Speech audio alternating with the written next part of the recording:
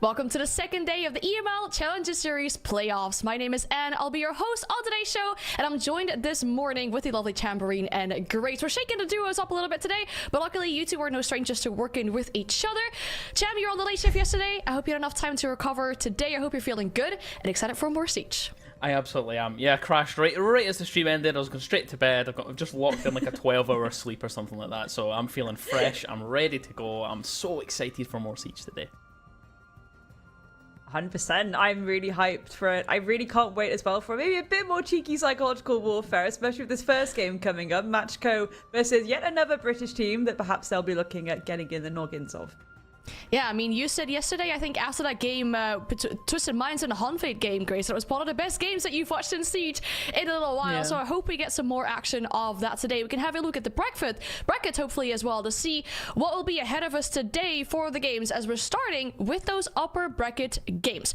We're continuing with the positives here as we have that game between Matchco and M&M Academy. And then we'll have the Honfade versus Wild game. And after those two ones are done, we'll drop down to the lower bracket to eliminate our first teams from the competition today. The games we'll have there are Good Intentions versus GK, and we'll end the day with Twisted Minds versus Le Galerion. And I think with a lot of teams that are in that lower bracket right now, Grace, we didn't necessarily expect them to be there, and the things are only going to get even more difficult once these teams on the upper bracket starts dropping down as well. Oh, 100%. I mean, this is a beautiful thing already about how this tournament's gone, especially now we've hit this playoffs point. It's a fact that, well, again, can we call it upsets? It's again this idea that anyone can win, right? Anyone can win. Anyone can kind of show up on the day. And again, it's not even yesterday. It wasn't even that people weren't so much not showing up. It was just that other teams were better. And I think that puts us in a really good position as a region, especially with how the quality of T2 has kind of been strengthening over the last 9 months. And now we've got to this point where, again, these upsets are happening. Le Galerion, who would have thought that, you know, a roster like that would have been dealt with in the way that they were dealt with? I'm here for it all day, every day. And again, Twisted Minds being the massive upset yesterday, of course, I think a lot of people expected them to have that clean-cut upper bracket run, but that was just such a phenomenal series. Really had me on the edge of my seat, and I'm really hyped to see what happens today. I don't think we're done with upsets as well. I think there's more to come. Yeah. I think there's going to be more surprises. I think there's going to be more shocks coming and close games. There's going to be rounds that'll be lost, games that'll be lost from teams that probably shouldn't have. That was a few times that happened yesterday. I'm expecting a bit more today, but these matchups are looking so good. They are, definitely, and we need to highlight the importance once again, what is on stake for these players here, because if they do make it all the way through and they qualify themselves for the final, just qualifying yourselves for the final essentially is enough to make that step up to the EML. Obviously, you'd play the final to have that big difference in prize money, which could really come in benefit for some of these teams here, as we talk about all the time. But yeah, making that step up, Cham, is what all these players are here for, right? We've got players that are looking to get their return into it. We talked about, for example, like Galerion, Bibu, who's nearing his 10-year anniversary in playing competitive. We got some newer players as well, but being able to make a career out of this game is what they all want, and if they don't get it right now, they have to wait another year to get another shot.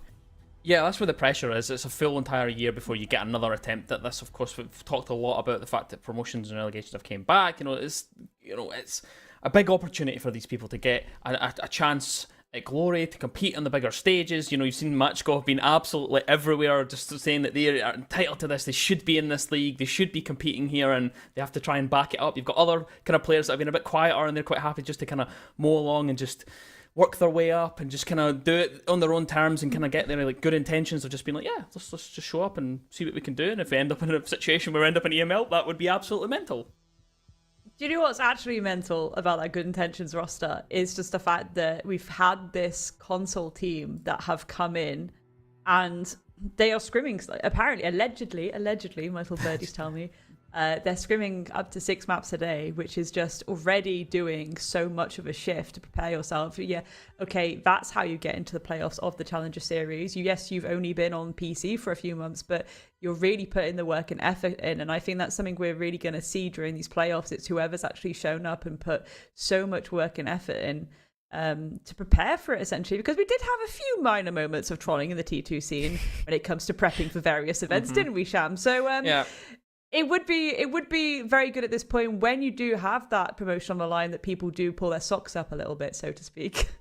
Yeah, it's something we talk about a lot when it comes to that preparation going into this, but it echoes once again teams doing, for example, those 6 map scrims on a day. It echoes how much this means to them and how much is on the line for these matches of the EML promotion games. But we'll start with our upper bracket games for today to keep it into the positive mindset, where we have our teams currently 2 best of 3s away from making it into the EML. So that's a huge shot for them. But we have Matchco and M&M Academy in that first matchup of the day. Both these teams fresh off the back of a 2-0 victory yesterday. Things are looking pretty good so far, and I think, Chem, especially for Matchco, they were too strong yesterday. That 2-0 versus good intentions. Overtime in the last map, but Lalo definitely a player that really stood out to us in that game. Yeah, I seen them tweeting about it as well. Teb was on Twitter being like, yeah, like Lolo, what a performance. He's not the player that they tend to rely on for those type of performances. You look at your Aquis, you look at your Doris, sometimes to pop off here and there, but Lolo, he has his moments, and yesterday was one of those. The thing is, and this is the kind of tricky thing about good intentions coming into that, is that yes, they're a console team, they're not expected to win. They're kind of win against it at all, really, but their fundamentals were quite nice. But this is the thing, going up against a team that's been established, that's been around the block quite a bit. You just can't do anything about the fact that their mechanics, their fundamentals are just better, and they will just beat you because they can just win gunfights. And Lola was like, yeah, I'm just going to sit on a window and farm you guys because I know I'm going to be quicker on the draw. I think that's a really good point though, Sham, because again, we had this kind of, okay, there's a bit of an Italian dream team coming back. A lot of these players are very familiar with themselves. Some of them have had T1 and even SI runs before. So they really hit the ground running. I think Lolo actually got the MVP in South Breach, right? So that's already like, okay, it's been a little bit quiet since then for Lolo. The rest of the team have been showing up. Yes, they had the roster change, but as we've touched on time and time again recently, Ghost has been phenomenal at subbing in and kind of filling that gap which Gemini left, because at first it was looking like quite a large gap and it was quite worrying. You were like, okay, are Matchco going to be able to bounce back from that? It's been so good for them. Yes, they were able to bounce back from that. Even in Malta, a little bit of an upset happening there, a little bit of frustrations at points, but they've come into this weekend, they've hit the ground running. They've been getting very lively in the all chat as well, which is, I love it. I love the banter. But it's the fact that they're coming in, they're using everything in their arsenal, eyes on the prize, right? You've established we're the kings of T2 because we won that. We won the T2 finals in Kettering, right? We're in Challenger Series now, though. This is the chance for promotion. And this is something that, Sham's touched on this. Something they've been saying for a while now is we deserve that spot. We deserve this. There's a few players in this playoffs, actually, that have had similar sentiment, right? Put your money where your mouth is then. Go win it. Win the weekend. Win the weekend, Then go ahead and do that. And, it's going to be interesting to see where we're at next weekend, given what we saw yesterday, given what we're probably going to see today as well. And it's an exciting thing to see, actually. It's an exciting thing to see. I can't guarantee, this is the thing, right? Normally I can be like, okay, this is who I think's going to win it. I've got no idea at this point. I've got absolutely no idea. I think anything can happen, and I'm here for it. Matchco could win it all. On paper, I think, again, they're another kind of fan favourite to win it, but whether they will or not is literally to be determined. We will see. You cannot predict this, Anne. You cannot predict how this weekend's going to go based on everything we've seen. No, and I mean, I'm glad you said everything could happen, because I think that's what we saw with their opponents for today. M&M Academy yesterday taking down GK, sending them down to the lower bracket. That's another thing. I probably didn't expect that one coming in, but it was 2 times an 8-6, 2 times absolutely massive performances from themselves to push them into overtime, win out these maps. It's just a phenomenal result already, Grace. I'm so curious to see what they can do from here on. I'm so excited to see this matchup. Again, Skiddy and Nerf, I could say only amazing things about them. I think they've been incredible players, especially around the UKIN circuit for a long time. A bit of a stint for Skiddy and T1 as well. Want to see them kind of get back on top, but again, they've got other things to focus on. But they're going in this with zero pressure. So will Matchco be able to play the psychological warfare here? Will they be able to do that to a team who they're just like, we're vibing, we're having a great time. We're just going to play some good Siege, and it was very good Siege. It was very good classic Siege, fundamentals on point. That's going to be interesting to see how Matchco deal with that, because what can you then do to try and get into their heads? Probably nothing. That's my tiny bit of a concern for Matchco, actually, is the fact that the M&M, of all the teams that I'm looking at over this, they've got no expectation whatsoever, but they've also been together for quite a while. They've got quite a lot of maps under their belt, so I'm a little bit concerned in that. They've also beat Matchco before as well, so they played each other a couple of times and they've managed to win. Matchco won it once, and also M&M won it once. So it's technically this is the tiebreaker. This is the best of three across 6 months or something. I think it was September back then. So 7 months ago was the last time they played each other. So we'll see what they can put up with today. Well, if we do view it as a tiebreaker, then I'm curious to see where we'll be heading to for this series. Let's roll in the map veto and see what 3 maps have been selected for this matchup. Ooh. Looks like we're going back to a Skyscraper, and that is M&M Academy's pick. We'll be heading to Lair afterwards for Matchco's pick, and if we need a decider, it's going to be Chalet. I felt like Chalet was a decider map a lot yesterday as well. We haven't really seen it yet, so I kind of hope we're going there, Cham. But do you think we might go there as the map veto has been rolling out?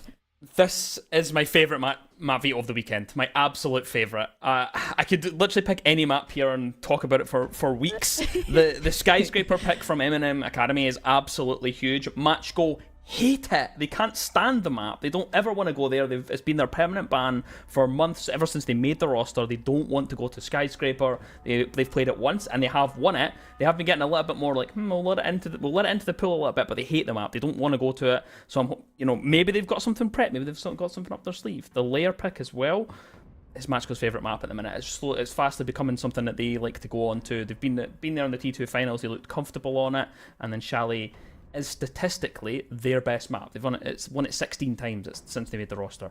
It's such a juicy map, and I'm so ready for this game. I think the Skyscraper was always going to be the obvious choice for M&M because, again, like Shams has touched on, it is a permaban for Matchco, but at the same time, it's a map for M&M that they've been really, really good on in the past, like over the last year or so. It is a map that they've had really phenomenal results on. I believe it's 12 wins, 4 losses. Yeah. So at that point, it's like, yeah, that's our little wild card. That's our little trick up the sleeve. The Lair, I'm very happy to see the Lair. I think yes, Shabdash Liz and Matchco do love to pull out a little bit of Lair action. It's something we've seen a few teams in the T2 circuit trickle out over winter. I'm very happy to see that. I think that Lair is a beautiful map. I think that it can be played very, very aggressive if you want it. And again, it's more down to how the current meta is kind of starting to really sink in and be a bit more concreted now on a map like that. And I really want to see Matchco actually bring a little bit more structure, I think, compared to what we did see in previous months on that map. All right, so structure could be, or should be, the name of the game, rather, from the side of Matchco then. If I could summarize what I'm hearing from you two in regards to the map veto, the later half of it seems like a very strong side from Matchco from what you're saying, Cham, with Chalet being their best map, Lair being an absolute favorite of them, and then the first map, I feel like, Grace, could really be that big decider here, if it is indeed that wild card for M&M Academy, as you're saying, or if Matchco, whilst it was their permaban for a little while, are secretly cooking up something on this. I mean, Matchco, as this roster, have played it once and they won it, right? That is the thing. So they can play it. However, you've got to kind of look at those results and be like, okay, was that actually, you winning because it's a really good map for you? Unlikely. It's probably one of those ones where you've had to kind of throw stuff over the edge slightly to get something to, not necessarily get something to work so much, but like you're trying to really get the edge on the other team. You're flowing more into that vibe of the map. Again, it is a very, very large map, so you have to be careful in regards to that timer. One thing that we constantly praised Matchco for over winter was the fact that we were seeing these very clear mid-round shot calls where if things were going a bit, not ideal, you'd see very clearly that call come through and they'd rotate and they'd go for a different approach. They'd go for a different execute. And it was happening very fluidly. It was something that then got a little bit jostled after a roster change. It's something that's now come back. But on a map like Skyscraper, that's 100% the kind of approach you want to take. You can't dilly-dally. You need to keep your eye on the timer. If things aren't working, you need to have that shot call come through immediately of, no, we need to reposition, we need to get out the building, we need to go somewhere else, we need to, X, Y, Z. That is going to be Matchco's main thing to focus on going into Skyscraper, because I think M&M are going to get a little bit cheeky on it. To put it bluntly, I think that it's time for them to get a bit cheeky with it. They know Matchco very, very well at this point.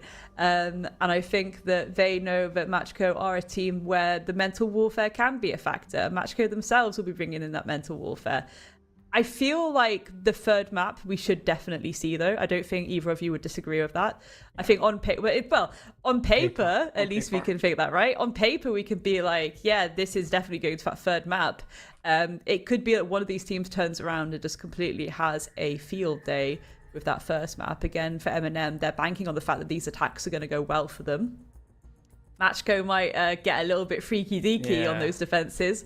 It's not even we saw yesterday, right, them playing against good intentions on Consulate. They were getting loud and they were getting a little bit bolshy with it. We saw a lot of very nice displays of mechanics, let's be honest. And I think when you're on a large map with the time in your favor, where you have a lot of power in that defensive side, that's going to be quite a rough one to start with for M&M. Curious to see what they bring. Again, we want to look at shields, we want to look at util that's being used to establish little pressure points. Yeah. The only thing I've got to add on to it is that Matchgo picked Skyscraper the last time they played it. The one and singular time they did it, they decided to pick onto it. So I have a feeling that they've been prepping it. I have a feeling that they've been doing something with it and not just completely leaving it by the wayside. And it's just I don't know what's gonna happen with this Skyscraper one. This is the big nervous, point. It right? feels weird, yeah. It's like a weird feeling. I'm like, It's like No, but it's I like that. the dictating point. It's the beauty of Siege, where a lot can happen. A lot is there for us to unfold on this very first map of the series. It's going to be Skyscraper with Matchco and M&M Academy. It is indeed, Grace. We are ready for some Skyscraper action. I did not ever think I would be seeing it or getting to cast Matchgo on Skyscraper. We finally got it, Grace. We finally got to see it. I love it. I'm 100% here for it. I think that Matchco have really come into this weekend with 100% different vibe of how they're interacting with other teams, with how they're interacting with potentially themselves. Again, we've touched on this yesterday. The way that they actually are as a unit is very much more of a brotherhood vibe, right? They're a very, very close team. Even at that T2 final, they didn't really dilly-dally with anyone else. They didn't come to the pub with everyone. They were kind of very much locked in. They were going to Italian restaurants together. And I think that is the interesting thing to see. It's that vibe of, we are so focused in as a team. We're really focusing on it together. We're making sure that nothing is distracting us. It almost made them a bit of an ominous presence at times, I'll say. A bit of an ominous presence. Yeah. Yesterday, it was a slightly different type of energy. They were getting very loud in the old chat. It's something we're expecting to see today. But the thing is with Matchgo, again, their ability to go for these mid-round shot calls and kind of adapt themselves very, very quickly and very rapidly to what their opponent is doing has always been phenomenal from the get-go. It's something where you can see that they've really put a lot of work into. And as I touched on before, yes, it faltered a little bit after that roster change, but it seems to be back on top form again. M&M Academy at the same time, Sham, they're the kind of team that are going to go for a lot of adaptable things themselves. Again, it's players that have really played together for a long time now. A lot of mixed experience in that roster. Already from the get-go, it seems like they're cooking a lot of util that's going to really benefit them as well in this attack. And this was the main win factor for them on the attack, right? In my opinion, is bringing stuff that's going to enable you to quickly get these power positions and this presence towards the site. They've got the Deimos, they've got the Blackbeard, two very aggressive ways to approach and establish not only information, but pressure. Then you've got the Capital and the Sens as well, and the Grimbees to boot. That's a lot of presence they want to establish. But again, you expect that with a veteran roster. They know that they have to get a lot of presence very, very fast. Yeah, absolutely. That is the case now. Speaking of presence, a little bit of drone work downstairs from Booster, trying to get some information below the site. There is that vertical angle just to be careful of as you go in for the hop into that bathroom. We're not challenging it as of yet. There's a clash, of course, in the hands of Dora, just floating around the side of site. You said just before that it's a big map, Skyscraper. There's a lot you have to do, a lot of checklisting you have to do before you even step foot in the map, and now the first footsteps have been taken into the map, and that's the first minute gone with it. Nerf now moving through inside of Barbecue. Seems a little bit hesitant here from M&M Academy. It seems like they're just kind of trying to figure out what Matchgo have in front of them. Yeah, absolutely. But I love the fact that we're seeing Ella on the black stairs as well, because again, yes, we've seen a massive uptick in Ella and Zofia. Oh, the utils going out. It's a massive attempt at forcing your way into these positions. Skiddy's going to deal with Lolo. That's the Ella gone. Never mind. That's a completely empty spot now on the back stairs. It absolutely is. Skiddy takes quite a bit of damage from that engagement, but we'll be quite happy that they've managed to weed out that position and get control of the black stairs, and now they can start this little bit of pinch pressure. Booster together, joined at the hip with another player on side, not quite sure who it was, but they are together as they move through the top of the black staircase. Machko having to wait, still wanting to play a player behind Dora on the clash. Rip to C4, sends it down, but wise to it. Nerf steps back for a second and then goes back up for the engagement. The Sensible will cut the line of sight of the clash, but what an angle that is from Ghost. Managed to spot the feet of Booster and remove them from the round. And Impact DMP goes through again just to try and stop Dora from utilising the electricity on his clash, but it's 4 apiece here. Just now having to go down below. The Deimos trying to go on the hunt. It's Ghost that's going to be the one to fall. Doesn't realise how far up Skiddy actually is in the hallway. Shows his head for a second, and we enter the last 30 seconds of the opening round here. Aqui's pulled all the way back into Drum. Goes for a rotate round just to retake that position that was just previously vacated. Tebra manages to remove Skiddy. There is a player on the window here. Aqui has to be very, very careful as he crosses. Aqui, though, will remove Nerf as he goes in with the diffuser to try and get the plant, but that will mean that is now down and cold. They have to recover that diffuser, and there's not a lot of time here. 10 seconds. Tazzy has to get up that staircase as quick as possible. Try and isolate a gunfight, find something. He does find one. It's Teb, but he has to get the diffuser picked up. Aqui wins it. It's a 1 versus 1 it's came down to in the first round. Defenders, though, of Machko, they will close out. Very close for the line there on both sides. This is exactly what I'm talking about when it comes to Skyscraper, though. You either go for the full faff of going for full map clearance, really taking your time with it, and maybe having that risk of the timer burning out, or you go a little bit direct. In this instance, Eminem wanted to go direct. They had a lot of util there to do it. Again, we saw Skiddy on that sense, right, just in hallway for like 97,000 years, because that disc could be rolled out. Everybody was trying to flood it in. It just didn't really go to plan, and that's where you have this one player almost in no man's land, but in a very precarious position, could get taken out at any time. Machko perhaps having a little bit of an oversight there, but it was good that they shut down the initial attempt at a full collapse. Yes, we saw the Ella get dealt with on that back stairs, but the rest of them playing around those sites, they were able to hold on to it even at the very end there, right? We have little people sneaking up.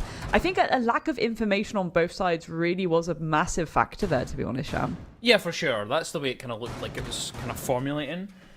Eminem Academy, they just looked too hesitant for me. I think I wanted to see them to have a little bit more oomph. They did kind of try and change the pace a little bit and try and kind of catch Machko. It just didn't really work. Aqui as well, really nice rotate back into Geisha, was really well done. She recognises that when you lose that player, once you lose Geisha on that sight hold, that can really unravel the entire round. So he just was like, yeah, I'm just going to hop back round and see if I can fix this. And he does just that. Now though, heading up to Office, and a slightly different look for the attack this time. Still bringing along that Blackbeard. You know, when you've got the Blackbeard Grace, you're just going to have to abuse it. You just have to use it. Oh, 100%. And it was always going to be used and abused by Eminem Academy, realistically. Yeah. They're still relying on that capital as well, which I do like. But again, it's just so important, so useful. One, when you're trying to get people out of horrible positions, but with that clash on the board too, it's going to maybe make things a little bit easier to deal with Dora. Send those firebolts towards him, and maybe you'll get a little bit of barbecued clash.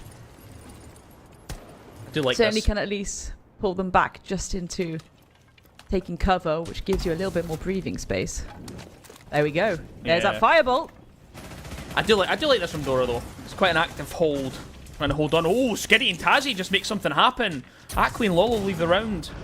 And now they're attempting to go for that plant here. Nerf's actually almost getting it down. I don't think Machko are aware of that's happening. Nerf just sticking it as close as possible. Does manage to swing round and get almost a lick of damage on him, but manages to get the diffuse off. It's now Teb in a 1 versus 4. It's completely falling apart here for Machko as Tazzy closes it out for Eminem Academy. A very quick execute. And a round on the board now here for them. And that's the thing, your emphasis on that's a very quick execute, because again, they've gone super direct. This is where Machko need to draw things a little bit closer to site and be like, okay, do we need to start applying more utility around site? Do we need to position more bodies around site? And be prepared that they want to take things a little bit more direct. However, it is a difficult choice to make here as the shot caller, because you're like, okay, if I suddenly say to everyone, be a little bit closer, let's play around the util on site, and then that's when they decide to go for full clearance, we're just going to be dilly-dallying for a while. We might end up being sitting ducks. So it's a really difficult decision to make when you're Matchco right now. Okay, do we mix it up or do we keep going with the same vibe? Now, they're going to Restaurant Kitchen. This does give them a little bit more flexibility from the get-go anyway. You're kind of forced to have a bit of separation because people have to play upstairs. That's the point blank of it, Sham. You have to have that upstairs pressure to make sure that they can't go on that verti. Skiddy already on the buck. He's going to be using that skeleton key to open up those floorboards and get some cheeky peeks into the site. So Matchco already, they know they have to be separated from one another. The util they're bringing, again, not reinventing the wheel. So I think they're pretty much staying the same right now. They're staying on that same vibe. Okay, we'll play slightly off-site. We'll play around the mirror windows. We've got some frost traps to boot, perhaps to boot as well. So, again, it's nothing too crazy, but it's still something that they should be able to play pretty decently around. I'm a big proponent of cycling around the sites and just letting a site breathe. I'm quite happy that they've gone down to barbecue. Instead of trying to revisit that top floor site, yeah, they could just immediately go back to it. Instead, they just go through the motions, keep going around in a circle, and see if they can kind of get something to work that way, instead of just falling into the trap of trying to make a site work that previously hasn't. Now, though, there's the mirror windows getting a bit of pressure on that geisha wall as the Maverick of Nerf does begin to open it up. It was popped for a second there, but no one wanting to challenge anything. It's just to waste a little bit more time. Of course, large map time is of the essence for the attacking side. You've got Dora as well, just moving through the map down at the bottom of that main staircase. Still, Teb lingers just outside a drum. And what he is here, though, is that he's kind of on his own a little bit. There is a player just behind him, just inside a T, but it can be a bit difficult to support from that position. Definitely can. But Skiddy and Raiden already creeping their way closer and closer and closer to the side of Matchco. Who's going to go out? That's going to hold people back somewhat, but he still works on both ways. Skiddy, beautiful shot. It's immediately traded though. Lolo is there, ready and waiting. That's what I get for saying that there was no one there to support. Aquio will swing out and remove Raiden. Now they have control of the round. Plenty of time as well under their belt. Tazi down below, now moving ever closer to the site, moves through to pantry, but Aqui was aware of it, had an angle and ready to react. Fenrir will rob Booster of his sight for the time being, but continues to step up, continues to wade closer to the site. There's a player at this spot for a second, but Dora's quicker reaction shot right onto the head of Booster, leaving Nerf in a 1 versus 4. This round looks like it could go by the wayside. A bit of pop shot there from Lolo as he pulls back, but now that they have the information on Nerf, I imagine he will be completely locked out here, staring down that mirror window at the same time. It's not a fun situation to find yourself in here as he just tries to use a flashbang to move someone around, but not going to happen. Cross angles all over the place, and actually with the swing, Matchco, they look composed and comfortable in their third round there. Yeah, difficult situation to be in. You've got to kind of pre-flash a few of those angles that you know you're being peeked from, but like you just touched on, there's too many angles being held in general. It really is a guessing game. You've got no information. Again, the player disadvantage. It's a 1vx, so difficult one there at the end. Matchco sitting pretty now. 2 rounds on the trot. Going back to Karaoke TiVo, remember last time we went here, it was a little bit direct from Eminem. They brought a lot of pocket utility, Sens, Capital, Blackbeard. They dealt with the Ella on that backstairs very, very swiftly. Matchco going for something a little bit different. I'm assuming Lolo's going to be positioned on the backstairs instead of the Ella this time. Again, having a shotgun on those stairs is always very useful. You've got the tight little angle to work with. Allows to use those toxic babes as well. Of course, the barbs can be a little bit of an audio cue for you if people are sneaking up on you. Dora going onto the clash is going to be pretty useful as well. That's a pretty nice counter, to be honest, to the Blackbeard at times. You've also got the Capital still coming out, and even the Zofia now from Nerf, and I do love that. Again, we've seen such an uptick in Zofia. The stun can be very useful when you are approaching, well, most players in general, but especially things like the Clash, especially when you have to contest these tight corners and you've got the SAS ops with those shotguns. It can just be a little bit more useful utility to work with.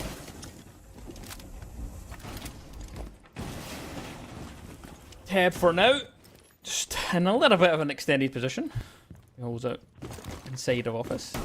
On is stopping up. Still doing some prep there. This is the beauty of Skyscraper. With it being a big map, it's like Cafe, you know, the first kind of 30-40 seconds are just going to be burned away by people rappelling up to different places, getting in position to actually step in. So you kind of buy yourself a little bit extra prep time. For now, he will be supported from Drum with Ghost on a really long angle. Look how far away he is.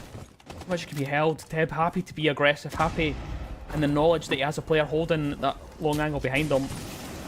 A very aggressive hold here and a very aggressive push from Skitty as he steps up into Lounge. The decay bait of Tazi as well continuing on. They've just managed to march right through. Matchko falling off for now, conceding that bit of the map. I don't think they'll be too bothered about that. A minute and 15 seconds gone. The problem is, Sham, for a majority of that, there's Bedronico's been a little bit stinky on the side of Eminem. Not too much info to go off. 4 drones left. You've still got half the round to go. And you have got menaces on the horizon, those toxic babes, that clash. Again, some of these Matchco players who are certainly feeding themselves at the moment, going into this playoffs with a lot of energy. Eminem choosing now to rotate and go a little bit more direct.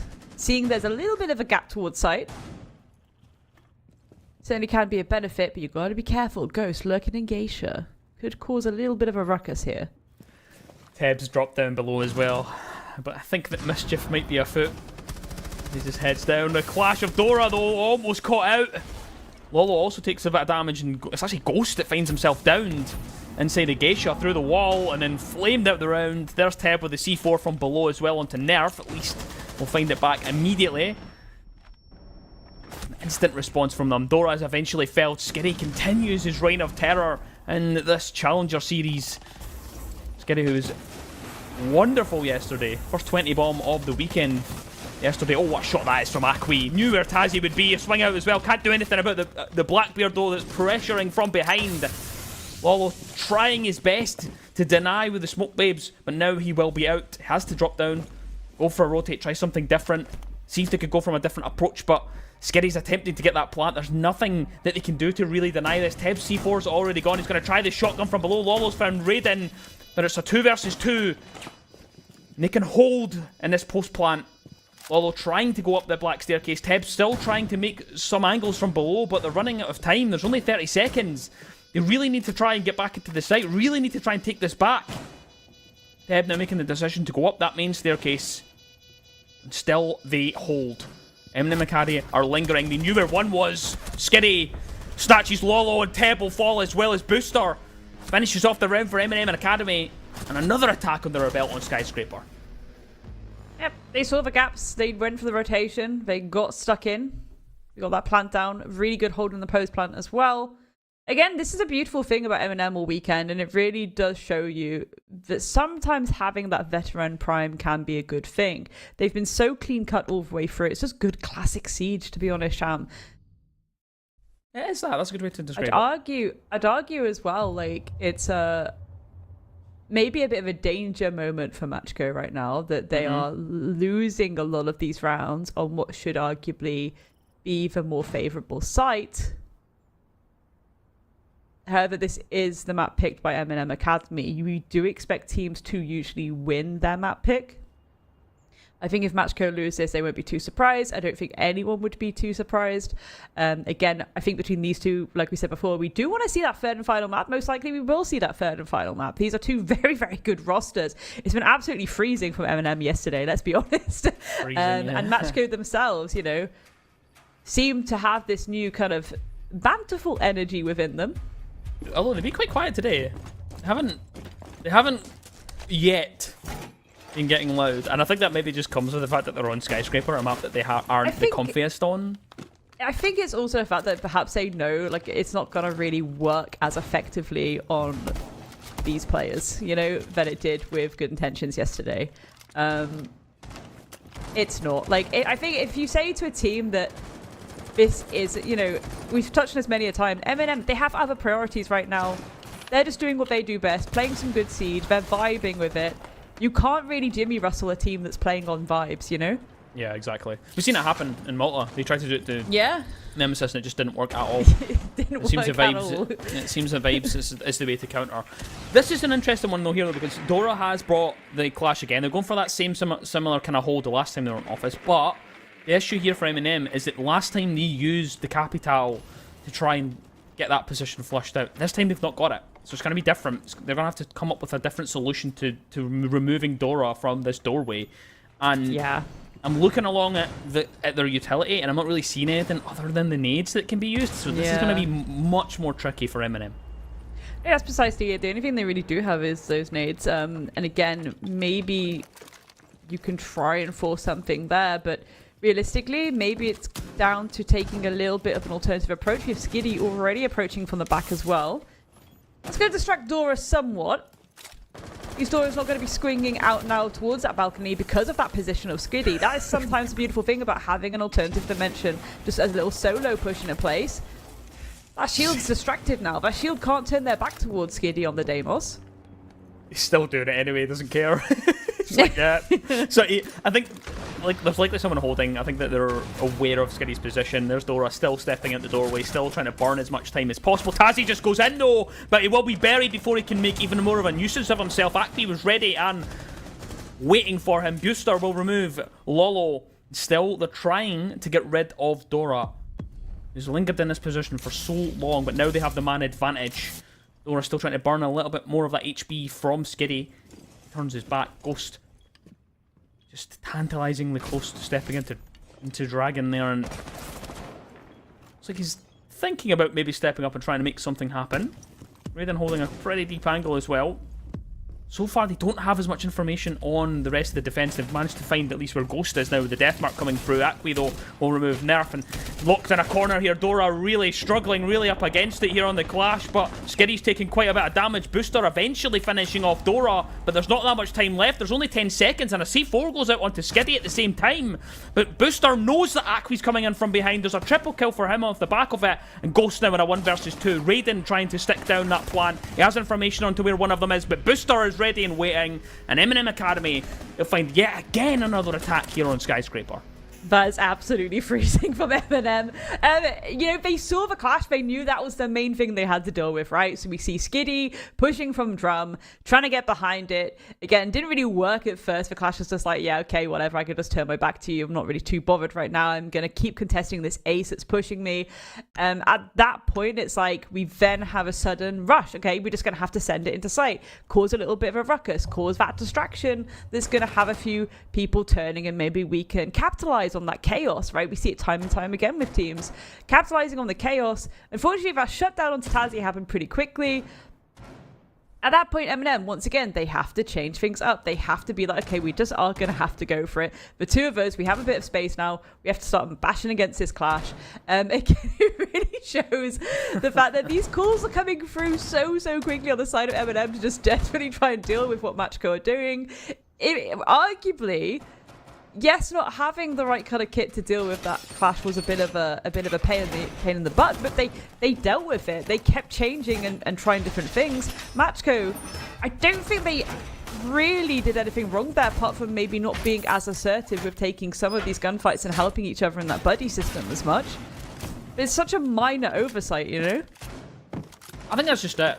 They're in the right positions, and you can tell that there's an idea from Matchco in this defense, but a lot of the time they're kind of not aware of a gap. You know, they're not aware of a situation, of an angle, something that kind of comes back to bite them, and I think that just comes from maybe the fact that they don't scrim it as much, they don't play it as much. It's been the permanent ban for so long, and you're not going to be as comfortable. You know, like so many people could load up a clubhouse and probably walk through the map blindfolded and know exactly where they are just off the sound. Like Skyscraper. It's a bit more difficult though. Bit of work getting done here though on this top floor. It's Barbecue that they have decided to go down to this time Matchco. They do have Ghost on the top floor on the Mira, playing Nuisance inside of Geisha, supported by Teb as well on the Frost. Of course the ACOG and the Suppressor combo as well, just for a little bit of spice. And I absolutely love the fact we're seeing some Brava come out as well. You can get those house cams very quickly, potentially deal with the Dreadnets as well. We've also got, of course, for Solus with the Spec IO, and I love a little bit of Solus action, especially on such a large map. The more information you have, the better. As soon as you know where those drones are, you can start to work out where that push is coming from, and you can start to adjust yourself alongside that. You can even pick up some of those frost mats and kind of readjust them if you want to. Tazi now just thinking about stepping in that door, but just going to wait for a few moments. Raiden now has taken up a position quite close to Drum. Not quite going as far. Flashbang through as well, and now the call just to spot out some information. The E1D combination as well. But oppressive here for the defense, and this is what I'm talking about, the gaps here. Tazi's managed to step into all the way into bar, but it's going to fall apart here for Matchgo. Two very, very quick kills, and Nerf's already inside the site trying to get a plant down. Lolo at least will find Raiden. They've got no idea this plant's going down. He hasn't heard it, doesn't know he's right. Well, just move to the hatch and you're able to see him going for it. He's going to get the plant. No! Matchgo, not aware of the position, not aware of their surroundings, and they find themselves in yet again another post plant. But Ghost recovers something, gives them a lifeline in the round by removing Booster. They still have control of the top floor. That is the silver lining of the round. They can still dictate a bit, but Teb's found himself down. Tazi at the same time. So 2 versus 2. Lolo tries to fight back here. The star of the show yesterday removes Skinny, who also was the star for M&M Academy. Nerf, though, in the covering angle, denies the defuse. Not a lot of HP here, though, for Lolo. Tries to go for the defuse, trying to work it through, but it doesn't happen. M&M. This attack is just... it's just looking great. It's one of the oh my god, like I can't get over how incredible M&M have played this entire weekend. I'm literally shaking my head. I'm just like, fair play. It's freezing. It is absolutely freezing from them, especially given that, like, I think because of the fact that these guys can't dedicate as much time to the game anymore, you know, maybe a lot of people are there like, oh well, they're not really going to do too much. No, they made playoffs and they've been playing phenomenally so far. Going now onto this more favourable defensive side, this is where things are going to hot up a little bit more, and you've really got to be careful if you're Matchco. Matchco left a lot of gaps, unfortunately, on their defences, right? And especially in that last round, how are you once again letting M&M get in? Because you're way too far away and they can get in and get that plant down. Again, M&M, they had a lot of information in that last round, even towards the end. They still had drones in like Geisha, Lounge, etc. They could have a little look at everything and see where Matchco were. There's a lot of call-outs happening that really enabled that plant and that post plant, and Matchco were left a little bit with their pants down. Just a bit. They themselves are going to bring a lot of cheeky little pocket strats out. We've got the Glaz and Sens together, Shaman. I love to see that. I really do. I think it's going to give them a lot of bang for their buck, but again, it really relies on them going very direct, going for that quick execute, throwing down tons of utility, and being able to win their ones in that situation as well, where M&M, they might expect something like that themselves. They are pretty close to site. They're staying nice and relatively close together. Keyword there being relatively. they're kind of close to each other. For now, bit of aggression here from Skitty. Knows that this is a very key point on the map, and he will swing out. Lolo knew there'd be one close. Starts off with a bang on their attack. Opening pick. And a good one to get as well. Skitty, who's been fabulous all weekend for M&M Academy, removed from round number 7. And Ella of Nerf just on the black staircase. Now the next point that they have to try and remove. Raiden just inside of sight. T goes down below as well. Just a little bit of a standstill for a second. He's just kind of like, what should we do now? We've got an opening pick. What do we do here? Them trying to get information to react to, but they want to have all of the possible strength behind them that they can. Senses Cat's gone out, which gives them a wall. It cuts off a line of sight. Ghost has been down, though. Finish off by Raiden. And just going for a spray and pray for the wall, backing up the fact that Nerf is one on those stairs. You have to be careful. The Candela's ringing through. This is where things get a little bit spicier. Pre-fire's coming through. Akwi gets it, but he's immediately traded by Booster as well. 3 versus 3, Sham. Yep, and 1:20 as well in the pocket. Tazi inside of Geisha holding that angle down below. Knows there was one down there, but nothing there for now. Raiden returns to site. Still a player on Repel here. That has to be respected. So often we see people cross the site and get caught out. Booster's HP though is the key that we're looking at though. Not much. One singular bullet and he will be removed. Crossing this hallway is never fun though, but when you've got a sense, I guess it's a little bit easier. You can cut a pretty big line of sight. Managed to bounce it right through the door. Lovely little sense. So they can get in, attempt to go for a plant if they can edge right through that wall. I think they have managed to do just that, but there is a C4 primed and ready. Surely that's been called out. The player on the window could have heard that. Lolo, though, will find Raiden. This C4 is going to be absolutely instrumental here. We enter the final 30 seconds. He hears it. The C4 goes right over the top. What a shot that is. 2 apiece now, and they have to try and recover that diffuser. The rush in here. Booster has made the move around the backside as well and back into T and removes Lolo. And now it is just Teb, who's out on that rappel. Tries to swing in. Ella mine in the face. It's not a fun scenario to find yourself in. Barbed wire as well. You have to make your way through. 2 seconds. It's just going to tick down. And Matchgo, they've let that one slip through their fingers. They have, but it's again, I love the fact that they themselves were like, we need to go direct. We need to try and go for these little pockets. Bring out the Glass, bring out the Sens, bring out the Ying. Unfortunately, it was a little bit of dilly-dallying. You know, the thing is, if you're going direct and you're going for a util dump, you have to fully commit to it. The main factor there, Matchco just didn't have the info they wanted. They didn't quite have the positioning they needed to deal with that kind of default hold on the back stairs. They wanted to try and send a bit of util. We even saw at one point, yes, there was a spray and pray, but M&M, they were playing at that point very close together because Matchco had taken a bit more time. M&M were able to get into positions to back one another. They were like, okay, they're all going direct. It's going to be fine. Like, we just need to get close to sight and just hold on to things. Oh, Matchgo. I'm just hoping this isn't going to rock their mental here. They're down quite a bit. 3-round deficit, and they're on the attack on Skyscraper. Make no mistake that despite what we've seen in the first half, this is a defender-sided map. Oh, I've been seeing... I see this quite a lot, actually, where you go into it and you're like, oh, this is defender-sided, defender-sided, and then for some reason it's just attacker-sided. Everyone's like, oh, it's attacker-sided Skyscraper for the day. And I'm like, okay. Maybe it's attacker-sided. No, it's unusual. It's unusual for people to be snuffling up so many rounds on the attack. It is an unusual thing, but it really, again, comes down to whoever's relying a lot on not only using... 1, a lot of utility, but 2, the adaptability for instant shot calling. Ironic, really, because we did praise Matchco about this all winter, even with that roster change. But M&M, they've just come into this weekend with just such a vibe going. Yep. I am so impressed. It's not even funny. They've been incredible. They really have. The quick comms that are clearly coming through, the instant kind of, okay, I'm going to do this, you need to do this, blah, blah, blah, blah. You can see it's happening very clearly.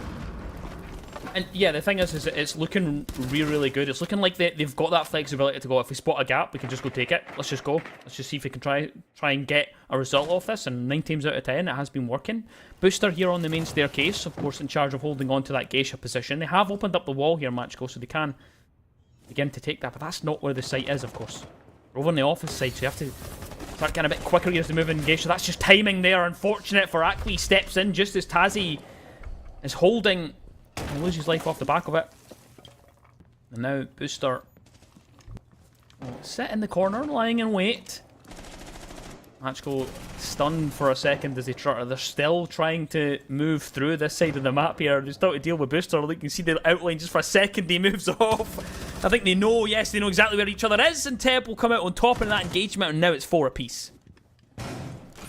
Yeah, better place for Matchco to play from right now. They're going to deal with that default shield around the Dragon entrance as well.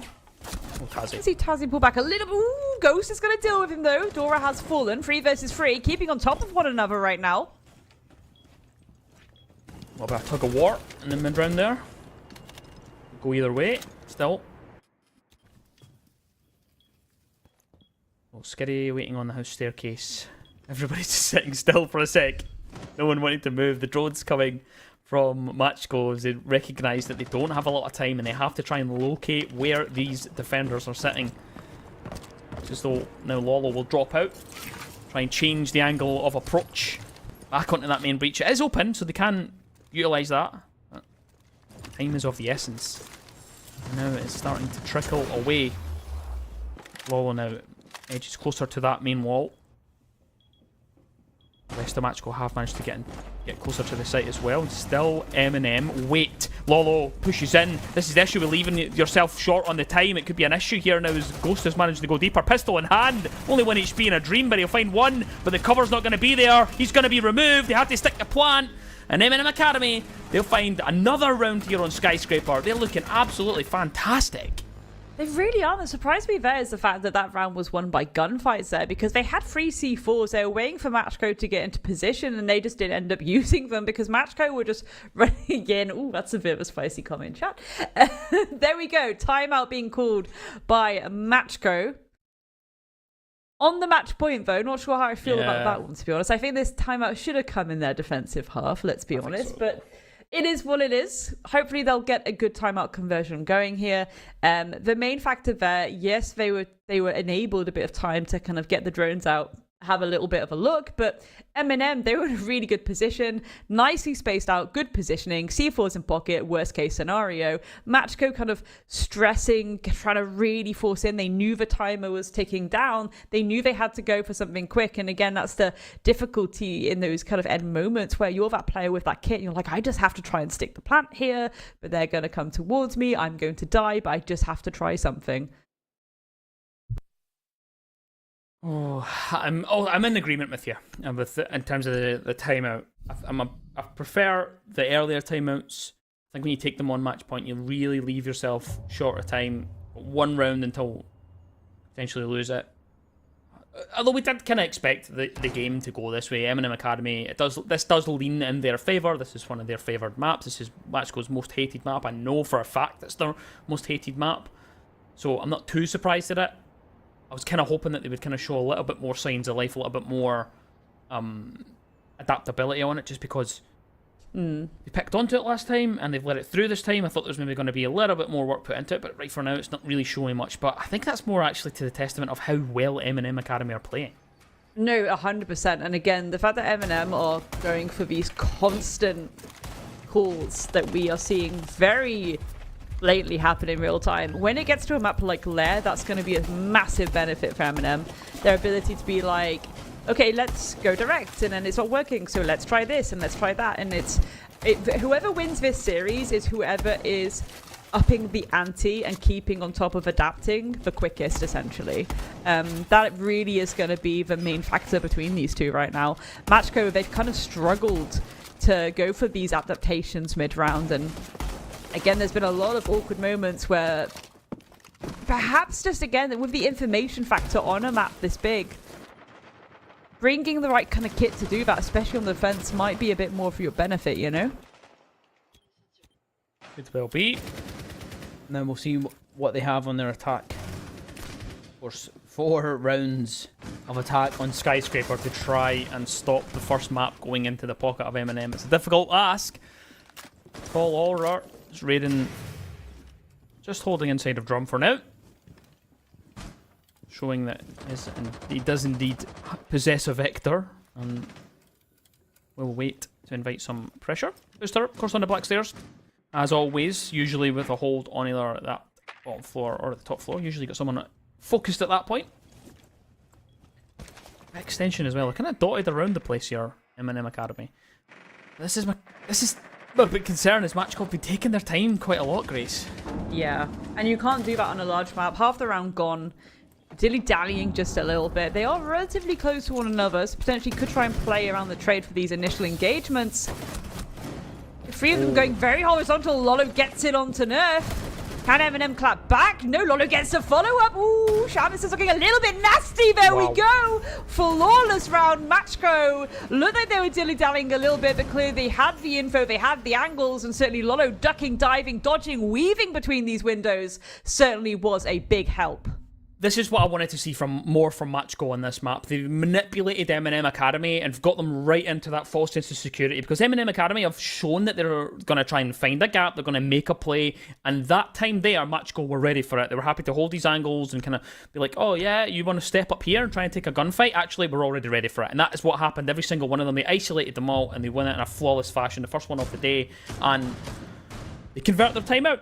You know, we ask questions about taking the timeout very, very late. It works, it's successful, but you've still got 3 rounds to get yourself just to an overtime here, Grace. Yeah, and that's where the stress factor may come in. But again, for Matchco, this isn't their map pick. Maybe there's a lot to be said in Matchco. They've been here before. They know, okay, we'll lose this map maybe. We can always go to the next one, pull it back. And again, we touched on this before on the desk, right? The way that the veto kind of looks on paper is that in the later maps, it does tend to benefit statistically Matchco a little bit more. So that's one kind of silver lining, shall we say, if you are a Matchco fan at home, is the fact that this is only the first map of this series. It's not a best of one. They get to scrap it out a little bit more. Eminem has just been absolutely on fire, though. Like, where was this 3 years ago, Skiddy and Nerf, please? It's never too late. It's never too late. The thing is that I said it yesterday that Matchco would be kind of licking their lips, and look at this. This is really, really quick. Their booster's ready. Lolo tried to make something happen quick off the draw, but it doesn't happen at all. Blackbeard falls. Now, a bit of a stunned silence from Matchco. They're like, oh no, that was kind of our plan. So now they're gonna have to try and reassess.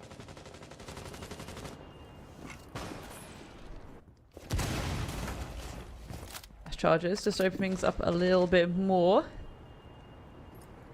It's a thing too when it comes to a map like this, if you do dilly-dally too much and then there's things like the Toxic Babes on hand and C4s. 3 C4s in the pockets of Eminem with 3 Toxic Babes. They can play pretty passive now. They've been a little bit aggro for the first minute or so. And they can pull it back just a little bit. Let Matchco work out what they want to do. Hold on to these angles. They themselves are expecting Matchco to be a little bit more stuck in. Matchco just waiting right now. There's not even much being done in terms of getting information. We have Acqui flicking through cams, but the rest of them are just holding on to angles, expecting Eminem to peek them. Yeah, that's the thing. When you lose that tip of the spear early on, you kind of get shocked into sitting for a minute and trying to figure things out. Though at least Ghost, though, has an answer back. Raiden falls, and that's smoke gone with it. And goo mines deposited around the map as well here from Skiddy just to slow down this approach. Zakwi has taken up a position inside a drum, but there's obviously been a call made that they're going to rotate around to the other side and go for something a little bit different. Just ensuring that they check their corners. They don't want to get caught out. They know how important this round is. Make sure you tick every single box. Check every single angle here, Grace. The angles, the angles. All about those angels, as we used to say. Matchco, need to get a bit of a jog on. 35 seconds. Eminem have fully hunkered down close to site now. Yeah, Nerf still in that power position on the back stairs. Could potentially be taken out here by Ghost. Shotgun to the face, though. Never mind. Acqui. Nerf's immediately on his bike as well. He's like, I'm going to run right around the map. I've got a C4 in my pocket that we could use. We've still got 3 of them the Matchco have to go through. Skiddy's found Dora as well, and now it's just gone from bad to worse. And for Matchco, as Teb is removed. Eminem Academy close out Skyscraper in a comfortable fashion. We asked questions before whether Matchco could put up a performance on it, but it doesn't happen. Eminem Academy looked absolutely fantastic. I think that's the good word to use there, is comfortable, right? Eminem looked very, very comfortable. I was expecting Matchco to make them sweat a little bit more. That didn't happen. And again, a big part of that, we touched on this time and time again, over and over again, it was the adaptability, really. When it comes to these larger maps, so shot calls need to come through so quickly. It was very clear and evident that Eminem were doing so. We saw them going for these change-ups. We saw them adapting things mid-round. It's something Matchco was struggling to do, which is, again, surprising to me, Sham, because it's something they themselves have been really, really good and consistent at. Maybe it's just a little bit of a, like you touched on, not really being as comfortable on Skyscraper. Yeah, I think so. I think that's maybe what it is. However, they are a lot more comfortable on Lair, which will indeed be the next map that we'll be bringing to you after a very, very short break. See you soon.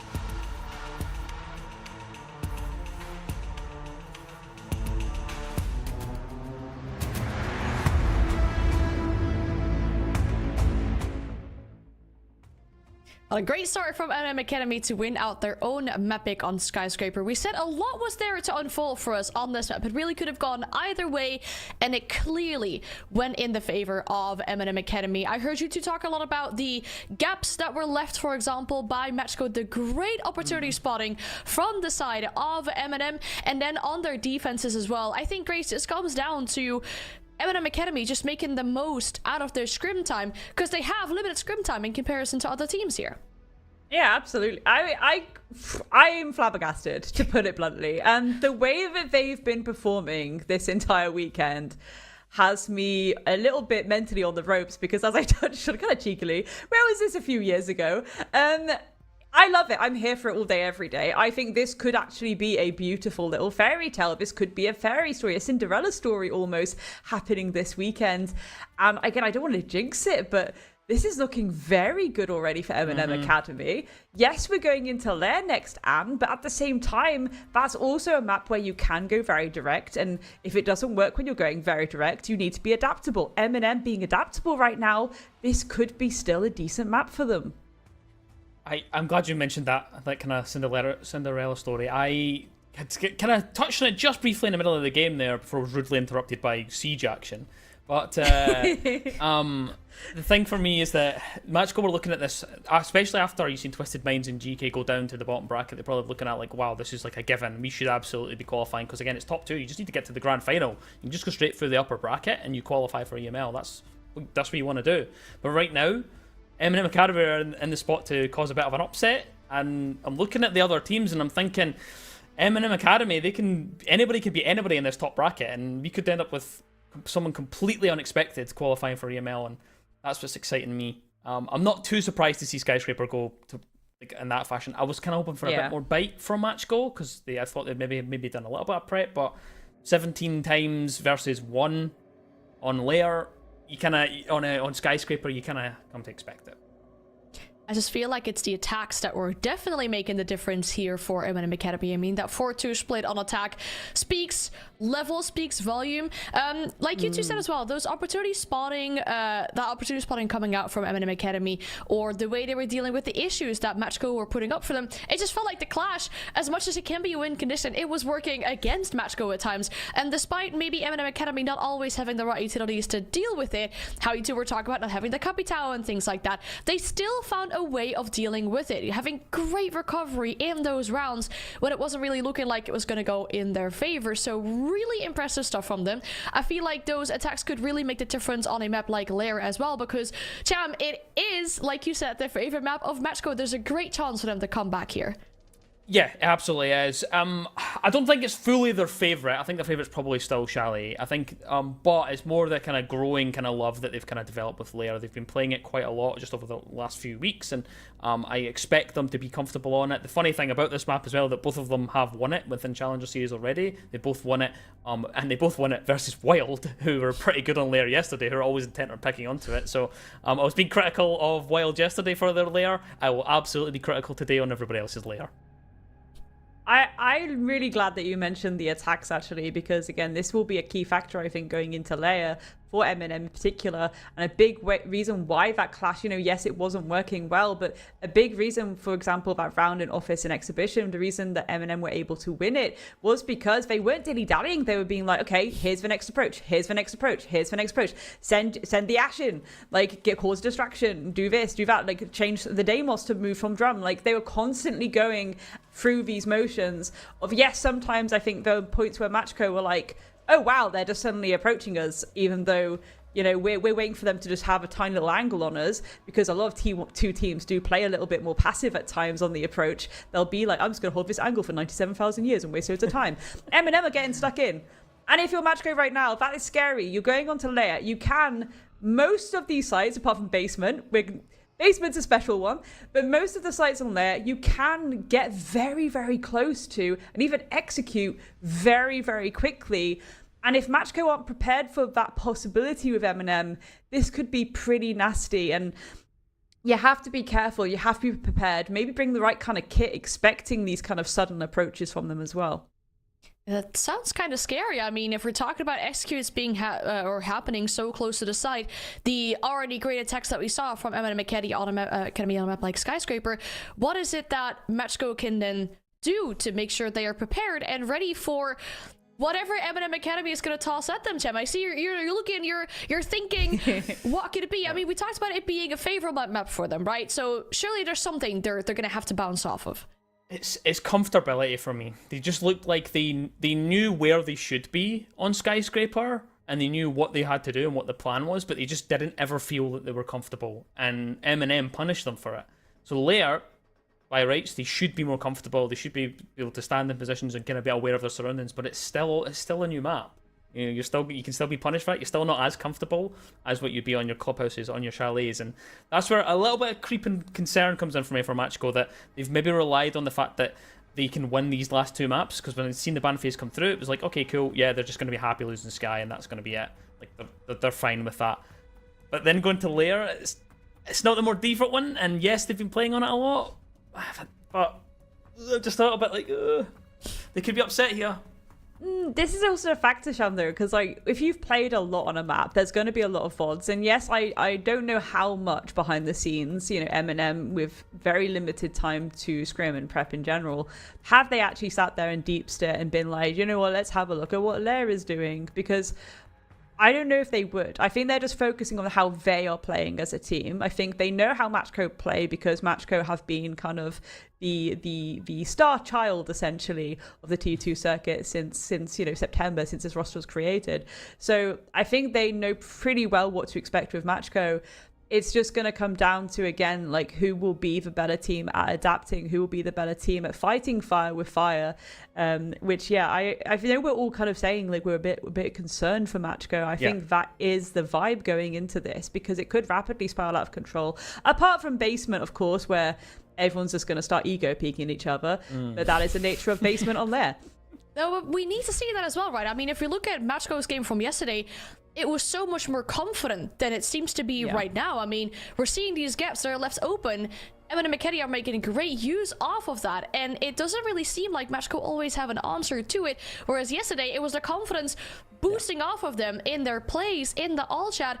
We're not seeing anything of that today, whereas we know at least the vibes are probably at an all-time high within M&M Academy, given that yes, they have less practice time, yes, they need to make sure they have the most out of their time when it comes to those scrims that they do have. And they also feel, you know, it's just a game. That's once again what Skitty said when I spoke to him. It is just a game. We're having fun. And the more we can beat these top contenders, the more fun it'll be for us. And they're doing a great job at it so far. But it's up to Matchco to make sure they bounce back on their own map pick. We're going to Lair. We are indeed going to Lair, Grace. I am so excited to go into it. I'm just excited. I'm almost like lost for words about the situation I find myself in, and that Skyscraper has been kind of let through, and now Matchcore just kind of like, oh, we're just gonna be silent, stoic, and go to Lair and see what happens. I was just thinking before then, I was like, you know, when Anne was saying about how they're saying, oh, it's just a game. Can you imagine if M&M just stampede through the upper bracket, and then, you know, if there is a reality very, very close to being coming into fruition where M&M make it to EML and just shrug, it's just a game, bro. It's just a game. Are you kidding me? Are you kidding me? I'm going to manage people's expectations here. I don't think people realize how close people actually are to EML, like how these teams actually are. It's literally 2 best of 3s, including this one. So if they win this, they then have to win 1 best of 3, and you're in EML.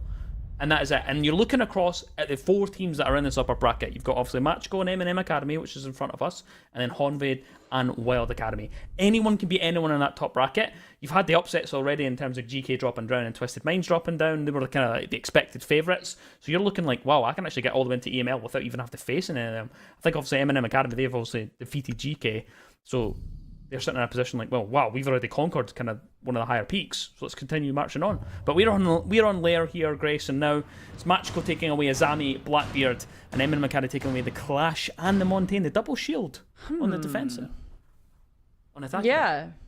You know, I'm there for it because that clash can be really, really useful, especially when people are kind of trying to contest Mez, when you're trying to have someone play around kind of Mez server corridors because you're trying to defend operational, for example. My main concern is that operational right now is looking very empty and very utilityless. They're not bringing out the mirror right now because I guess they want to rely on maybe the smoke and the Melusi instead for that slowdown. But realistically, when it comes to this site in particular, you need that heavy presence around Mez. You need that heavy presence around server. And often it is just easy to lob a black mirror onto that wall, right? We even see them actually reinforcing that right-hand side wall. So they know that operational is a bit of a awkward entry point where attackers can get in very fast and furious. M&M ranking a little bit on match code, going for maybe some wider clearance here. Let's see what they do. Let's see, indeed. I spoke about this yesterday as well. There wasn't as much focus on the operational holds. There wasn't, just because as a result of that, there wasn't as much focus on the operational takes. It seems as though a lot of people are trying to force it in from different areas, so I'm glad to see that Matchgo are happy to go in for the operational side takes. Yaki stepping up immediately and depositing a Selma charge onto that wall. Of course, has to get through the bandits. And have that courtyard wall to open up as well. To begin formulating an execute. Now though, little proof cam on the back stairs of Mezzanine just supporting Booster as he can peek off of it and see if he can get aggressive. Just a match goal, moving things around, getting the pieces in line on the chessboard, getting some things set up.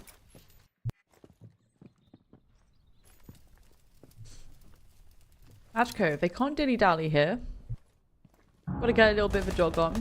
EMP's being prepped against the wall. This is always the awkward one, right? The courtyard take, I understand people wanting to do it, but it can be a little bit dangerous because you don't have that cover like you do on the other side, right? So in terms of cover that you yourself have to bring, yes, you've got the smokes out of the capital, you've got the air jabs as well, but it's a lot of bodies that you rely on covering for that plant for you. You maybe have to go a little bit deeper or even run across, but you have to be careful if you don't have the information on who's on that left side. We've opened up the courtyard wall now though. They have the bandits there that they had to go through, and now they attempt to go through the mask wall as well. Ghost though stepping up onto the mezzanine staircase to maybe float in from that side if no one is paying attention. Just gonna hold over now. Dora on the cross. Near the Banshee go off for just a second, just outside display. Aki though will find the opening pick. It's Raiden that's fallen. Dora now going for that plant. This is the plant that you spoke about so much. You want to see it so more often. C4 goes far, but it doesn't find its marker. Diffuser will be live and planted. The smoke also not close enough. And now M&M Academy have to scramble to try and pull this one back. Teb, though, will remove Tazi. He's inside of the bathroom. Managed to swing it for a double kill. Booster finds one, but Lolo in the cover. And look at that, Grace. I know you could talk about this all day, this execute.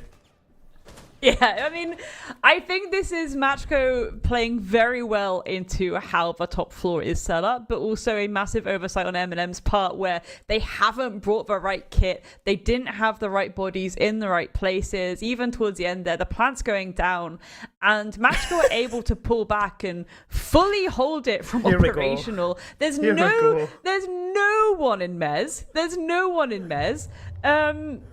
That's a massive oversight on the side of M&M. Matchco, that's very brave getting in the old chat after you've won one round. Yeah, we are back. Again, I love it. I love it. It's one of my favorite things. What I don't love is the fact that we're going down to basement right now. Yep.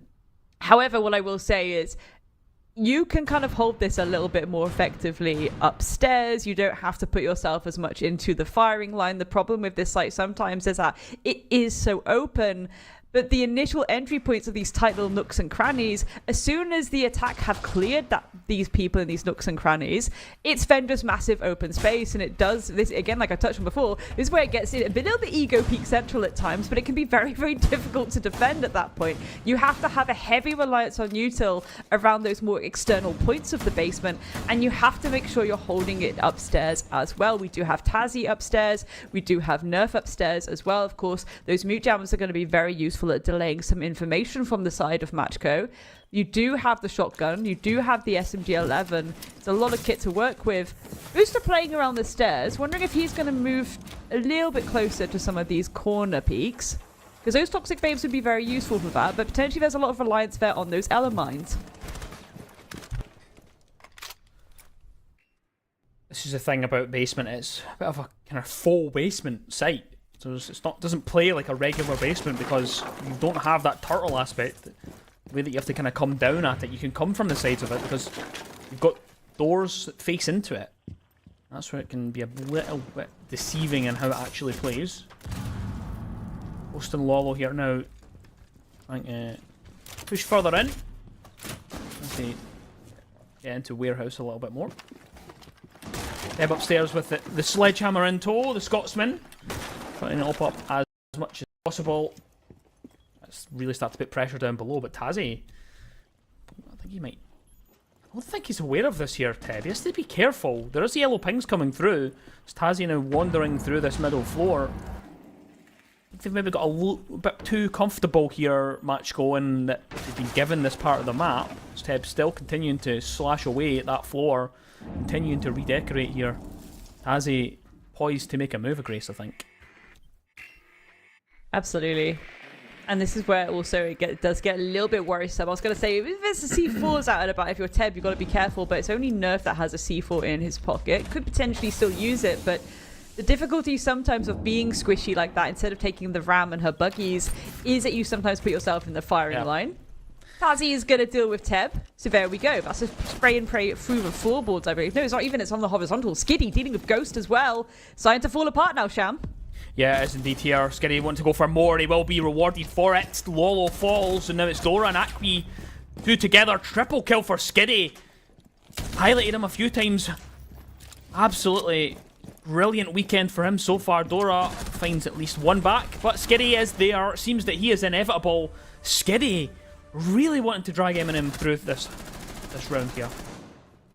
I mean, I feel like that was a very strange round in general. Again, a big part of that was the fact that Eminem were able to kind of sneak around a little bit. I think Matchco got a bit too confident on how clear things really were.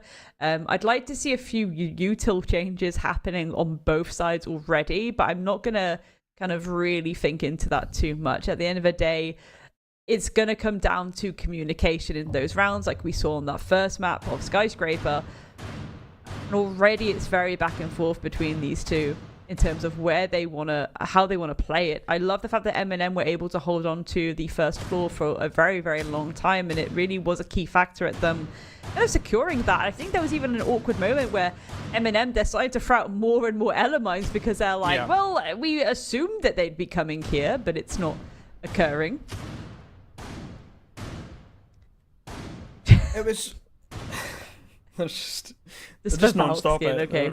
They're now relentlessly hassling them. Which is, I guess, to be expected. And whether this was part of the plan for Matchco to kind of get in the ball chat after losing Sky.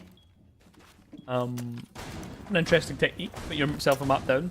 But this is the thing, Sham. It would work with any other team, but Eminem, they're on vibes alone right now. Yeah. They're on vibes. They don't mind. They want to see what they can do, and that's the key factor. They want to see what they can do. They're not going to deep sit if they lose.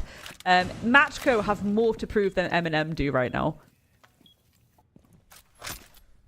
Similar setup as before. The Bandit on the wall and mask, and inside of operational. Just waiting. This is where they're going to go for a different approach here. Lolo thinking about coming from the Skybridge side instead. Being a bit more aggressive. He's going to catch a player around the corner. The Banshee almost giving away the position as he pushes up. Banshee actually probably saved Skiddy for a sec there. And he's back turned. Let's use the smoke to keep Lolo at bay for now. Will be supported by Nerf just behind them as well. Speaking of playing just behind someone, Dora playing right behind Lolo as well. Matchco been so good at doing this. Sitting right behind their shield, making sure there's a rifle following up that spear point. Still Skiddy, still alive and kicking in this hallway. Oh, just fluffs his lines a little bit, unfortunately, and he will be removed. Opening pick in favour of Matchco here now. Certainly isn't they're coming in hot and fast with that blitz. Gives you a little bit of cover, allows you to check some little corners, check some angles without putting yourself into the firing line. Of course, you do have that flash utility as well, which can allow you to go a bit more aggro. Matchco, just taking the time a little bit here, getting a bit of info. Seeing if anyone's on the approach or whether they can start to get stuck in. Selma's opening up walls a little bit more cleaner. That's going to give them more entry points as well. Tazzy and Nerf, they're clearly communicating. We see a lot of pings going out right now. Getting prepared to play around each other, getting played to play around those trades. Yeah, lots of cross angles set up here for M&M Academy. Matchco have to be careful of it, but they do have pressure from below. They do have Dora down there with the skeleton key trying to make some of these M&M Academy players move. And that seems to have worked so far, as Acqui will find one, Ghost with another as Tazzy goes for a swing, and it leaves Nerf and Booster together. Just the two of them upstanding as Lolo with a pistol to the face of Nerf, and now it's just Booster on his own. 30 seconds. Try and bring it back, but they are bearing down Matchco. Not attempting to go for a plant as of yet. 15 seconds, so this is still winnable for Booster if he gets the right person in the right position. He knows roughly where the IQ of Acqui is. He sees him and he will remove his head. Booster on a triple. Want to go on the hunt for an ace. This could completely fall apart. They're not looking the right way. Have to cover. Dora, though, steadies the ship. And Matchco will get that round on the board. That's unfortunate. Booster, slight misplay there. Could have actually shut that down, but Matchco very quick on the draw to cover there. Again, Matchco just really exploiting the fact that M&M are leaving a lot of default gaps on this map. Yes, I understand it's still the newer map in the map pool, but there's already a lot of things that people can do with it. M&M, they've played it once, right? They've played it once. They did win it. But I think this is the problem. It needs to be a little bit cleaner from them in terms of util, in terms of positioning. I think now that we're going to end up going to this bunk site as well, it should be a little bit nicer. But you see where Tazzy is reinforcing the wall here. This is where things can get a little bit nasty and direct as well. If you've got the right kit there. And Matchco, they've been bringing the blitz out. They're probably going to stick with that blitz again. Yes, they're going to have the hard breach. Will they go direct? Because at this point, you're kind of thinking they are leaving gaps in these default setups that we have started to establish as kind of meta, inverted commas, in the last few months. We should just exploit that. We should just get stuck in as quickly as we can, try and force that objective, fill ourselves into that power position of having that post plant. You might want to try and go upstairs first, though, and establish some vertical control, and I do appreciate that, especially as M&M, as you can see here, Skiddy opening up those floorboards, giving those nice little sight lines, and of course having the Solus upstairs is going to be so powerful for M&M, because if Matchco do get stuck in, they do try and get that plant, that Spec IO is going to allow you to see that diffuser going down, and you can just spray and pray through the floorboards. On top of that, Sham, you've then got the Evil Eyes. They're also going to help you cover for the plant and give you a lot of info on site, and there we go. That external, it's already open, Sham. That's quick. But they didn't really mind that, I don't think. There's no focus on denying it. They're quite happy just to concede that, and it's, you know, it's predictable. It's one of those ones where you're like, yeah, they'll open it anyway. So sometimes you get people focus on it, but they're quite happy just leaning on the fact they've got the vertical hold. And to the roof they go. Matchco now trying to approach this area that they've got kind of hold up inside the storage area. Booster though finds Ghost. Oh, he's just turned on a dime there through the smoke into the face of Lolo, and then turned and killed off the sledge. The first minute 15 gone. Booster still holding firm in storage with shotgun close here, trying to deny Lolo from pushing in, but he's supported by Skiddy, who swings out, almost finding two. Skiddy knows not to go again though. Has to pull back. Matchco, they stopped right in their tracks.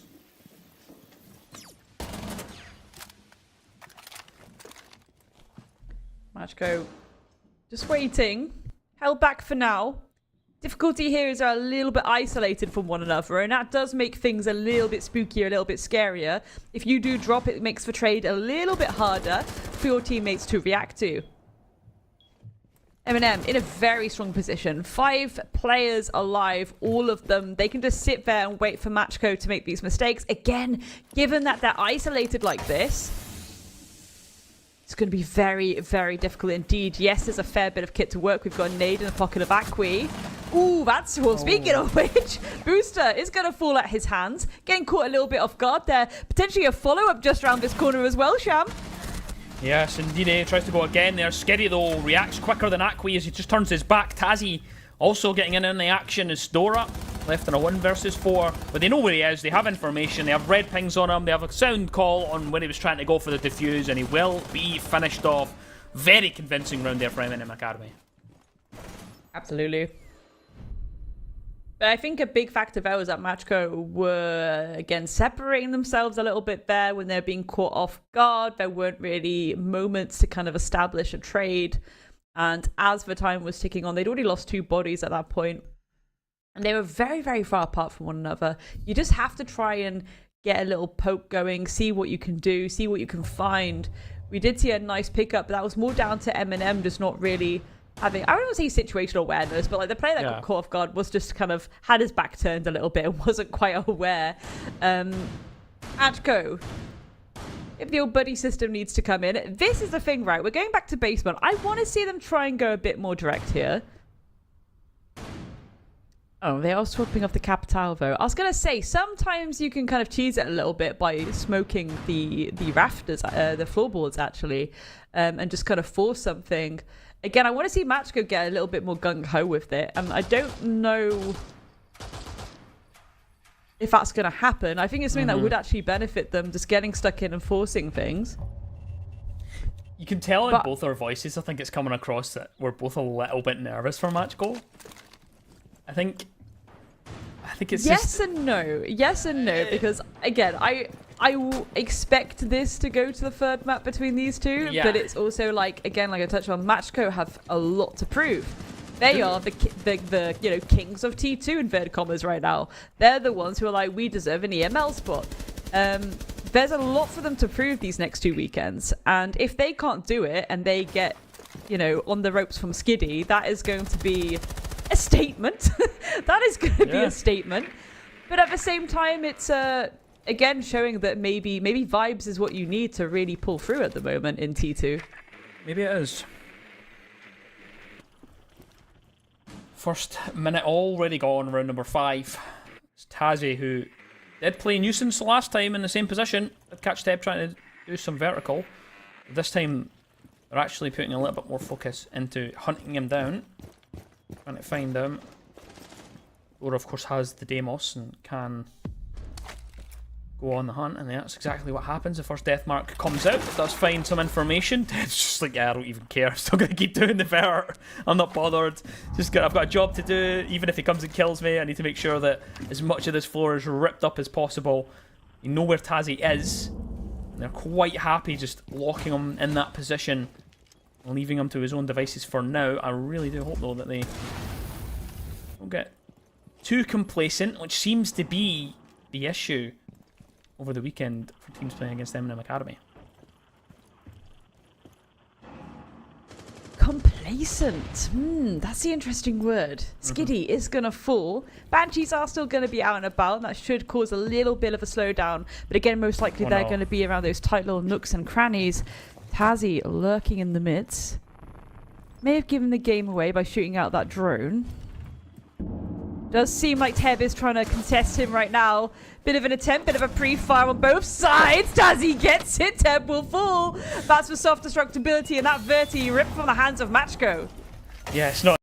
Happens. Lightning does indeed strike twice. Raiden has found himself down, but Lolo is attempting to go for the defuse here. Zakwi will finish off Tazzy as he tries to return to site, and it's just boiled down to Booster, who has had a fantastic game so far and does get a kill with his smoke, but it's a post-plant situation.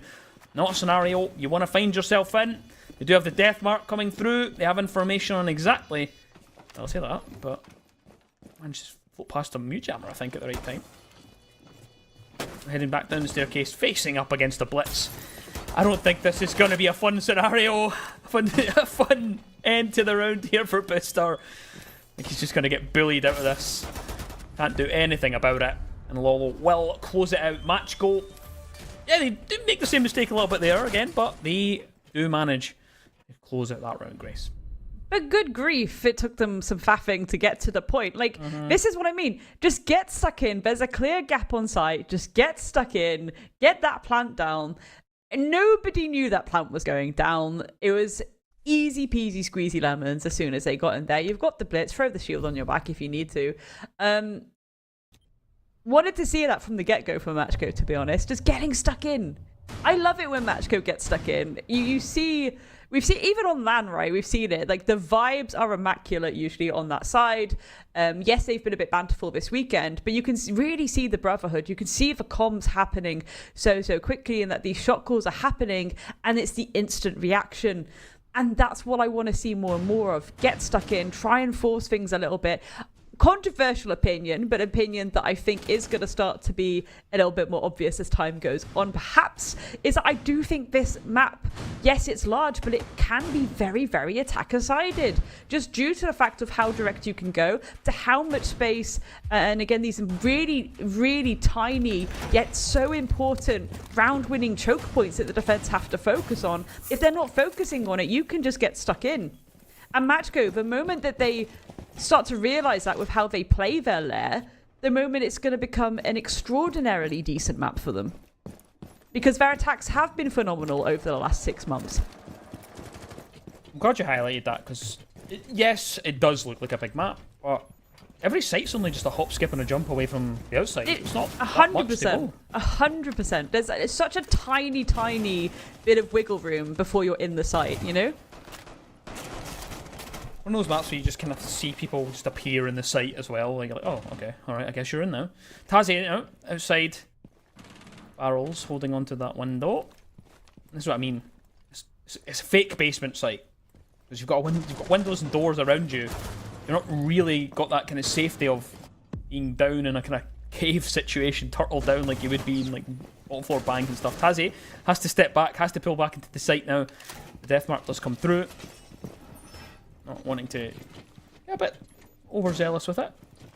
Oh, still intent on causing havoc with the shield in it. And this is what we just said. Look how close they are to the site already. A minute 15, yeah, but taking quite a bit. And started to pressure directly onto the site. Tazi trying to slow them down, but takes so much damage now, Grace. Yeah, and that's a really unfortunate one. Utility will still be out and about, and that's going to give you a lot of cover, though. Those Vulcans might come up trumps here. Love that Matchco are trying to go a little bit more direct. We still have a bit of presence upstairs. Look at this conga line starting to occur. Lolo leading the charge. I think Eminem right now, they're like, oh, good grief, they're going direct. We need to do something about that. We need to jiggle around these corners and really hold on to things. Can they stay strong, though? That is the key factor. We do have Toxic Babes and Apocalypse Booster. They can be thrown out, but he's the other side of where this push is coming from. Nerf, just hold. Just hold, but eventually he is shut down. Aqui knew where he would be. In favour of Matchco for the time being. They still just... The waves crash against the site doors. They're trying to get in. Booster holding back as well as he just slows them down with the smoke waves. Goyle canister as well will slow them down. Tazi's the one that's yet again death mark. Dora holds outside this doorway. Outline right on the other side. This could still go either way. 20 seconds. Matchco have left it to the last few seconds to do something. Another smoke babes goes deep as well to stop them pushing in that doorway. Tazi's found it. And 1 HP in a dream. It doesn't matter. Dora though will find another smoke babe will kill someone else off as well at the same time. It's 2 versus 2.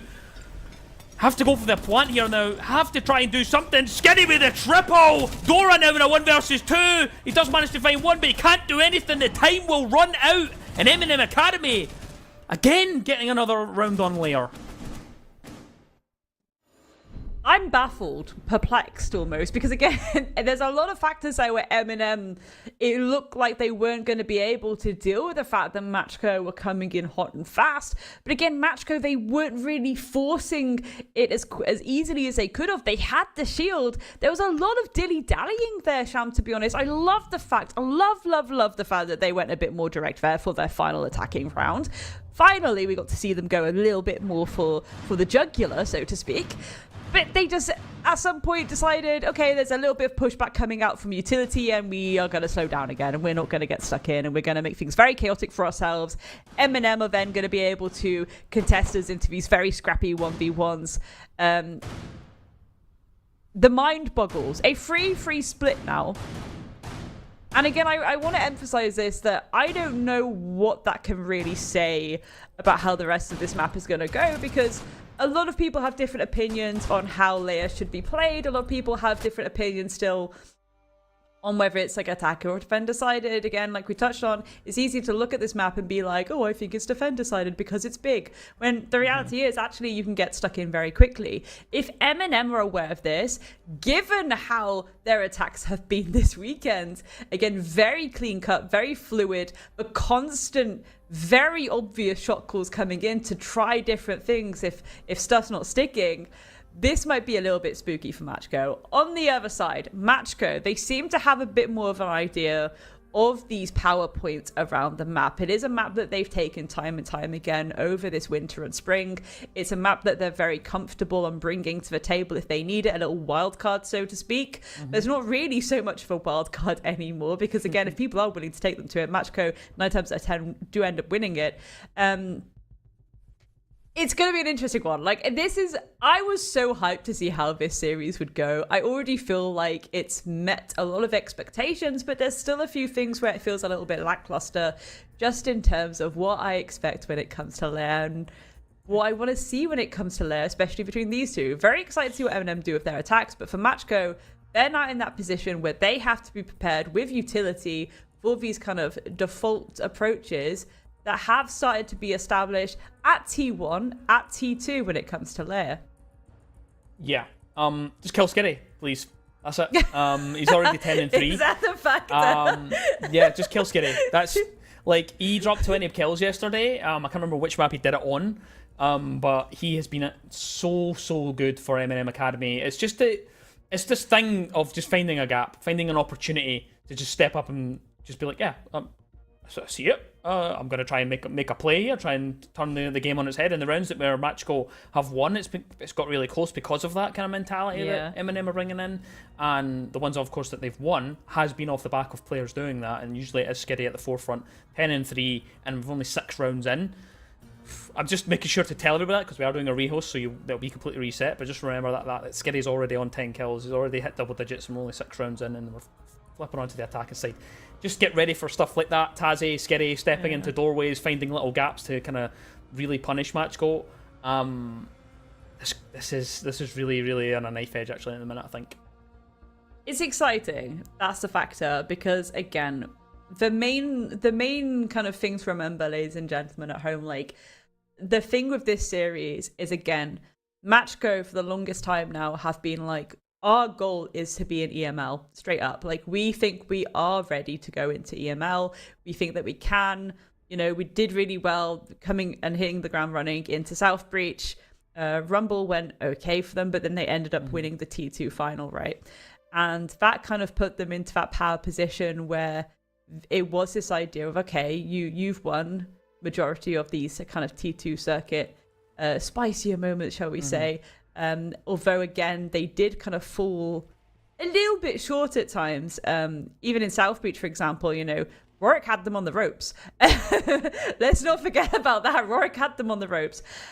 It's the opportunity for Matchco to put their money where their mouth is and be like, yeah, we do deserve this. We want to get that promotion spot. M&M, with nothing to lose, years of experience, years of results that clearly haven't shown their potential, because I think actually this potential is trickling through very obviously right now. Yeah. Which, to be honest, feels almost like delayed gratification of these players. It really does feel like delayed gratification of these players. And yes, we talk a lot about Skiddy, we talk a lot about Nerf, but it's not just those players. You know, yes, you've got Booster, yes, you've got Raider, you've got Tazi as well. These are all phenomenal players. Finally kind of finding their vibe with this roster, finally finding so much cohesion. And maybe a big part of that is the fact that they don't feel the pressure. There's a lot to be said in terms of mental warfare, and I think that really is becoming the name of the game when it comes to this weekend in general, the old mental warfare. But there's a lot to be said there. Sometimes people overthink things and they can't play to the best of their ability because they're overthinking, they're overcritical, they're overanalyzing everything. Sometimes you just have to play the game. Sometimes you just have to make a call and you execute that call. That's what M&M have been doing. On these attacks that we're about to see, that's something I expect to keep seeing. I just want to know how precise, like how they want to approach it in terms of, are they going to go for a bit of clearance? Are they going to be a bit more old school and buy the book and kind of, starched collar about it? Or are they going to go really aggro and immediately throw themselves into the site? Because Matchco, it's something that I thought they would have had benefit with doing, but that kind of delay, that kind of fall off of the energy when they were trying to approach basement in that last round really was a kind of anticlimactic moment for them, I fear. Well, we're going to have to wait to find out the rest of Lair. We are going to go to a very short break just before we come back into the rest of this map.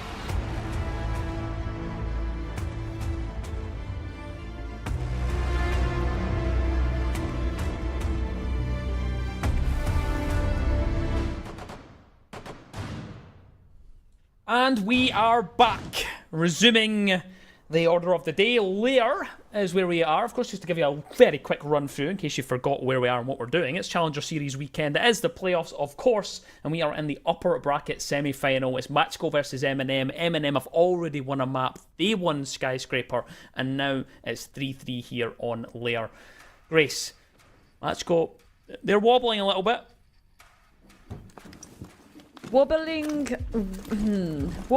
is an interesting one because I think it's that I don't know if it's a lack of confidence. I don't know if it's just a lack of reacting to whatever calls being made, or even if maybe the calls aren't being made in general. There's some hesitance at times. They're going on to the defensive half now, though, so they don't have to worry too much. They don't have to keep that eye on that timer. They're in that power position now. All they have to do is work out where M&M are coming from, try and react accordingly. M&M. Nice little step they're bringing. Raiden on the skeleton key. Ooh, sneaking in from below.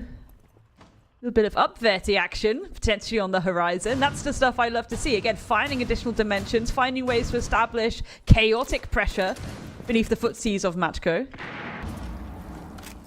It's quite quick, actually, from M&M Academy. Although now taking quite a bit of damage and actually find himself down inside the storage. Overall, Canister goes out for a sec there just to buy a little bit of time to recover Lolo before he's removed. Oh, doesn't get away. Skiddy ready for it on the covering angle. And that's the smoke gone from that position. A very vital position as well. Now M&M Academy can start to get more aggressive. That swing does come through. He's spotted for a second. Unfortunately, Skiddy will also be removed. Pressure in the corner though, stuck in a very difficult situation, not where you want to be. Tazi's found Dora at the same time, and Akwi manages to escape. No one there ready to capitalise on that pressure. This has been a very action-packed return to Lair here, Grace. Oh, and now Matchco definitely know there's someone below them as well that they need to worry about, so they have to be mindful of their position. This has been very, very scrappy from the get-go, and I'm 100% here for it. I want a little bit of a slugfest to start to occur. M&M being really on it. They even sent out a nade when they thought they saw the down there.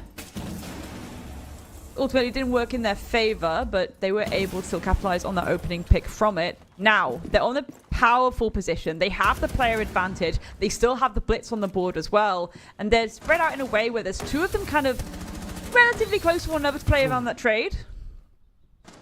Raiden needs to get a bit of a dog on, maybe help the rest of his teammates. There we go. The reposition coming up trumps. Akwi, he's going to fall. Ghost left now in a 1 versus 3. Yeah, and he's down below. This is going to be very difficult to return back to site. Nerf manages to get the plant down. At least there is some hope for Ghost in that he has full HP, hasn't taken a lick of damage. If he doesn't manage to just catch a toe of Nerf, he will be removed. But this is going to be so hard to get back in here. There's cross angles already set up. They know exactly where he's coming from, and there's nothing he can do. M&M Academy, you look comfortable and composed on that attack, Grace. 100%. They just got stuck in, right? This is the thing. They were like, we need to send maybe a little extra bit of dimensional pressure somewhere. So, okay, take the skeleton key, take him below, work that magic, get those floorboards open. At that point, we should have started to apply a little bit of pressure upstairs. I will say that Matchco maybe not spread out as much as they should have to expect that push from M&M from the get-go. M&M saw the gap, they went for it. Matchco did a good job at, we even saw, okay, one player's downed. They rushed forward throughout the tubs, throughout Zoto, and they were able to get the res. They were able to secure the life of their teammate. Unfortunately, at that point, I think M&M were aware, okay, we've downed someone, we need to send a nade in. The players then have to avoid the nade, and in running away from that, that's what basically gifted M&M the opening kill. So already this approach has been very, very scrappy. Then the next thing you know, the floors are being opened by the skeleton key. Yeah. If you're Matchco, you're like, oh my gee golly aunts, like, why is this happening? We're going down to basement. Maybe this will be a little bit more clean for Matchco, because again, you've got those tight corners to play around. It's very similar to how kind of upstairs in Nighthaven is, where you've got these tight angles. You can put a lot of kit around them. They've even got the EDDs in the pockets of Ghost right now on that cap can. It might be a little bit of a surprise factor, but speaking of surprises, M&M have a little sneaky trick up their sleeve. They're bringing out the Jackal Sham. And I love to see that because, one, you've got the Grim Bees. That will help you with those corners. It will help you push people back. It will help you get information. But the Jackal's going to be very useful as well because, yes, you've got that secondary shotty to create lines of sight if you need it to, but you're going to get a lot of info. You're going to see where people are lurking around and roaming. Even if you don't end up scanning footprints, if you see those footprints, you know someone's close by. We do have the mute jammers in the mid floor here to try and deny if that does come through. For now, Teb just standing in the corner her waiting. Seen Teb in this middle floor position a few times on the attack. See if he can do it on the other side. Standing in this hallway. Still waiting for the sound. The boogie device does go through. And that will alert the defense as to what is happening. Opening up so much of that vertical. Although there was Jackal track for just a second, so they have at least some information on where the Vigil was playing, but he steps into that mute jammer.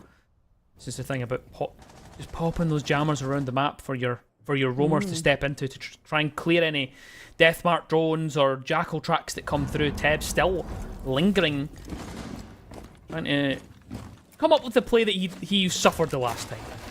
Speaking of popping things around the map as well, Raiden's doing absolute bits right now. Those buggies are going out, yes, ripping open those floorboards, but it's also giving a line of sight to Raiden for Raiden to start to deal with some of those Vulcans positioned on those really annoying little doorways, but you have to find your way through at some point.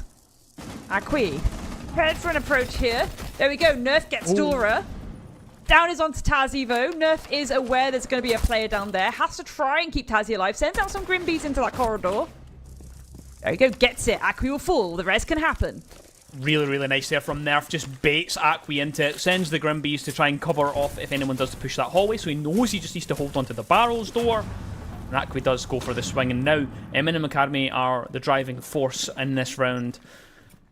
Though the health is not looking too hot on some of the players of M&M Academy. And speaking of that, Impact will find the life of Skiddy, and just like that, the round turns on its head and it comes back into a 3 versus 3.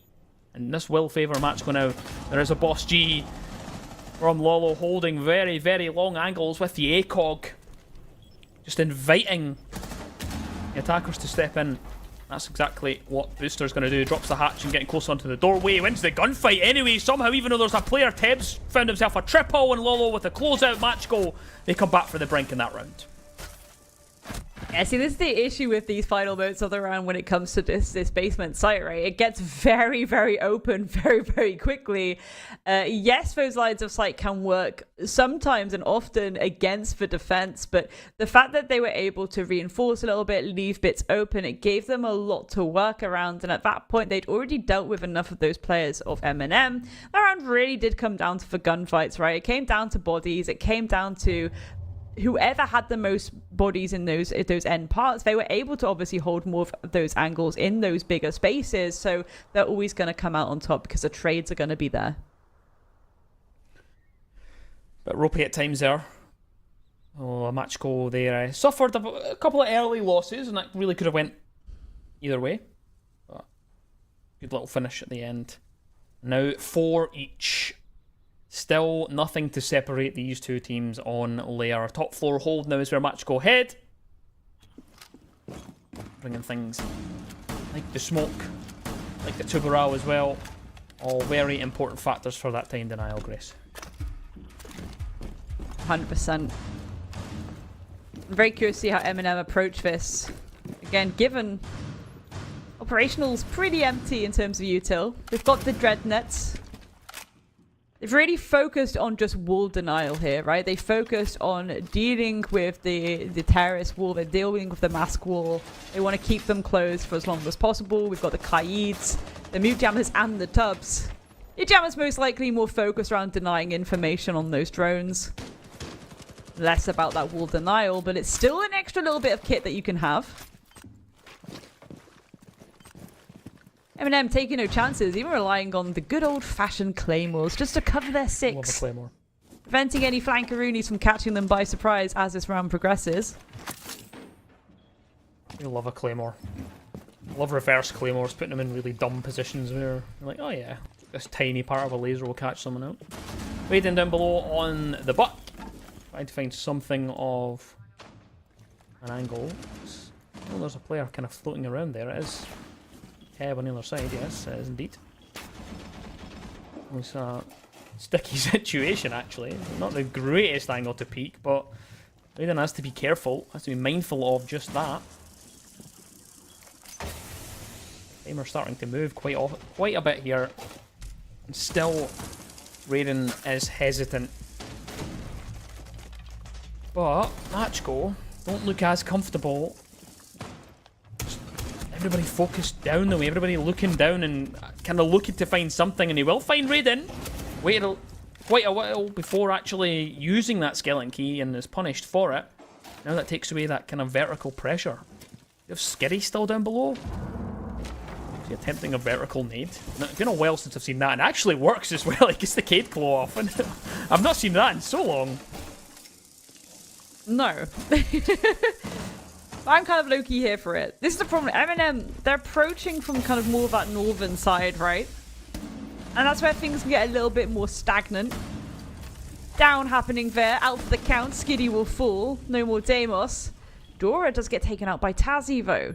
Again, 40 seconds, Sham. And still a lot of kit for Matchco to hide behind. They got 2 C4s still in their pockets. M&M, they have to do something massive here. Booster going for a little bit of a reposition, potentially looking to catch someone off guard. But you have to vault for that window, and that's where things get a little bit dangerous. Yeah, that is just the case. They're wise to it this time. It punished Matchco last time, but Booster, I don't think he's aware that there's someone actively holding it. He tosses in the drone. That will give away an idea that someone is right on the other side of that. The smoke to cover. Unless they decide to go for a push in here. Nerf, though, he's pushed back continuously. Tries to flash them, but Lolo's on the covering angle. Aquo finishes off Tazzy, and now it's just Booster. Gonna run out of time, though, before you can do anything. Doesn't matter that you get a couple of exit frags. Matchco, they'll go into the lead here on Lair. I think it's interesting that there was so much focus around the northern take, right? If you're kind of going from storage area, you're trying to push into R6 room, and you're that's the kind of approach you want to take when there was, again, the very, very big gap. If you wanted to go for the masks take, yes, they have the smoke, but if you get there quick enough, if you open those mask walls quick enough, you can bait out those toxic babes, you can bait out those C4s. It kind of plays very similar to basement and bank, right? Just baiting out all of that util before you can get in and get that plant stuck down, because again, they themselves are not bringing out that they weren't bringing out that mirror for the Mez Ops hold, right? So it's an interesting one there. Matchco did a real good job of holding on to things. And again, there were some beautiful moments of teamwork as well. Almost baiting M&M at times as well. You know, throwing everything in the kitchen sink at them, making sure that they had each other's backs, they had each other's crossfires. And again, it sounds like a very weird point to make, because 9 times out of 10 we are going to see that from Matchco, but that first map, it was something that was very much lacking, and now finally they're back to that cover again. They're back to that very, very clean comms with each other. Still pretty quiet in all chat. Not what we came to expect from them today after yesterday's performance in all chat. Is this a library? Could well be. Well, it's working for them so far. 5-4, of course, in the lead here on Lair, and going to try and get themselves their first map point of the day. Tazzy, though, stepping into operational very quick. Akwi is the closest member of Matchco to that position at the bottom of the Mez staircase. He has fallen down a little bit, so check and angle is close to sight. I think they're maybe conscious that M&M have went quicker than what they actually have. Careful of it. Grim Bees do go through. Just trying to displace any players that could be close by to that window. That mirror window now removed inside of Master. Ghost still wanting to stay in that position though, Grace. He's quite happy just playing his life. Yeah, I think that's the thing, right? Because are you going to be expecting Ghost to be behind that desk, right, at this point? No, you're not. So it could be a cheeky little rat spot that does actually pay off. Never mind, Raiden's going to get him. Skinny will fall too, as does Akwi. Body's starting to drop here and there. It's starting to look like the nightclub out here. 3 versus 4. Raiden getting tagged up a little bit, but hasn't been out for the count yet, Sham. Yeah, they've still not got control though of this top floor M&M Academy. They need to get rid of Lolo, who's going to move around to the wrong side. I don't think he realises that player's right behind him. It's a back and forth situation. It boils down to a 1 versus 1 for Dora and Tazzy. Dora, he looks like he's just been like, yeah, I'm just hanging out downstairs, man. Like, don't know what you guys are doing up there. Bit of antics. Just chilling.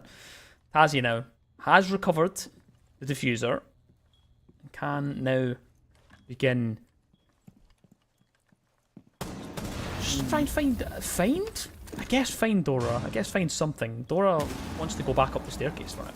But this is the issue. You've got one drone on stairs, one drone on security. Not really too much info that can feed into you right now. You have to try and bait the plant. Dora, he's going to be aware the yellow ping's going out, Sham. We already know exactly where he is. Through the wall. Gets a bit of damage. Ooh! Tazzy wins! Absolutely no right to win that engagement.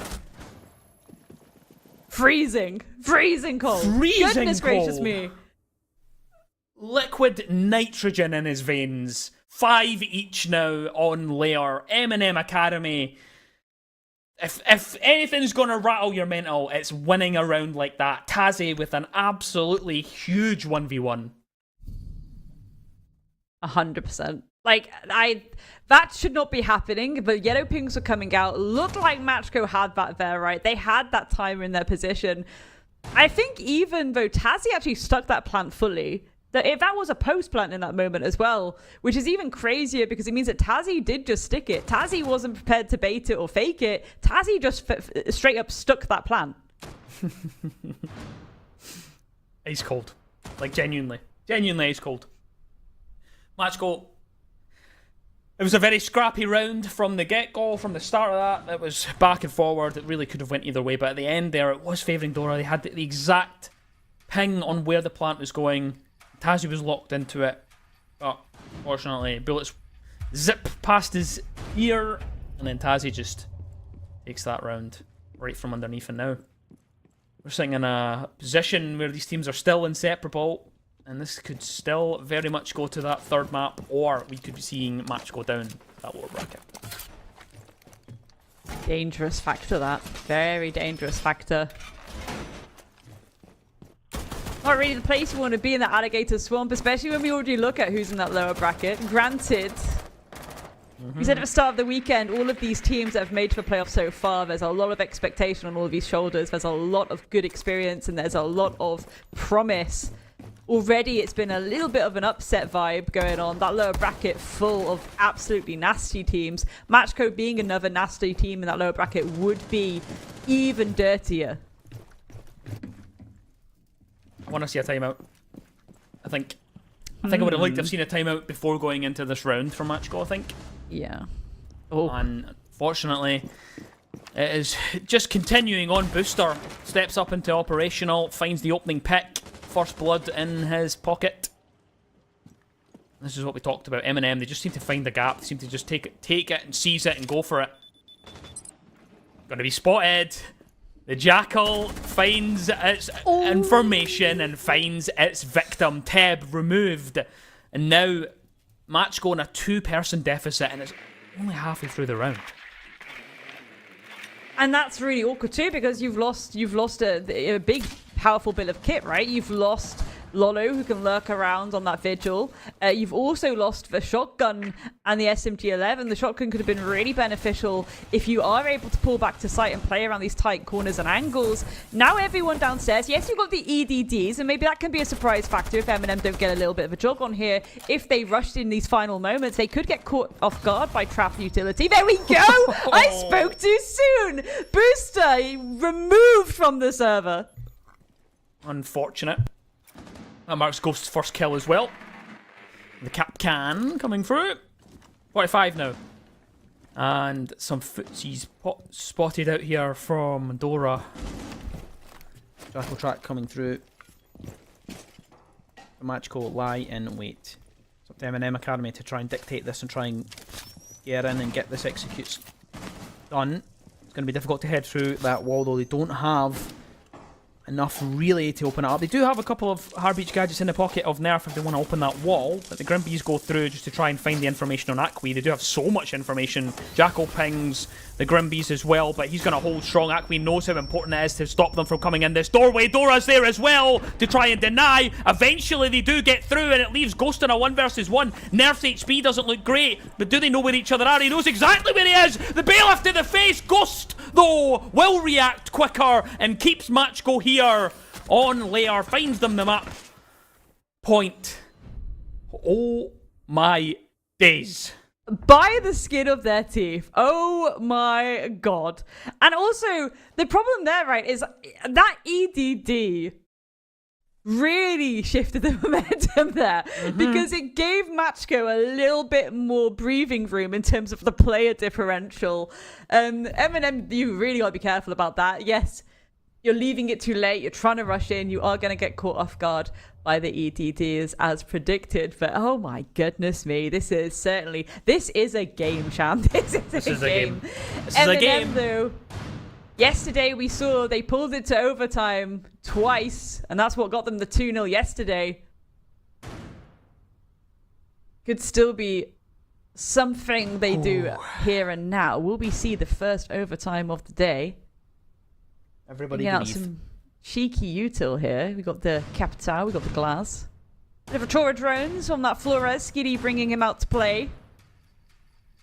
Loved how much information they had in those last moments or in that last round. And I really think that was something that probably put a lot of pressure on Matchco, and hats off to Matchco for not kind of crumbling entirely in that situation, pulling back to some safety points, realizing you have a lot of security that comes with having that timer in your favor. Wow. I like this change as well from M&M Academy. They've decided not to go for that vertical play. It worked the first time they attacked this site. This time they decided, yeah, we're going to scrap it because Matchco adapted to it. They're not opting to go for that butt below. Instead, they're going to go for something a little bit more direct. That comes in form of the floor raise drones like you highlighted. Rotaro's coming through. Get rid of some of the utility early on from the barbed wires. Also getting some information here fed back as to what standing is inside of bathroom and at top of the mezzanine staircase, which must have two members side by side. It's holding on. EMP comes through from operational side and it is denied for now. The Zolo canister will slow down this push in the first opening minute here. Follow-ups as well to come out. Want to keep that wall closed for as long as they possibly can. M&M though, realizing how free Mez is looking. Operational is free for the taking. Yes, you've still got a little bit of awkwardness that comes with having to contest around that corner, but Matchco, they're running away. C4 vote face the poster. That's certainly a benefit. Today's opening pick going in your favor, and you've removed the glass. Yeah, you've removed the glass. Massive value there. You've got the Capital coming through as well to try and displace anyone outside that doorway. Skitty, though, will eventually remove Acqui. Lolo still at the top of this staircase, just trying to slow down this attack as M&M are approaching this mezzanine. This is how important this part of the map can be, but Lolo oversteps for a second there, thinks he can deal with Nerf in the bathroom, but he will come out on top here, Nerf. Health is not looking amazing across the board for M&M Academy, so Matchco still have an opportunity to bring this back, but Matchco are going to be quite happy with holding onto this wall. Oh, that's unfortunate. The impact EMP doesn't find the electricity, and it won't be able to open it up yet, Grace. No, and this is where things might be a little bit awkward too. Firebolts going out just to prevent little bits of pushback coming out from Matchco. Little bits of aggression. Wall's going to get open. Skitty deals with Temp the other side of it. This is free for the taking. Masks is totally clear, and there's not really too much Matchco can do if they want to deny this plan. There is a C4 in the pocket of Dora, but he's not quite in the right angle. This is going to be very awkward. This is going to be very difficult. Never mind. Dora gets it. Radiant's gonna fall, but again, the only C4, they can go for the replant, but they have to be careful. Tiniest bit of health here on the side of Nerf and Skiddy. Plant is being stuck. Dora's on the rotate, is gonna end up in Mez. There we go. It's gonna be behind them. Deals with Skiddy. Nerf sticks him, but Ghost is fair!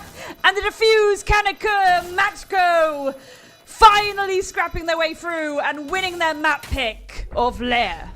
Dora just steps up to the plate when Matchco needed him most. He sends them to Chalet. We will be getting a 3-map banger today. 7-5 on Lair. They did it the hard way, Matchco.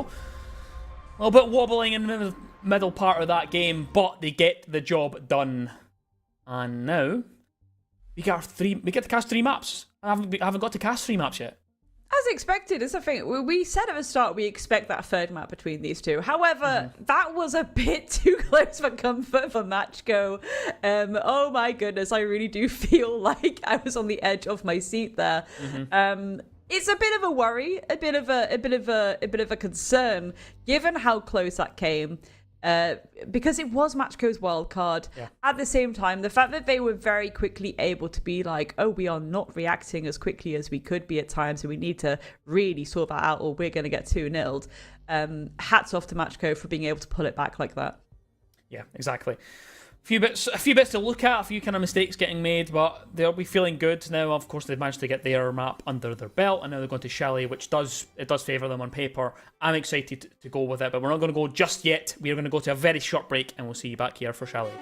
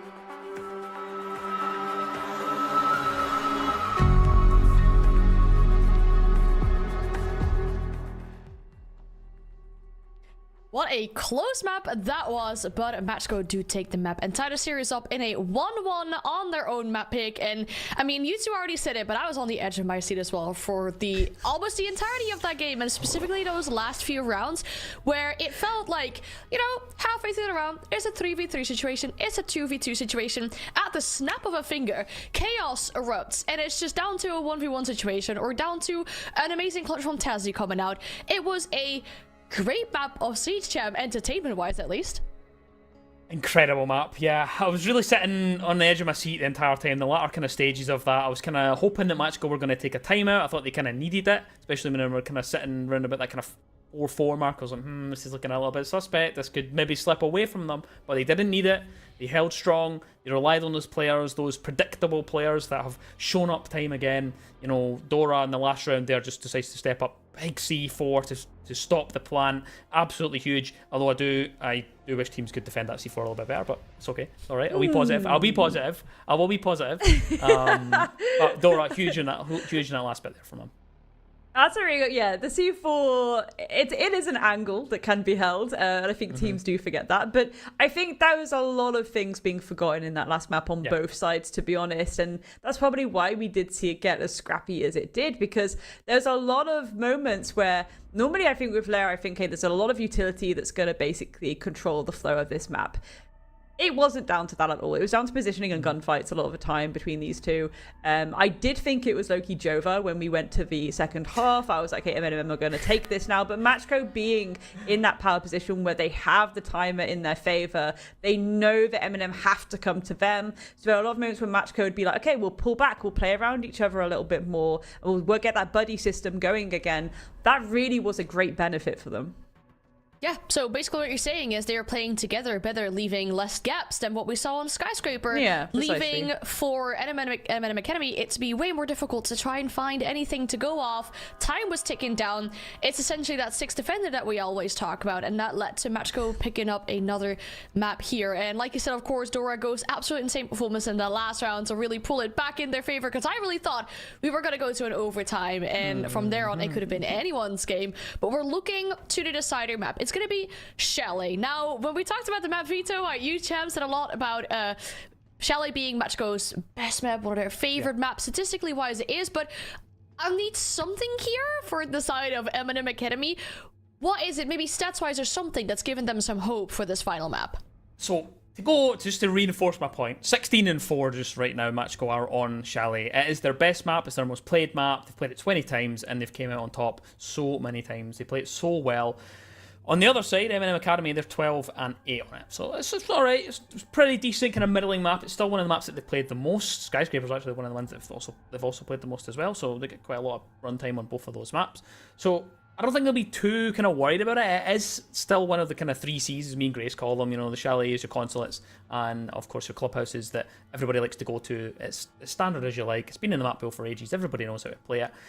Yes, statistically it favours them, but Matchco have shown that they kind of leave a few gaps, and M&M could find that.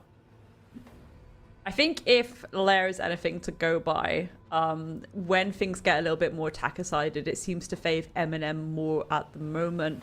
And given the fact that, yes, Chalet is one of the 3 Cs, it's one of those more default maps we see teams going to, and it's been in the map pool for a lot longer, I don't think there's going to be as much mistakes being made on either side. So I think the attacks are going to come in very, very fast and furious. I think there shouldn't be too much dilly-dallying on either side. But again, M&M have been really good with these constant shot calls, these constant adaptations, this constant ability to be fluid in these attacks. And that might give them the upper hand at times if Matchco aren't minding each other, minding their positioning. Again, they need to be on it with the crossfires. And that goes back all the way to the first map, right, where we saw how M&M Academy are just excelling on these attacks on Skyscraper, finding these gaps. If that bodes anything positive for them on that third map, maybe the attacks will be going better on that side there. Now, I would like to know something from you two, and I'll give you a chance whether you want to spin it positively or negatively. I'm looking for a player on either side, either someone that's been really showing up and has been doing a really good job, or someone that we kind of hoped to see more from, or we want to see them do more. Someone that needs to be stepping up, carrying the logs, Grace, as you like to say. I'll let you go first. I think Tazzy's been phenomenal for a very long time now. And I think Tazzy has started to warm up a little bit more this weekend. And I think Tazzy is a player that I want to see do really, really well, especially on a map like Chalet. For East team, I'd say Skitty, of course, has been a star factor the entire weekend as well. You know, Skitty and Tazzy seems to be the show for them right now. Skitty having a great performance on that second half. Didn't quite do enough to get Eminem across the line. But on the other side, I think for Matchgo, I'm looking at like the likes of Dora, who did step up there and managed to kind of make the big plays. There's a few times where he did try it and it didn't quite work. I kind of highlighted him before that he's usually one of the players that they kind of look to try and kind of steady the ship. He is one of the shot callers as well for them. He does do a lot of kind of shot calling in the background. He's a very, very vocal player. So I'm kind of hoping that Dora can kind of step up in that part. All right, well, we almost have our players back in the lobby, so we should be getting started with our final map of the series very soon. The importance is insane. You're staying in the upper bracket if you win this game, and from there on, Sham, you mentioned it already, you are just one best of 3 away from making it to the EML, so you're so close. These players can almost smell it at this point. Who do we think is gonna be able to snatch out this final victory and stay in the upper bracket? Are we gonna go with the more favorable team of Matchgo, who we thought had the really good cards going into this, or has M&M Academy impressed us so much that we think they might snatch this victory away? Do you want to go first, Grace? I do not wish to speak, for I will be in big trouble. No sitting on the fence. She has a Grace V sitting on the fence. Oh, I've never seen that before. Never seen that before. Oh gosh, that's so difficult. I'll go first. I'll let you think about it, Grace, for a sec. I'll go first. As much as I would like the kind of British boys to kind of do it and there to be a bit of an upset, I do think that Matchgo will be the ones to kind of close it out. I think they will get it done eventually. They've kind of went the more difficult route. I would be surprised if they start getting louder in all chat as well. I think this is finally going to be the event where they manage to stick it through and manage to kind of back up their words, I think.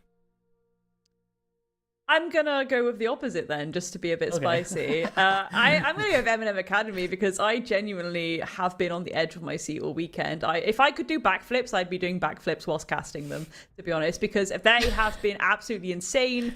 Everything's been absolutely on point. The vibes are vibing. I think, again, when there's a lack of pressure on you, you can really perform to your best. I feel there's a frustration point where it's like, again, where was this back in the Yukin days with some of these players? You're kind of like, there's a lot that could have been done back in the day that now we're starting to see. And I feel like I want that Cinderella story for them right now. I want to see this happen so bad. It's not even funny. And again, it's no disrespect to Matchco. I just think it would be quite funny. A Cinderella story for M&M Academy would be amazing, but they still have to go up against the Titans of Tier 2. Who can snatch this final map and stay in the upper bracket? Let's go to Chalet to find out. Well, Grace, here we go. There's the band speeding through it. Brava, Blitz, Zami, and Castle here on Chalet. It is going to be a very, very high tense game. Yes, we are in upper bracket, and usually you tend to feel the tension a bit more in the lower bracket because those are the elimination games, but it cannot be understated how important this map actually is. If you can get through this, if you can conquer this hurdle, you have one best of 3 between you and getting that EML spot. Matchgo, they're the ones that banned away Blitz and Izami, Castle and Brava on the side of M&M Academy. Anything you want to add for that? I just think it's going to be a bit of a crazy one now between these two. Matchco, there's a lot of pressure on that. Like, this is, I cannot emphasize this enough, right?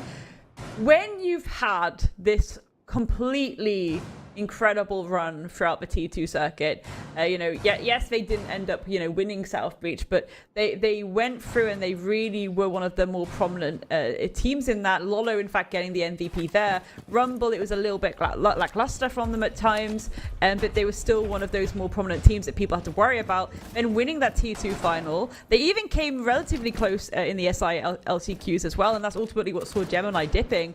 But it's the fact that they keep tasting glory, they keep tasting that success, and really for them, it's putting their money where their mouth is. It's making sure, yes, we do deserve that EML spot. Are you about to let yourself be bested by M&M Academy, which low-key at this point, I don't want to say retirement home, but it's one of those moments where these are players who've been around the block for a while, and They've never been able to show that full complete fruition, and now they're suddenly doing it, and that's a scary factor for Matchco to have to worry about. Are they going to be bested by these incredible players on the side of M&M? Baron Gaming is the first site that we head to for the final map of this best of 3 here on Chalet, and Matchco are very quick to the march as they want to head in from the office side.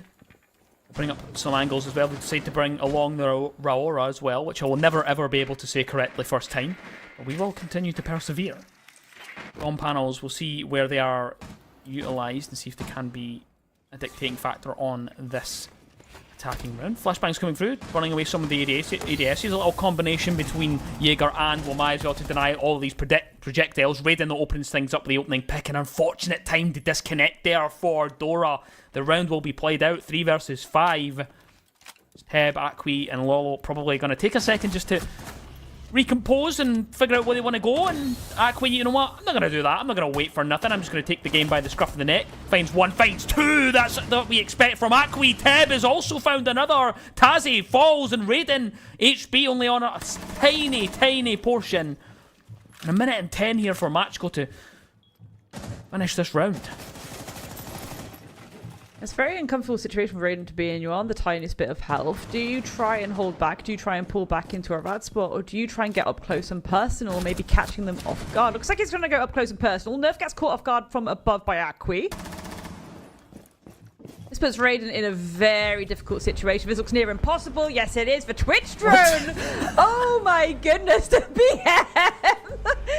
The BM. Teb signs pipe up in all chat. It's not a library anymore. They are starting to get their mouths waggling. Yep. No surprise there at all.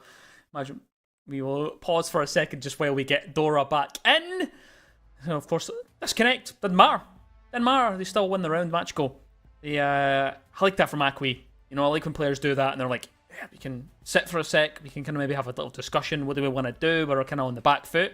Instead, Akwi's just like, I'm going to do what I do best. I'm going to go on the entry. I'm going to go on the hunt, find a quick double, and immediately just like that, you're like, whoa, there's the round back open again. Now we've got a chance to bring it back. Yeah, precisely. I think, I don't know if that round is too much to kind of focus on in terms of what to be expected for the rest of, you know, the game. I think Matchco, you know, they had a little disconnect there. They had some bodies dropping and they were like, okay, this is going to get really awkward if we don't get stuck in and find these kills. So they took the initiative, they took the assertion, they went and just got stuck in. I think maybe that left M&M a little bit surprised of like, okay, they are actually contesting us. They're not pulling back and being passive here. I like that from Matchco because it's something I was really concerned about in these previous 2 maps was a lack of kind of initiative to start to take these pushes and take these gunfights at times. For sure, that's a good point. I'm glad you brought it up as well. There was a few times I was kind of picking up on that from Matchco where it didn't feel like they were kind of getting into the gunfights as much as they would have wanted. And, you know, what we've kind of come to expect. We know they can all do it. We know they can all kind of step up. The only one really that we'd kind of had question marks over the last few months was Ghost, of course, because his first forte just, you know, into any competitive scene. I mean, I was talking to Matchco way back in Kettering, an amazing Weatherspoons, and he was telling me hybrid was telling me that they just promoted him from, you know, he was like kind of, I guess, a ranked star is what they says, and they were like, yeah, like we gave him his first try. We've kind of been really trying to mold him into the player that they want and get someone into the kind of ethos, and I think it is working. I think they are, you know, it's been a slow process, but it's kind of came in peaks and valleys, and today is their biggest peak. This is like the most important games they've played as being a roster because they need to get behind what they've been saying, you know? They think that they're entitled to that role and they need to kind of back it up. And you know what? I'm all for getting in people's heads and, you know, and talking and backing yourself. I'm all for it, but you have to do it in the server. 100%, but also, like, I don't think the mental warfare is going to work on M&M right now, who, one, they're being absolutely freezing with how they're playing, and two, like, again, they don't really mind as much, they don't care as much. It's not going to ruin them to not make those 2 qualifying spots, right? It's not going to ruin them. I think already they've sent a very clear message. I think already I'm very excited to see how they perform over the next 12 months after this tournament. I think that's something I really want to keep my eye on. I really hope that they do stay together as a roster and not kind of just go into retirement and be like, okay, that's it now, bye. I want to see them kind of, this has been so amazing from them. This has been incredible from them. They're in the Challenger Series playoffs, for goodness sake. Like, who would have thought? At this point, it's like, please carry on with that. There's still the inkling that they could qualify for EML, which is, again, hilarious. And I think they themselves would be like, for a team that doesn't care, I think at that point, maybe they would start caring and they'd be like, oh, we have to go and do EML now. Yeah. and that's where that's where things might get a little bit like, oh, okay. It's an interesting one. And I think this is why the matchup in terms of vibes is very different. Matchco have it all to play for. M&M have nothing to play for, and they're not really minding too much. But both teams have the potential to throw everything, all they have into this. And we're already starting to see that. The way that Lair was starting to look towards the end, especially, it was scrappy, Sham. Like, let's not beat around the bush about that. It was getting very scrappy, very, very much for vibes of fighting tooth and nail, and very much coming down to gunfights a lot of the time. And Chalet, it's one of those maps where things can get fast and furious. It's an attacker-sided map because of how quickly you can get stuck in a lot of the time. There's not really too much for the defenders to lurk and hide behind. So you have to take the initiative. You have to be assertive and take those gunfights, take that pressure, take that control as quick as you possibly can. Yes, well, we are going to get an answer to what happens on Chalet in just a few moments. We're going to go to a very short break and we'll be back with Chalet.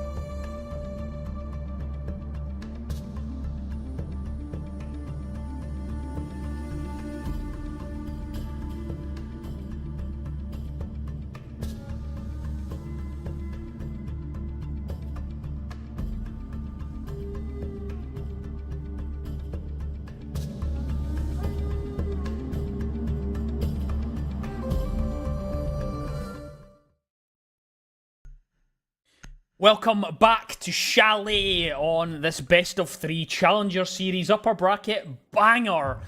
It's Machko versus M&M. Machko won that first round for a very quick rehost, and then we are back into the action. It was indeed Baron Gaming that they won on that attack. Now, changing things around, M&M Academy opting to go to a different site and over to the kitchen side. Quite happy to go to something different. And can already see something that I know you'll absolutely love to talk about, Grace. It's Raiden on the Solace. Hell yes it is. And I love a bit of Solace action. Again, Chalet being the smallest map in the map pool, not too difficult to see where those drones are. Allows you to put yourself in a power position from the get-go, because you can see where those flank drones are, you can see where the initial entry points of information are being gathered. That allows you to try and work out what kind of push they want to take. It can let you see if people are going to then try and go for a different rotate as well. But even more importantly, when it comes to a site hold like this where you are playing upstairs, if you can hunker down and keep this top floor under your control, and then they're forced to try and execute into site, you can just use that spec IO to see the diffuser going down. You can do a spray and pray through the floorboards, and you can prevent them from getting that plant in their favor. Skitty in charging of holding on to the solar staircase. C4 already ripped, but that will mean that Dora just moves up a little bit. Doesn't want to lose his life early on. Still they hold. Ooh, really nicely done. Really nice way to use that sledgehammer from below, hopping up and just managing to open up an angle. C4 does go out. 2 nades at the same time as well dropped into Skitty's path, but he manages to dodge away from 1, 2, maybe 3. He manages to also hop across, still somehow alive. Skitty absorbing so much pressure, will be set on fire and eventually killed off. The Aqui is there. Now they have the pressure point inside of Solar established.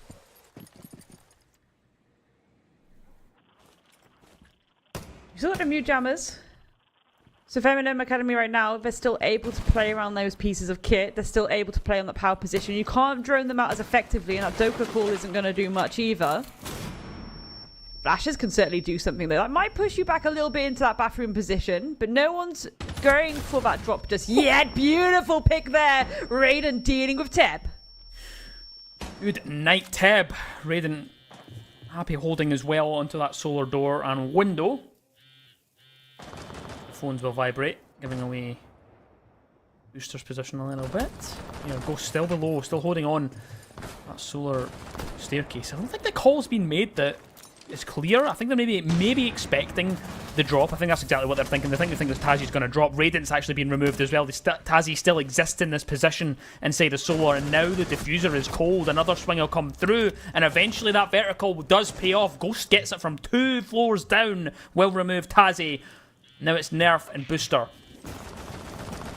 2 teammates together on side here for M&M Academy. Oh, they can't be heard. Just going to sit behind the desk though for now here, Booster. His phone will be ringing though. They know exactly where he'll be though, just off the sound. The wall opens up next to him. Lolo with his swing and removing Booster now and leaving Nerf in a 1 versus 3. Lolo, HP not looking amazing. As Nerf just holds on to that hatch, ready for someone to go for a drop right behind the bomb chassis. The C1 does react in time as well, knows where another will be, but does he know where the third has existed? Pop through the doorway just in time as Aqui will come through from the trophy side. Teb immediately into the chat there. A bit of a coin flip at the end there for Nerf, really unfortunate. You got a 50-50 on which way to look. Unfortunately, both of them coming the same way at the same time. Very too much you can do about that. Machko getting stuck in though. Good clearance as well. Again, when M&M are giving them a bit of breathing space, Machko are filling it in immediately. So they certainly decided that they're going to start upping the ante here. It's good to see. They're taking the initiative. They're being assertive.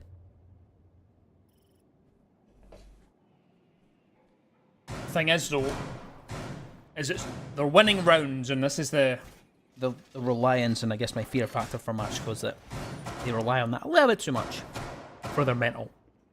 And when M&M start to step into this game, start to get a bit more comfortable, start to find some gaps and start to pressure them a bit more, start winning their gunfights. Skitty yet to really make an impact. Tazi as well, also not quite managing to find anything in the first 2 rounds. That's when my concern creeps in for Machko. Oh, they've tested that mental, because we've seen it being tested quite a few times, and This is the biggest test of all.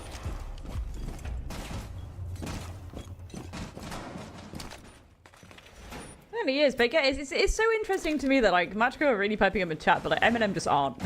It's like they're just not. They're just like, okay, like go for the motions.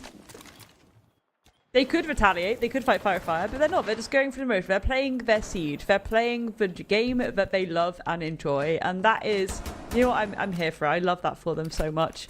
Machko being that team. They really, really need this map win right now. They want to stay in this upper bracket. They've got a lot of proof. We keep talking about it, but it's so, so true. Axinger's going out. Teb giving a little bit of oversight right now as Ghost makes his approach as well. He's checking fireplace is clear for him so he can get up close and personal as Lois starts to pressure above alongside Akwi. So they're really spreading themselves out. They're pincing somewhat towards these players. Yes, you've got pressure on that ground floor. Yes, you've got pressure above. You still have to make your way towards them. You still have to take these gunfights. Teb might be a big factor here. Once again, getting info, clearing some util. They're aware of that mirror window, but there's not really too much they can do about it right now. They keep trying to send those Twitch drones. Not really too much impact yet, not being able to deal with it. Lotto's gonna fall. They try and get up close and personal to Skinny. They just try and walk up to him, Sham. But he gets they just tried it. to force it. Just tried to force it, and unfortunately, that will be their demise. Raiden now has to drop back. Nerf found himself down, but not out inside of the site. Just as Ghost was the one wandering into dining, Ghost will eventually finish him off, and Dora finds another. It's Skiddy, this time removed. Now it's 3 versus 4. Tazi still on the top floor, though. I don't know if they're aware of this. This is the thing. He stepped into library, Grace. This could be an oversight here from Matchco. I think they are now aware. Yes, they are indeed. Tazi doesn't get away with one at all. 2-4 now on the man count. Downstairs, Raiden. Slowly creeping down. Come up from behind. Moving up that staircase. He will hold. Drone spotted, though. That gives away the game. It's Booster now inside the site. We absorbing quite a bit of that pressure, and they will just hold these staircase because they know that that's how the only way Raiden can return to the site. Another drone spotted as well, but Raiden does manage to get back. Does manage to return to support Booster as they play out. It's the last 30 seconds of the round. Fenrir gadget goes off for a second there. Akwi catches Raiden not looking the right way, and Booster is also dead to rights. Matchgo, they can complete 3 rounds in a row in Chalet. They are very, very cold for Matchco right now. Really feeding into the vibe of how Chalet needs to be played. You need to start to up the ante. You need to really get stuck in. You need to have these multiple points as you flow through the map that you are covering to immediately get this pressure point. I think the oversight on Eminem maybe is that Eminem maybe need to extend just a little bit more to give a little bit of fight back against Matchco, but again, maybe bringing in a bit of that buddy system. Maybe trying to be like, okay, if we could start to be a little bit ratty, we could start to play a bit more of a solid duo on that extension, the other side of the map. So as they start to come through, we can be a bit more reactive to the approach, at least upstairs, that are coming in from Matchco. Maybe that's something we'll see here again. Too many changes on the side of M&M. They're bringing that Solus out again, which I do love to see. But I hope they can be a bit more reactive to the info that they'll give them. And also, more importantly, now we're going back to this site. I want to see Eminem kind of hold on to places for a little bit longer. Not give up as much breathing space as they did in that first round. Second round, rather. I agree with you there. I do agree with you. I think Emin Academy to kind of get something happening here. Try to ignite something within themselves. If they can find the right vibes. They're upstairs inside of office, opening up some of these line of sights, using those impacts. Just ensuring that they can put pressure down onto the site should it come through. Akwi's will also bring the twitch and get rid of some of that extra utility from the default cams, and going on a hunt to more than likely try and remove the meat jammers now. Slowly does it here for Matchco on the attack, sending Lolo in from below, heading in from the car garage. And for now, Matchco aren't putting as much pressure as they did the last time. They are still trying to remove Tazi from Solar. It took them quite a while the last time. Skiddy as well, supporting him on the staircase. Nice little C4 there, but Nerf is immediately traded. Skitty is going to attempt to try and deal with the pinch coming in, but Akwi's there. He'll take him out. 4 versus 3 now. Plan is going down. There we go for Solus, for Spec.io. Should be able to spot that. Spray and pray for the floorboards. Shuts it down. That's what I'm talking about, Sham. The stuff you love to see. Really, really nicely done there from Raiden. And still Tazzy holds inside of Solar, removing the Selma charge before it can open up even more of that master wall. And halfway through the round, an attempt at a defuse, it will be cold. But they still are really, really close. They have managed to recover it as well. Lolo wanting to go in and see if they can go for it. But this is the issue. They haven't dealt with the top floor, Grace. They haven't done anything to stop the Solus. And still, they're trying to spot where the diffuser's going. They can see exactly where it is. They're going to let it go for just a second. The smoke's there to cover, but he's looking at the wrong part. He's looked at the wrong area. You've seen it. They managed to get the plant. Boosters found one at the very least, so now they have the player advantage. And they still have the top floor control, but they're going to have to drop down through. Lolo is lying in wait, kills off Raiden, and now it's 2 versus 2. 30 seconds on that diffuser left to cook. Tazzy trying to recover some position at the back of that staircase down from Solar, but Lolo, who was inevitable yesterday, seems to continue going on his tear today. Match go. They'll go 4 rounds in a row on Chalet. That is so unfortunate. Raiden seeing, okay, the plan is going down, and then as he steps forward to deny it, just really misunderstanding where that placement was, where that plant was, a little bit awkward. Ashko once again being lively in chat. No clapback from Eminem. They're focused, they're just vibing. Again, I don't think they're going to be too bothered by this, but that is a bit of an oversight with that Spec.io that ultimately cost them the round. Then that post plant is forced. Then Matchco are in that power position. Then you're scrapping back. You have to take the initiative. You have to find those attackers, and they are already in position to start to deal with you, getting those picks under their belt, securing the round for themselves. 4-0 for Matchco right now. This is looking very, very good. Really is. Really, really is. And this is where it's starting to get a bit scary as well for M&M Academy. Attacking half here for Matchco has been going phenomenally, and it is all thanks to Akwi, who's been so, so good. 7-1 after the rehost. We've seen how big he was in the first round before the rehost. He found himself a double. Already approaching that double figures in the first 4 rounds. Akwi has been their entry, has been their star player, and that's what we've been looking to for Matchco to put up the performances. And it seems like he's alert, he's awake, he's want to find gaps, he's want to try and find kills, you know. Ooh, I'm excited. 4-0 here. M&M Academy, though, they need to start arriving here, Grace. Absolutely. This is where they need to kind of pull their socks up a little bit. This is where they need to not be making these little mistakes that they're making. They put the clash out to play. That's going to give them a lot of bang for their buck. That's going to give them a lot of presence, a lot of pressure. It's the kind of presence that can really allow you to hold on to certain areas by yourself for a very long time. But Tazzy working in cohesion with Booster. It's a nice little buddy system they've got going. Matchco, they might be able to get this wall open. I don't think Tazzy's going to risk popping out and shooting it off. Ooh. No, he's not. That wall is open. Oh my goodness, what is going on? Tazzy taking out that Montaigne, but he has been traded. But you've lost the Montaigne. You've lost that cover for the plant sham. Absolutely huge there. That could be a dictator for the round. Yes, it's a big risk. You lose your warden, but you're quite happy. You take away that shield operator. It's a guarantee. Almost get 2 as well. Bit of damage done onto Akwi at the same time. And now Teb has to try and force his way down the boiler hallway into the actual site. Got Booster on the clash. He's pushed all the way back. They've managed to push in and go for the plant, actually. They're managing to stick it through so far. Halfway through, and looks as though M&M Academy are not going to be able to have an answer to this happening as Nerf is trying to move through. The smokers came through as well to try and deny, but it's not going to work. Akwi's found himself a double inside of this round. It's starting to slip away a little bit, but there's at least an answer back from Raiden. Ted's prone on the ground. They've killed off the clash as well, and Matchco, they're looking ever so confident on Chalet.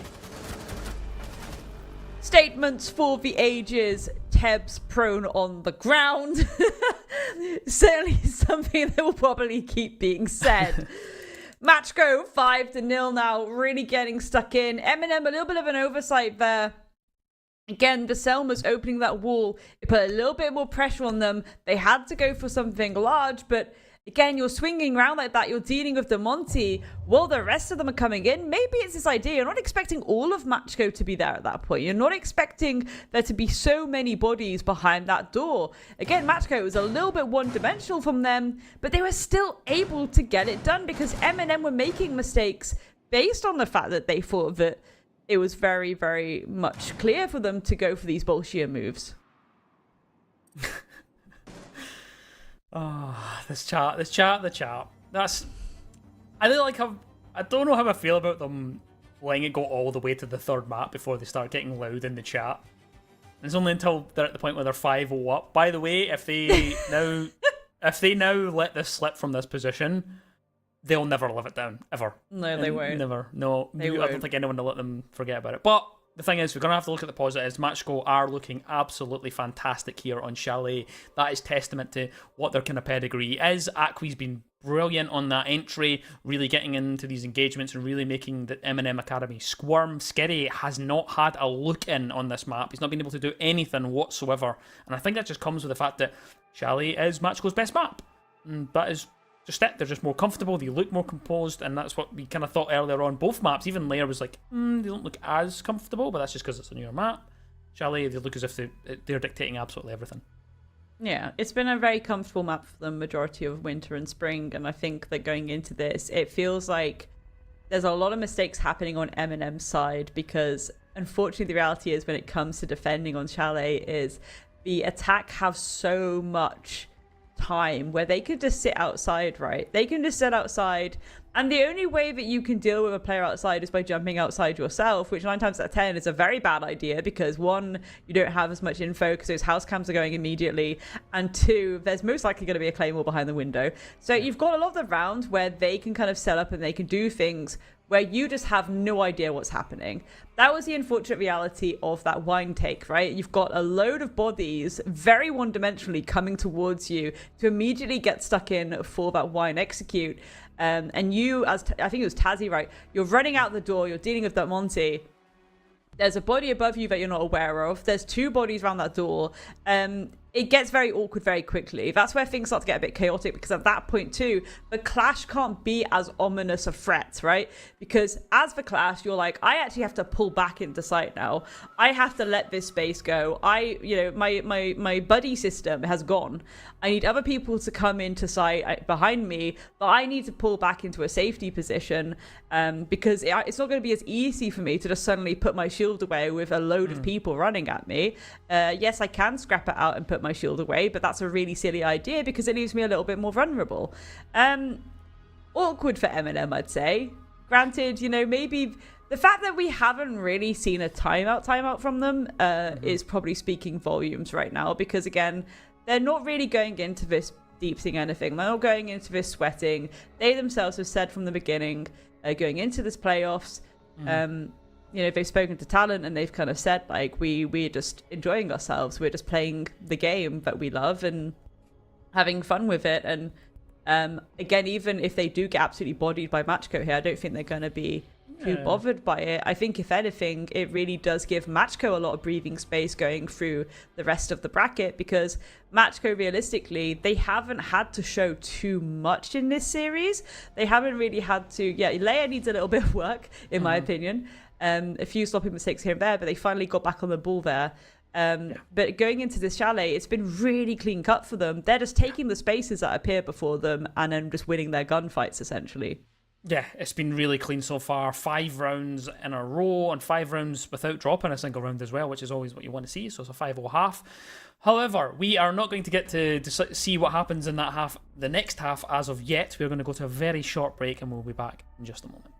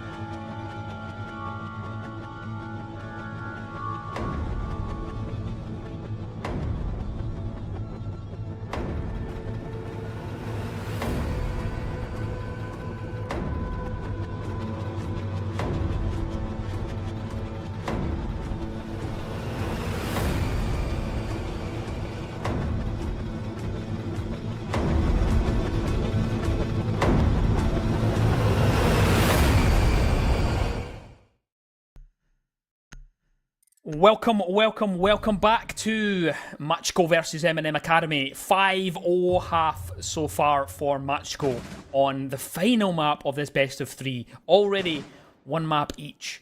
We're in a 3-map scintillating banger. However, M&M Academy, they haven't got the memo that they have to win this. They have to win this to go through to the next round. I mean, if Matchco's 6-0 here for this opening half, that really does send a message a little bit, especially given how this series has gone, especially given how we have been stretched to this third and final map. You know, we wanted it to go all the way, but I think that there's been so many times where I expected some cheeky moments in overtime. Right now, that's not looking like a factor at all. It's looking like Matchco might be pretty clean cut here. I think the trajectory they're on, surely they do 6-0 here. They've not really had too much issue in approaching this site themselves. There's been a few issues with using that Solus to its full potential. Yes, we had one beautiful shutdown, and then a little bit of an awkward follow-up that didn't quite work out the way that M&M wanted. Maybe they'll have more luck this time, though. Ghost coming in below. Having a sneaky peeky. Ooh, on the car. Getting some verti going from the car. Interesting. Mm-hmm. That's already establishing a bit of pressure, though, isn't it? Like, that's the thing. You can do something like that. You can establish pressure at the bottom of the stairs of Solar. And that means that someone playing around there is going to maybe have to be a little bit more careful if they decide to send in the cavalry for reinforcements. Yeah. Because I did highlight that before from Ghost. Likes that little kind of hop onto the garage car and turn up some angles from below. There is no one playing, though, in that position. You do have Raiden on the top floor. Just chilling inside of Master. And Dora on the upside down rappel outside of Solar as well, trying to put pressure and trying to displace this position of Raiden. No, Flashbang goes far enough to blind him as he's on cams, but C4 well timed will remove Akwi, and an immediate flat back as well from Tazi. Will find himself another. Two-player advantage in favour of M&M Academy. This is the best start they've got to around this game. Although we have seen them slip up from this position before, Grace, haven't we? We certainly have. This is where you can't be too cheeky in the old chat, because if things start to spiral out of control suddenly and a reverse sweep occurs, it looks a little bit awkward and a little bit embarrassing for you. Ghost on the approach here. He's going to make his way to west. Actually apply some pressure with Dora. They've got a little bit of split pressure going on there. Focusing with the crossfires. It's Teb. Trying to hunt for some heads. Seeing if they're going to overpeak. Seeing if they're going to peek them now that they have that player advantage. Nerf deals with Ghost. Aura is down. Teb now left at a 1 versus 5. Will this be a flawless? Yes, it will. Starting to get heated. Starting to get heated. They find a round and a lifeline at that. They stop themselves from being subject to 6 series points. They go into that attack on Chalet, and now Matchco. They didn't look that great in that round, but it's okay. They're still more than happy with that half, I would think. 5-1 half. They come back from that kind of rehost and stuff, and you have to get back into the swing of things. And M&M were just a bit quicker there. Coming back, Skitty as well also found himself a double kill, managing to get himself back into this game after what's not been the greatest half from him. And I don't want to put everything on his shoulders, of course, but he has been one of the standout players from M&M Academy, so you do rely on him quite substantially. So I'm hoping that he can continue that form and bring this one back, because I want this to go all the way. I want this to be a full overtime. I want this to give us every single round.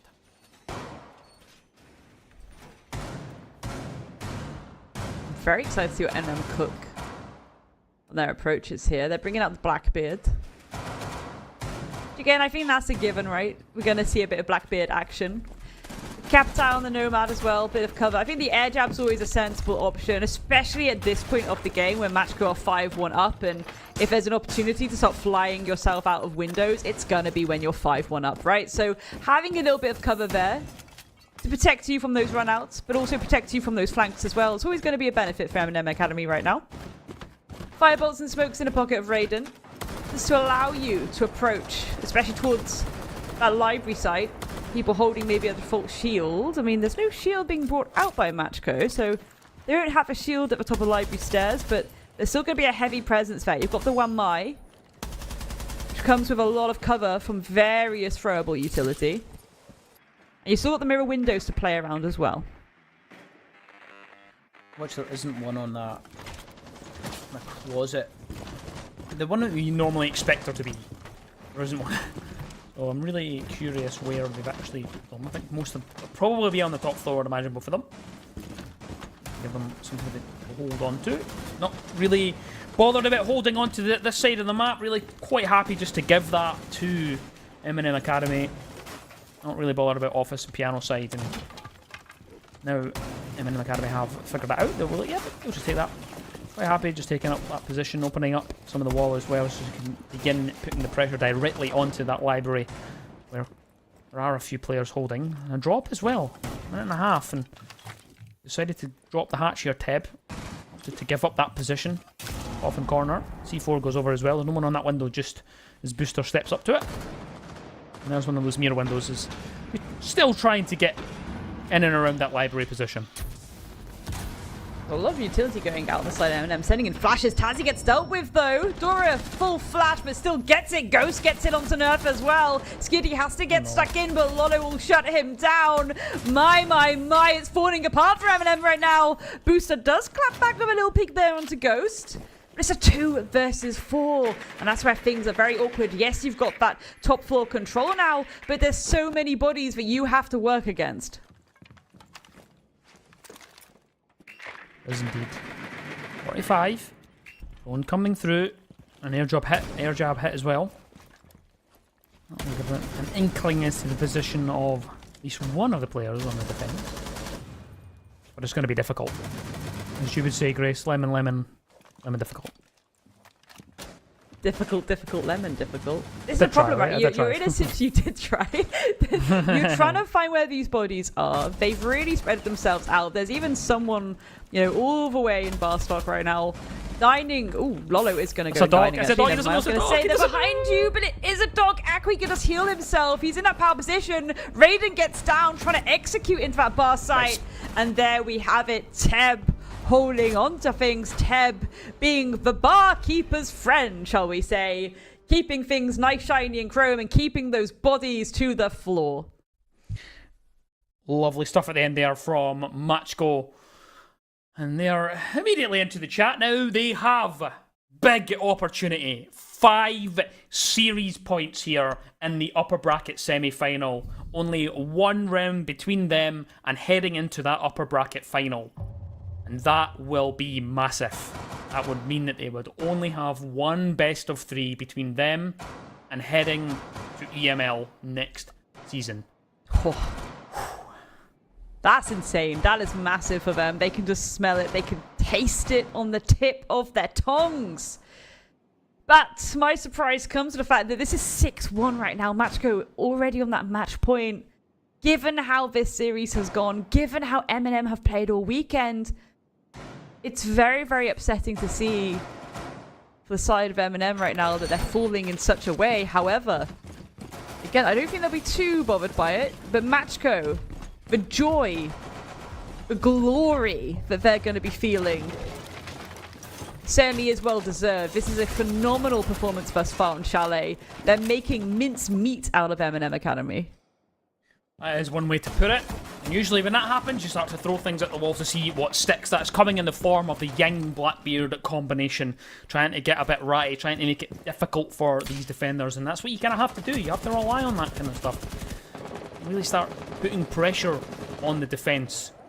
Now, first 30 seconds gone of the first series point. No engagements as of yet. Teb with a bit of an extension out onto that balcony from just outside of office. Dora on the clash, as we've seen him so often over the course of today. Quite enjoy that. There's a top floor hold, of course. They are going for. Looks as though library will be a bit of a focus with just a teensy tiny bit of pressure from that solar side as well. However, there is a bit of a gap here. It's just really just Lolo on his lonesome on that staircase. Not supported by anyone in his immediate vicinity. You do have Laura, who's now made that rotate across to it, recognising that there's a bit of pressure starting to mount on that side of the map.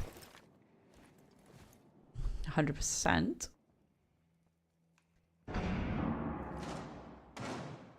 This is where things start to get a bit intense because both sides are just holding on to this angle. Akwi and Skiddy, very aware of the approach of one another. Skiddy could potentially put himself in a firing line here if he's not aware. Yes, he is aware. Akwi will go down. Already could have gone either way. Raiden's going to fall to the hands of Teb as well. 4 versus 4. Teb getting full flash. Not the most ideal situation to be in there. He has to be careful as Skiddy. Still on that approach. Still on this tear. Still trying to find these gaps. Has found it. Has piano control now. This is massive, Sham. It absolutely is. Managed to sneak in at the backside there. The clash turns just at the right time. They know where Teb is, but Teb buries Booster and Hazy. And now it's a double kill for him. Skiddy and Nerf now left with it all to do. And it's just Nerf to stop the Italians from taking a step yet into that upper bracket final. You just need to hold strong. Teb is right there. The captain, the loudest of the lot from the Italians, he will hold. And they will wait 30 seconds now for Nerf to stop them from going down to that lower bracket. All would not be lost for them, and they are a Vibes roster, so there is no pressure on them. But Matchco, they'll be wanting this, they'll be hungry for this, and they know how big an opportunity this is. Getting loud in the old chat, trying to get in the head of Nerf, try and finish it off, but Teb moves across. He is spotted. Should be finished off here as well. He's found himself buried. 15 seconds now. There's still a clash in the face, though, of Nerf as he now attempts to go for a bait on the defuse. Will be completely pressurised here. Not really a whole lot he can do, but he does turn to try and take a gunfight. Nerf has found one, but Dora there responds before it can slip away. And Matchgo, they do indeed take that step into the upper bracket final of Challenger Series. One best of 3 between them and EML. Incredible stuff from the Italian Wonder Boys. Looked a little bit scrappy. Looked like things were not going quite to plan in those first 2 maps. Really getting on the ropes at times from M&M Academy. But this certainly has sent a message. What a phenomenal performance. What a scoreline, to be honest, Sham. To put them, as you've just touched on, one more series away from EML, from getting that promotion into the Tier 1. Incredible stuff. We did say at the start that the latter half of this best of 3 was probably favouring Matchgo. I think on Lair, that was a good chance, and that was where M&M Academy had to win it. They had to beat them on Lair, and that was a chance. They were close, as you like, nearly taking it to overtime. That was, I think, when we got to Chalet, we were all pretty much convinced that they would run away with this match and they did just that. 7-1. It was pretty predictable in the end. Akwi, though, stepping up really large for that game. But what a game it was, what a series it was, Grace. Yeah, I mean, there was a lot of points where I was like, this is kind of meeting expectations, and a lot of points where it certainly wasn't. I think that especially Lair, I wanted to go a lot differently. I wanted a full hog of overtime and a bit more sensible movement, shall we say, on Lair. But Matchco turning around and absolutely slamming them on Chalet. Again, it's just such a good map for them. And that is definitely something that people need to take into consideration going forward. Yes, you can take those 3Cs, those fundamental maps where people like to get a little bit more comfortable on, you know, your chalets, your consulates, your clubhouses, but be prepared for the fact that it might be a little bit harder than you perhaps think, because Matchco, they are the kings of Chalet at this point. I think we can safely say that. And going forward, it's something that people need to be mindful of. Yes, exactly. Well, that's the first game in the bag of the day. Matchgo, they reign supreme. We will have more games, of course, right after this very, very short break.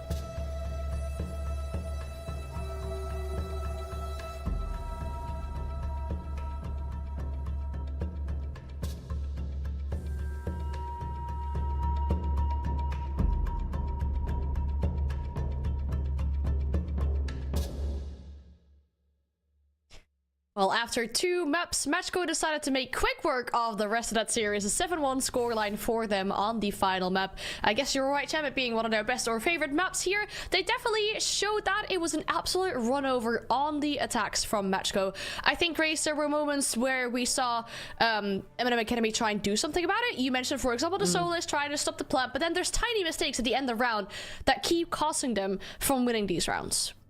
Yeah, sometimes that happens with Siege, right? A lot of teams will say it, it's like tiny mistakes cost us this and the other, blah, blah, blah, blah, blah. That really was a big factor there for the side of M&M. But I think the main point of that final map was just the fact that Matchco got stuck in. Matchco went in and they played really good Siege. They had really, really strong, solid attacks.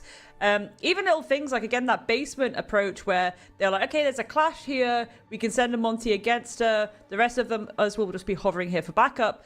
That meant that when M&M tried to do something aggressive to counter that, it could immediately be shut down. It could immediately be traded. They constantly made sure they were keeping on top of the trades, keeping on top of that aggression as well, more importantly. And that ultimately won them, Chalet. Yeah, just no surprises there. I was heavily in favour of Matchco going into that. I tried to not be too in favour of it, but the stats just don't lie sometimes, and they were really comfortable. They just went into it like, yep, we're just going to finish this now. No messing around. I think that if M&M were going to win it, they had to win it back on Lair. It was a nice try, nice effort, but Matchco, they marched into the next one, and I'm excited for what they're going to do for the rest of this. That's the factor, though, right? Can you imagine M&M nearly 2-0'd? And then it ended like that. Matchco being able to bounce back like that, you've got to take your hats off to them. This is why they've done really well consistently throughout winter and spring. This is why a lot of people low-key want to see them in that EML spot. Now they have one series between them and that Anne, and that's very exciting stuff indeed. Yeah, I mean, that would be the first time in Siege that a full-on team of Italian players with an Italian org would qualify to the EML or to Tier 1 in general. So that would be absolutely huge for their Italian pride in general as well. But yeah, a great series from Matchco. Like you said, 1 best of 3 separating them from making it to the EML. And then if they don't win that best of 3, they still have that lower bracket where they've moved on very far into then to still make it out of there. But we've got a lot of teams down there that you really don't want to drop to. But of course, we have another upper bracket game. That was our 1 upper bracket game, but of course, for Matchco, we need an opponent for that oh so important matchup next week. Now, that opponent could either be Honved or Wild, and I think from both these teams yesterday, given the opponents that they had, you wouldn't necessarily expect them to be here in this upper bracket. But I think that with both their games yesterday, they have 100% shown us that they do deserve in this upper bracket. We're talking about Honved first. I mean, their result, absolutely phenomenal. A 2-1 versus Twisted Minds, taking down one of the big top contenders. Absolutely huge for them. But Grace, I think we have to talk about Otis. The meta match, the assists are definitely there for Dodo as well. Confidence was speaking from these players. It was incredible stuff. Like, this is the thing. I'd argue, actually, between Wild and Honved yesterday, I'd argue Honved were the bigger factor there. Honved were the ones that caused the largest upset, in my opinion, right? Because with Les Galériens, like, that's like, okay, it's like Bibu and pals. Like, at that point, it's like, how much effort have you put in?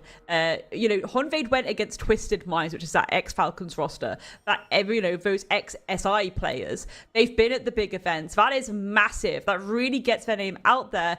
But it also means that now there's a little bit more pressure on them going through this upper bracket. There's a little bit, again, more expectation, shall we say, from people watching now, where they are expecting Honved to come into this series in particular and do really, really well themselves against Wild.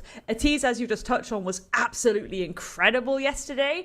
From Joker, there was a little bit of quietness, but we start to see these incredible plays from him as well. They're really pivotal moments that ultimately gave them a lot of space in the round coming from Joker.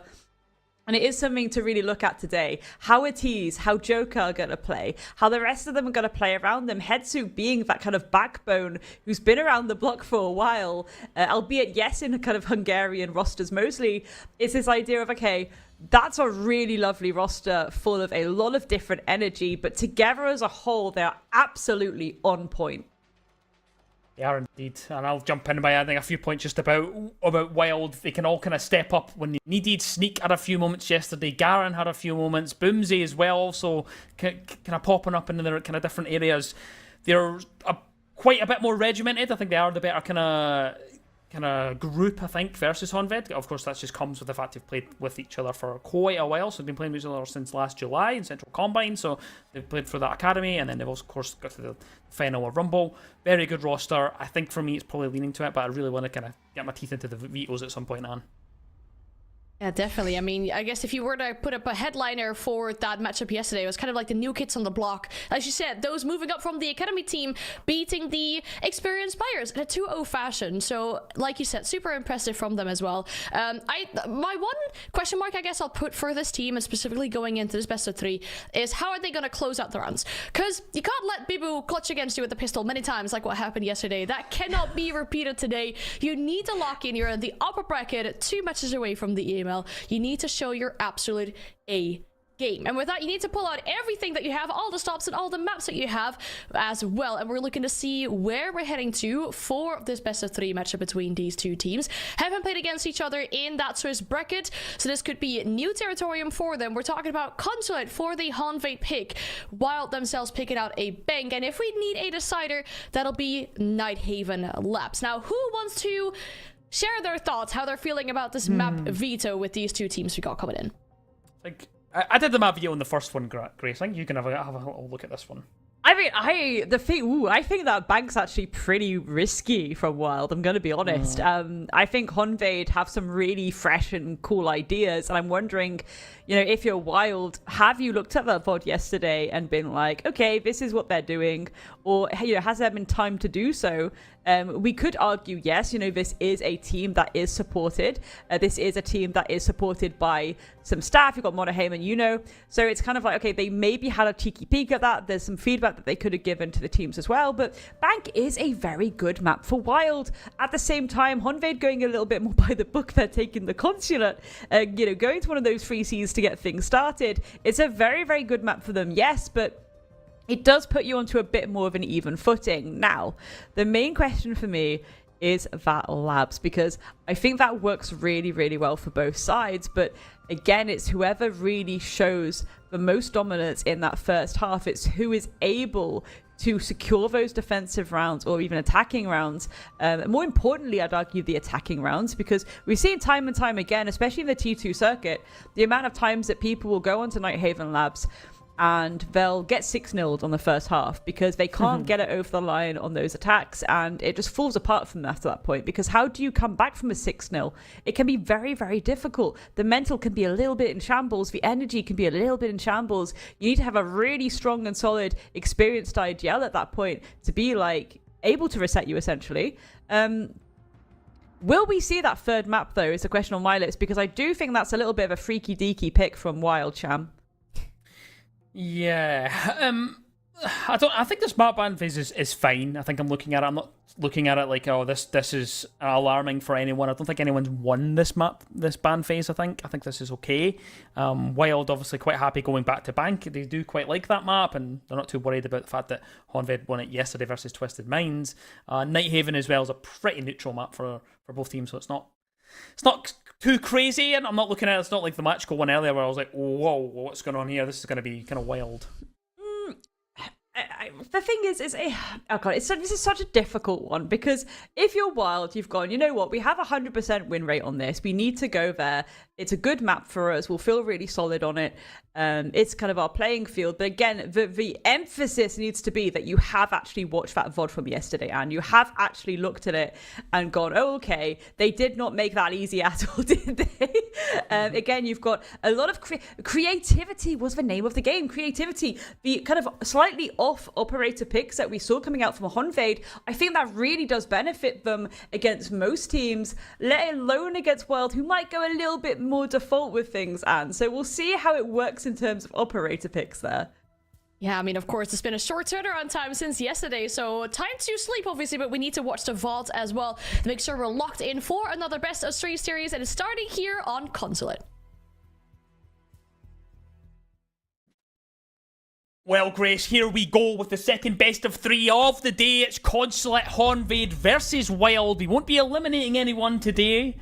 We won't be anyway. We'll just be sending everyone through the upper brackets. That's where we are. The elimination games are after this But in front of us right now, we have a singular best of 3 for these teams to get a date with Match Go next week and see who can get that win and head to AML. Ban's already through. Blackbeard Ying going away to start things off and that. And then, of course, seeing with the Valk and the Mira. Anything jumping out at you at all, Grace, on Consulate for those?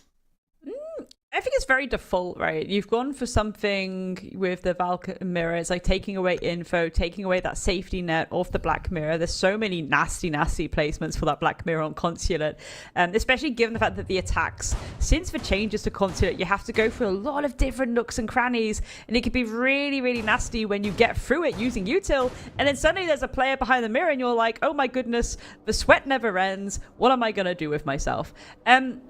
The Ying ban is the interesting one for me because of how reliant a lot of teams are on using that Ying for these final executes, especially, this site in particular. You can use those Candelas to really give yourself a lot of breathing room so you can get in and get the plant down, especially that default plant through the window, right? However, the thing that very much excites me here, Sham, is the fact that we have Raora. Raora in play means that those Dom panels are going to be out and about, and it means that you can essentially use it to basically force and execute yourself. So yes, the Candelas are banned, but the Dom panels can be utilized to actually prevent the defenders from actually peeking you from those double doorways, even kind of closing up things behind you if you need to, depending on where you're coming in from. And especially, again, those twists and turns by what used to be called Trump, that's going to be a really interesting place to maybe play around some of those Dom panels on those doorways if you need it. A couple of verticals being set up as well, just so they can hold these windows from the top floor. Oil canisters to deny some time as well at the same time. Very quick start here, though, from the attacking side of Honved. Sending in the Rotero drone to get rid of that canister. Looks as though this is a yellow-sided push.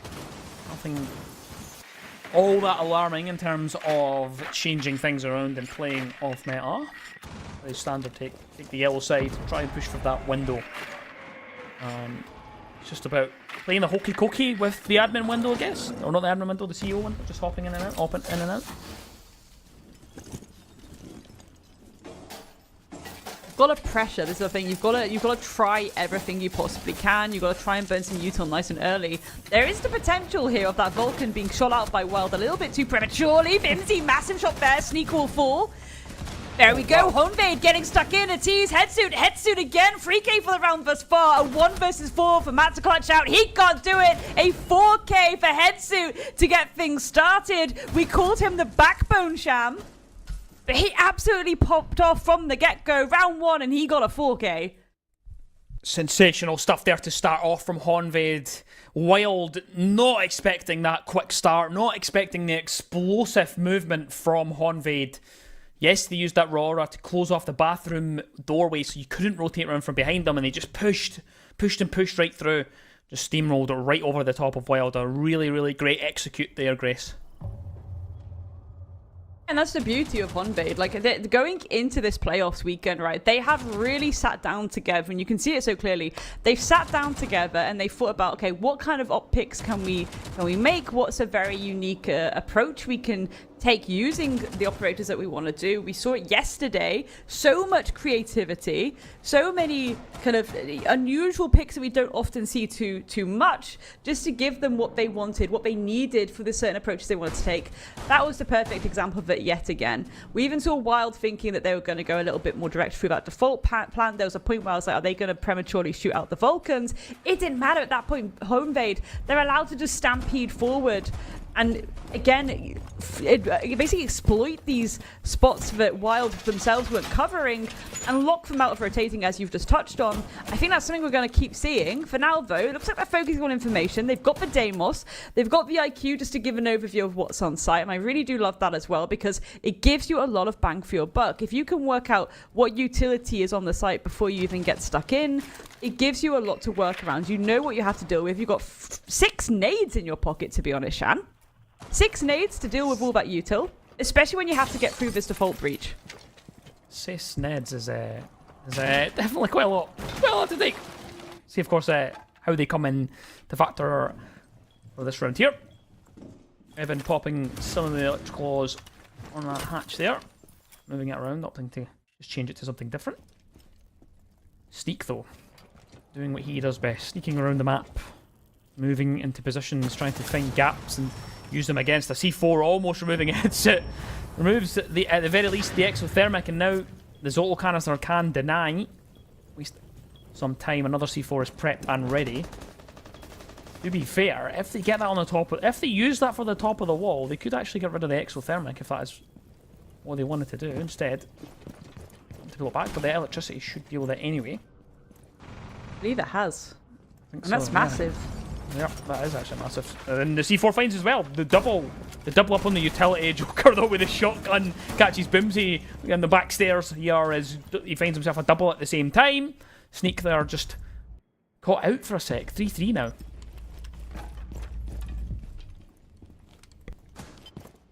Joker and Mats could potentially start to get scrappy with one another. Mats, he can be quite a patient player.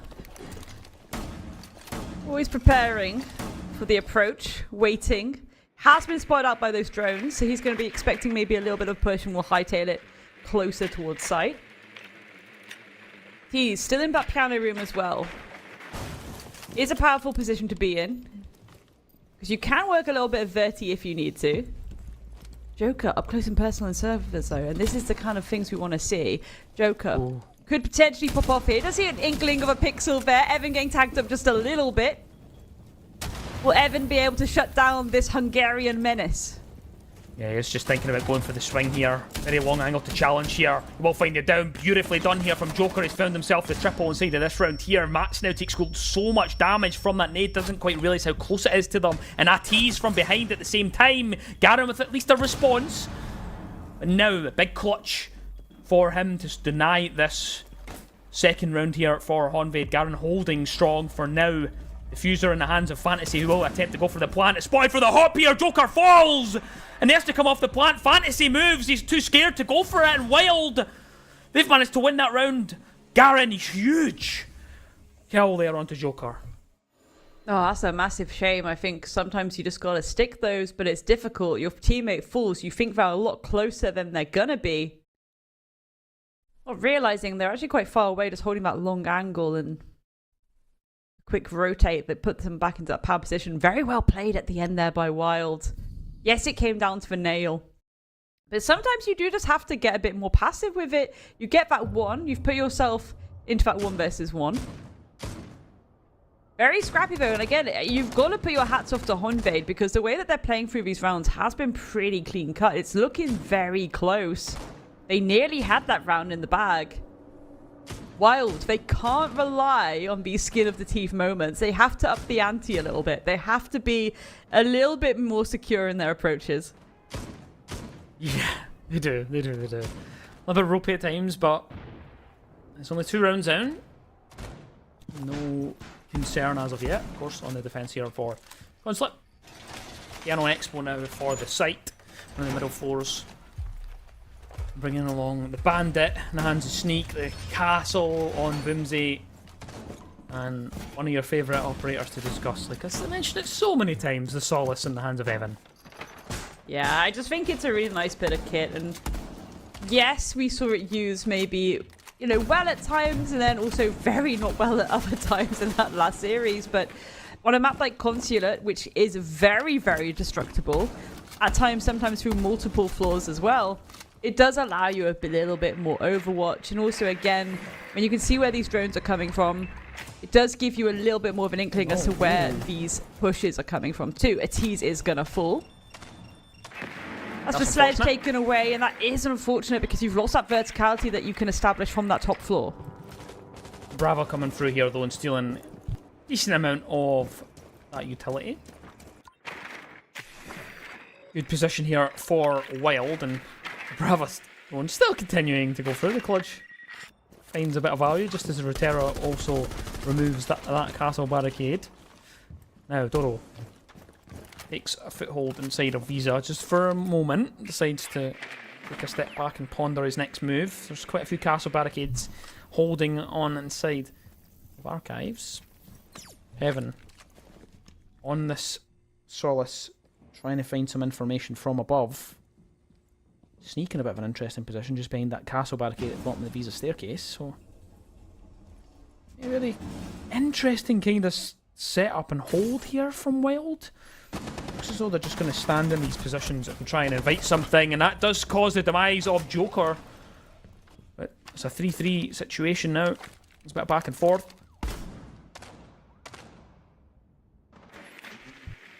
Still a lot of utilities as well that Honved can use. Simultaneously, if you're Evan, you could just hold on to that spec IO. You're still above, you're still in that top 4 position. There we go. He sees a little bit of util. He's just waiting. If Honved, if they dilly-dally, they execute a bit too late and they're trying to force that plan, it should be shut down by Evan. Again, Honved, they have to potentially try and force someone upstairs to deal with these bodies there. Otherwise, it's going to be very difficult to find an up position. There is the potential these Roturos, yes, removing some util. Yes, it spotted out that bulletproof. And yes, now you're aware that Wild might have a bit of an inkling as to what's happening if you plant in the wrong area. This is looking a little bit scrappy and a little bit flustered from the side of Honved. Yeah, this is very, very difficult here, actually. They're really trying to open up this wall, but now they've left themselves really short on time. Final 10 seconds, and they're a little bit tentative to move in because these vertical angles could come back to bite them. Fantasy, though, and Dodo will find a pair at the same time. Dodo's found a triple inside of the round, and Fantasy closes it out. Honved, they play the last 10 seconds to perfection. That is daylight robbery right there. Dodo just going absolutely massive. They're cleaning up that pressure in the top floor. That is huge. At that point, you've given the breathing space needed for your teammates to be in that site. Really well played there. Wild. That's uncomfortable. That's awkward. Losing your ones like that. Again, it looked like they had all the power, all the control. They just didn't have the info. Potentially. I mean, they must have had the info, surely. They just lost bodies there. Yeah. It happens. That was a very odd round, like in general. Wild letting that slip is a little bit awkward. And again, my main concern here is that Wild, the round that they've won so far, has been literally by the skin of their teeth. They really can't afford that. Yes, it's Honved's map pick, but they need to up the ante a little bit. Maybe at some point that kind of timeout needs to come through. That little natter with one another to be like, lads, like, come on, focus in.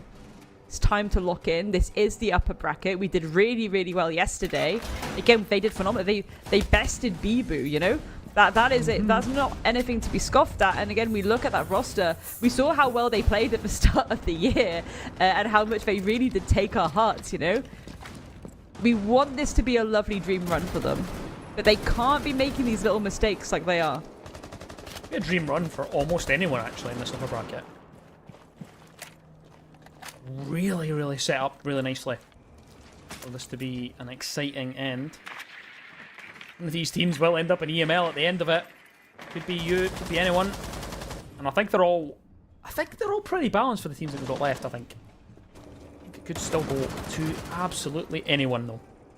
First 40 seconds already chalked off as Fantasy is on the blitz. Just having a peer in the window there. Probably the yellow staircase. He's holding the bailiff, expecting someone to maybe jump out of that window. Doesn't happen as of yet. Right now, Wild are pretty steadfast in holding their positions. They brought that Aurora again, opting to bring the Dom panels and try and make it a bit more comfortable for them when they do go for this execute. Looks as though they're going to get a hop in at the top of the spiral staircase. Joker will find one with the glass onto Boomsday, but the Flames do claim a tease, and they continue to push here from Fantasy. Goes right on the hunt, gets aggressive right into the face of Wild, and a bit of a panic here as they try to figure out what's happening. Where do they have to look? Now a pause. So far for Honved, pretty good going, but the diffuser is in no man's land on the other side of the map. I think that though, they still have a lot of breathing space. We just saw Fantasy popping onto the drones to have a little look. At this point, it's like Wild. They're not applying pressure. They're just letting Honved come to them. I get it, but maybe that's where you need to up the ante a little bit and be a little bit more assertive. They have a little bit of an inkling as to where these whereabouts of the players are. There we go. Garen is able to shut down Headsuit on the approach. Fantasy does have that blitz shield still. No interaction there. Aurora gets opened up there. Mats has found himself a triple. Fantasy now, the only one left on site here for Honved. What shot that is. Buries Mats. Tries to slash through the rest of the team, but can't do anything. Evan from behind closes one out for Wild. They do manage to stop that aggression. They slowed it down from... It looked as though Honved might manage to roll over them, but... Close it out. And look, there's Mats. Yeah, doing the same thing twice. Fair enough. I mean, well played there to Wild as well, just being able to keep the momentum. Though sometimes it does worry you when people are a little bit more passive and they're giving a bit too much breathing space. Yes, they've got the blitz, but you really want to try and be a little bit more, not so much baiting them, but keeping them a little bit more on their toes. But Wild, they went super passive and it actually worked out very, very well for them. So that was actually a great call coming out from them to just be like, yes, okay, there's two of us in meeting right now. One of you's in secretary. We can hold on to this. We've got a lot of spacing. They have to come towards us. Matt's popping off as well. The stuff you love to see. Heading down to basement. Garen and Evan did a real good job of keeping this wall closed last time. Mm-hmm. And that put Honved into a little bit of an awkward moment where they had to be like, okay, we have to go for something different. We have to rotate a little bit here. We have to approach it from the back. And full focus there. Almost worked. Very down. It did work, but again, Wild were able to cure it just by the skin of their teeth. Wild, they need to be a little bit more steady in that approach this time. Yeah, for sure. To make sure they get the boxes ticked. They wanted to go for someone a little bit different. I do kind of prefer the thermite on the bottom floor. Well, opted instead to go for the ace.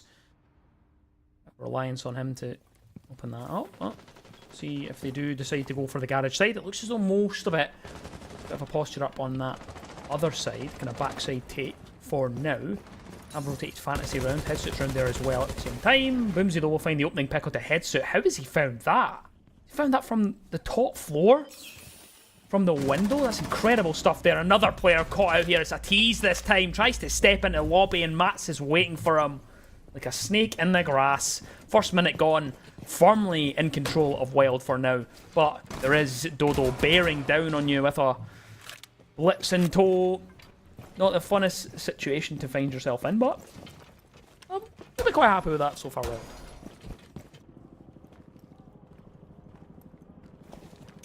And Fantasy coming just to give a little bit of a backup towards Juzo on this approach with the blitz shield. Invade on that back foot. A little bit of face checking happening, but you're good if you've got that shield in play. It does allow you to essentially use the shield as a walking drone, especially the more aggressive shields. Not as clunky, not as dangerous as taking a Montaigne. Again, Honved once again forced into a situation where they have to try and go for an alternative approach. They're not going to be able to get that wall open at all. They're taking the time with it. They're droning. They find that info. And Wild, look, they're not moving at all. They're staying in place. You see a C4 coming out potentially from Bimsy right now. Preparing, waiting for the approach. I think it may have been shot out, though. No, it wasn't. It's back in pocket. Still in play. Still could be used. There we go. It's going out. Will it hit? Oh. Yes, it will. Gorgeous stuff. That's the stuff you love to see. And Sneak will clean things up. Clean, cold, and calculated from Wild. Much, much better there from Wild. They get a couple of really, really nice picks to open up the round, and then they do what a lot of teams can't do, and they can't hold themselves to do, and that's to just wait, to be patient, not go on the hunt, not give up these positions. You're in control. Just sit and hold, and that's exactly what Wild do. They go back, they kind of reset, they're happy to just wait, invite Honved in, and then they have the utility to deal with things. A C4 over the top, get a double. You don't even have to take a gunfight. That's what we wanted to see from Wild. Much better from the last couple of rounds from them, and now they lead because of it. I love the fans. They're getting so loud in chat. It's not even funny. Expected though. This was one of the more banter-heavy teams, even back in Rumble, right? We had some really great interviews from them. Actually, they're really fun to interview. Are this Wild lot? It's boomsy for you. Yeah. At the same time, a little bit of a lock-in needed because yes, you're getting these rounds on, but you are on that defensive half. Tends to be a little bit trickier at times to approach Consulate, despite it being one of those free Cs. Again, not reinventing the wheel, making sure they have everything they need castle barricades just to slow down that trickle approach. The Banshees for extra slowdown nearer the site as well. The Spec IO just to give a little bit of cover and info. On Vade, mixing it up yet again. They got the track stingers in the pocket of Gridlock. That's going to give them a little bit of cover. Perhaps they're expecting a little bit of the old flankeroonies to start to trickle through from the side of Wild. A little bit of aggro. The Glass. The Glass is always an interesting one. On Vade, they do love their ops that allow you to take a bit more of an aggressive long line of sight. Especially on these attacks. We saw a lot of Kali yesterday. Yeah. I'm a proponent of a little sniper operator every now and again. Yeah, I do have a place. You can see different styles come through. Yellow, though, seems to be the point of inference for the attacking side here. Just trying to put some pressure down. There's the drop there from the Montaigne at the same time. The nade did come through to clear out some of that utility as now they push it as a warden that will be staring them in the face. Garen with the shotgun close finds finds it down as well, actually. Boomsy's also found one on the support angle. Fantasy through the smoke, though, will claim the life of Garen, and now it's 2 members on site here for Honvade. Fantasy still on that repel. Still holding, utilising.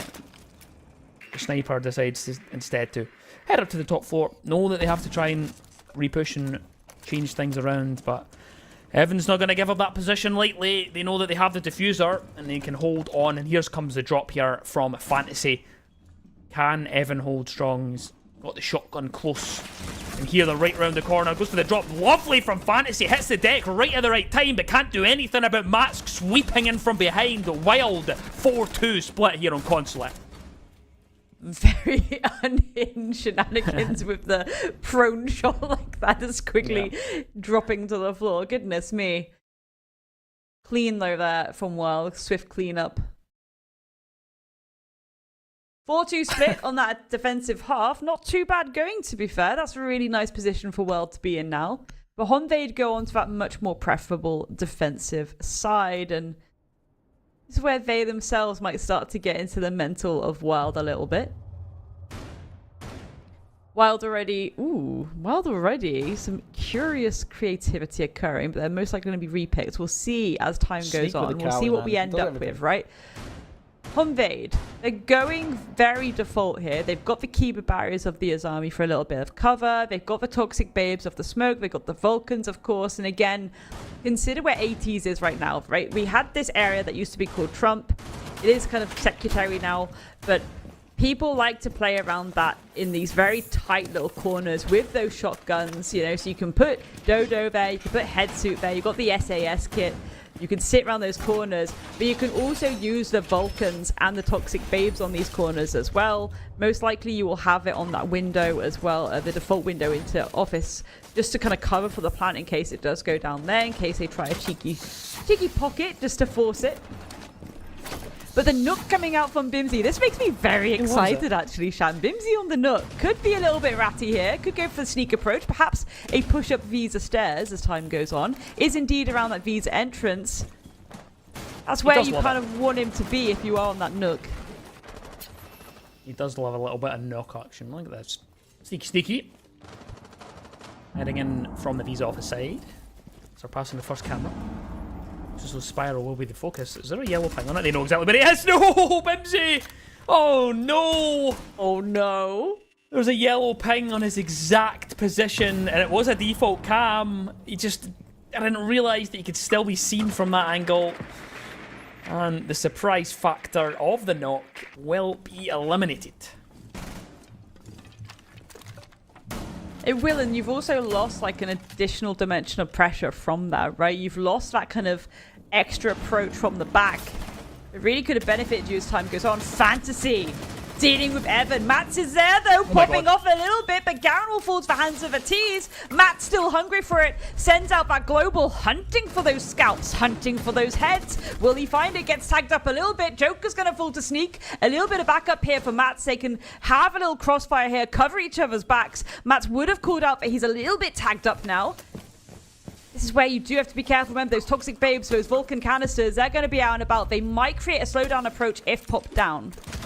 Flashbang round the corner for a pop flash there, but there is a goal canister denying it. They know there's a player down below. Sneak is the one that is buried. Atis comes out on top in that engagement, and now it's just Mats with his teensy tiny bit of health and a 1v2 slowly edging toward presumably his death, but it won't be. It's a triple kill for Mats. His headsuit falls, and now he'll be able to get this plant down. He'll be able to stick it all the way through. Atis has to try and figure out where it's gone down. There is a yellow ping, so they have some sort of an idea. Mats knows where Atis is coming, but one singular bullet will remove him from the round. Peppering through the wall, Atis has absolutely no idea where Mats is sitting, though. He spots him for a sec, but Mats comes out on top! Huge for Wild! Absolutely magnificent stuff from Mats. Insane. Can you imagine if a spray and pray occurred through the wall there? But again, 9 times out of 10, why would it? You're trying to work out what that player is. You don't have the info. Mats is just crouched, tucked nice, tucked close, waiting for you to come around that corner, holding the tiniest of pixels. Very well played from Mats in that round. Again, very, very injured for a majority of that round too. The buddy system really covering him, but ultimately being able to sneak in, get that plant down. Just playing a bit of the old mental warfare, hiding, lurking in the shadows. Matt's 10-5 now as well. 7 rounds. Unreal stuff from him. Of course, popping off in chat. What I will say is that if we do see Wild go through, them versus Matchgo could be very, very fun. Very fun in terms of the all chat action. Can you imagine? Oh my goodness. But it's not happened yet. Honved, they need to get their heads in the game here, though. This is, of course, their map pick. I'm not, crazy worried. It's one of those ones where, like, yeah, you should win your map pick. That is just how Siege works. You should be winning your one. That's how, I guess any game where you have maps in it, you should be winning your one.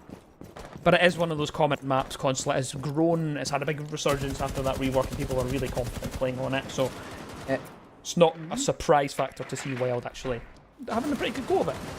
And like Mats, for a while now, you've been waiting for Mats to really shine, and the fact that he's again already in this map 10 kills, that's a 1.42 KPR, and insane stuff from him. Really has come into his own on this roster, a roster full of personalities, and I think that's a great home for Mats to be in.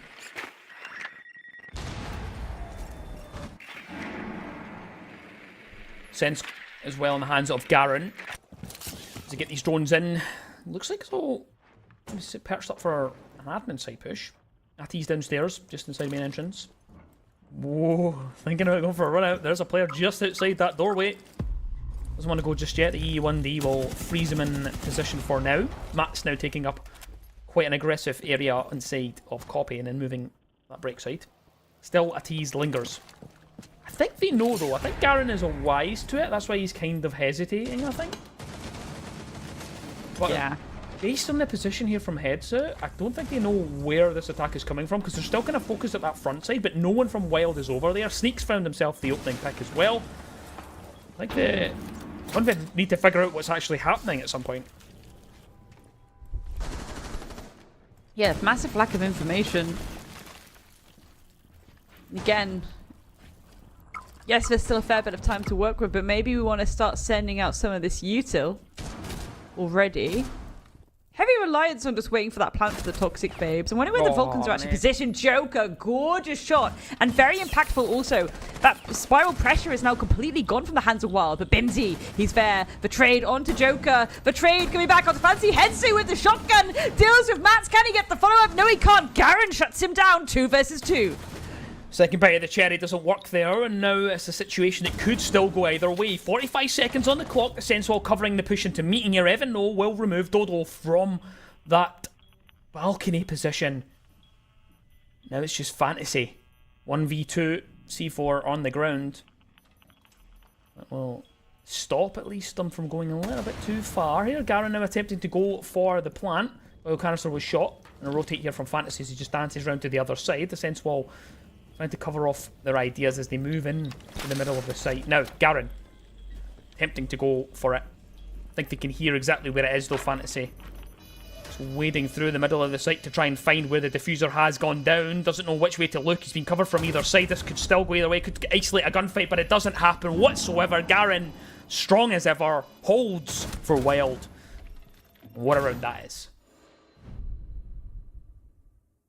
What a round, but even more importantly, that was indeed match point, and this has put Wild in a very powerful position. Honvade calling the timeout now. My head is in my hands. I think that's a little bit late, to be honest. That should have come in a lot sooner. Granted, you know, we have just kind of had the side switch, but realistically, things have been spiraling away from them on these defenses when they shouldn't be. This is a difficult situation for Honvade to now be in. It's not been going the way they expected at all.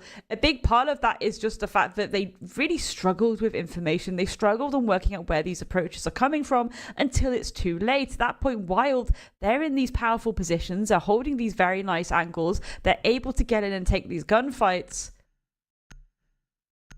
You really have got to be scratching your head a little bit. And again, yes, this is Honvade's map pick.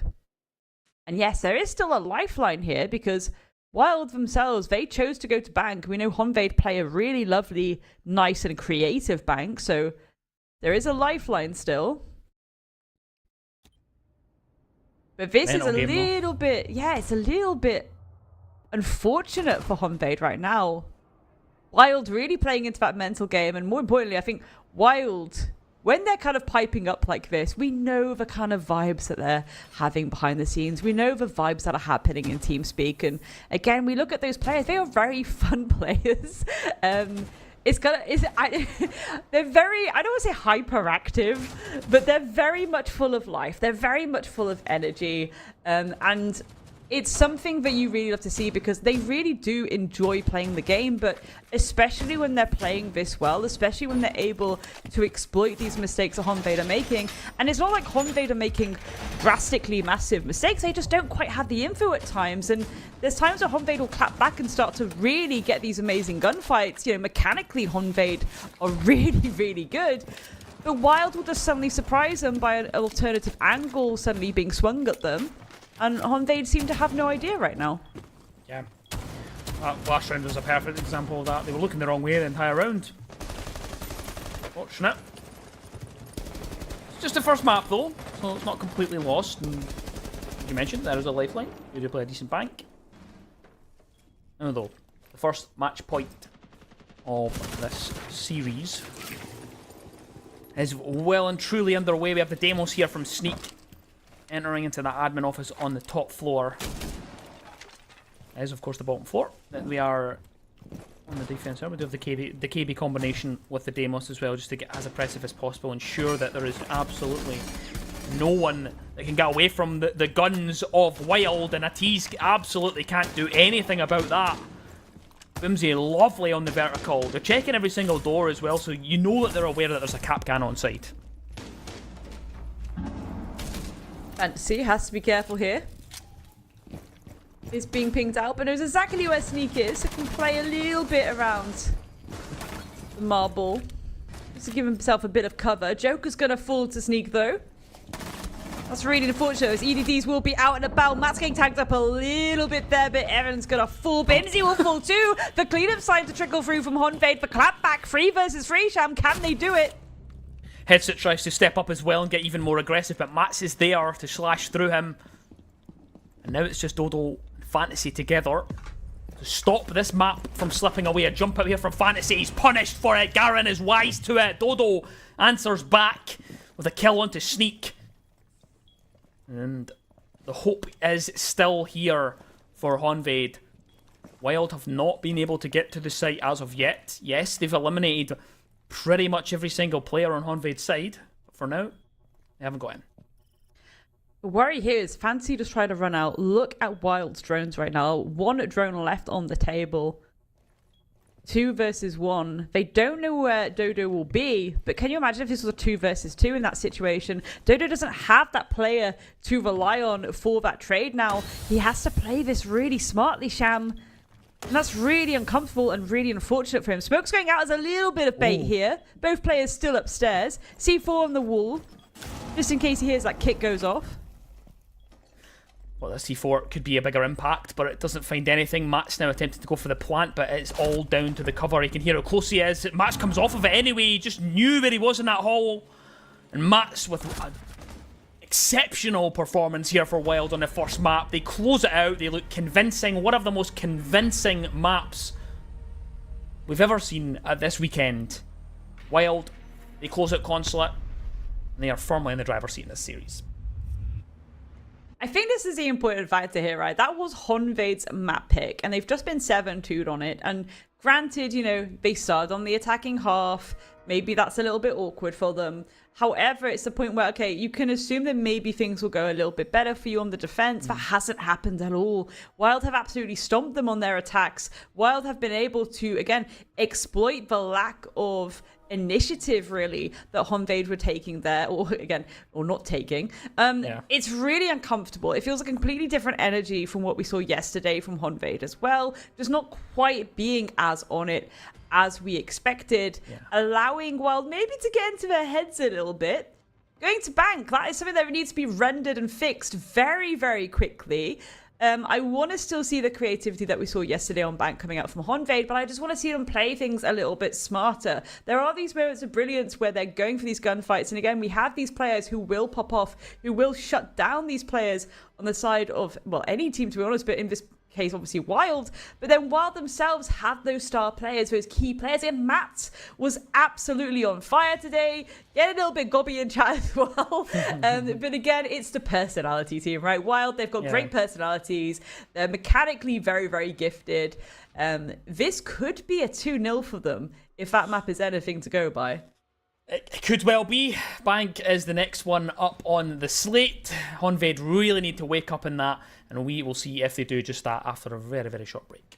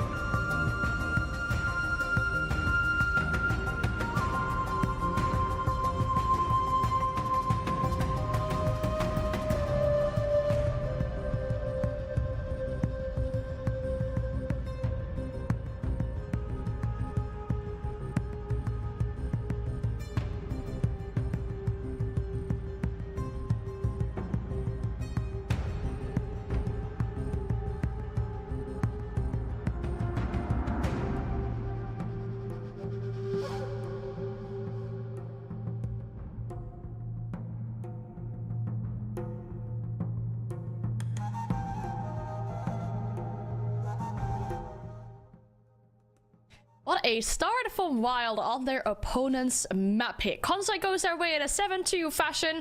And yeah, that second half, I feel like we need to talk about that because Wild, after their defensive 4-2 split, on a map like Consulate, acceptable, pretty good. I mean, especially the recovery they did because it started to look like it was going to go very well for Honved on their own attacks. And then Wild, once they got on their attacks, great, absolutely insane. A beautiful clutch from Mats to win out that first round. And then from there on, they were just so much better in closing out those final parts of the round, the 2v2s, the 1v1s. Insane. I think this is a thing, right? Wild played that so well in terms of gunfights, in terms of how they're actually structuring with each other, approaching their opponent, right? If one of them fell, the other was immediately there to pick it back up again, or you'd have these moments where someone would be like, okay, I have to go gung-ho now, I have to get stuck in and start dropping these bodies. Felt a little bit more passive on the side of Honved, which is really surprising given how they've played throughout this weekend. It could be maybe they're at that point where they're like, okay, we want to play a little bit more passive just to be on the safe side. We want to stay in the upper bracket here. But it's cost them that first map, and that's where the danger element is. And again, maybe... Is there an argument to be made here where it's like maybe Consulate wasn't the play? Because I think as this roster, officially, they've played it twice, but they won it they won it once and they lost it once. So that's a little bit of a 50-50. It's one of those ones where it's like, okay, fair enough if you scrimmed it this week and you're feeling yourself a little bit and you're thinking, okay, we've worked out some issues there. But if you want to stay in that upper bracket, you need to be bringing your gold dust, really. Because I think that was just a really uncomfortable map from Honved, and Wild were allowed to just, again, towards the end, you could tell they were just having fun, Cham. They were just having fun with it. Yeah, it's the first map I've watched this weekend where I've just been like, yeah, I don't think there's any way back in. I don't think a timeout can help. I don't think anything can be done. That particular round, the one I highlight, is on the top floor when you see the entire attack coming from the admin side, and you've got Honved just looking back, trying to go through the motions of, oh, we're going to toss our smoke babes this way and try and deny that CEO, that console office window when they were nowhere. Wild was absolutely nowhere to do with it. They were going to go for a completely different take, and they just felt complete disconnect, whether they didn't have intel, whether they just weren't communicating properly. There's just something going wrong in this Honved roster, and they really need to wake up for this second map of Bank. Yeah, it's a complete contrast from how they were playing yesterday. I mean, I'd written down the word confidence when it came to their playstyle yesterday, not just showing in like their gameplay, but also taking down one of these big teams, right? That's absolutely insane for Honved. Only now to struggle here, whilst we're being really impressed by Wild on the other hand. And their own map pick is up next. That's going to be a Bank. If I recall when we talked about the map veto, you two said it's a rather risky pick from Wild, maybe. If we look back at the Swiss stage, they did win a lot of maps on this one, and Cham, they have some footage on what Honved did on this yesterday, because that was the 8-7 versus Twisted Minds. Yeah, exactly. So it's a bit risky in that, we've seen Honved perform against a much stronger team on this, so that's the kind of risk that they've got it. But Wild have played this map quite a lot. It is a map that they quite like going to. It's one of the only maps that they've gotten double digits in terms of actually having played, so I don't think they'll be too bothered. They like to play on it. But Honved, they've shown what they can do, and I'm just hoping that they can arrive at the party before it's too late. Yeah. Again, I think probably one of the last times that Wild played Bank was against Eminem, I believe. And that's one of those factors where it's like you're playing against a team like Eminem who were very, very structured, very by the book there, very kind of, I don't say like bread and butter, but that's how I'll describe it. It's, you know what to expect, really. You know what you're going to get. You're going to get those standard op picks, those standard placements, those standard positions. Honved tend to play it a little bit more creativity-wise. They tend to bring these kind of off picks that we don't usually expect. But at the same time, Wild would have seen that yesterday. They will know to expect the unexpected. They will know to be able to adapt themselves a little bit more effectively. And given how they played that first map, I'd now argue that actually this puts Wild in a better place because we could already see the quick thinking, the quick reactions coming through a lot more cleanly than what we're seeing from Honved right now. Impressive stuff coming out from them there. We'll see if they can continue that momentum going into the second map. Talking about one player in specific, I mean, we talked about Mats's clutch, absolutely putting in numbers, but I think, Cham, you're probably going to agree, I hope you're going to agree with me on this one, but another player that I've been looking forward to see playing this week and has really popped off is Sneak. Every single time, he's able to backstab players or just find that little gap that is just there, just to get a great opening off of that. Yeah, he done it when they were undefeated in Rumble in their group stage. That's exactly how he played. There was quite a few times where he would find a gap, he would kind of float into a position that he wasn't expected to be in, and he would really pop off. I remember one game on Border, I think he cleared like 17, 18 kills. I think it was in Solace, and he was just being an absolute menace. And it really was a testament to Wild, and that's how they ended up earning the call up from the academy to the main Wild roster. And I'm really happy that that's been their progression, because quite often you see people get picked up in other ways, and you won't see them get quite promoted in their actual internal teams, or they'll kind of break up and go elsewhere. Really, really glad that they've managed to get that hop up and Sneak. He's been at the kind of forefront of doing that. I like the fact that you use the word menace. I do think there's some dirty picks from Sneak in that last map, like absolutely filthy. And I think that is something that we will expect on a map like Bank as well, especially on the attack. You have to be assertive. You can't faff about. You can't wait too long. You have to get stuck in. Again, you know 9 times out of 10 where someone's going to be. So there's a lot of safe assumptions you can make on Bank, especially with that top floor, when you're approaching it from Skylight, from that trading window. You know 9 times out of 10 where your first opponent is going to be, right? You know, okay, it's going to be the other side of this wall of trading, or there might be someone being a little bit cheeky around Janitor, but mostly that will be maybe more towards the mid to late round. And we are going to have the right utility to deal with that, but 2, we need someone that's going to take that initiative to go for something cheeky, to suddenly get in their faces. Absolutely, yeah. Sneak and Mats today are an absolute fire. And that is something we expect to see from them on a map like Bank, where they will just get to use it as their playing field, to be honest, their playground.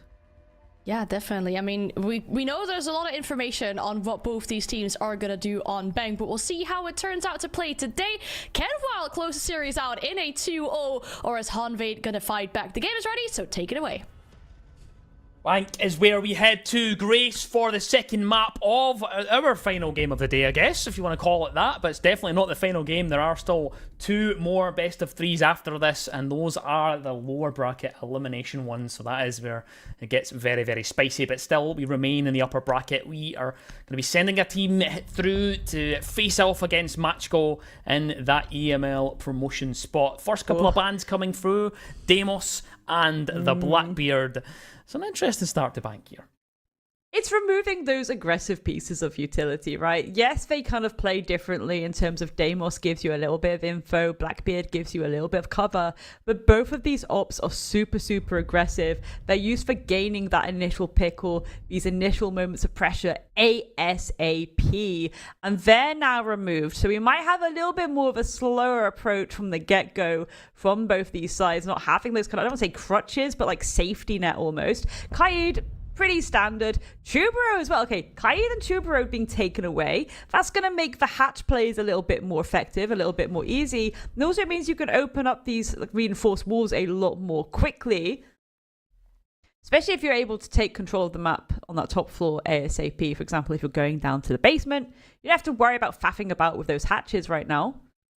There might be a reinforcement, but they'll be open very, very quickly and swiftly. However, I do expect maybe some extension plays from both of these sides. I can see, for example, maybe the open hatch being open and Matt's just playing around open till the cows come home, for example.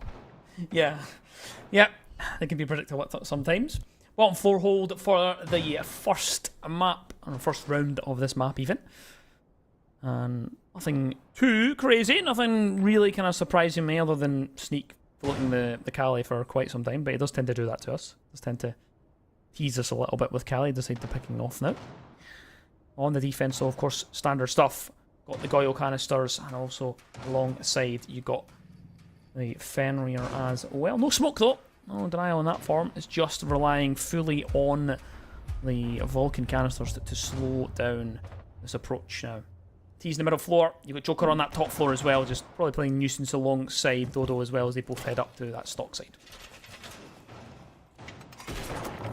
Glad you mentioned the point of there being no smoke, because yes, you do have the Vulcans, but you've also got the 2 C4s as well. You're going to have that classic mirror setup to play around as well, which does make it a lot more safe and a lot more effective, you would assume. Bimsy already on the approach here, using that IQ scanner. I do think that's a sensible thing, especially on a map like Bank, where if Valkyrie's in play, people are going to be using her and lobbing those black eyes here and everywhere, especially in this lobby area. Evan already getting stuck in alongside Bimsy. They're taking a lot of this pressure, a lot of this control very, very quickly. But are they aware of a tease lurking in the midst here? Well, he sets off the Goyle canister, and that means that Evan has to step up and get even more aggressive. He steps into the elevator with him, back and forward a nade as well. He gets knocked down the hatch. Somehow he's still alive, though, a tease. And he will hold aggressively. Elsewhere, Dodo has been felled. So the opening round currently still in a bit of control for Wild, as they now bear down on the hatches inside of open area. That was a little bit of a weird start for both sides, to be honest. No bodies really dropping in the way that you expect them to. That does give open control to the hands of Wild, though, which means Sneakers are to open up these hatches, which aren't indeed reinforced. Soft pads are going to allow him to get there nice and swiftly. There's still tin can openers in the pockets of Garen and Evan as well, just in case they need to open up anything else. But they've already opened up Vault Hatch. They've opened up this hatch now. Perhaps Skylight could be opened if they need it as well. That gives them a lot of entry points. Garen, Evan, they're starting to work against this server. Tin can openers to open up that default wall. One of the Vulcans being popped already. It's going to burn things out somewhat, but Headsuit does have a C4 in his pocket. And Fantasy has already used his, but those mirrors, it's going to give a little bit of a lifeline to Headsuit right now. Yeah, there's 2 players as well on that main staircase thinking about potentially going up and trying to do something with it. You can see that Fantasy and a Tease are just considering going up from behind Wild. The Monty has stepped up to try and cover something. Boomsy, though, will shut down Fantasy. Now it's definitely in control of the attacking side. Still that C4 for Headsuit. No smokes like we highlighted right at the start, so it's going to be difficult to deny this plant if they decide to go for it. Still, they are hesitant. Evan now going for it. C4 has been sent over the top. It does find it down onto Evan, so they now can get another player in to try and go for it. Joker managing to find 2 and 3. Stepped up for a swing. Who cares about denial when you can just use a gun? And Mats is removed. Honbade with a massive play from Joker. They close out that bottom 4 round. Yeah, straight up, Joker won them that round. Let's not beat around the bush about that one. Insane plays from him, shutting down Wild. Again, Honvade, they didn't really have the right kit to deny that pressure that then started trickling into the site. So at that point, yes, you do have to take gunfights. You do have to up the ante. Joker was the one to answer that call, and that's really, really good going, ensuring this round goes in the favor of Honvade, but more importantly, starting this map on the right foot. 100%. Yeah, getting that round win is so important, Sham. They needed it. They really needed that. Wild looked pretty confident. I really thought that was going to be Wild round there. They had everything set up for brilliance. They had the man count. They had everything really on the table for them. That was their round to lose. Joker just takes it. Just goes, yeah, I spot a gap. And I've said it so many times over the weekend. It's all coming down to gap finding. Just seizing it and going, yeah, I'm going to try and change this round. I'm going to try and make a play. And a lot of these rounds for a lot of these teams have gone that way, and that can be enough to kind of help with the mental and get the team back up into a focus point. But Wild, they'll just continue going through the motions. They'll want to keep this continuing along, and in their true Wild style, Boomsy hopping on the knock. He just adores playing this operator. The amount of times I've lost count of the amount of times I've seen him head down from garage and on the knock. It's just a staple of their gameplay. Didn't go well for them last map, though, did it? Did get shut down pretty effectively. Bimsy, ooh, sneaking in from the garage. I do like that. 9 times out of 10 people are going through dirt, and it can be a little bit predictable. We've got a little sewer track all the way to server. Bimsy coming in, already getting to loading docks. Will start to make his way up the stairs as well. This could catch people a little bit by surprise. We've seen some gorgeous plays on this map over the winter and spring on the T2 teams, where they can suddenly surprise people with the nook on that side stairs, rather. just going to wait.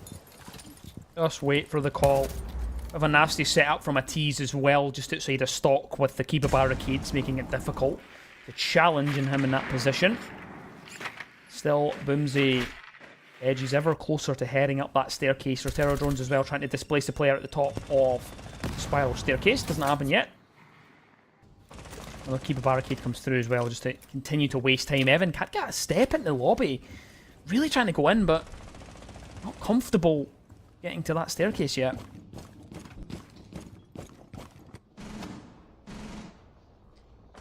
Oh, we've seen this before. We've seen this before. The little glass smoke trick there. The upside down rappel into lobby to try and find the player inside of that front desk. They have yellow pings. He's on the upside down rappel now. You can see them just trying to hunt for it, trying to spot the players moving around, but no one wants to move as of yet. Sneaks found one. Boomsy with another, a double as well. He does make his move, and it's flawless! Just exploding onto sight. Wild. They answer back with a beautiful, flawless round. They really do, just making sure they're covering all bases, covering as much ground as they possibly could as well from the get-go. You know, having an angle pushing from basement, having some pressure on that skylight. I mean, you were very excited about that, but for good reason. It's something we've seen before. A little bit of a cheeky pocket strat. Albeit, yes, it got a little bit scrappy, but they got the job done. None of those bodies on the side of Wild dropped, and that certainly sent a message right now to the side of Honvade. And as soon as I've seen it. We've seen it invite a couple of times. A little bit of creativity to try and remove the player on inside of the front desk area. It was actually Boomsy, of course, that was the X factor of that round. Sneaky beaky like, just heading up that staircase. Using the knock. He gets his reward for playing knock for so long. He certainly does. I love the fact that once again we're seeing Honvade bring out that fawn. We didn't see it come to full fruition yesterday. It is a nice bit of kit to have, and again really speaks a lot to Honvade's creativity that they like to bring to a lot of their maps. Taking a Razor Bloom. It's trap utility, but it's flexible trap utility. You can hide it in little nooks and crannies, so if Wild do start going a little bit for the jugular, if they do get a little bit too aggro for you, you can try and fall back and let those traps do their thing. Maybe catching one of them off guard. Especially in conjunction with the goos. Sometimes we see a little stack up of that utility. The goo makes people go to a little bit of a standstill for a moment, and that can sometimes give you the opportunity for a Razor Boom to go in. Speaking of going in, Sneak already getting aggro towards Break, using that skeleton key to open the wall from electrical and getting an aggressive angle in nice and early. Yeah, I'm really glad you said it. He's playing with a lot of confidence. Garen as well, also finishing off Dodo. One of the thorn traps that you highlighted does claim the life of Evan. And it's back in forward. Boomsy now in control. He's inside of sight here. Fantasy locked out on that hatch. Can't get back down to sight. Wild have just stormed the gates of open area and has to try and recover this. We're only a minute 15, not even halfway through the round, and Garen's attempting to go for the plant. They are aware of roughly the position of it, tries to pepper through the wall, but it doesn't find its mark. Fantasy having to step up to the beepers, not what you want to be doing. Mats as well, finishing off headset. The beeper's giving away the position, heads back round, but Boomsy's ready for it. Wild, they look so hungry here, Grace. I'm getting a bit terrified here for Honvade. Terrified is the important word there, because I do think the Wild are playing a little bit scary here. Getting really stuck in, taking a lot of initiative, even when Honvade are dealing relatively well, you know, with the initial encounters of aggression. They're playing a bit more around their util, and again, keeping that creativity flowing. But Wild are just getting stuck in, and that's the really big emphasis there. They're just going for the jugular, immediately taking that fight to the site like that. Certainly speaks volumes. Granted, it's the kind of open area site, and you can be a little bit more direct with that. But it's the fact that even from the get-go, you know, immediate pressure into electrical. We had Mats, for goodness sake, beaming up the blue stairs, getting prepared to take those fights all the way into that long line of sight, deep into Break. And it's like, okay, well, at that point, they have so much pressure coming into that Break site that should be relatively for the taking. It's crazy business from Wild, but hats off to them because, again, they're playing really, really well. They're winning their ones, and again, you know they're having fun with it. You know the vibes are high in the TeamSpeak right now. It was the way that Sneak was moving, the way that he just stomped up to that window, opened up the walls, then ran right round, opened up another wall. It's when players are moving like that, you know that they've got confidence. They're feeling their aura, and that's what's getting Wild these rounds. Look at this, just walking straight in the server. They're not caring. There's no one there to defend. Honved are still caught in their setup. They've got absolutely no idea how far Wild have gone. There's no one playing on the blue staircase as well. This is a very, very concerning round here. They've tried to extend into that mid floor, and now they've spotted the issue. The Montaigne standing at the top of the blue staircase. Not where you want to be as you are, Honved. Not at all. We literally just saw Joker hightail it all the way back down to the basement because you would have heard that little rustling around the server and you're like, oh my god, are they rushing? Are they going direct? We need to be careful. We need more bodies on site now. So Joker doing that little reposition, certainly a good thing for Honved to do. There's still a lot of bodies upstairs though. For the side of Wild, we do have Bimsy on the approach with that Joker. Could get a little call off and see where some of these bodies are, but for now, Wild getting stuck in. Matt's holding this long angle. The wall will be opened. It's going to give... Are they going to plant behind Evan? I think that might be the case. Evan standing there. Could be the potential that Garen comes behind him. Yes, there we go. Going for the plant. There's no one to deny it. There's no toxic babes. The C4 can be attempted. They're going to pull back. Mats gets it onto Joker. Juzo taking out Bimsy. There is a C4 there, but it's a little bit delayed. It's a little bit late, and that plant can be re-attempted. Yeah, they're going to go for it just now. Garen depositing yet another smoke down in front of them. There is one more C4, but they can't rotate into position in time. Garen will get it off, and he will be able to fall back. Evan holding strong for now. Dodo taking a bit of damage as he steps up right behind the A-bomb chassis. Hard to the left as well as Fantasy. They're trying everything to pull this back, stepping forward, trying to find a gunfight. Fantasy swings out Wild. He'll find one, he'll find two. Mats and Garen deleted from the round. Sneak from above though, holding on the hatch. He holds strong. And now it's down to Headsuit in a 1v2. The beepers should betray him. Evan will turn and face. There will be absolutely nothing he can do. Will surpass the 7 seconds. And that will be another round on the board for Wild. Sneak with a beautiful 3k. I love that from Wild. They saw the gap in the defense. They're like, you know what, we can... Honestly, they're reading Honved like a book. And it's a little bit awkward right now. Honved need to start having these shot calls, this IGL moment where it's like, lads, we are leaving way too many gaps. I appreciate the fact that as soon as they knew there was pressure coming into server, they rotated Joker back downstairs. They made sure they had more bodies downstairs, but at the same time, it was very much too little for the utility Wild had to go for that instant execute. Open the wall, plant behind the Monty. Again, maybe an oversight for them just not having that classic approach of, okay, we will have some toxic babes downstairs. We will send out smoke canisters. Heavy reliance for the default kind of area of execution for basement on C4s is a little bit of an oversight in my opinion. I think sometimes you've got to take some utility. Okay, if you don't want to take the smoke, sometimes people will take stuff like the Tachanka even. Like, that's a very weird alternative pick that sometimes people bring just because it gives you more mollies. It gives you more utility to just throw out constantly and constantly and constantly and preventing any pressure into that site, essentially. Then most players are forced into the back or they're forced to then really focus around taking that open area pressure. Yeah. The heart's got to break a little bit for Honved right now because they played so well yesterday, but Wild are really, really making quick work of them right now.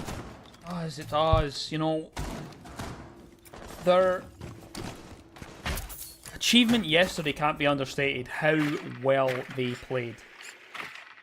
To do that to Twisted Minds, who were by far and away the favourite coming into this.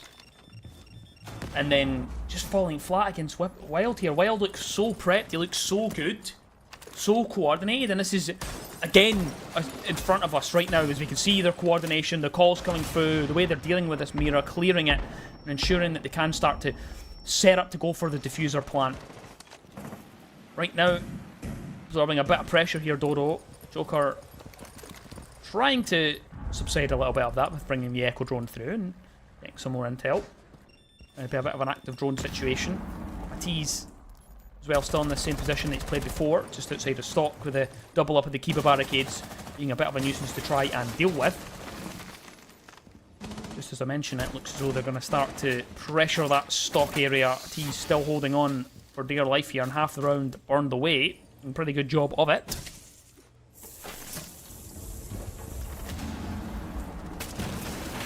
The Honraid right now, it's like good ideas, but lacking in the execution.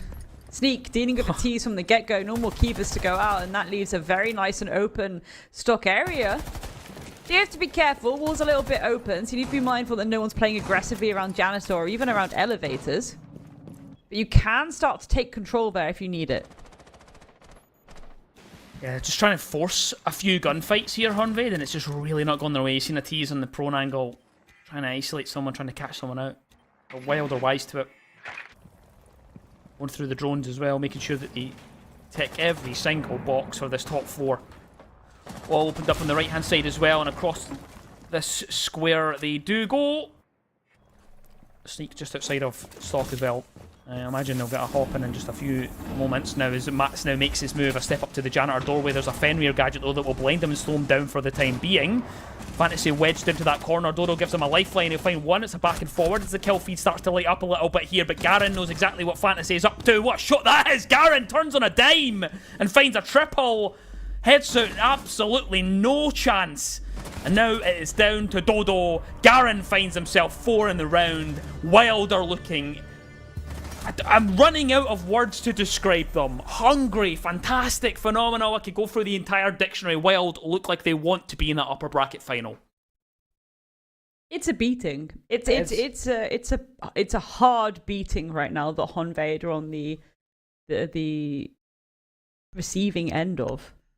You know, Wild, even on that first map, really getting stuck in, really being assertive, really using every single angle and approach available to them to try and find these little moments of catching Honraid by surprise. Honraid getting a little bit too static is kind of flown into this map as well. And again, for Honraid, we can see that they are trying to do things. They are trying to react to the sudden approaches Wilder take. Everything Wilder doing, Honraid are trying to react to it. We do see it very cleanly and clearly. But the execution isn't quite working. The ideas are there, but carrying it out isn't working right now. Wild, they're winning their ones. Ooh. Sham. A little bit of aura action again. They're not taking the skeleton keys. They're not going to try and quickly get into electrical, but they've got the Sens, they've got the Rat Aura, and they've got the Candelas alongside the Blitz and the Doka. Yeah. This is going to be disgusting, I would argue. Yeah. Mischief is afoot. In advance, mischief is afoot. That's what I can see in this round. Drones coming through the lobby now here from Evan on the Blitz. Getting some information before they start to build up to this attack. Open area, of course, is the site. See where they start to position themselves. See where they look to try and build off this execute. Some information on where Tease is playing. A double up here, actually a triple up here. As all 3 members of, well, this is where the execute's going to come from. I think they're going to try and send it right through lobby. The Decay Call is just to try and displace the cover from the castle. We've actually lost the Aurora, unfortunately. Sneak does fall, but there's a Blitz at least putting a bit of pressure through the site. Dodo has managed to at least slow it down even further. This is much better from Honraid. Very reactive, and now they have a cold diffuser to guard. This is the best round they've had so far. Boomsy, though, will have something to say before the round is over by removing Joker. Still, could go either way here, Grace. 100%. Bimsy, Mats, what to do here? Again, the utility they have in pockets, I don't think it's going to really be too much aid for them. They're going to have to play this really smartly. Bimsy getting stuck in, dealing with head suit.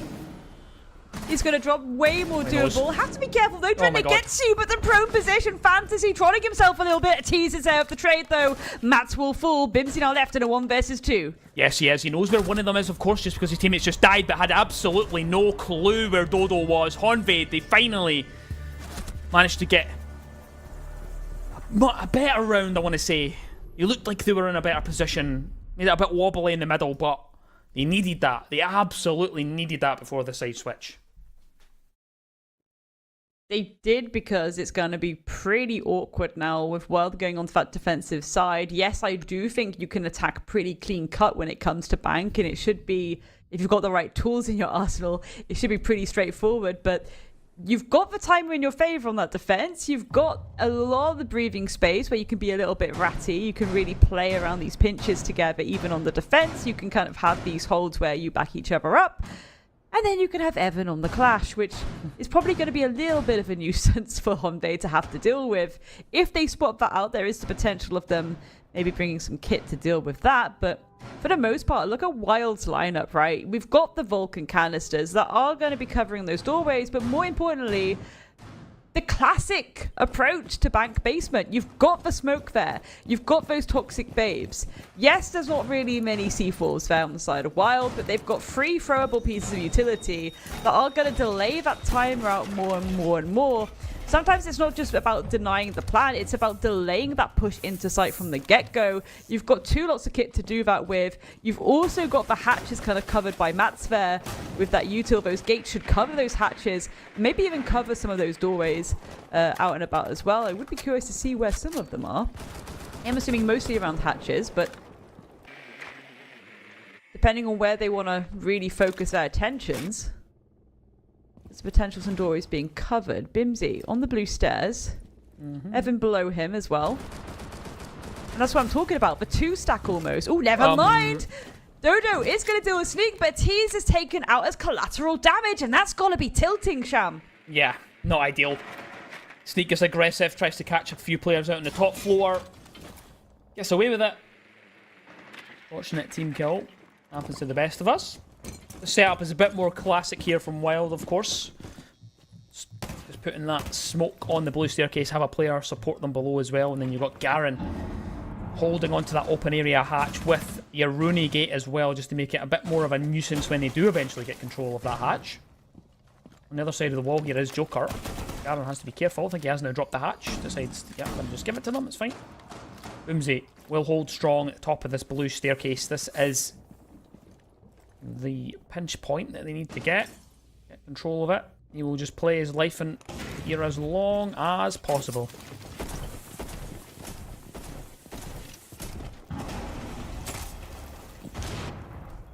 Focus sending those bees out just to give Dodo a little bit of a safety net from potential aggressive players. Gets to swing around the corner. Vulcan has been dealt with. Going to be the hatch opening into server at least.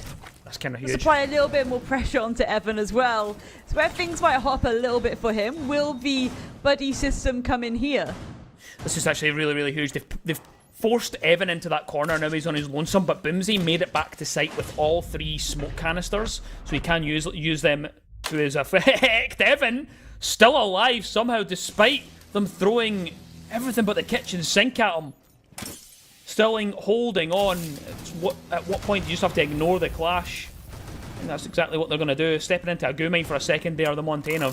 Odo pulls back, the flashbang as well, just to annoy Evan. Looks as though they're going to just push him down, just swarm him, push him into dirt. Wasting so much time. This is so valuable from Evan. They're running out of it. 20 seconds now. And they still haven't got rid of Evan from behind. They're going to have to either make the decision to push. They do eventually remove him. Joker, though, will shut down Mats on the rotate. Maybe a rotate that didn't have to be done. A drop right through the hatch from Joker. He will be punished from Garen. Boomsy holds strong at the same time. And now it's Fantasy in a 1v2. Only seconds remain. Red time is here. And Wild find another round on Bank. Insane stuff from the side of Wild. Honved really running out of options there, to be honest. Based on the fact that they'd run out of time at that point, right? Yeah, beautiful plays coming out from Wild. Yes, you're in that terrible situation where you're the Clash. You're in server like that. You have to pull back to sewers at that point. It's the only place you can be because it gives you a little bit of a safety blanket from your 6, right? You know that all of those players are on that hatch around blue. They're about to come flooding into server. So you back yourself up into sewers. And at that point, it's like, okay, they have to either chase you down and find you, which eventually they do, yes, but you've wasted so much more time there because they can't collapse from servers simply down to your presence. They know they have to deal with you. They don't want to try and execute whilst also holding on to sewers. Very quick thinking on the side of Wild. Hats off to them, 100%. Oh, yes. Really, really good. Really, really well done. I always want to focus on the good. And instead of the bad here, so Wild have just been brilliant the way that they've been playing around this map. Evan 0-4, and that is one of the biggest impacts he could have had in that round by just staying alive, being a nuisance, wasting time. Now we head to the top floor, another defense here. Evan hopping on to the Echo. Just going to be playing a bit more of an active role in that. Getting some information, going around and causing a hassle. Shield in the hallway as well that they can play behind. No Mira opting to go for something different, and we see the Roar coming through from Joker. They do, but it means that they have to try and get a little bit more stuck in so they can really use that to its full potential, covering themselves once they establish little parts of control. I think the Joker's kind of around ATMs right now alongside Fantasy. Give me an attempt to maybe block out. There we go. It's what they did yesterday. Block out that little push. It means that people can't flank beneath you as effectively. Gives you a lot of wiggle room when you are approaching from this lobby. Essentially gives you a defensive position internally to approach from. Yeah. How I feel about that. See how effective it is in a wee second. He was very effective yesterday, is the thing. And oh no. Oh dear. Oh dear, oh dear. Are they aware of the yokai above them? That's the issue. Haven't managed to stop that information being fed back. Now they know. Garen, though, he's going to be absorbing quite a bit of pressure. Crowds the cross angles. Aurora as well will close that door, making it even more uncomfortable for Garen. Atties, though, will find the Boomsy a super shorty to the face of Dodo. Will find him in the dirt. It's back and forward. 3-3 now. The aggression does come through from Honvade, but it will be stifled for the time being. Fantasy now the only one close to the site, and that means that Mats can rotate around to a different position.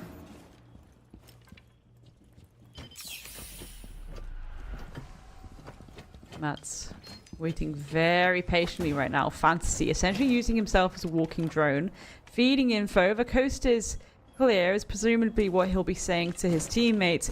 You've really got to be careful. A tease on that window repel.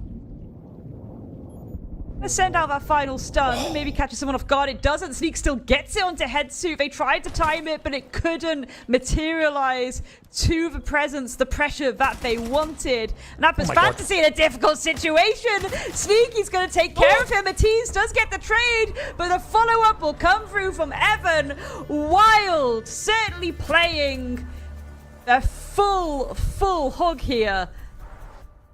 And goodness me, it is working. They are absolutely on fire. It's so clean, cold, and clinical right now. There's nothing you can do about it when a player does that to you. Sneak had absolutely no right to do that in that position. He's concussed, he's prone on the floor, he's only got 50 HP, and he still gets a double. Yes, he loses out in the third, he gets caught in a reload animation, but his death is important because that gives away where the Zofia is coming from, and then they can just close it out. Wild just swarm, get the kill, and finish it off.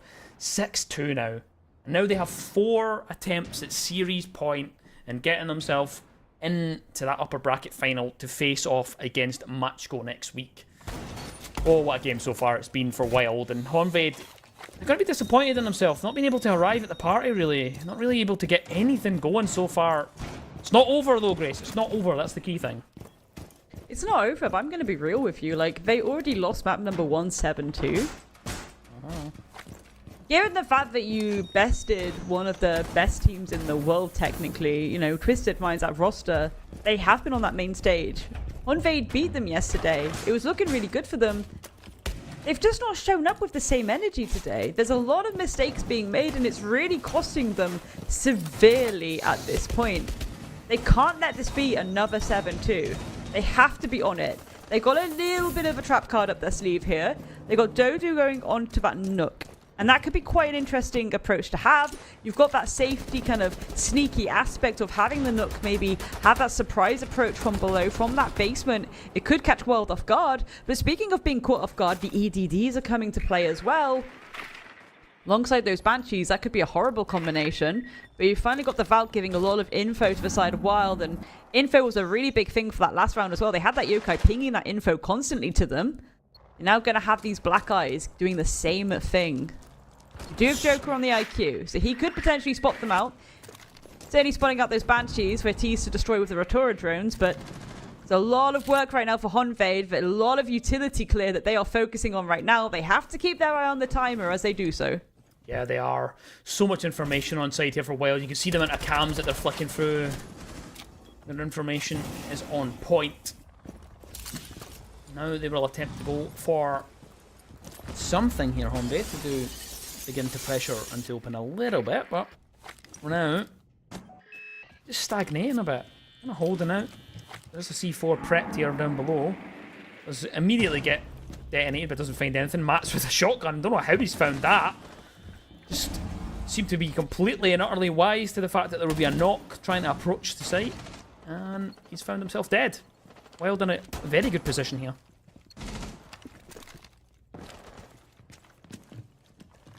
Honvade. They've lost their little gamble. They've lost their wild card there. So got one call in Pocket Fantasy. Joker's going to be pinging a lot of information, at least from that utility. Drone utility, 4 drones left. Not a time to go with, but you can safely guess that you can at least try and get these walls open into break. The issue that may come through, the little approach from below. Bimsy dealing with Joker. Now firmly plunked in Tellers. I was worried about this. Sneak gets it onto Fantasy as well, Cham. Could this be falling apart? It does really look like it could be. Now it's just a tease and headset. And as the word leaves my mouth, it is just a tease. Wild looking very in control, and they'll finish it with a flawless round. Probably the best performance we've seen all weekend. 2-0. They sweep aside Honvade, and Wild, they head into the upper bracket final versus Matchgo. They will have a chance to go to EML.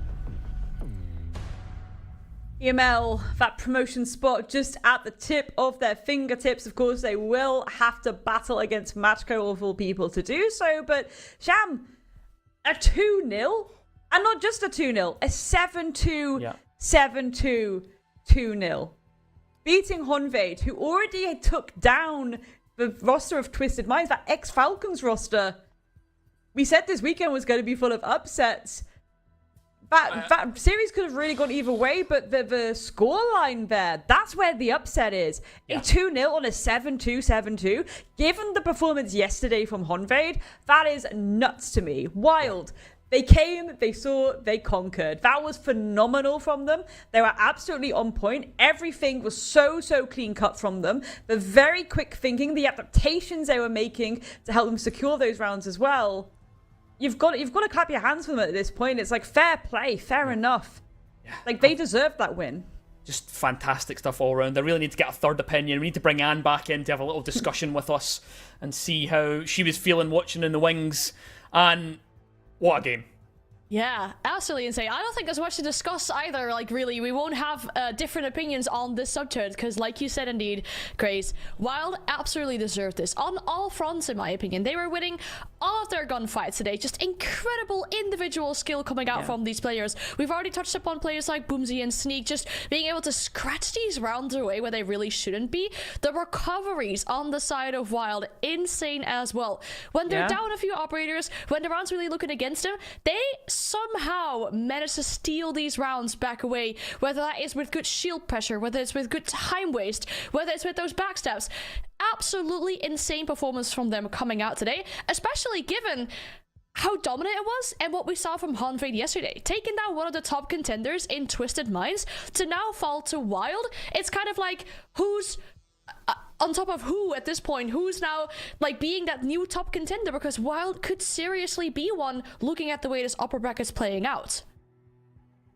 They could. They absolutely could. I said it just at the end there that is the most convincing game we've seen all weekend, the 7-2, the 7-2, and it's just not so much the scoreline, it is very much just the style, the confidence. It was just exuding from them every single round. It looked like it didn't matter, even when you had like Joker popping through and getting that kind of double and then finishing off that round and stealing it away from them. They didn't falter. They changed their approach. They were like, yeah, actually, okay, he kind of slipped through, but we realised that they're not bringing us smoke. They're not really bothered about denial. So let's just get the Monty, get someone planting in behind and see if that works. And it worked absolutely delightfully. You see that they're quite happy to kind of play different operators, and I think I'll be really intrigued if they're like statistically at the end. I wouldn't be surprised if Wild are the team that go through the most operators over this entire event. I love that for them though. Bringing the creativity, bringing up the mixy matchy of the drawing board. A really big heartbreak there, in my opinion, is just the fact that Honda, they just went in the server today. Like, let's be honest. If anything yesterday is to go by, they're a completely different team today, a completely different vibe. Yesterday, they played as a team. Today, there are a lot of individual plays where we did have these standout attempts at shutting down the ferocity that Wild were bringing. But it was like, okay, where's your buddy system?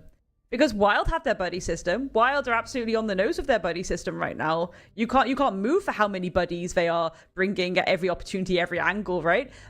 Really uncomfortable from Honvade, but for Wild, that really speaks volumes and perhaps a little bit of an inkling of things for them going forward, because they will be going against Matchco, who they themselves, they're that Italian Wonder Boys. They've played in that stack together for a while. They have that experience playing together, and this Wild roster and Matchco have already gone head to head earlier in the year as well. Don't get that, don't forget about that. They've been head to head for a while now. They'll know each other's vibes very, very well. Ultimately, it'll come down to adaptations, I think, when we finally get to that series. But it certainly is an exciting one to consider just on the horizon.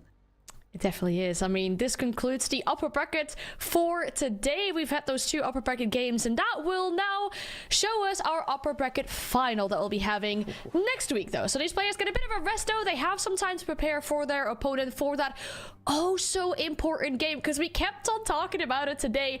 Now that you're in that upper bracket final, if you win that best of 3, you find yourselves in the EML. You're going to have to play the grand final of the EML Challenger Series to determine who's going to get the more prize money, but you will be finding yourselves in that EML, what all these players are seeking out to do. So a super important matchup for both Matchco and Wild next week. But that means that the upper bracket run for so far here on today's stream is done, and that also includes you two being done for the cast. I still want you two to look at the lower bracket as well, because this is what it's looking like. We've had Eminem Academy drop down as well as Honvei drop down today, but we still have those 2 elimination games today, Grace. Which one of these 2 are you looking forward to see? Oh my goodness. That is a difficult one. I think realistically the Twisted Minds Le Galerion one is going to be quite an interesting one, based on the fact that Twisted Minds, they still have that lifeline, right? And I think they're going to not be taking yesterday's loss, in a joyful way, shall we say, to put it politely. They're going to be pretty focused, pretty locked in going into today. But you're going against a very sweaty French death stack that contains players like Bibu, for goodness sake. So again, lots of experience in that roster, going against one of the best teams in the world. I think that's my one to watch. I think the Geeky Good Intention ones is going to be a really nice benchmark for both of those sides, on the basis that Geeky, it is essentially that dream stack of, okay, if I want to build a T2 roster, what am I doing? That is the perfect roster for you. But you're against this wildcard team of Good Intentions, who again, the console players who've only been playing PC for like 2 months. They've been doing 6 maps of scrims a day, allegedly. There's some really good standout players within that roster too. It's a good benchmark, I think, in that lower bracket for both sides. But the most curious one, should we say, will be Le Galerion versus Twisted Minds. Yeah. To add on to that, I think I'm looking at the Good Intentions GK one a bit more. I think think it's one for the fans. I think the Twisted Minds, the Galarion one, is one of those ones where it's like, we expect this to be a good game, but the good intentions, Geeky one, like you say, Geeky are a T2 team that you would expect if you were to write one up on paper. That's exactly what you would go for. So you're looking at it from that point, like, can these tier 2 players kind of step up to the plate? But also on the other side, you've got the console boys as well. I think I'm probably, you're not supposed to be biased as a caster, but I probably will have to sit on their side just for this one, just because I come from console myself and I've got kind of personal ties to those guys, and I think that it would be so exciting to see them upset one of the big boys. Yeah, it's that full circle moment for you. Sorry? Especially after 2 months, right? Especially after 2 months. Yeah, impressive to see how far they've come after being on PC for such a short time. But yeah, like you said, Travis, that full circle moment for you. But they do have to play the elimination game after the break, because they're up after this might be their very final game in the EML Challenger Series. But you two won't be here anymore to cast that series. We'll see you two back again next week. Thanks so much for all of your hard work in this weekend so far. We'll take a quick break, and then we're back with Good Intentions versus GK.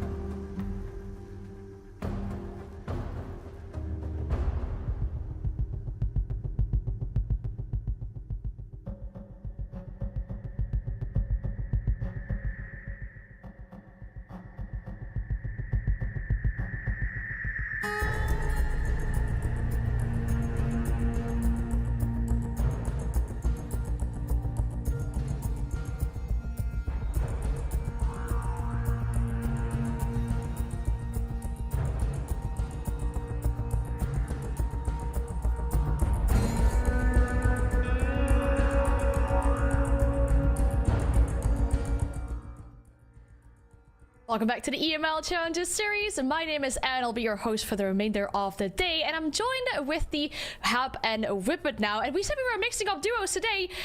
We've got you two in now. You two, have you ever casted a game together? Whippet, is it the first time you two are working together? I was thinking about this, and I'm not sure actually. I actually don't think so. We might have done something on a Benelux bi-weekly cup like 4 years ago, maybe. But I don't even think I've worked a bi-weekly cup, so I don't think we have worked together. You know, I think this is a perfect time to make it our very first cast together for going into these matchups, so these lower bracket games. Yeah, super excited. Like, these are really going to be these scrappy fights now that we're going to go into. The lower bracket, of course, they've lost their extra lives, and that means that they just have to show whatever they have if they really want to be making it to the email here. So it's going to be some heartbreak, but there's also going to be some relief at the end of the day. Yeah, heartbreak, but it's mandatory. We need to get rid of teams to eventually get down to that grand final, to the two teams that'll be qualifying to the EML. But yeah, I imagine you two must be rubbing your hands together because you do get the spicy games for today with an absolutely stacked lower bracket. We will have to send teams home that we really don't want to be sending home, and one of these two teams will have to be Good Intentions or GK. As we said, the first elimination game from these two, they've both suffered an 0-2 loss yesterday. It wasn't a complete run over though, I will say. I wonder how much they've been able to improve themselves within these 24 hours. When we look at Good Intentions specifically, Whippet, you said there's moments of life, there's moments of greatness against Matchco, but it just wasn't enough to pull it over the line. But overtime on the second map, they're showing bits of improvement. They really were. It felt like to me that this team is going to play the basics incredibly well. They have a lot of experience. We mentioned it yesterday that this team, again, a recent kind of jumps over to PC from that console scene, and they put a lot of time into, I think, learning those foundational blocks, getting their kind of that checklist style of play going and working for them. They tend to struggle when you have to make dynamic decision-making moments, but if they go through that checklist, they can be very dominant. Matchco disrupted that flow, and I wonder if they're just going to try and bring more of that creativity, more of that risk-taking, and more of that confidence in their gunplay, because that's when they found success in that overtime, when they backed themselves a little bit more and moved away from the rigidness that they have developed so far. So for me, it's going to be tricky. Like, of course, they came in first in the qualifier standings. They did, however, have a bit of a rough run throughout the Swiss, and now they're coming up against one of the two favorite teams out there, calling them GK, to be making, or one of the three favorite teams to be making it to potentially the EML. So it is going to be a very rough fight for them. And you mentioned it earlier, and they had some time to sleep, but that's going to be about it. You're not going to have like a full week of extra scrimming where you can work on like issues that you've seen throughout that game. So you need quick and dirty solutions for the games today to make sure that you're surviving. And exactly that, what you're saying right now, might be the biggest issue for a team like GK, their opponents for today.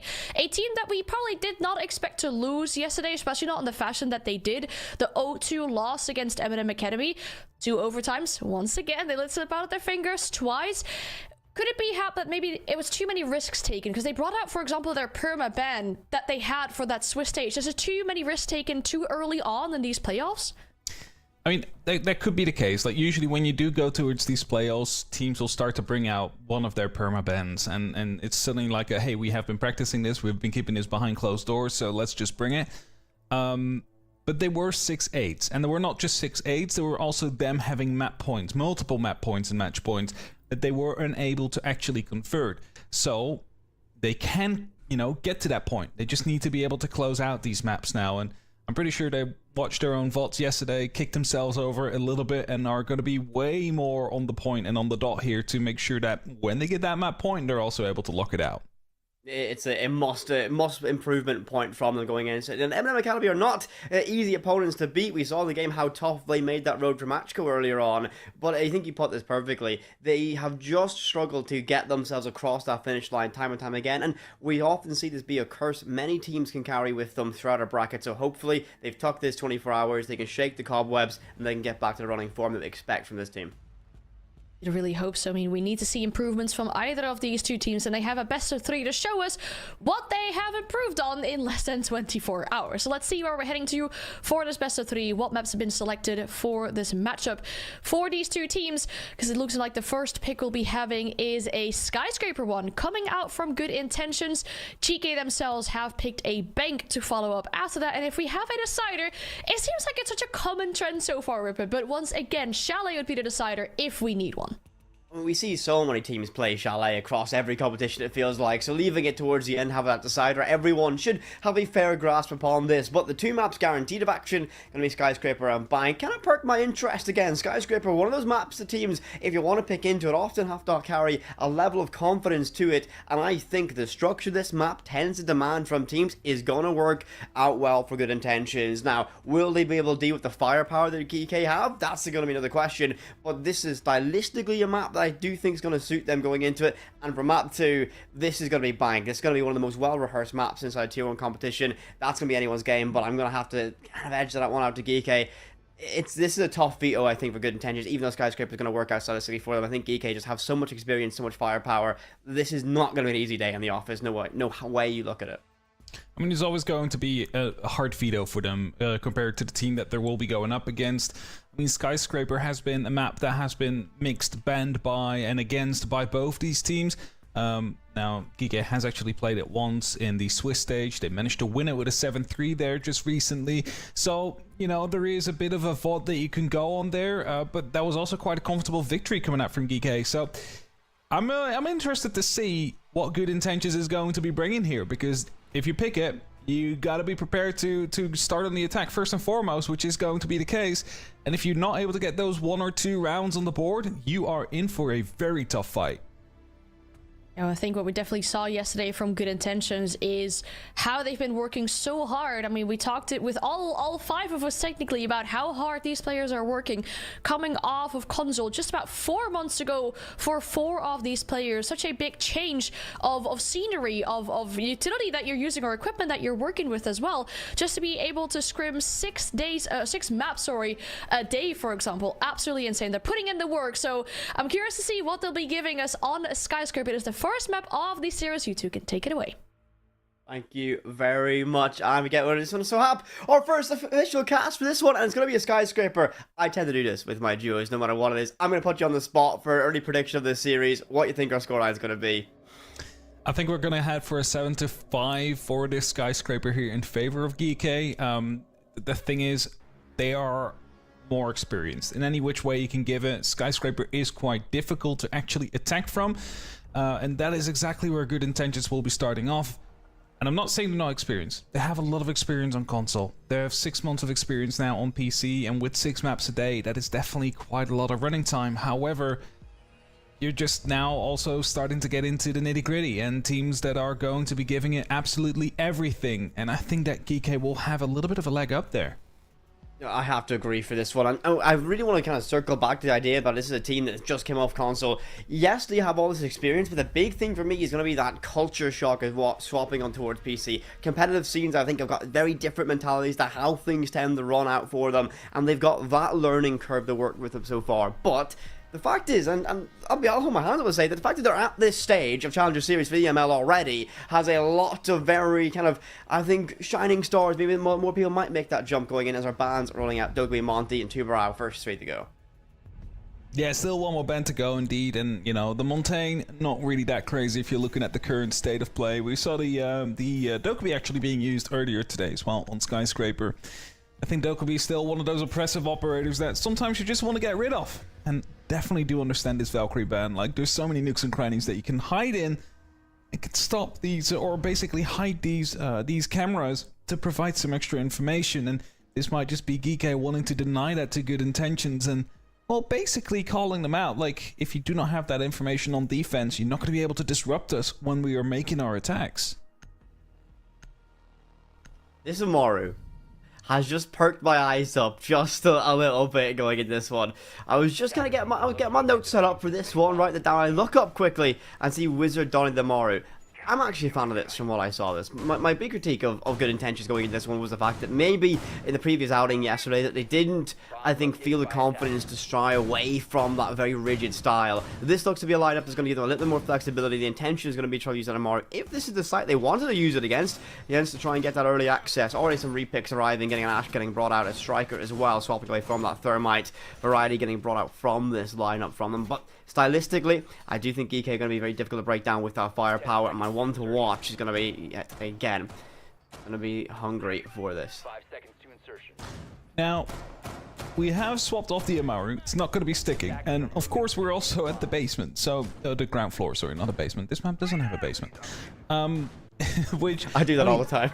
You're not going to be able to really use that Amaru out there, so in that case, might as well swap it out. Unless you want to get some quick top floor control.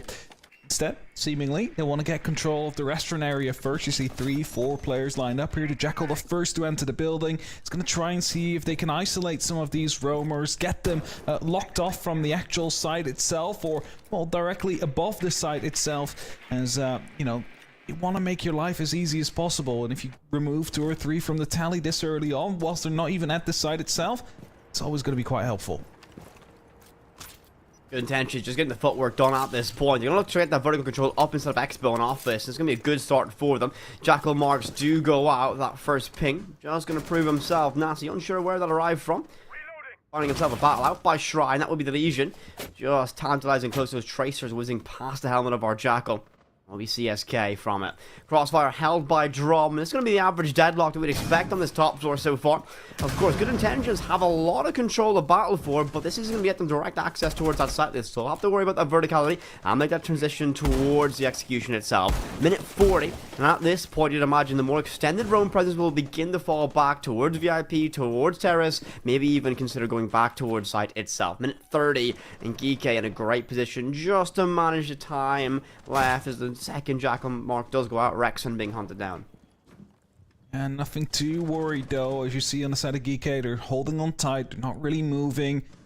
Tricks are starting to come down, and a little bit of damage here from the goo mine, but minute 14, they still need to make a move as Hungry now drop strays are starting to come through. They know where Trix is going to be, so some utility has to be thrust in here, but instead the shotguns reign supreme.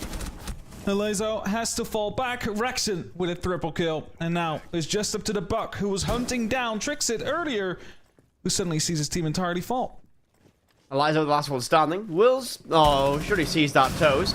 Not quick enough on the spray control for that one. Bodies line up. The skipper does get that final pick, and Geeke pick up the very first round here on Skyscraper. And this is going to be a little bit of a ghost of what we saw on Bank in particular yesterday.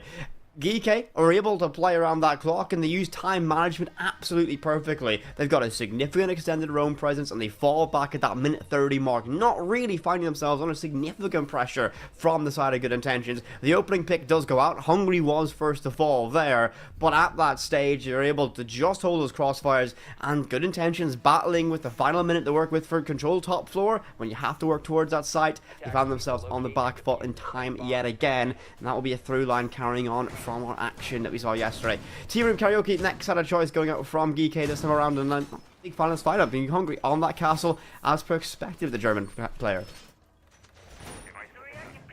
The man has his playstyles. Always had it. Even in tier 1, it is quite funny because whenever you see him go to a new team now, you're like, oh, let me wonder what he's going to be playing. Shields, you know, some of the architect operators maybe. Yeah, no, that seems about right. It's like a spot, if you see a Sens, a Ying, or a Shield on a Hungry team, like, oh, I wonder what he's going to be playing for it. I think, I can't quite remember who it was. I think it was Cooley Barr, the former coach of Nemesis, actually mentioned that Hungry is that player that'll always find the unusual way to win a round for his team. Take the unorthodox approach to every operator, and it's often been a very creative insight for us. I think, of course, Geeke likely garnering a lot of benefit from that. Veteran IGL as well, and Packball, former teammate of Hungry in that coaching role, his first venture into a potential tier 1 coaching role here as Geeke as well, so intrigued to see how that one plays out. They are leading here as Skyscraper. Opposition pick as well. Quick opening. Is there going to be a summit to follow that up? Ooh, almost actually body blocked that. Gotta be careful with the route out there. They see someone rotating back though. That information is going to be given. He's finding himself at the back of Dragon. And because of the fact that they have to go all the way over towards Karaoke, towards T, want to take this on a horizontal approach. Not actually just rely on the side of Geisha and maybe the balcony. No, they want to make sure that they're getting Drum under control, that they're getting Shrine under control. The big divider wall that is between the house area of this map and the restaurant area of this map. That's what they need to be breaching through, and that's often the hardest to actually go through. Now, these drones are going to be providing quite a lot of information, but the castle barricade is going to be making sure that they cannot actually move in as of yet. And as I say that, they quickly dispatch of it. Aware of the fact that Geisha is clear, you instantly see some of the rotations happening as well as they want to take Geisha windows under control. And the fire being used as well to be a bit of oppressive and make sure that Wizard can get inside of Drum. So this is part of that plan. They're slowly starting to creep in. They have a little bit of information, but more needs to be done. They need an entry into the site, and that is something they're currently lacking. This is now the scary part from this one. At that minute 30 mark, time and time again, Good Intentions find themselves with all the map control, everything leveraged, but this is where they lack that little bit of creativity and firepower to break this deadlock. Krex will be the first to fall, Rexon gets that one done to DMR, and now this is going to be a panic station, as GK have that man advantage, and Geisha will eventually fall, but they can play the trade their way to victory, creeping up a Wizard with that power, tries to get some control, but Rorik pops up from gold, and finds that pick. Skipper as well, Drills is next to pop off that kill feed, but Rexon will be slain. Calms us down to a 4 versus 2 advantage still with Geek, as Rorik will be next to go. One more trade off by Skipper, and it will leave us now in a 3 versus 1, all down the Drills, with 2 death marks to work with, 2 HE in his back pocket as well, so not starved of utility just yet, but they'll know exactly where he is. Deep magazines on that AK, so he can try and spray all day. He's got limited options to work with. He finds himself compressed and cramped with 20 seconds left, and Trix will shut him down. Geek keep themselves nice, calm and composed, and somewhat relaxed in that round as they find themselves a second. Great shot there from top block as well. Job done for that T-hold. So, as you had in the first round, it was a very wide hold from the side of Geek, right? Like, you had someone on every single... Like, if you would be able to divide the map in 4 sides, you of course have, like, the bedroom down below, which was the actual site. You have the exhibition up above, you have the team karaoke room, and then the restaurant down below. So you had people on every single quadrant of that map, which meant that they needed to clear everything super carefully. Then on that second round, they all just basically tidied up. They're all just sitting on the site, not really worrying about it too much, but because of the fact that they played around in that first way, Good Intentions still had to go for a pretty slow clear. You saw the drone work, 2 or 3 people droning at a time, making sure that it's actually safe, slowly taking control, and you know, slowly getting ground. But at the end, they just had Geisha. And what you saw is that Geek, they had themselves set up with crossfires, with playing on contact of one another, because they could play so compact without any pressure previously being put towards the site. I think a good change there would have been to actually send the Demos down below. Like, if you're sitting with 5 people in and around Geisha, and you know, that also extends to the main stairs, they're just going to be waiting for you there. If he would have sent Demos down below, he has that Vendetta. Both those sites are soft from below. You could have dealt pressure to the person that was on gold. You could have dealt pressure to the person that was on the back stairs. You could have even dealt pressure to the people that were playing around on the actual bomb chassis, and maybe that way you would have been able to at least widen up the opportunity here. I believe that's a quick Selma that's been tricked there by Skyscraper, as the next round is already underway. Significant utility lost again on every Selma, so valuable mirror window facing them down from T-Rip. Early damage done to CSK as well. Twitch drone will go out looking to try and gain utility. The biggest thing you can find with that Twitch drone right now will be popping open that mirror window, give them a little bit more direct access. And Geisha seems to be a roadblock yet again, stuck outside of it. And that tricked Selma, as you mentioned, just slows things down to a crawl. They'll bring out the Maverick torch this time to try and work it through. They should find that battery eventually, and they will do. Selma will get its job done at this stage. No trick potential from that, but no one on that cutoff, so yeah, Bandit, he can rotate from terrace completely free. No pressures, that window's not opened up, and they've even patched up the rotation in towards Drum. Geek can concede this control, job done, more time wasted, and well, this isn't anything they have to worry about realistically. Yeah, for sure, and again, that's going to be slowing them down a little bit. And now the question is, do you want to make a rotation out of that wall and actually go for that push, or do you want to keep that one Selma in pocket for a little bit later? And this is what I was talking about. Again, you have this bit of a crossfire going up. Skyscraper being quite low. You have one right behind the dragon statue. They pop at 1 and 2. They find themselves with a kill outside before the trade comes in. Great flurry, Wizard finds that, and that's going to be Skipper off the board. Now, this is going to be a great position. Rexon is going to be so mechanically lifted behind that keeper barricade. He has one to refresh or extend his position to present a new angle to hold. Rorik is there on the crossfire. That Vector can chew you up if given the opportunity to work with, but this is where Good Intentions need to find something. You have just over a minute to work with. Utility-wise, they got some stuff to work with. 1 HE in back pocket, 1 flashbang, 1 smoke. They can try to commit to this one. Well, that's going to be that 1 smoke burnt away, and no one can act behind it just yet with my disc causing a little bit of pandemonium. They're all stuck on this shrine side. It's going to be Krex lurking by that main breach, looking to try and find a rat pick. Can't quite get that done. And they just found themselves running into a crossfire, and they're not moving themselves forward in the slightest. Geeky have forced the stall out, and Good Intentions needs someone to stand up tall. And that might just be Wizard yet again. Gets himself that pick direction. That will be Dragon that falls in their favor. But knocking the door of VIP, can they get themselves through this final deadlock? As that Alda with a big box magazine of 5.56 can cause some damage. Back to level playing field, 3 versus 3. 15 left to work with, and Geeky get us back level. 10 seconds left. They just need to push. There's almost no way that this can go in the favor of Good Intentions as they come around the corner and the sprays come in as well. The last man is outside of the actual building, taking a fight through the reinforcement. And this is the same issue with it as what I just highlighted in the previous round. It was a 2 one-dimensional attack. We have 4 players inside a Shrine Dragon and one that was on the opposite side. He was finding himself on the breach but couldn't actually do anything from there because there was no buddies. So what do you need to do? You need to bring in the width to that attack. Again, send someone down below because they need to put pressure down on Visa's VIP staircase. They could use that as a fallback now. If you play there, if you put pressure there and you have Shrine and Dragon under control, the player inside of VIP is not going to be able to last there very long. But instead, because they were all pushing in from the same side, I mean, yes, you keep on trading, but it's like the first person falls, the second will take its place, will find a kill, and you just keep on going like that. And due to the fact that GK had set their crossfires up well, they were the ones that were out on top every single time when an engagement happened. GK are just so effective at when you're presenting them picks like this and you're walking into their established crossfires.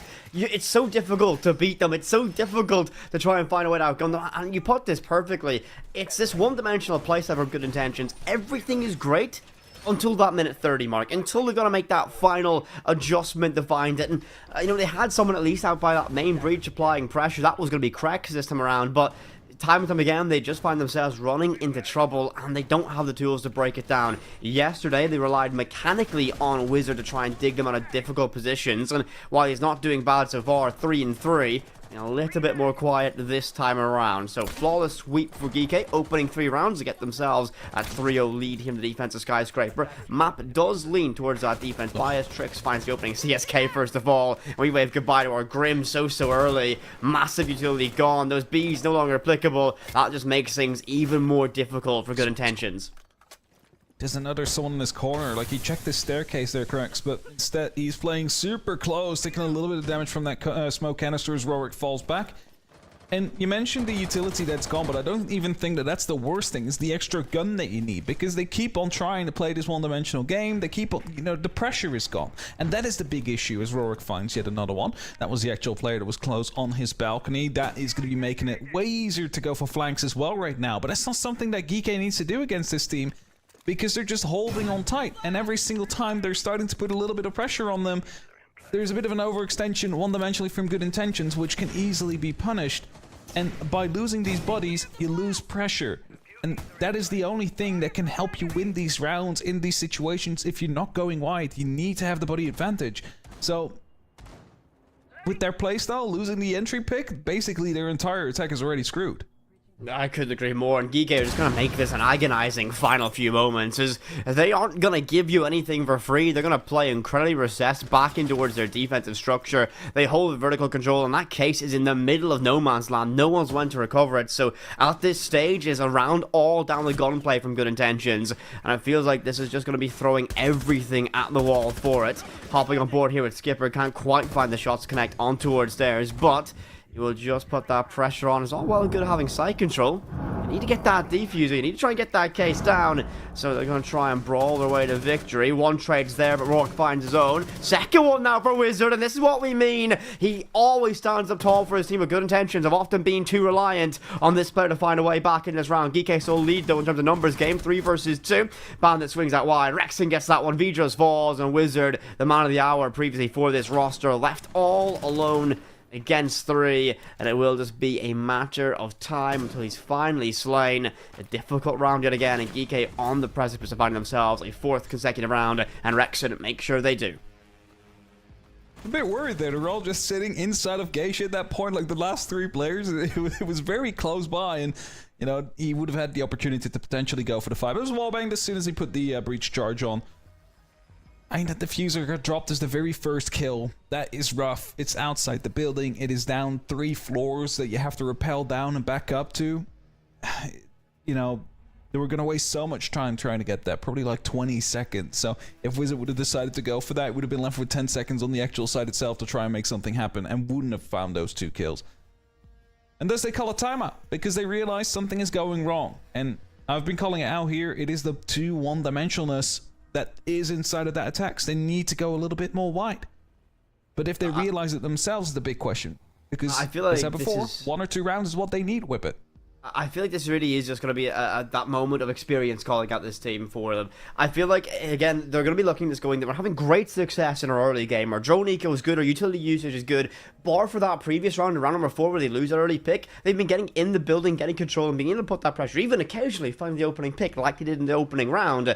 But it is that moment where they go from map control to moving towards the site where they begin to run into things. Like, not really having the problem-solving skills to break down what GK is presenting at this stage from them. Whether it's that one-dimensionalist not throwing a Deimos down below on this site previously out, or even just not being able to get themselves in the right position to hold each other for those trades. A lot to try and find, but I do hope they can find that, because Good Intentions are a team better of this scoreline.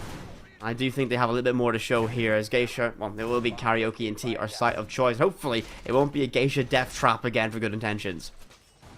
I mean, they are a team that's a better deserving of a scoreline that it's headed to now. However, by the way that they've been playing so far in this Skyscraper, you cannot be surprised that it's currently 0-4.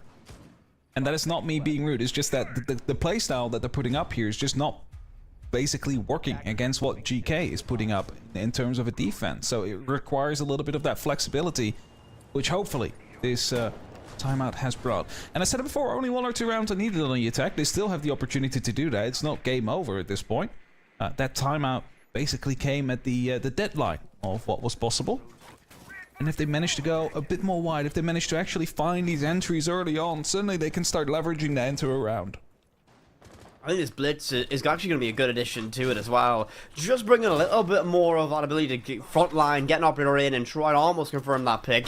It's going to draw a little bit more attention from GK, force crossfires, and maybe present a gap a little bit later on that round or in towards that mid stage. As you said, perfect timing of that timeout. 2 rounds here from Good Intention in the offense, and well, they can call that a successful split. 4-2 is nothing you can turn your nose off. Oh, no. If he doesn't know, he's dead. Rorik. He's been targeted by that Deimos, and the Blitz is going to be falling so close behind. He's going to get that information relayed to him, but Rorik wins it anyway. He stepped in the mute jammer to not be tracked. That's brilliant. Oh, Mute, one of the best operators in the game, finding so much value from that death mark, neutralized from it, and Rorik finds himself a freebie. Absolute disaster early marks for CSK and the rest of Good Intentions.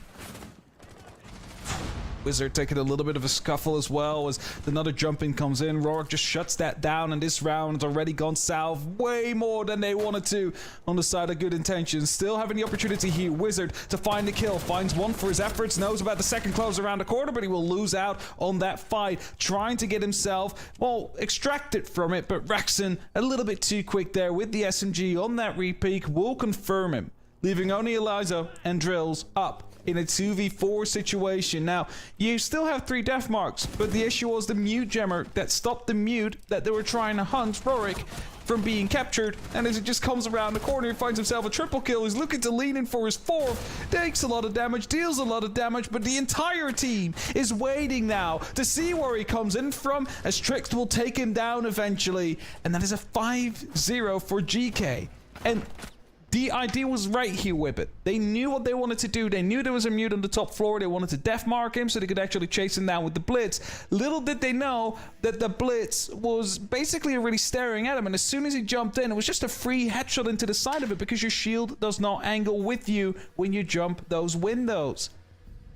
That's a very unfortunate way to start off a round, but that is the experience on GK that we've been discussing so much.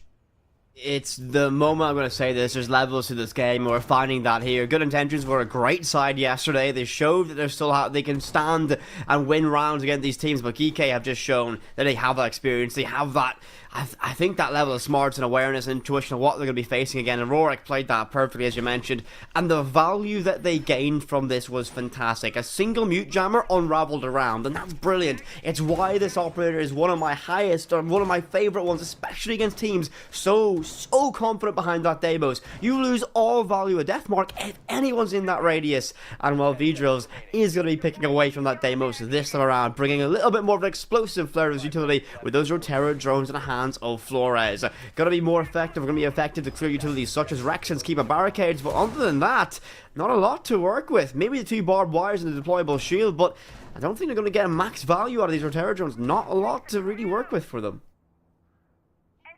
It's just barbed wire, maybe to keep the barriers, right? Like, you could use it to disrupt where Rexon is playing from. But the one thing I'm all worried about is the fact that we now see a clash on the board from Hungry. Like, if there was going to be any pace that they had before, that is suddenly going to be evaporating under the CCE shield that will be brought by that operator. It's just going to be slowing them down, making things awkward and slowly chipping away on their health. It's probably not going to be killing them, although occasionally we do see a kill coming in from the CCE shield. But it is definitely going to be enough to slow them down. They have it as one of the shields gone by one of those RC Roteros. Wizard, in the meantime, on the opposite, is starting to put up some pressure with the breaching charges as Rexon is forced to fall back right behind the dragon statue. This clash is actually, I'm really actually loving this pick from them, because this is the deadlock position they're going to play in. Out towards Terrace, out towards Dragon, is going to be a nightmare. Those are Terror drones now chipping away at that utility of Rexon. But that clash now shures up the other side, meaning that you're going to be funneled in towards your Zami. It's all well and good clearing them. They will regenerate them. Single one getting shot away could be a disaster.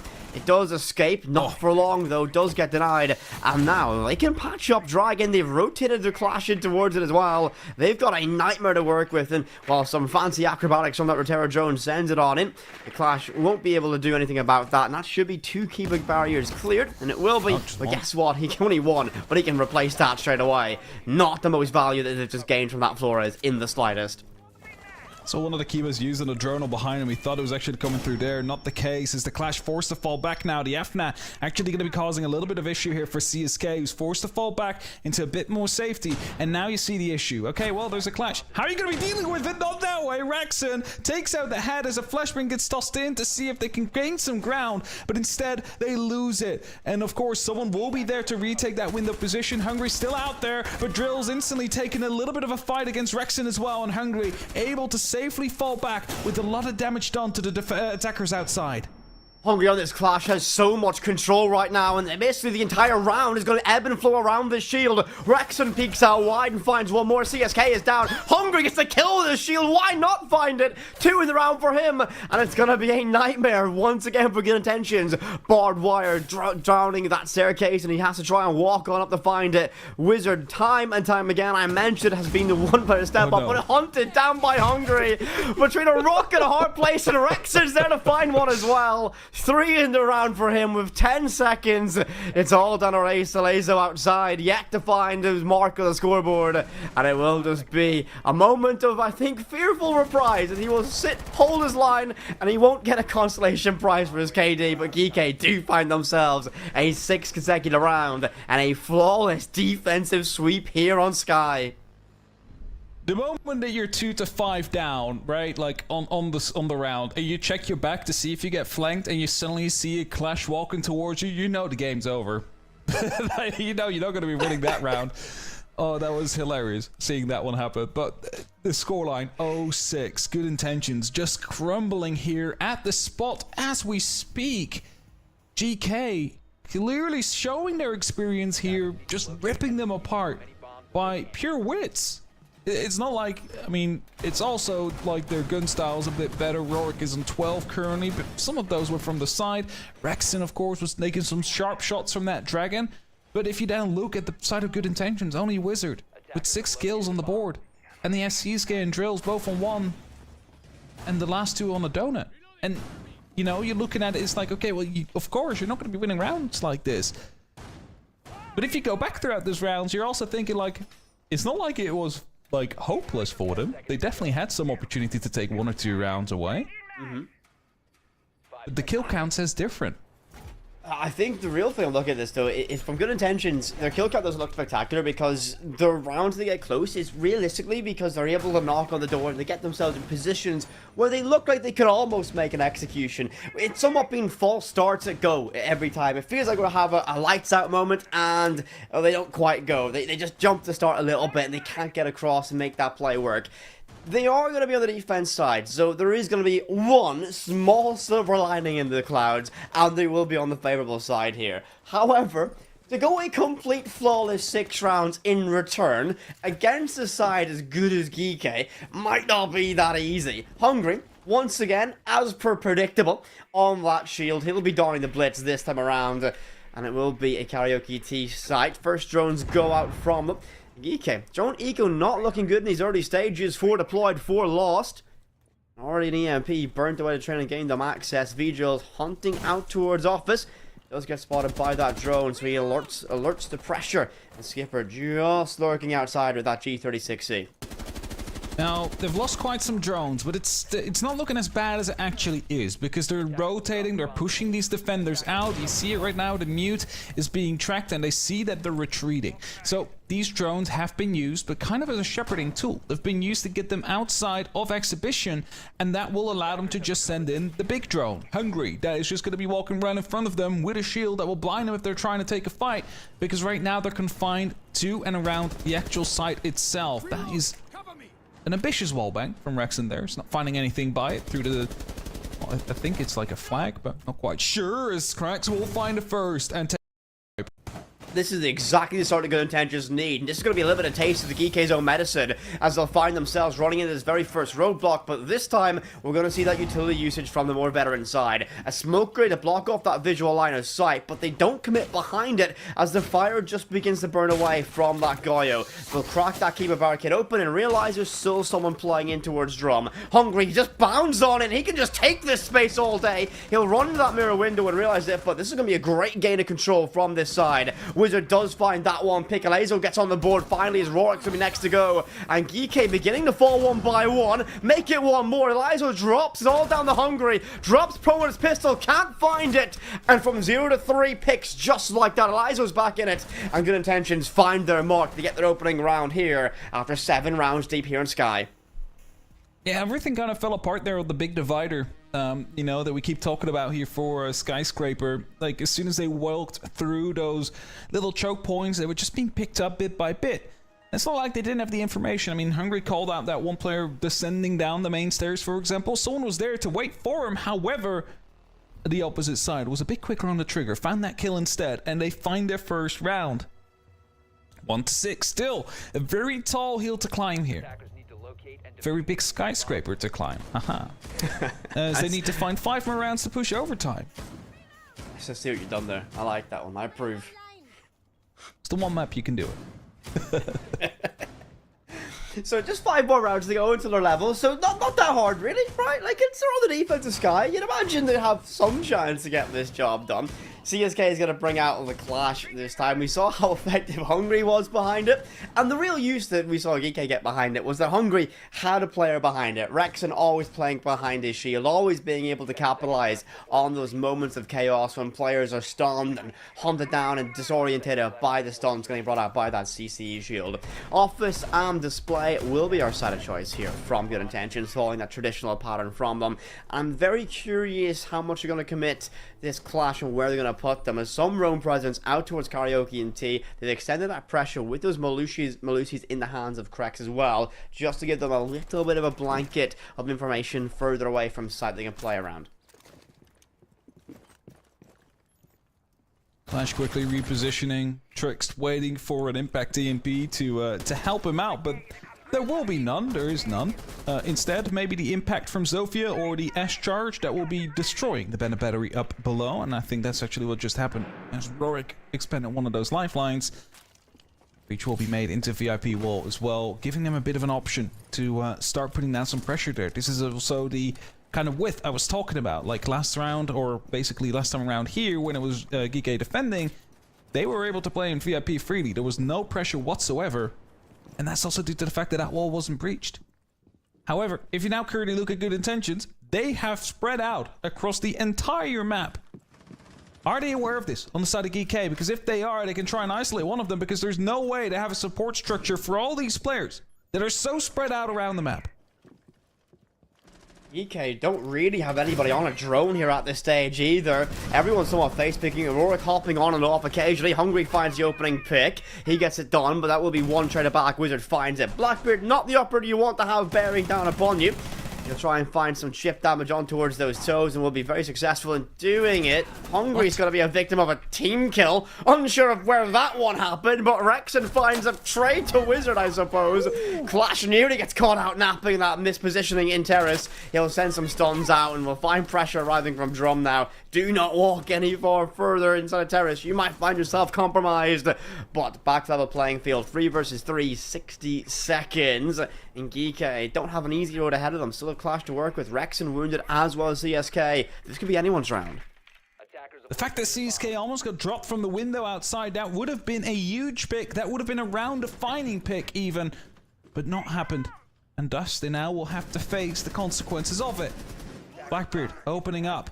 The Clash slowly hopping around. He's playing around on the side of Terrace as Trickster seeming to go up the VIP staircase. They're looking to go for a bit of a pincer on that Clash. I mean, you have to, because as long as that operator is up, you will be struggling, especially with Rexon, who's as low HP as they currently are.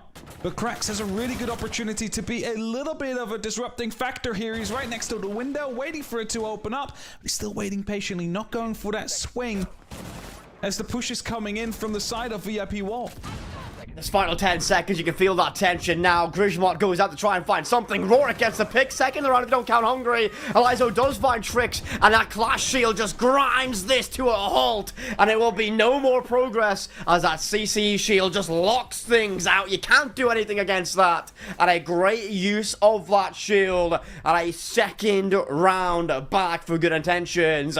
4 more to go, and they can get themselves level. The team kill definitely did not help on Hungry there. No. I mean, that would have been a bit of the oppression you could have used to clear out Terrace when the player was out there, you know, fighting you whilst you were hoping to deal with the Clash. It's just these small things there that didn't connect for the side of GK. Luckily, still 4 more rounds for them where they can try and lock it off, and things will get a bit easier because we're headed towards a tertiary site. Usually, the least experience on this one in actual officials. Now, of course, top 4, very important to actually get for this site itself. If you want to get a plan down, you need to have vertical control. If you don't have that, you will be shut down. We can even limit that more. Geisha. Basically all you need if you want to get a plan down in kitchen, because there's no way they'll be able to do it from karaoke. No, there will not be. I'm very curious if they can get this tertiary site locked down. Geek, I feel them falling victim a little bit to this map and tasting their own medicine for the stylistic differences that you have from it. And this map is so difficult to break down. You often need a little bit of luck in these rounds on your offense. Geek, just not being able to have that breakthrough moment yet from them.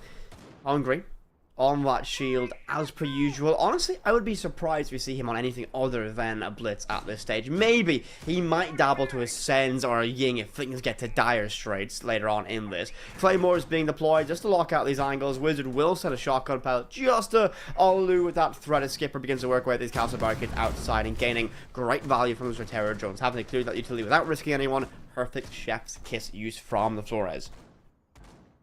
Surprised there's no vertical angles in the side of Drum, and given the fact that, you know, pantry is often one of the routes taken by the attackers to get towards the kitchen.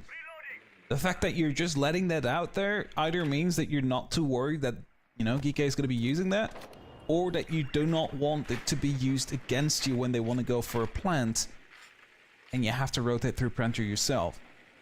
Not quite sure which one it is, but Fact is, Orateros are being sent through. 2 more left in the pockets of Skyscraper. They used that one to actually see if there was anything in the kitchen. The answer to that is no. And now Dust starts to put up a little bit of pressure towards Geisha. There's a player inside, there's a player adjacent as well. Actually 3 players adjacent. You can see how heavy of an emphasis they've put up on Geisha here from the side of Good Intentions. Really want to hold as best they can, though Trix finds an opening, can't make it too, and there's no trade immediately from that window. One player not confirmation was there. CSK does find that on towards Hungry. Player on that rappel going to find themselves vulnerable along line of sight, difficult to duel with that hollow, but will do so. And Geek don't have any effort, any control for the players expended. Rorik, however, will get one for his, and CSK will be next to go from that. We lose that Legion. Just over 60 seconds, and this player should find a freebie. Rexon caught napping, not aware someone's going to be on towards restaurant stairs, but he'll fall for it. Advantage back with Good Intentions. And Kiki on the back foot here in the tertiary site. Rorik has to step up tall and will do so, finding himself a second, expecting a potential trade to arrive from Shrine, but no one's there. And it's all upstairs for these remaining 2. Case is cold. 35, Skipper finds one, that's going to be a laser inside of Geisha, and Wizard now all alone. If I wanted one player to stand up tall for the side of Good Intentions, it would be him. 8 and 7 so far, leading a charge in terms of kill count for his side. Flash buying is good, and that might just be all the cover that they need. He'll try and make this deep rotation, but Rorik should have this locked down. Geek are so close to it, but no, I speak too soon. Wizard finds that pick, and Rorik falls. He'll try and stick this one, bait out a peek. He might even go all the way for it. Unfortunately, pros don't fake, but Skipper knows that, and he will get that pick. Geek take map number 1. Skyscraper goes in their favor in a dominant fashion. Yeah, dominant fashion, you know, and this is the thing. You have that 6-0 split. You just have the opportunity to slowly build it up and to really wait for that tertiary side to come through. And I mean, you see it happen right there. You know, at that point, they managed to stick it, even though there was a bit of a questionable play. Not being fully aware of the player that was playing around on the staircase, so you lose out on a very crucial player at that point. But luckily, the guns are still firing. Rorik had a huge impact in that final round. All those must-win fights stood up for him, and he was able to find them. Wizard, unfortunately, couldn't get that done, the 1 versus 2. The player you'd almost have that storybook round from if you could try and claw that back. Unfortunately, didn't happen for them, and their map pick of Skyscraper goes the other way, and that first map in the history books. We can get everything ready for our second map, but before that, we will go to a quick little break. Do not go anywhere, as it won't be very long.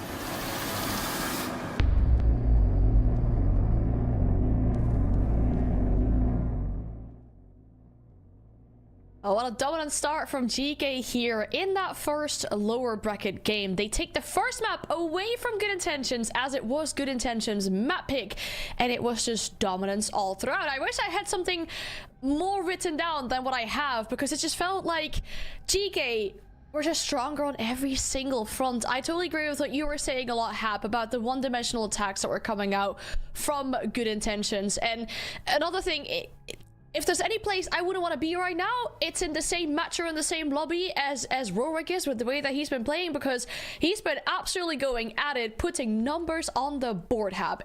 Insane performance to watch. Yeah, Rorik just decided that, you know what? It is time for my day to be here today, and he's just picking up the kills. He's writing down the names. I'm not quite sure what his method is right now, but it is insane to see how effective he has been throughout this game. And it wasn't just that he was, you know, just pushing in and getting entry kills. It was also him waiting like a rat around the corner, hoping for the blitz to push in with the mute jammer, so the death mark couldn't get him. But at the same time, it's also him just rushing in gun first and then being able to pick up 2 kills for the round. So it's like a very varied play style. How he's able to pick up all these kills. He played fantastically for it, but the big thing is when you're getting presented opportunities to get those picks, it's a little bit easier for. I think Good Intentions ran themselves into issues, and they made it very easy to get picked apart in that moment. And I feel that almost unfortunately they're following the same script of their own demise that we saw yesterday from it. They have all these great building blocks in that early to mid stage, but struggle to convert that early map control, that early pressure into anything substantial in their rounds. And unfortunately as well, you can't shy away from it. Gunplay from them on the offense wasn't really there. They didn't get anything going out of the blocks early. Hopefully things are different when we look towards our second map. Yeah, I think Wizard, for example, had a really good backstep going up those black stairs, but I feel like that was the most significant moment that I've seen from the side of Good Intentions in regards of individual prowess or individual moments. It had me a little bit worried as soon as GK went on their attacks, and there were a few bits of scrappiness. We saw the round with the team kill, and that same round also the team stun from the Zofia. That had me a little bit worried about how this match was going to potentially slip away from them, just as we've seen in that matchup yesterday, where they let it go to overtime 2 times and then eventually lost that game. But they were able to stop that this time around, though. Good signs from them there. A 7-2 still pretty dominant. It could have been a 7-0 in my opinion if you were to look at those very first rounds, but of course the attack being that more difficult side on Skyscraper. Now moving into Bank, which is GK's pick. They've already won that first map. And Whippet, these two have played each other in the Swiss bracket on Bank. It was a 7-5 back then for GK. That was what sent them into the top 8 for Challenger Series. So we need to see some improvement from Good Intentions on that map. Yeah, Good Intentions need to find something, and even that history in Swiss is a great benefit. They know how they're going to they have an insight to what they might be facing as they get in towards that action. But what we've seen so far in this final 8 from Good Intentions is I think they're missing a little bit in that final section of a round, and Bank is a map that can often be on your offense, incredibly execute heavy for it. Just think of that basement for a key example, and that's where they're struggling. They are not going to be given the space to kind of play freely. I think Matchco allowed them to burn their own time in the matchup they had yesterday. I don't expect them going to be given that liberty this time around. I think they're going to get hunted down by players like Rorik on an extended individual roam on that defense. This is going to be a difficult matchup for them, but hopefully like previous experience in that Swiss bracket stands to them, and they can try and find a way to claw this one back. I actually think it works the other way around. When they were playing in Swiss, Good Intentions was still like kind of the hot new commodity on the block, right? Like, yes, they played through the open qualifiers. There was some stuff there, but Geeky got invited to these things. So, you know, that they're getting into Swiss, they're getting into that tournament slowly. Whereas Good Intentions is starting to show more and more and more and more, and now there's a bunch of VODs out there that have been able to use to analyze the playstyle and try and find the most optimal way to deal with it. And I think that's what we've been seeing in the bracket now. I mean, they came in first in the open qualifiers, which great, you know, like from Console. However, then they go into like a 3-2 split in Swiss. They barely made it coming in here. Instantly knocked down to the lower bracket, now playing against a team after a 7-2. So it kind of feels like it's downhill because more people are starting to be aware of how Good Intentions play. The more that they are actually showing themselves and playing against these teams. And that's when you find that ability to adapt from these more experienced teams as well to come into play and really be a very good skill to have.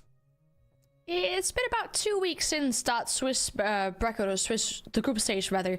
So there's definitely been some time for Good Intentions to work on whatever was missing there, because we know, or we've heard at least, that they've been working really hard behind the scenes, but we can only expect the same thing coming out from GK, right? They were one of the favorites coming into these EML Challenger Series playoffs. We were expecting them to kind of steer through the upper bracket and just have a successful run there, but they've already had that first reality check though, but they seem a lot stronger today than they were yesterday. I think as well, but it comes down once again to these players just having a better day than they did yesterday. I remember on the first map, Rorik was really being shut down by their opponents. Now he's having a way better run. It seems like it's clicking more as a team today. It really is, and that's somewhat the story of competition and play. Some days, and it's just the way it works for anything. Somebody's going to have a good day, somebody's going to have a bad day. It's all about mitigating those bad days, and Rorik has had a good day so far, and the rest of this team really is firing on all cylinders. They're playing in a confident play style that I like to see from this team, and I think Hap put it perfectly. I think teams are beginning to figure out what Good Intentions are doing, and GK are going to go on the bank. I'm happy they have that experience on. I think they're going to make this very, very difficult indeed. And they really want to make a statement here. They really want to get themselves stay alive in this bracket first of all, but make a statement by getting a 2-0 victory. Kind of showing everyone that might doubt them after the results yesterday, going, we're not out of this yet. That might just be one absent result for us. We can get this back on track. Yeah, I agree. I mean, Geeka kind of has to. We mentioned it. Like, if you look at the current favorites, like for me personally, I've written down Twisted Minds, Geeka, and Matchgo. Those are the three teams that I expect to go to the top three of this tournament, and all two of them found themselves in the lower bracket already. But that doesn't mean, there's still a lot to prove for them. Like, they don't want to go out right now, round one. So, especially with the experience they have on the roster, they should be able to take this here. Yeah, I'm glad you mentioned three teams there, but unfortunately there's only two, or space for two rather, to make that promotion to the EML, and especially, like you said, with two of those already being in that lower bracket, even say, your GK, you win this game here today, your next matchup is probably going to be that Twisted Minds or the Legalarian team, well, the matchup after that, sorry, because you face the teams that drop down from the upper bracket as well, so it's just an incredibly stacked lower bracket. You have to almost take it game by game, where it's like, yeah, you might get the 7-2, maybe a 2-0 here, saying you're GK, but then you have to get ready for another barn burner of a match next week, and then it doesn't stop there because you have Sunday as well coming after it. So the pressure is at an all-time high for these players here, especially for those on the side of GK that we have either seen in Tier 1 before, or that have been around the block in the Tier 2 competition since forever, kind of hoping for that one day where they get their big shot up to the Tier 1 leagues, whereas, on the side of Good Intentions, they practically have already exceeded their expectations from what they were hoping to, given that most of these players weren't even on PC about half a year ago. So, two completely different stories coming into this one here. But looking at the players on the side of Good Intentions, we've seen Wizard really have a good day. He's been having those individual moments, but who else do we really need to see besides him to step up? Because it can't just be him by himself carrying all the logs for that team. Who else needs to step up? Everybody else. Yeah. Like all four other players. One other player to step up besides Wizard is not going to be enough to win this game here against Geek. They all need to be firing at their cylinders. They all need to be carrying their own weight. It's fine to be negative, right? But you still need to be able to get kills here and there. Like, dropping the donuts is definitely not going to be helpful here. So just asking like 3-4 kills more out of every single person on that roster, suddenly you find yourself with a way closer game. I mean, not just in terms of finding kills in terms of numbers, but not to be the first to die. That would be a huge benefit. Do not concede an opening pick against a side like EK. That's been a very difficult time. We saw the round of Skyscraper where they lose the player in the first 30 seconds. Case goes cold, and it was almost done from the early stages. They have to avoid that best they can, and that comes in part of everyone stepping up a little bit more and matching the efforts that Wizard has put in so far. It's almost like calculated risk-taking, right? I mean, you can really get that great advantage for yourself if you get that opening pick, but if you do lose out on a player, you have to constantly be fighting on that back foot. And we see how GK take these advantages and absolutely storm away with it. Now the main question is if they can continue that on a bank as well. The second map of our series is ready.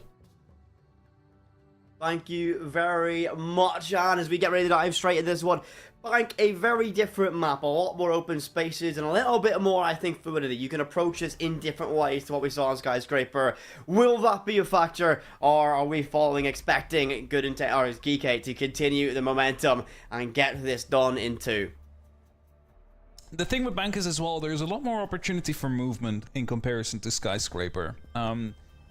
Bank is just that big square with like 3 staircases, very centralized still, with multiple floors as well.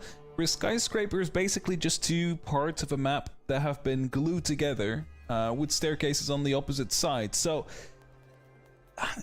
if you wanted to be a bit more disruptive, I think this would be the map to go for. I have to agree. And the big thing, actually, with the open spaces that we have on this map and those opportunities, those more gaps for movement, operators like a Nook, for example, that we saw good intentions bring out occasionally in the previous outing here against Machko, might be able to get themselves as openings. Skike might leave themselves vulnerable to that one as our bans do begin to roll out. Blitz, Blackbeard first taken away.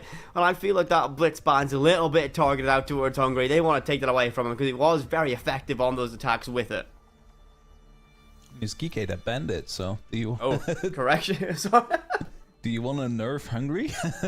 It's still going to be the place of it that play the Monty though, so I'm not too worried about it.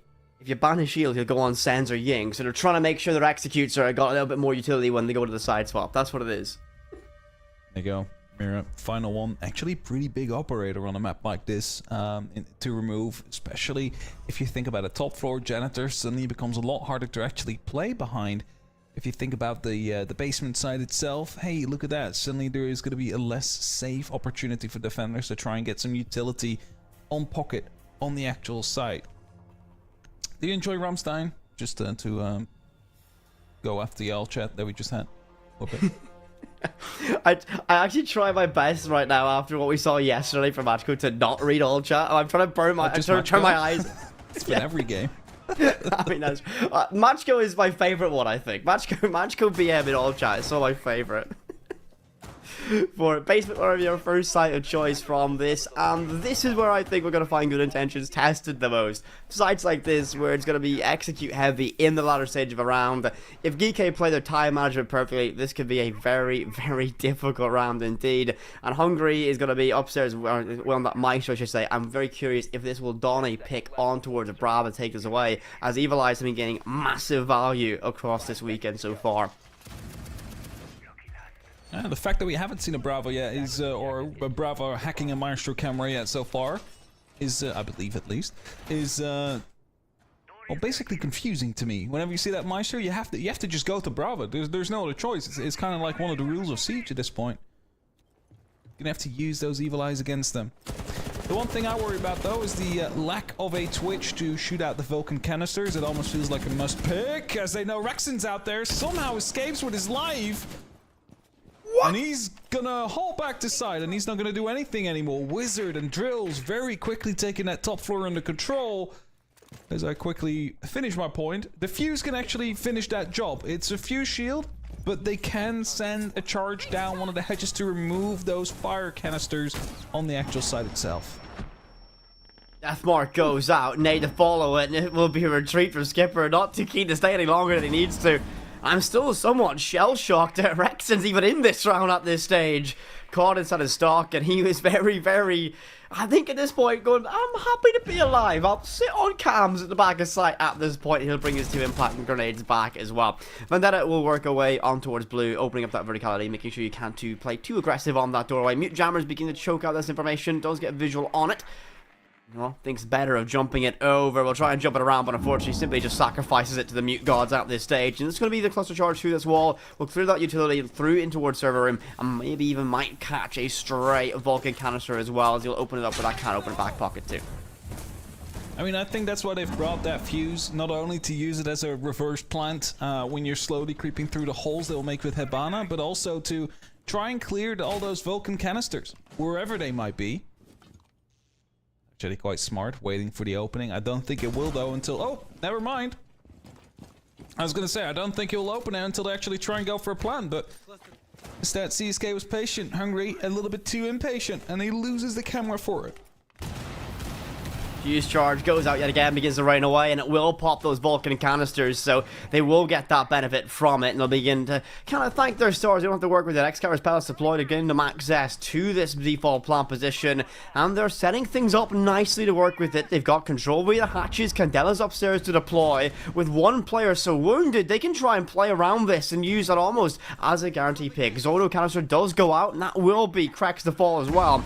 So the pause button has been pressed on that round. Candela's deployed, and expected execution behind us in the next few moments. Case going down, at least a bait so far, but they've backed away from it wisely as the C4 tossed out in the midst of that one. And where the pressure arrives from ramp, and ADS in old school fashion way deals to that Candela. This plant goes down. Hungry gets one pick of his own. The cover needs to be good, and it is so, as Wizards will get knocked in the midst of that. Going to bring us to a technical 3 versus 2. Pistol on hand of CSK. He finds that pick to Hungry, and a much better start here from Good Intentions, getting themselves on the scoreboard, getting some picks, but it isn't over yet. Post-plant situation, and Skipper does pick up one. CSK falls. Wizards quite low. Rexon as well, he's on the cover, but fails. And now the rotation will be coming through, and a miracle is required to try and lock this out. He knows he's going to be swung out. Like, yeah, your legs will show before he will. And Wizard able to just shut him down from there. And indeed, a much better round to come through. It all started with Rexon taking that basically near fatal death, but still survives on 1 HP. Then the use of the fuse to get rid of those charges was a big thing as well. And the fact that they actually opened up the Maestro camera, it might not seem like a big deal. However, if he wouldn't have, and he would have waited until he heard the actual like the metallic fusing going off, would have been able to maybe catch that fuse charge before it detonated, then you would still have the Vulcan canisters up and running, because that fuse charge took out almost everything. So some slight mistakes or slight impatiences here that caused a bit of an upset. And GK, they decide to just rerun it. Just go back for it. And soon they'll realize that indeed we will be back in the basement. And I'm just wondering, are you going to be bringing out the fuse once more, or are they not going to bother? Because it worked out quite well there.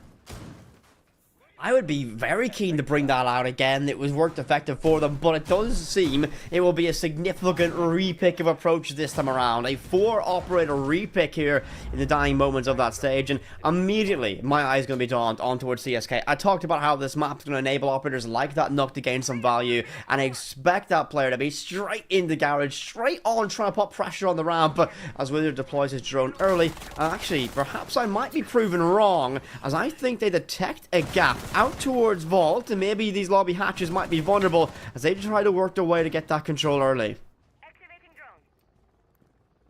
All we can do is wait. Still worried about someone potentially being around in the office, though. I doubt that's actually the case. Not sure if they created a rotation. Oh, they definitely have. And they're aware of this. Who's quicker on the trigger?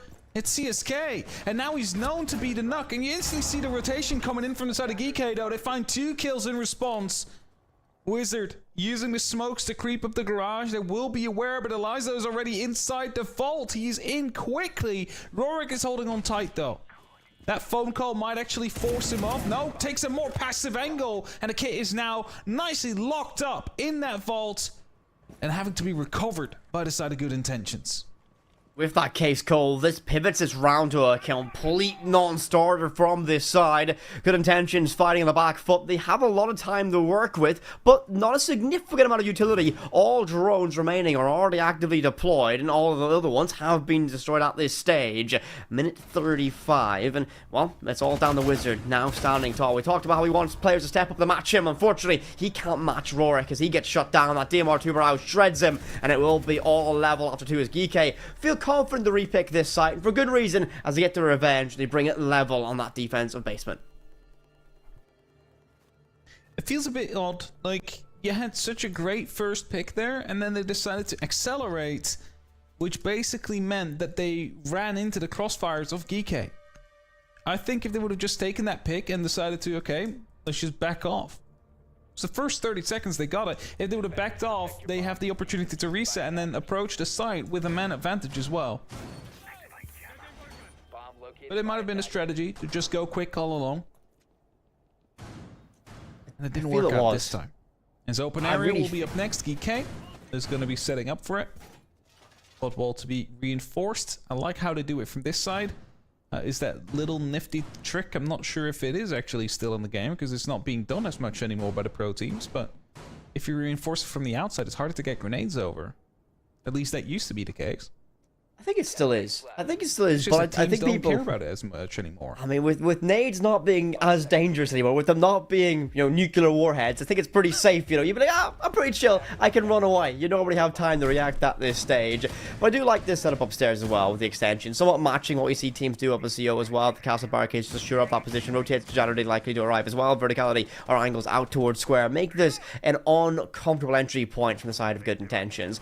And this is one of my favorite sites here on Bank. It often forces offensive sides to flex their creativity on how they want to break things down. And Rorik will have to test that creativity even more of good intentions. He finds the opening pick. CSK first of all, and we wave goodbye to our Habana within the first 4 seconds of a round. A nightmare start from this side, already trailing and fighting in the back foot. Even when you then start looking at what that means. I mean, all these castle barricades, you can still remove them, of course, with the single charge that Ash brings or one of the 2 grenades that Elzao has, but those will stay up for now. There you go. That's the Ash charge now distributed as well. But then you start thinking about the hatches you potentially want to use and drop from. Well, those are definitely going to be staying closed here because there's no secondary heart breach being brought here. Oh, actually, there is an Elzao. So, okay. There is a backup plan. There is still that. But it is definitely going to be, hurting their possibilities a bit more here in terms of how they want to approach things. A lot of droning going on right now. They're unaware of the fact that there was a player inside of the elevator, but the drops have already come through. Geeke decided to just not take this fight upstairs. As a minute 30 has passed just now, there's more important places to be. Vectron will find that mute jammer, enable him to dive a little bit deeper, and this is going to be very important to clear those Goyo canisters to deny that time burn in these later stages. Skeleton Key will get working down below to make it uncomfortable to play instead of Archives and Tellers. You'll find that vertically arriving upon him now, and that will be that Goyo of tricks. Has no nitrocell to work with, of course, but impacts can displace you. He will just about escape as well. He'll scamper off in the distance, finds that pick, but will be Crix actually who gets that locked in. Brings us back to a 4 versus 4 with a minute left to work with. This is going to be a great position for good intentions as they get themselves in a position where they can knock on the door of site itself, but they still need to clear this significant time burn utility. I was going to say, he didn't actually push off. He's still holding patiently, but failed to actually get the shot. And now Crix is going to find himself in a little bit of a pickle because he knows there's going to be someone on either side of the wall he wants to go through. So he's going to have to find a different way to actually try and challenge the elevator. As Hungry waiting patiently in the top of blue. Are they aware? It definitely seems to be the case as they are being watched. Hungry, don't do it. Don't step through that door. You'll get yourself taken out. Hungry might just have the trigger discipline that he needs at this stage. All these guns watching on him on that single barricade. But they can't look at this barricade. They only got 15 seconds. And Hungry, patience is key. But unfortunately, the spray is there. I don't know if they had information, but he'll keep popping out, trying to find some chaos. Skipper gets Wizard in the midst of this one, but diving straight behind the countertop. Close quarter, Nitrocell's good enough for it. And chaos in the end. Skipper finding 3. And Geeke lock that round out. But Hungry played the ultimate gambit on blue stairs, and he drained away just enough time to make that an awkward execution for good intentions. Geeke find themselves their second defense here on Bank. I mean, that was it, right? Like, they knew Hungry was there. Hungry also knew they were there, but like, the one thing he didn't know is that it was being watched. But he's not going to be shooting through that door until your pressure comes towards the side of kitchen. So he was just patiently waiting until that came in. And in the meantime, 3 players are watching that door for about 20 seconds. And nothing's happening because they're not baiting him to do anything. So, Hungry, well done. Wasting that time out there definitely helped out. A little bit of an awkward engagement then eventually on the plant there with the Nitrocell flying over. But found a kill eventually. And thus, UK find themselves 2-1 up. As they go up towards that top floor. Of course, basement still locked. They'll be headed back there next round. And, again, they are mirrorless. So it's going to be a little bit harder to actually hold the windows from the side of Janitor. Of course, it's far from impossible. Just be opening up some small holes, and the fact that there is a rotation in Janitor towards the main site is already enough for the attack of having to actually do something about it. Like, they need to make sure the Janitor is clear if they want to go for a window push. I do think this window push is very much the predicted play for this. The addition to the capital here of Wizard, that crossbow can gain tremendous value just peeking those windows. You can smoke off angles, you can use that molly to displace anyone you want to. And it's going to be great, but as you said, Johnny needs to be cleared, and realistically, there's no easy way to do it. You've got to do it the old-fashioned way with zonal control. They do have the Glass in play who like to make an entranceway from square. Double Mossy Pest spotted on that doorway, on that window. No drones getting sent out from it, but that's a double commitment of that Mossy Pest information. And while I think they're aware someone might be trying to make an entryway via ATM, it's only repel, and that first smoke grenade goes out, and that's going to help enable your Glass as well. CSK will be thankful for that. And there might just be a little bit of a false start to try and bait commitment of utility from the side of Good or from the side of GK. Quite sure, has a breach actually gone through? Yeah, okay, there is a small hole out there they can use. But Hungry is just going to be waiting patiently out there, has an important piece of utility with that nitrous cell, and probably also aware of the fact that there will be a Glass on that window. So, you know, how much are they actually going to be using this? The last smoke grenade is being tossed in from the side of Glass, still some around on cracks. Now the pressure from below and the bottom of square is coming in, and that is definitely a bit of a worry point because now they know, oh no, there's people below us. We actually need to worry about this if we want to go for a plant as CSK gets down through the couch. This is a nightmare now. A high-impact operator is going to be taken off the board. The impact isn't good enough to get that confirmation. Wizard drills don't get one apiece, and Skipper finds a freebie. Drills caught napping on that window to get that confirmation pick on the Glass at this stage. They'll just leave him to bleed out at this point. I don't think he was aware from it, but your Glass will read out that information. All right, I've just seen Skipper rotate back in towards this. He'll be playing by that window case. And, well, one player on that repel. Skipper with the confidence to peek out and find one. Might get caught napping on that reload. He's in hell and no man's land, and Laser does shut him down. GK lose player after player, finding themselves now in a 3 versus 1. Well, technical 3 versus 2. CSK should get recovered and will do so, but that case is called outside, so it isn't just an easy execution for good intentions. Will be picked up, but it's from the one player that's actually on the window. The droning is happening. They now know where Rorik is, but due to the fact that they zapped, Rorik also knows that he's been spotted. I'm not sure if that was the right move to make. They still will find a kill on the back of it. And now you start wondering, okay, did he really not see the Glass down there? Because otherwise you should have really confirmed that. As that was an extra player on the board that just came out huge for the clutch of that round. Good intentions. Equalize that score, 2-2. Doing quite well on this half. They managed to get one more even. You know, they're kind of beating the expectations that we have for an attacking team here. They very much have. This is a better showing from this team, and I have a feeling that the result they had on Skyscraper was alarm bells ringing when they got themselves collected afterwards, realizing, wait a second, we're going to go to our bank, we're going to go to our opposition's map pick. We've lost to them here before, and this might be our last dance. So good intentions are going out swinging if this is the end of their story, but it might not be just yet, as they found that lifeline. They're playing much better on this than what we saw previously from them yesterday in action.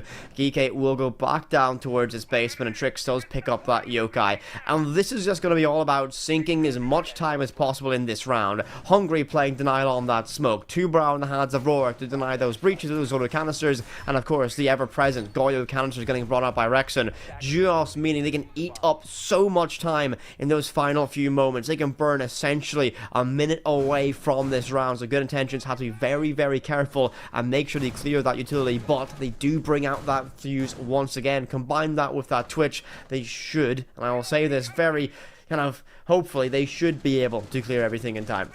Yeah, the fact there's a Twitch should already mean that they're able to get these before the fuse even would get to fusing. So it seems like good intentions is going more into the route of the first round they went. You instantly see Drills and Wizard clearing out that top floor as well. This is where they almost found Rexon last time round.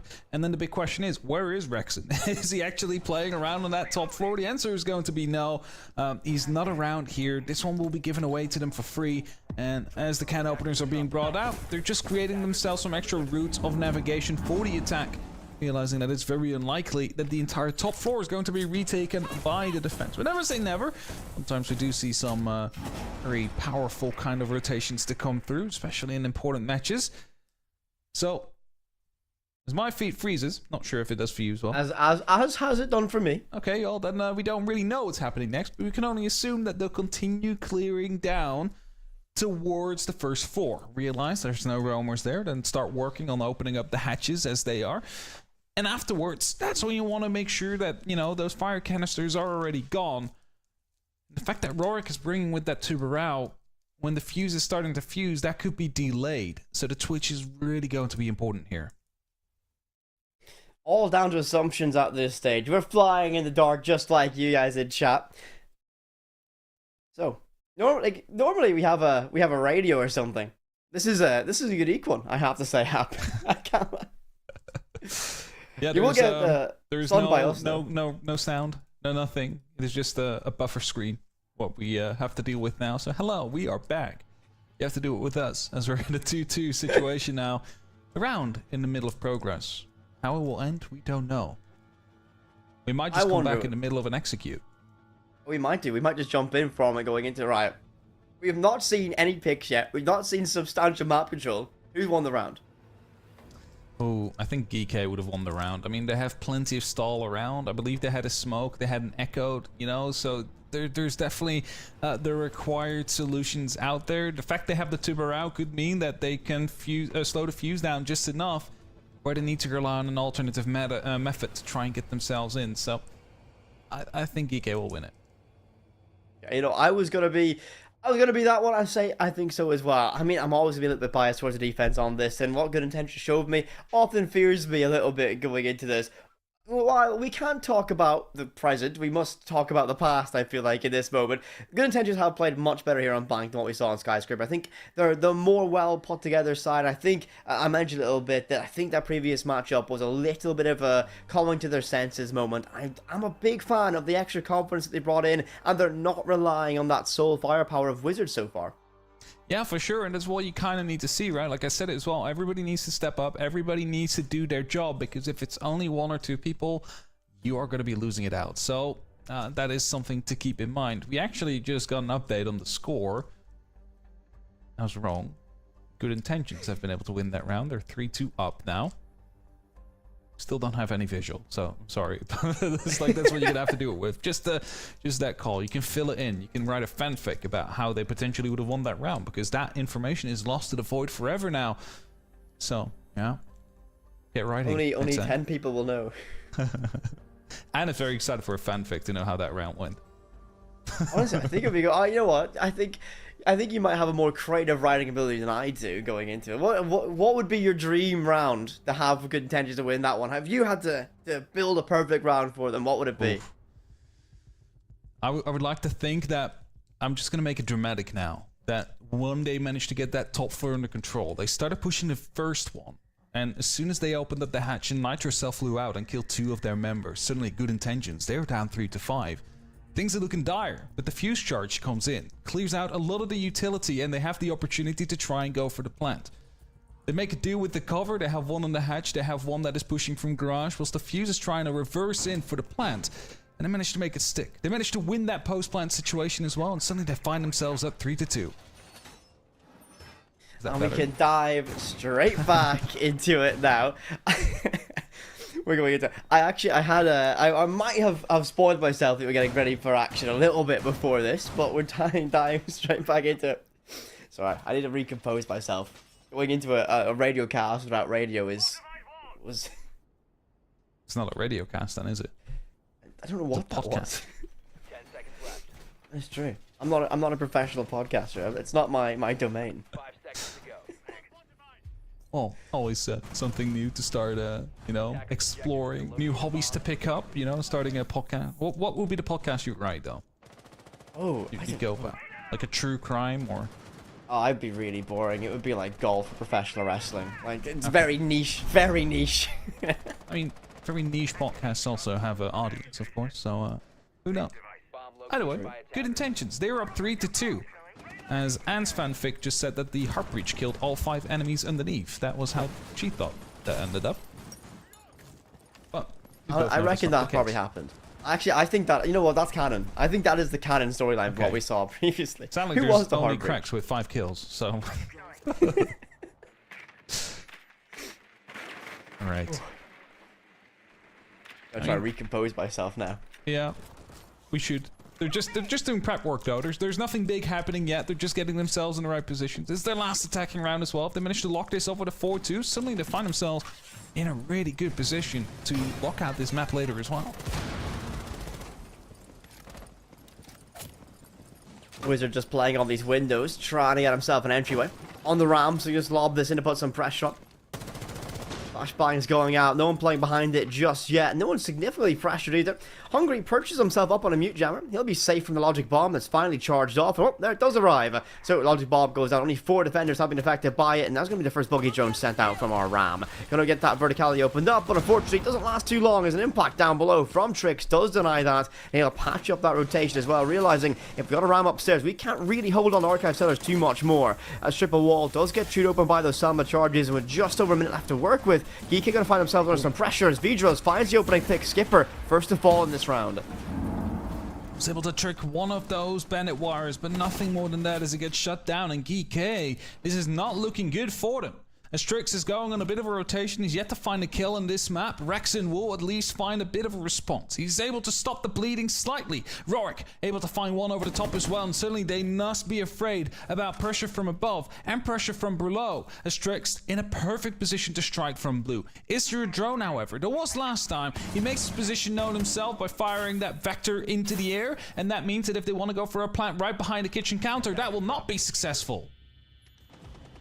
Logic bomb goes out and Geek will collect everything in the midst of that chaos. Just job is done from them. A difficult round to claw back, losing the opening picks, but they play very reserved around that site and hold things perfectly.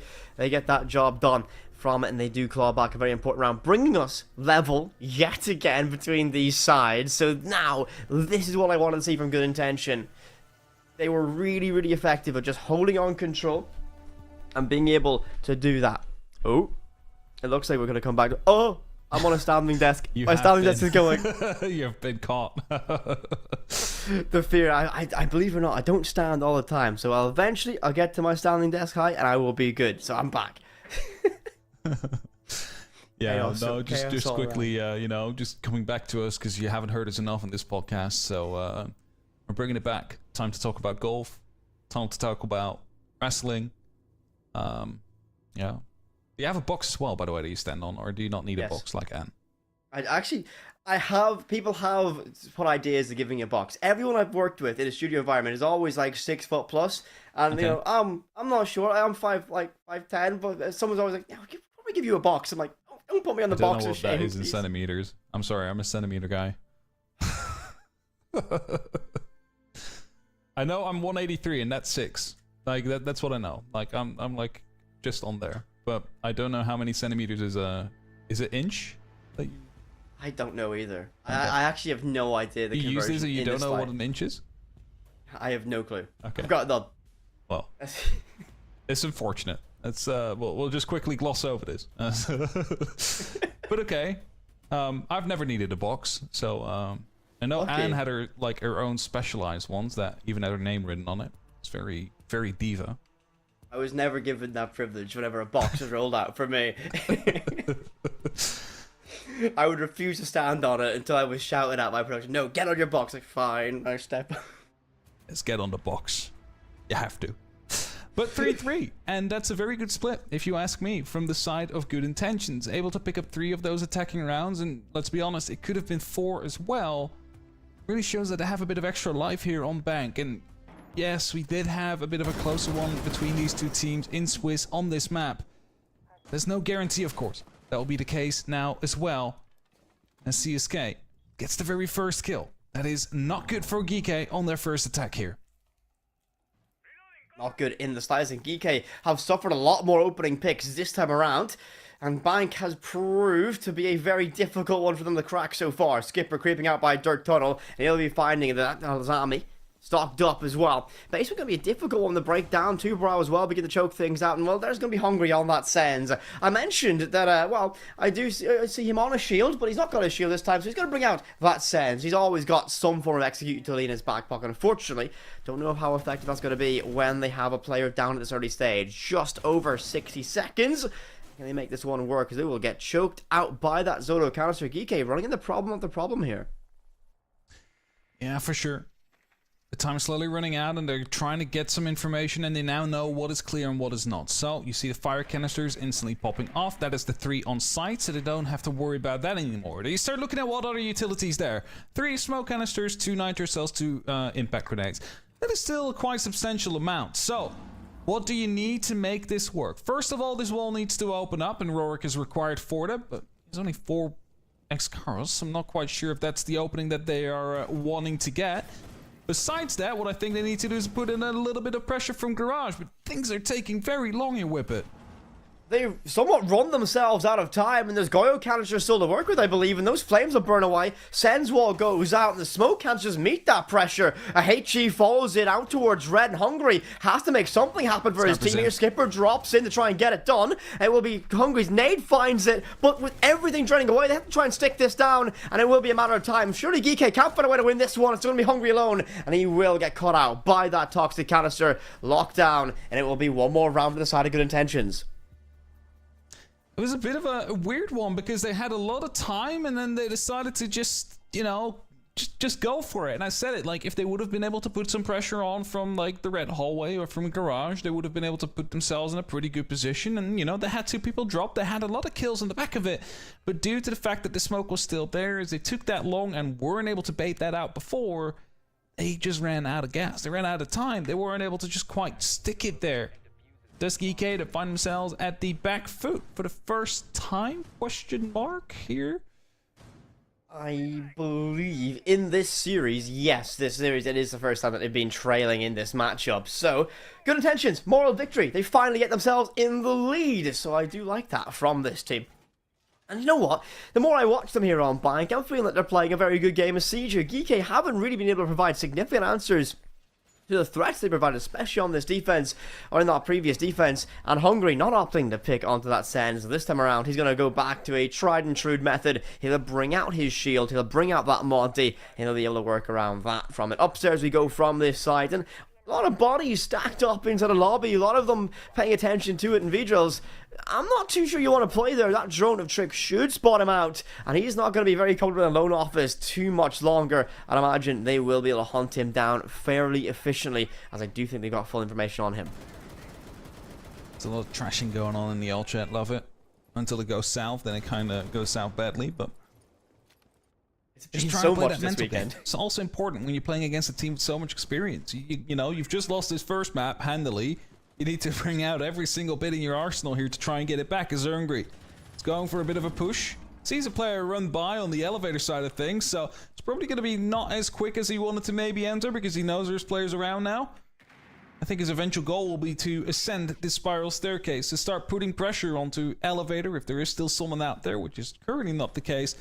And also the office, the front office, of course, where Krax is playing.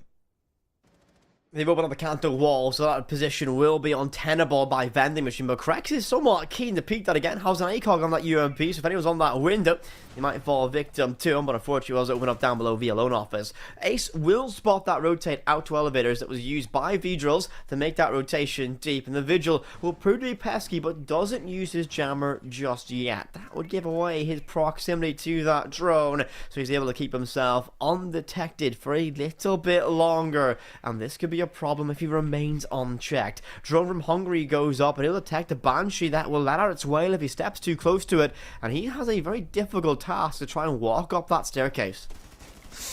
Rorik, you should have really had that kill. They knew exactly where he was. They even sent out a stun grenade, but instead Rorik being picked up from the vertical, not even firing a shot at him. I'm not sure if he was being challenged on the horizontal, but like, there cannot be an excuse that they did not know. He was pinged multiple times in this position. CSK able to find that kill and still in a very crucial position. And that stun, all it tells him is like, oh, maybe someone is in archives again, quickly watches it, sees there's no one there, and now pushes his efforts over towards the lobby side of things. He knows there's a shield pushing up there. They know there's others coming as well as Trix gets one of those kills, and now pushing the side itself, Hungry with that shield. Hungry can walk up, and Rexon gets that Claymore confirmation. The jump up from CSK does get his 1-for-1, but great use of these smokes to cross off these angles, and he can walk deep into A, but the player on that window has been slain, so there's no intrinsic cover here. Trix does find one, Vigils falls in the midst of this, and Hungry should be able to get this case down. He'll try and stick it back towards that danger. Crossfires need to be perfectly held. Difficult one to do. He'll look left, he'll look right, but miss every player. Hungry does get caught out in the midst of that, forcing a repel in by Skipper, and that will give a massive audio cue. The Casabara can open up, and Lezo finds it. Wizard getting two to wrap things up. Good intention, finding 2 rounds back to back here on their defensive bank. That Nitro Cell hit it just in the final second or final half second where they could have tried to stop Hungry from getting that plan down. And from there on, they had the crossfire. They knew they had to go for that diffuser. They were holding it with one person, the other was holding the opposite angle, and they find both walking into their pockets. A lack of time, once more. If they would have gone a little bit quicker here on the side of GK, they would have had to, they still had the opportunity to slowly start pushing back towards that diffuser. But instead, it is threats being thrown their way by CSK, who's playing quite well, finding themselves with a couple of kills. Wizards finding 2 there as well. And suddenly good intentions within reach of a map point and hoping to push us to a third. Good intentions.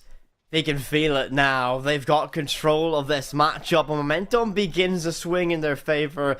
And this is where I might get a little bit worried for GK. A performance yesterday where they came in as the significant favourites and falling short when they had rounds or opportunities time and time again to close things out. They lead this series after the opening pick, taking their opposition's map choice. And well, on buying a map they decided to go to, they find themselves trailing 5-3, 9 rounds deep at this point, so not an ideal position, and Good Intentions have stepped up to a massive margin, and they're playing to the level that we expect from this team. I mentioned on Skyscraper that the team was not so much worthy of that 7-2 defeat. They didn't play better than that, but this team has more to show, and they've decided they're going to show exactly what they have left to work with, as Rexon down below, creeping in sort of ramp with that Dokkaebi, looks to have that solo player impact. And they also know on the side of GK that things are rising, tensions are rising. So Hungry quickly in from the top, just trying to gain some of that ground. He's also alone. There's no direct cover behind him. And a lot of these players are pushing in solo right now, and if these gunfights don't go their way, which that one shoots, Skyper will find Wizard, the man of the hour in the last round, where he was able to find 2 huge kills and stop that round from even having the opportunity of going GK's way. Taking him out early. A big pick as Hungry is knocking at the door of the top site. GK need to manage this advantage, though. They can't let things slip away. Not in the slightest. 30, still lots of time for Good Intentions to find that recovery. Hungry knocking, as you mentioned, on that door, will be choked out by a smoke hazard for a little bit. Skipper gonna find himself taking a massive damage down below. Logic bomb rains out, verticality is open, and that will be CSK who does find that confirmation. Rorik does get one on the V-drills in the midst of that chaos. Minute 12, still an advantage with GK remains. Hungry is wounded at this point. Just playing Eliseo, dancing around this vending machine position. Rorik's next to go. Cracks the CSK, finding one apiece. An advantage GK held is now completely neutralized. Trix begins to claw things back in a minute or 50 seconds remaining. It brings us back to a 2 versus 2 scenario. Still the top floor though, under control. They have that hatch.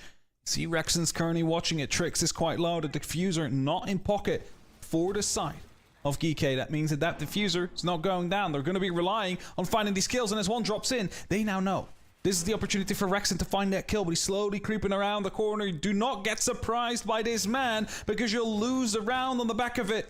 As shots are being fired, Elizo now exactly knows where he is. It's Rexon all on his lonesome in a 1v2, trying to keep them off of map point. He's right behind the bomb chassis. They now know where he is, and that means a collapse is on as he gets downed by Krext. Good Intentions, more like bad intentions, really looking to take this to a map number 3. And they're getting step after step closer to it as well. And a nice little pop-up at all chat as well. Geeky got a massive advantage early with a massive opening pick. And they finally decided to call their tactical timeout. And I'm going to put this quite simple. I think this is a little bit too late from them. I think they should have called this 2 rounds prior to begin this stem and deal with this damage. Act as a damage control moment. As now they have a lot of time and a lot of rounds to claw back from it. But for Geeky, what's going wrong? What's not happened? It's just not clicked here on Bank so far. It definitely hasn't, and this is what I was afraid of as well, right? Like, this is a map that is just big. There is so much opportunity for rotating, for being disruptive, and that is something that Good Intentions have perfectly used. They're just being annoying. They're being disruptive. They're just being all over the faces of Geeky, and they're not winning the majority of the gunfights anymore. And that is a bit of a worry. Now, they know that the next map is a little bit different than that when we're headed over towards Chalet. Not going to have that much ground that you actually need to cover. But it's still going to be a blow if you lose this map. In the way that they do now, even the coach is catching strays. There's no one is safe on this team. I think only Rorik and Rexon might not have received anything in terms of an all-chat message from the opposing team. I think Good Intention's got to get on that. It has to be a well-rounded approach. You know, they can't just leave one player out and go for pack ball in the midst of a timeout. But they're going to try and use this all the way. And honestly, I'll say this, right? Sometimes it might not be pretty. Say what you want about it, but it might just get under the skin of Geeky a little bit. And you got to imagine, you know, Good Intentions aside coming into this with no weight of expectations. Geeky, a major organization, backing this team to try and make their way into the VML, an early departure in the lower bracket. Good Intentions, realistically, are playing with no pressure upon their back, and this is a mighty dizzying height that they're already at. What, the team that 4 months ago was playing in console tournaments now at the precipice of bringing this to a third map against Geeky, a roster full of the most talented players Europe has to offer in this T2 ecosystem. What a moment from Good Intentions if they can get across the finish line here on Bank. Job's not done just yet, but Geeky very much on the back foot here. We'll hop on board with Rexon trying to relay information to his team, and they've realized they're up against a yokai drone, which might make things nasty in those final few moments. Yeah, for sure. A little bit of information being gained here to know about Wizard's current position. They're trying to put some pressure up with the skeleton key, but the yokai drone is stalling things out, sending the damage where it needs to be, and the buck will have to fall off. Rorik able to fall off slightly. As now you see, they know there's pressure coming out from that window, from copy window, so they're sending in the yokai drone to see if there was anybody actually standing there. Not the case. And as Wizard is slowly going to be falling back, there's someone on top of that fencing. Does he know? He's deciding to drop off. Not going to actually take that fight. Right call as well, because Rorik was just coming back. Will actually find drills as Rorik, Elizo actually finds Rexon as well. So a bit of a trade back and forth, but it was a bit more scrappy from the defense falling back there. Massive blow to lose V-drills there. Rexon not going to have that massive impact at this later stages, and they'll begin to work away at these utility now, opening up these hatches. But Elizo upstairs still on that roam game. They have no idea they're there, and actually they'll send an F2 on up. Skipper needs to win this one, but Elizo does scamper away. Unfortunately, Trick is aware of it, and their own presence neutralized from Good Intentions. And now Geeky have a man advantage, but that doesn't last long in the slightest. Krex pops up Marble Stairs at a bearing 9, and on match point has the confidence to take that fight. Geeky down the 2 up against 3 players, 60 seconds. They have the hatch open. They've got Hungry on that sense. I've got a feeling they're posturing themselves up to drop this hatch and try and make this a bare knuckle brawl. One light walls out, a second one follows it, and Hungry might be soon to follow. He's waiting though. He's not deploying them yet. He's using this updated feature set they have, not sending them out, and now he pops them open. He's created his labyrinth. He's created his domain. He'll try and stick this nice in the open. Hungry has all the opportunity here. The yokai drones can stop him, and it will be Wizard's rifle to do it. However, there is one trade with 30 seconds, an act of desperation, dropping deep, has to find something, and Tricks alone for his team. Map 3, a trip to Chalet is calling our names, and Good Intentions have found their legs. They have found their intention behind it, and they are one step closer to survival here in the lower bracket. Insane map coming out from them as they manage to lock this off with a 7-3. Amazing result coming out, and they'll be more than happy with that. They are going to be fired up for Chalet, And that is going to be a scary foresight if you're a GK fan or a GK player for that matter. This is a very troublesome position. GK had opportunity after opportunity in yesterday's games to close things out and maintain their upper bracket advantage, and it feels like the ghosts of the past are haunting them yet again. They could have got things done here on Bank, but they fall short of it. And good intentions, well, they're floating right now. They took a map of one of the big teams in this bracket. They've got all the momentum, and Chalet might just be the exact map they need to cause a major upset here on day 2. Yeah, for sure. Chalet is going to be a hell of a fight. I'm very excited to see what they will be bringing there. So, before we go into there, let's head to a quick break.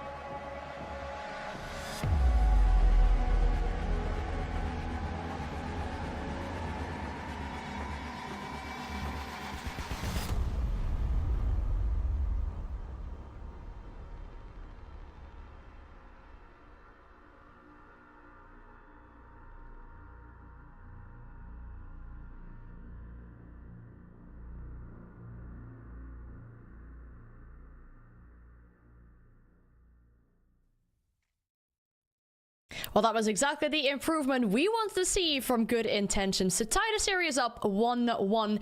They take this map away 7-3, whereas the last time they played it against GK, it was a 5-7 to them. Impressive result, and I think especially on their defenses, what really stood out to me was the good patience, the good crossfire. They seemed like they had enough information to dare to hold that map control, but not hold it for too long, but to the point where they lost their lives. Good communication, good information seemed to be the name of the game for Good Intentions.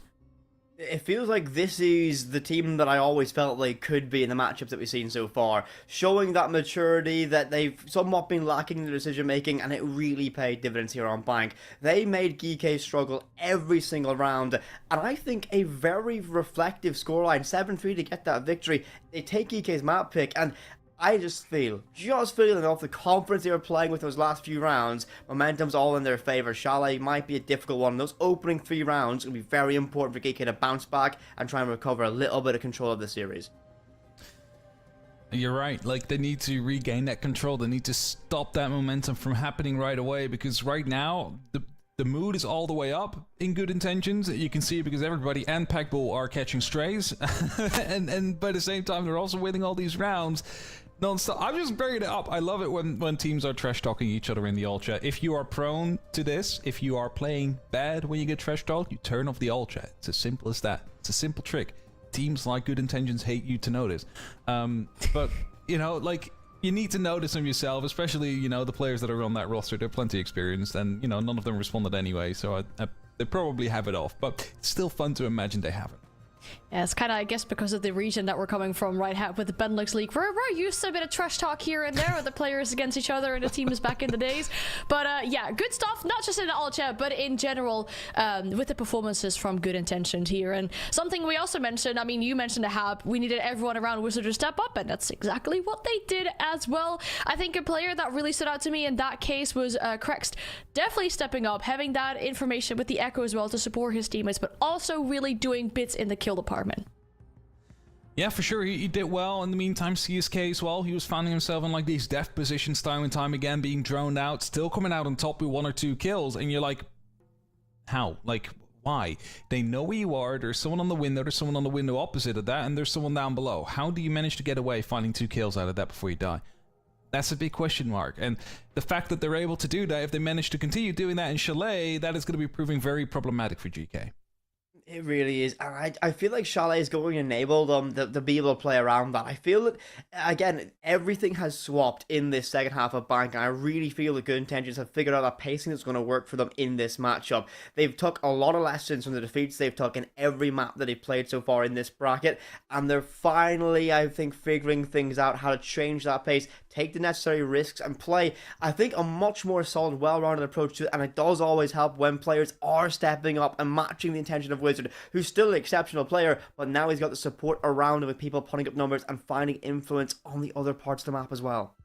Yeah, you're right. I mean, I feel like that second half really was a switch up of the entire matchup, because it did seem like things were starting right for GK. I mean, those few rounds they had on the defense, I recall that third round where Hungry was standing on the top of the bottom blue stairs, just waiting behind that barricade, waiting for the players on the side of Good Intentions to do something, and it really seemed like they were struggling with time.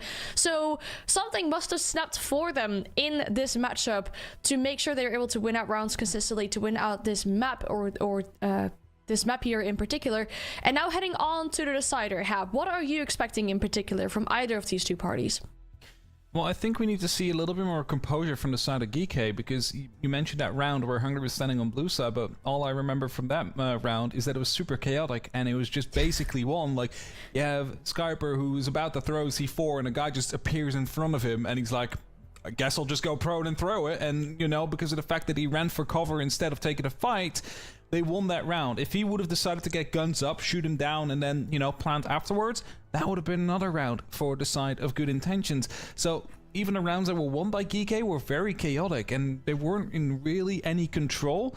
Besides, they also gave up some of those advantages. So what I want to see is them composurize themselves, and make sure that when they have an advantage like this, they're slowing things down themselves. They're bringing it back. They're bringing the tempo down so they can control the situation, because as soon as we are living in chaos and like disharmony, it is when Good Intentions is deciding this is what we like to do. We will take this round. Thank you very much. So that's kind of the playstyle we need to see from them.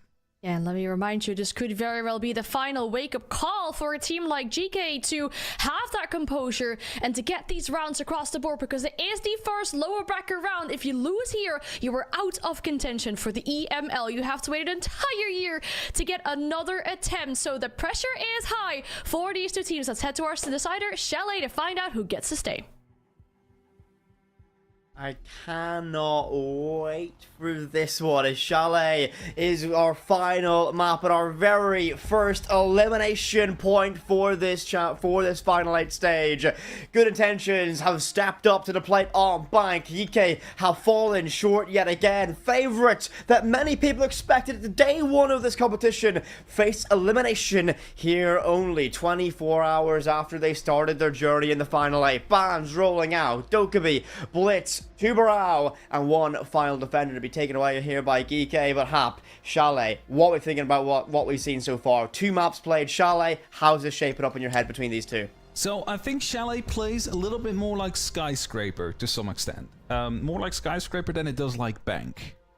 And the fact that the reason for that is Bank is this giant square building where you have, like, it's just crisscross. All these staircases are everywhere, and you know, like you're ending up at different sides of the map. Whereas Skyscraper is more the part of 2 parts, like the map of 2 parts, really, where you have one side, which is restaurant and like the tea and karaoke, and then the other, which is house and exhibition. There's that giant divider wall in between. Chalet, I mean, you can basically divide it into an L shape. You have the kitchen with the bedroom side upstairs, and then you have the library with the games and bar side on the other side. There's that one little L shape, both up and downstairs, which act as the connector between those two, which means that there is a little bit more of that like choke point they can hold off on. So if we see this more played like we actually saw Skyscraper played, GK is in a really good position. However, Chalet, still a map where you have a really good opportunity to do some little ready plays, a little bit more than you do on Skyscraper. So, you know, Good Intentions definitely not out of the count here either.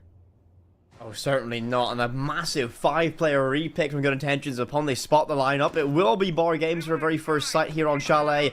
And the big thing that's going to draw to me is Wizard has seen Hungry on that Maestro, aware that he's going to bring this operator out, so they decided the Brava is going to be a perfect counterplay. We'll also have an impact against those Banshees, Kaid charges, and even a Capcan trap as well if they're daring enough to grab one. So huge potential for value on those Cludge drones getting brought out from Wizard. CSK on that Blackbeard will prove to be a very difficult thing to displace, and Drills plays a very crucial role with those Flores drones. Unfortunately though, damage done early. Is they're going to vault on in straight in the trophy and look to brute forces from a horizontal perspective, and it will be Trix the first to step up towards that plate, and he might find himself pinched from main lobby. Mezzanine plays a crucial role just to stop that control and hold the line to support his teammate a little bit longer. Wizard does find their opening pick, Trix does fall, and that is that player walking in from lobby. He'll have a second one stepping up to the mantle. That will be Rorik on Malusi. I don't think Wizard has any information just yet. He's under danger. Oh no, these castle barricades are actually so bad. I mean, he's about to be taken down. No, he's not. He's about to get another kill. Wizard just gone unseen, getting the second, knows about a third inside of the L shape. But the point I was trying to make here with it is that these castle barricades, if you're looking at them, there's one thing I see, and it's like, hey, you're welcome to walk into lobby.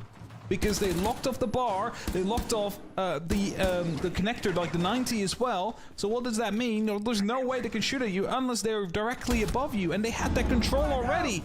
As Rorik will finally shut down Wizard, who's been able to get 2 kills in almost a third in this round so far. Oh my goodness. Rexon upstairs or down below will find that shot at the Crix via the verticality. It does work both ways, and that TCSG awfully punishing if you find yourself at the wrong end of its barrel. But Drills caught perfectly on that drone will find that trade, and they got the information of Hungry lurking in supply. They'll drop in to try and find that, and the information is perfect. They got near live pings for him, and the bees should go out. He can pre-fire this for what feels like an eternity, but his team will walk in. He's got to be able to make that rotation. Rorik finds 1 second around. That will be traded off, and Hungry's going to be good for it. Difficult fight dancing around cover, but Rorik's there to help his teammate out. And it was an unsteady beginning for this defense. He can find a way to battle it back, and that's a much important serve break for this team. Finally getting some momentum in their favor, and this is exactly what they need. But Good Intentions, particularly Wizard yet again, played a fantastic opening stage of Chalet. I'm gonna say it's outrageous that Geek was able to win that round because of the way that the setup worked. Like, They just invited him to walk into lobby to find that first kill. That opened up the entirety of the kitchen area for the side of Good Intentions. And then we have a rotation coming up from the snowmobile stairs down below. And, you know, like, it's not his fault because his scope housing was right on top of where Wizard was. He just was surprised that it took that long before he got that kill. Like, he managed to get a second one. At that point, that round should have been completely in the hands of Good Intentions, but they might have just taken it a little bit too quick once more. Not really realizing where the last two remaining players were in that moment in time and just feeding themselves into it one by one.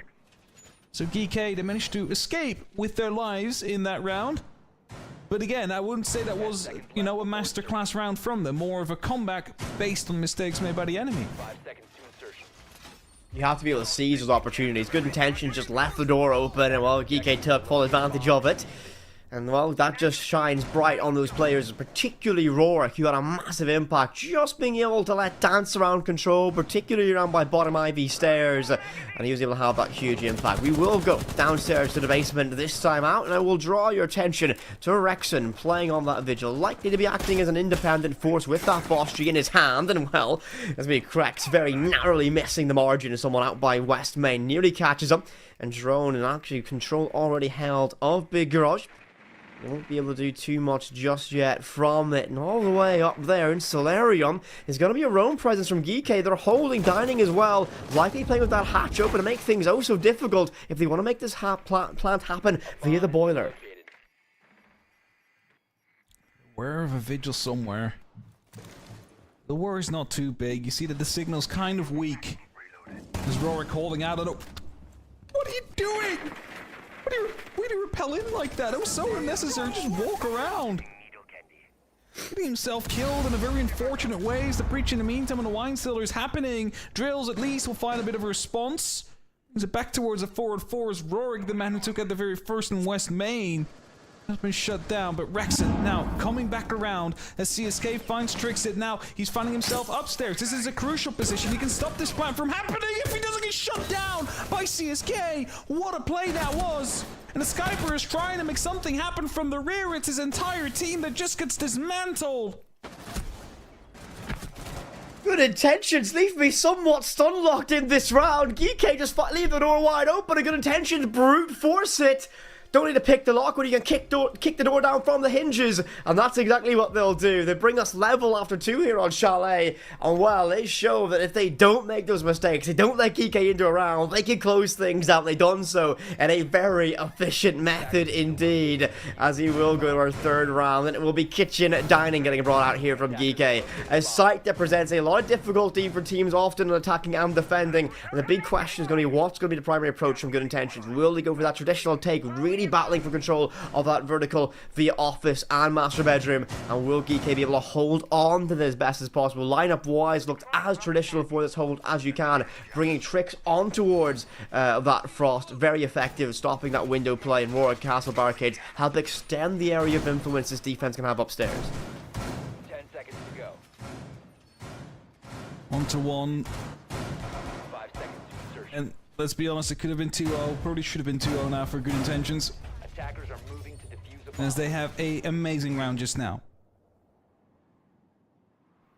The kitchen's up next, and GK, they're not willing to go and give up. They are fighting for their careers to some extent as well, wanting to be in the EML. And it was mentioned by Anne before, if you don't make it now, you're going to wait a year, or hope that you get picked up by one of the teams making a roster change during one of the changing periods, like the mutation windows. That grenade will actually take care of the shield. Knows that there's a player around on the office door, is not actually going to try and take that fight. I think a very wise choice to back away from it. Good Intentions, realizing that maybe risk aversion might be incredibly important for them in these early stages. Just don't want to lose anyone in these early stages. Cam traps might be a factor later on in this. CSK severely damage done. He'll find that from display. That's the UMP of Rorik, finding a few stray rounds connecting. And CSK fighting ghosts upstairs by top blue. We will hop back on board as Rorik. He's holding out towards Mud. Full information on him. Doesn't last too long. Drone does get compromised, but the cutoff is held. He's not going to be too keen to walk up this staircase. He might commit to holding this. And his simple presence does so much to delay anything that we want Good Intentions to do. And he's just choking out the clock here. And with only a minute 35 left to work, with Good Intentions somewhat stalling themselves out the midway point. So grenades instantly the Kiba right afterwards. Ooh, a bit far. Able to take out some utility that was playing around on the pillar, but for now, EK holding on tight. A little bit of pressure coming in from multiple angles. His elevation is sought by Rorik here. Is actually not going to win the fight against Drills. He had the advantage. Drills didn't know at first. But it still finds the top. The grenade rolls through the door and finds Rexen as another gets shut down. Trix will find that return. But it's 2 openings for Good Intentions before the first trade comes in. CSK finally trade away in the midst of that chaos. It arrives in the hands of Trix. Deathmark now arriving. That will be Wizard, man of the hour so many times. Mute Jammers are applicable in this round, so you might not get full value from it. Yellow Ping's helping support him. He can't just walk in, but too worried from the vertical. And well, Skipper will punish his indecision as he finds that pick. Deimos off the board here. 35 to work with, and top 4 control still very much held by Kike. And Trix locks this down. He'll shoulder peek this window. He'll try this doorway out towards Piano. Bait those shots. No threat is there. He'll call his teammate to help back this up, and they'll take this fight with a numbers game advantage. Just baiting things out and choking out the time. Kike hold all the cards in their deck at this point. They might even think about falling back now. Frost plays a dangerous game. Hungry gets one pick advantage with them, and it will be Trix to find himself a second round, leaving it all down the Crix. It doesn't last too long. Hungry shreds him. Kike find themselves a second round here, but a narrow margin yet again, and a very frantic opening to this game, or to this round. Yeah, again, you know, 2 went away from them. One by a grenade, which is, you know, something you barely see anymore. Another kill coming out from the opposite side. And, well, luckily, the trades were there. Luckily, the top floor was still holding tall, because as long as you have that top floor under control, a plant in the kitchen, basically not done. A plant on the dining area is going to be very hard, as you're limited to just a single area. Due to the fact that they didn't really have the hard breach available to open up that wall and create themselves with the right passage for it, we're forced to go for a different kind of play. GK find themselves with that second round on the board, back towards the top 4 defense now. They're trying to get themselves up to 3. Of course, looking to prevent what happened in that last map. Massive repick shuffles yet again from Good Intention. We've seen this team be very quick towards this. I think for Geeky, at this stage, a nice little third round kind of gets them back in the driver's seat that we expect this team to be in. It has not been easy. Good Intentions have made this a very difficult Chalet so far. 3 drones lost within that prep phase. Correction, only 2 drones lost. A lot of flashbang is getting brought out from this team, though. They'll have the availability to use as a clear positions. Might even be able to push behind them. But a massive commitment out towards Mezzanine, out towards Library, as Rexen will play likely around his castle barricades and use that ACOG on his UMP to be a very difficult dual artist to work with. And using the flashbangs, maybe in combination with one of those grenades, could be quite useful. As windows are being opened up, Library among the first positions that they want to take control on the side of Good Intentions. It was just so you can go for that horizontal fight, so you can make sure that you take that top floor under control slowly, whilst Games is also receiving a little bit of pressure. As the barricades to be opened up with just 2 Excaros, it's probably the cheapest way to do it. Otherwise, you're going to have to either perch it a couple of times or use the S Chargers or RC Roteros. But those probably better used to get rid of the Kiba barriers. Maybe even the moisture cameras, as that is something that the Kiba will struggle with. Zami in a very powerful position here. The 2 Kiba barriers backing up that position. And the BP actually stops the impact of that drone as well, just using so much and committing so much to this position. And while Geeky are committing so much, it's working out perfectly for them. They've got a player down below, all 4 nades expended at this stage as well, and they've not displaced Skipper. Well, this is going to be an incredibly hard one to work with. I wonder if they're just going to rely on Vidros to walk in and play a gunfighting role here, as they know someone's in Library, but Rexen's there for that trade, and this is going to be a nightmare. Unsure the source of that damage, likely arriving from display or towards Piano Window, but Flores is down. Trading 1 for 1 though, Rourke's going to go falling, as Vidros does find that pick. Rexen does get that trade away. Just over a minute left to work within this stage, and finally some ground gain inside the Library. Wherever the player, right behind the smokestack. Skyscraper still around on the top of blue stairs, which is going to be making it almost impossible for them to actually go and push through Library. As V-Drills is not actually putting the pressure onto blue stairs, he's looking to see if he can maybe find a shot in the back of the player that is being tracked by Deimos right now. They know exactly where he is, but Rexon still finds a kill before he gets flashed. There is no follow-up as Trix will find Eliza, and now suddenly this is entirely falling apart for the side of Good Intentions. The shotgun is even being brought out. It's a super shorty, only 3 shells. Would it be enough? No, definitely not.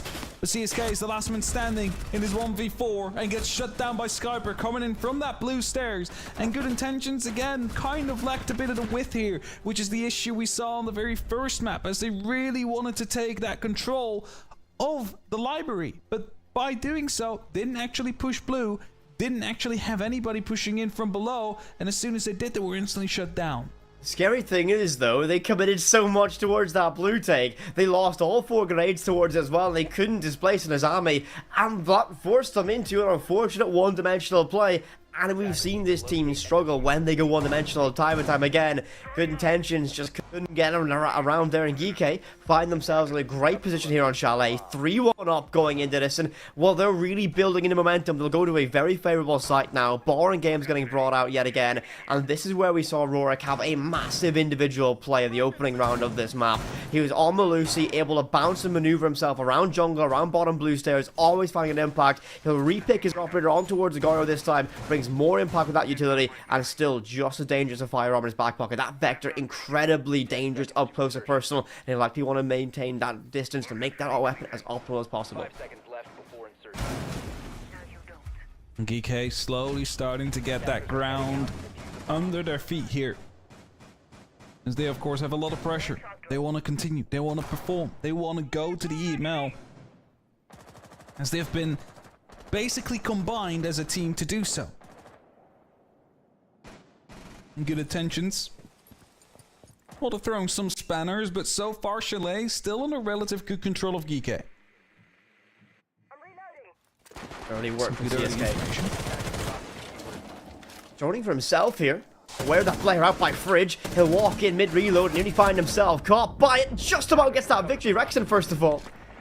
And Rexon, fan favourite of Grace, particularly as you would hear. First of all, unfortunately. Quiet series so far, unfortunately. 3 and 4 here on Chalet. Rex yet to make a mark here either. Just a slow day from Good Intentions, and I fear that they're falling a little bit back into the bad habits of relying a little bit too much on Wizard. CSK V-Drills do lead that charge though, however, Wizard still having impact. Up reach in with the Ash, look to get that control, and will do so. Regroups with that Grim and has all that access up towards Piano, and will be able to do that. Drone just ahead of him as well, should shore things up, and they're moving on towards that next step, control of Mezzanine. Yeah, Mezzanine and Library up amongst the next points of interest here as Hungry takes a small amount of damage. Trix will find themselves a kill though. Brings it back to an equal number count. And as long as Rourke is able to play around in this library and has that little opening for the mirror window, this is not a round that will go Good Intentions' way. They need to deal with him. They need to clear him out. And that fire is only going to be stalling things more, as they'll have about a minute left. By the moment they actually have the opportunity to attack the library. And if they stall any more than that, they're going to be running out of time for the site itself.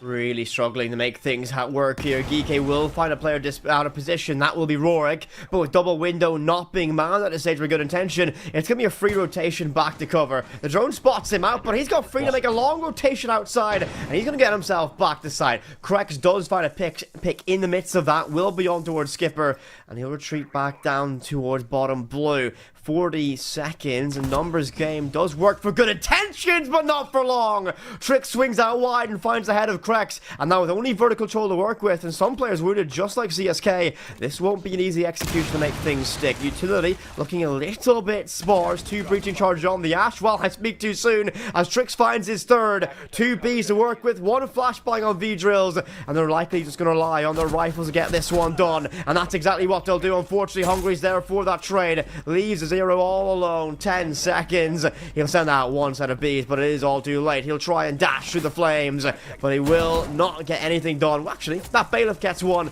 but perhaps a consolation prize, as he'll try and stick this upon 000, and it will be an easy denial. Shut down. Rorik gets it done. GK find themselves a 4th round. Yeah, they managed to find themselves that round, and you know, whilst it was close in number count, they relatively had this under well control. You know, like they managed to stall quite along. They had the library under control for a long time, and you know, at some point they needed to work the vertical, but players were ready down below. They weren't really too pressured for it. And this is why you need someone on a big window like that. Like, you first of all stop the rotation, but second of all you can deal with the library a lot earlier by just starting to cut in slowly. Same thing. If you would have had someone on the bar window, like, that could be the same player. You could just be on rappel, you know, switching between the two. They're not able to play as freely around there as they did because we saw rotations happening through games that went uncontested because GK was facing basically just a push coming in from the bedroom side, headed towards the library. So because of the fact that it was one-dimensional again, they have free rotation space on the actual site, and then it's easy to win your defenses when it's only coming from one direction. 10 seconds left until insertion. Very important round here for Good Intentions. A victory here does get them back to a 4-2 split in the offensive side. Not a Chalet, not the ideal position to find yourself in, but it's somewhat of a foundation. It somewhat acts as a neutral playing field moving on towards their defensive side. So GK very keen to get themselves in a more favorable position, locking out a 5-1 defensive split here. And I'm very curious to how this will go yet again. Chaotic round last time out from both these teams. They'll spawn off that jungle has been castled off, and that's going to be an intention to try and clear that away. Soft destruction, little bit lacking for castle barricades. Only 2 ash charges to clear that away from distance. They do have 4 nades to work with, but inconsistency of those clearing castle barricades can be, well, you can write a book on how many times I failed that in ranked. Let's see, hopefully these players are better. You'd hope so. I really do. I really do. Playing with it. Let's not talk about my rank. But yeah, you know, you gotta get quite close if you want to use these grenades on the castle barricade, or you need to be a hell of a throw to get them opened up. With the first minute pass and the first death mark used, and the second one actually used as well at the same time. Oh no, never mind, it's still regenning. Just the first one used. They're slowly starting to get that control off the opposite side of the map, but still a whole floor to go through, and then the side itself. So GK, again, in a pretty good position. As Good Intentions are setting themselves up to be able to fully strike over the top floor, put all their attention towards it, and not have to worry about the roam as the airdrops are being set up. Help shore up that flank position, and now we see a bit of a beachhead forming from the side of Good Intentions. They got themselves access in towards mezzanine. They're just working to shore up everything at this point. Drone economy does look good. All drones that still remain have been deployed across the map, giving them a substantial information network to try and watch these controls. Those Fender gadgets proving to be difficult, and Krex is going to be able to get that freebie. Rexon caught to be predictable, and it's going to be a second one now. Krex does find that too. Trix does get the trade towards CSK in the midst of that, with just a minute left to work with. Trix finds himself a double. The nade displaces him, and Wizard will get that confirmation. Great combination of utility. And the top 4 control hasn't been garnered just yet, as Skipper holds on to bedroom, lurking by master bed a little bit longer as he overstayed his welcome. Yes, he has, as it will be 3 for Krex, and Nitro down below shuts him down as Hungry gets that one, forcing us to do a 2 versus 1 advantage with the offense of Good Intentions. They know he's there though, so they're going to try and collapse on him. Hope they've seen the Capcan traps. It would be a shame to lose one of the players towards it as they're eyeing up to go for a hedge drop. Maybe a double hedge drop even. Surely not going to be considering that. As Hungry actually looking away the moment they had the opportunity to get a double kill. He's slowly creeping around, doesn't get the first. Eliza will find that kill, and Good Intentions, their second round. And Chalet has been very rough for them so far. I feel like Hungry looked away at the exact moment a double drop happened. I'm sure he would have won that one, Yeah. but you just feel like that is, I think, the epitome of siege timing, unfortunately, as GK end the opening half here. The first 6 done, and it will be a 4-2 split in favor of them moving the offense here on Chalet.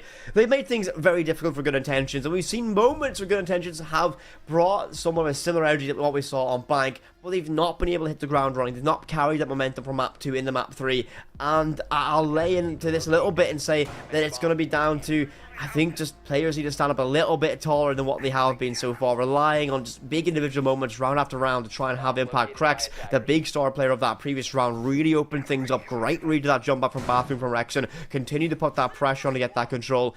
And I feel like Good Intentions, are going to run out of luck if they rely on people to make the individual play. They have to have a little bit better team play, a little bit better synergy, and GK have played around that perfectly, and hence the scoreline so far, which is 4-2. Now onto the attack though.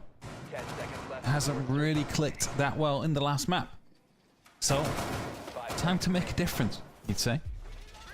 Otherwise, good intentions. I mean, they are 2 behind, but we've seen them do some amazing things over these last 2 maps, and it seems like a bit of a spawn peek attempt from Craxed. He's waiting for a rappel up on the side, or maybe someone that steps a little bit too far out. It's not going to be happening as of yet. All he's waiting for is just to see that hook.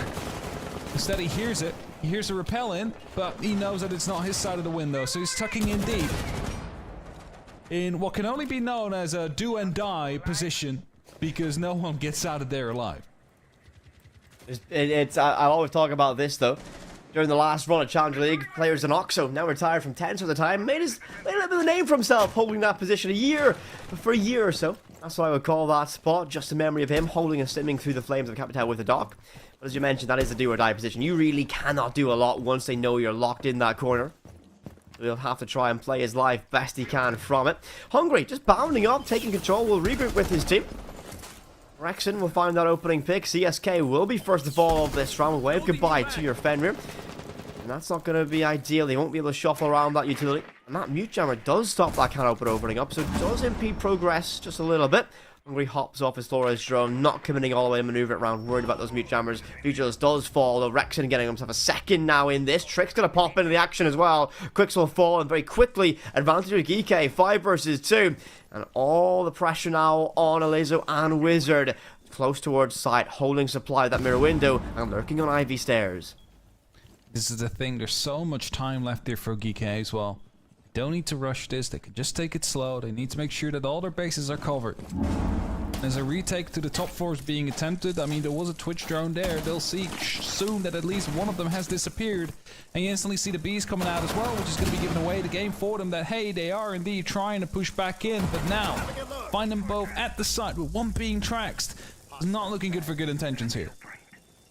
This is a nightmare position to have to work with. You get caught in the bees and the demos to work with. Still 2 death marks as well. So the information is solid. This is going to be a very, very, very uncomfortable. Both players stacked up deep inside a supply. They have information. They can watch that hatch drop. They can watch the window as well, as Mira will be the first one to get detected from that. And this was going to be Wizard looking to try and lurk deep in this position. Not going to get caught out. The Flores drone sent out by Hungary, forcing him out of position even further, making this such a nightmare. Alezo does find one pick. Rexon is going to fall in. This one drop from the hatches there. And well, just like that, this round's wide open yet again. Flashbang's ineffective. The warning goggles go up. A second drop in towards Jukebox. No information's there. Hungry picks up one. The cover needs to be perfect, and it is. Skipper shuts it down. GK getting themselves one more round and move ever closer to survival point here in this lower bracket.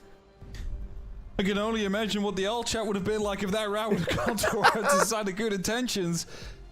Oh my. That suddenly just turned really quickly. They knew that both were inside a pantry, both were waiting there. They had so much utility to play with as well, but still, brought it back to a 2-on-2. That's rough.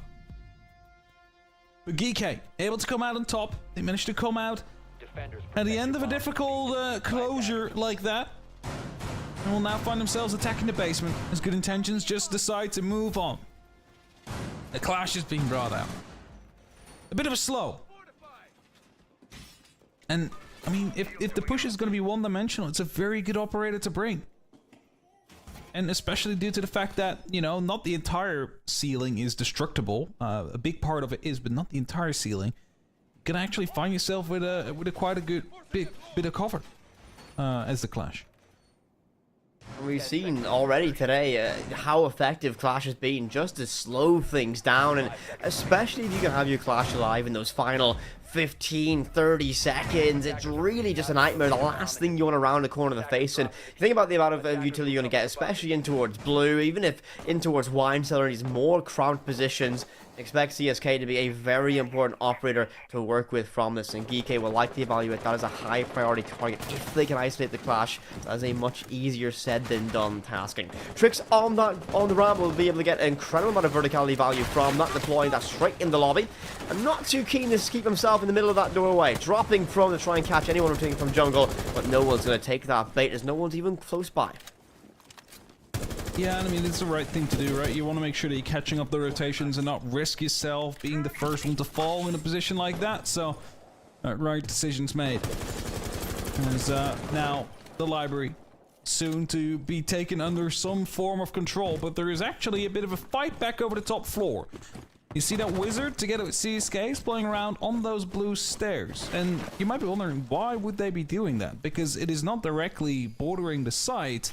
Even worse, you can be caught off through the middle of this, as he actually just saw Ponytail move by. Elizo is spotted to going towards the lobby. There is drones in position. As soon as he steps out from that bar, they are going to be seen. But it is going to cause quite a bit of a hunt now. Now they know that he's out there.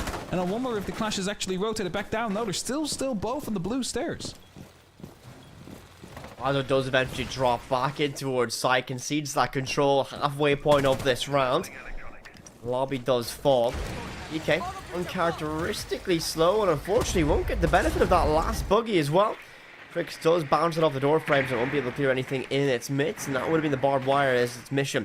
And the Clash proved to be oh so valuable. The shield protecting that ward and shotgun makes it a very difficult position. And GK are somewhat facing a brick wall here. Krex does find a great pick with that TCSG. Rourke's going to be off the board, but likely those X-Kairos pellets have already had their impact in this round. EMPs go out to try and disable the goggles available of that warden. They'll try to flash him out. They got full information that he's there, but Grimbees don't move you. They only make you aware, they only give away information, so you have to act upon this, and no one's doing that from GK. No one can do that so far, and they'll walk down in the blue. Azami has a must-win fight on her hands, needs to win this one, and will do so. Trade is there as well from his teammate, but doesn't even need it. 5 versus 3 in GK, facing Dire Straits with 30 seconds left in this round.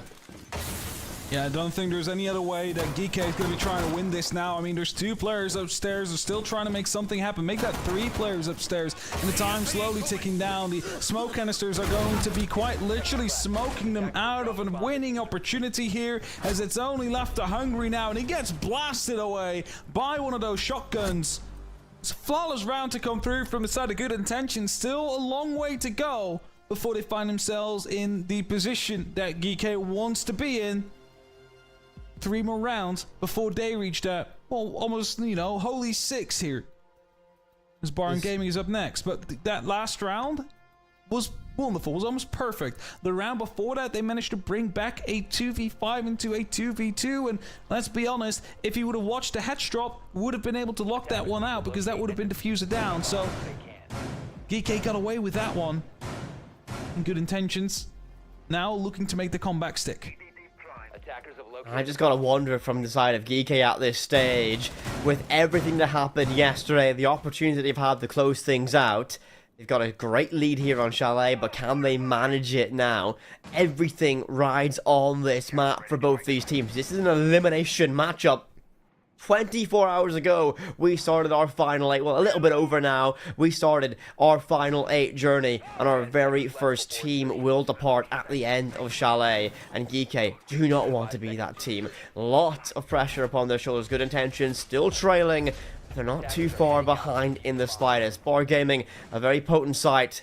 Can they hold on? They're going to get themselves one step closer to a level playing field.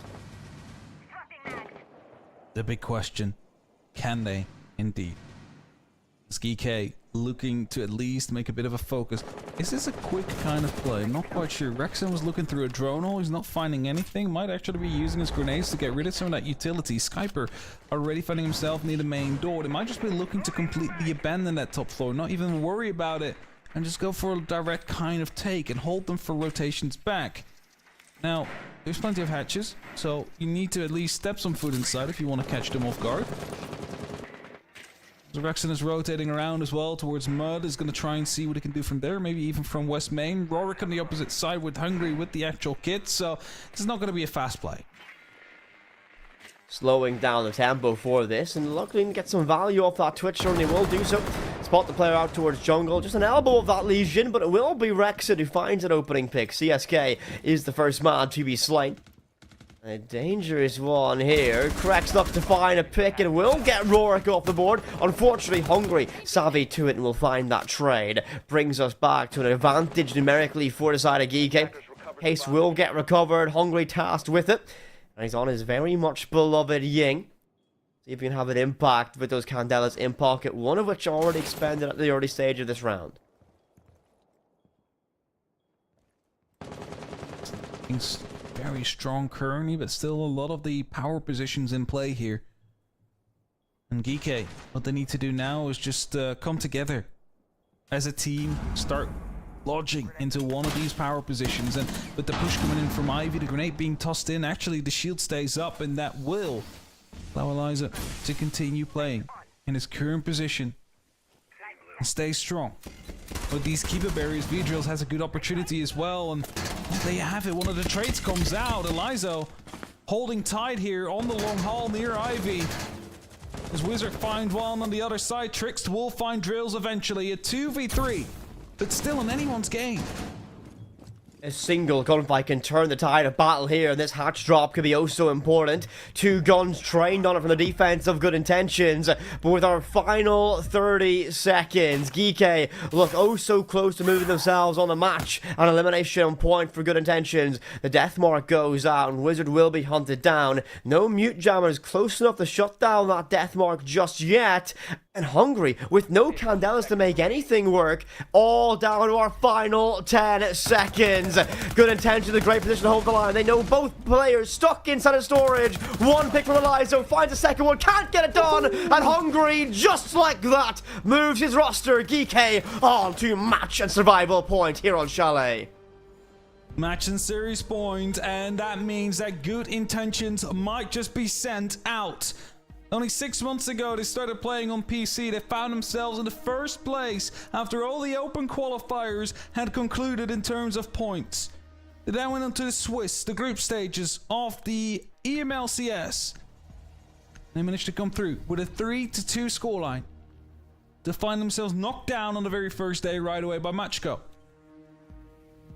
And then suddenly, we see that resurgence in the second map where they played wonderfully on Bank, to now be down 3 map and series points that they need to fight back. They need to rebut if they want to make sure that they are the ones that continue their fight, that they are the ones that are an inspiration to the entirety of the console scene of Siege, that you too could just hop over towards PC and become a pro player if you put enough time and effort into it. This team has certainly put that time and effort in. We mentioned they have been scrimming at a length so far, in almost comparison to some of the top teams in the world, even more so than some teams. They're really trying to get themselves up to speed, but all that hard work comes down to this moment. They trail by 3. Geeke on map and series point, and they are now forced to be flawless. Every single round holds the future of this roster in sway. So can Geeke lock things out here, or will it be another tense few moments from this side, and can they finally close it out? Rexon on the Twitch chat again. Hungry dons that Monty. Very high impact operators from both these players, and I'm curious to see how much we can find from that Twitch strum. We'll likely hunt down those FNATs across the map, and the first of 3 death marks arrives. It will be chasing down CSK, who's unfortunately found himself the victim of the opening pick time and time again here on Chalet. So make sure that doesn't happen again. He's holding tight, using those keeper barriers that will be blown up sooner rather than later. Actually, no, the explosion happened. Not quite sure what that reached. But not the keeper that he's using to hold onto library. It's just a single man he's facing there, and Skyscraper just decided to fall off. So they're not going for the approach they were initially eyeing up. They're rotating more around towards the Solarium side. As you see Trixt on the rappel out there, trying to get some information. Hungry entering from below, is going to be using the staircase to slowly gain that ground. He's at a big extendable shield. They're bringing him out for what could be the last round of this series. And as a smoke grenade comes in, they are checking what is safe and what is not, and where they can make this push stick from. Once again, Hungry using these smoke grades masterfully to limit the angles he can work with, and he's just going to walk on in. He's got the case in his back pocket as well, but the cover from Rorik from that window is also crucial. We will find an opening pick. Rexon with that DMR, and with the Deimos down below, almost everything in a great position to try and get this case down. The rotation is there, and Izo finds one, but Rorik falling makes things oh so difficult, and Krex pops up, finding himself too. Good intentions have a pulse here. GK can't close things out just yet. They need a hero, and it's all down the skipper on their Deimos. 4 versus 1. Tossed on A, but it might just be an act of desperation. Good intentions live the fight another day as they have more to tell of their story here on Chalet. They bring back a round that seemingly started to slip away from them. As the plant was attempted, Hungry went off it on the last very second as he heard someone creep through. The window cover had been taken down. The smoke's actually working in their disadvantage as a warden was on the opposite side. And that is definitely not the way you want those smokes to be used. And thus 2 more rounds for Good Intentions to get themselves to overtime. 2 more rounds to have a best of 3 in rounds to decide which of these 2 teams will have to wait a year. As basement is the next site we will head to. See a lot of verticality again. We've seen that from the sides of GK. In Good Intentions, they are looking to hold on. They've done a lot of talking in the alt chat in the previous map. They've been quiet thus far because of the fact they're behind, first and foremost. And they just need to lock in. And they are locking in. Oh, never mind. as you say They have been quiet. They have not said a thing. CSK took that personal and decided to, you know what, your job is on the line. Mid setup as well, like mid site setup as well. It's like, you know what? Hold up, guys. Let me just put this one out here. Yeah. Oh, that is tremendous passion from Good Intentions. Massive pivot though from the defensive setup that we saw previously. They're not going to extend out in the boiler. They're not going to bring out that clash. They're going to play us a more traditional style. They do don the Solace this time, which intends to mean they have a little bit of intention to play with vertical control and use that Solace upstairs. I do think they're going to be out towards Solarium. I think someone for Good Intentions also lurking down below towards Kitchen, out towards West Main. So GK should be privy to that information. It will be that Legion down below in Kitchen. The drone does spot them out, so Hungry's aware of that threat. He will be on the Blackbeard. So far, great game from him as well. 10 and 5, great individual performance. What is a veteran of the game?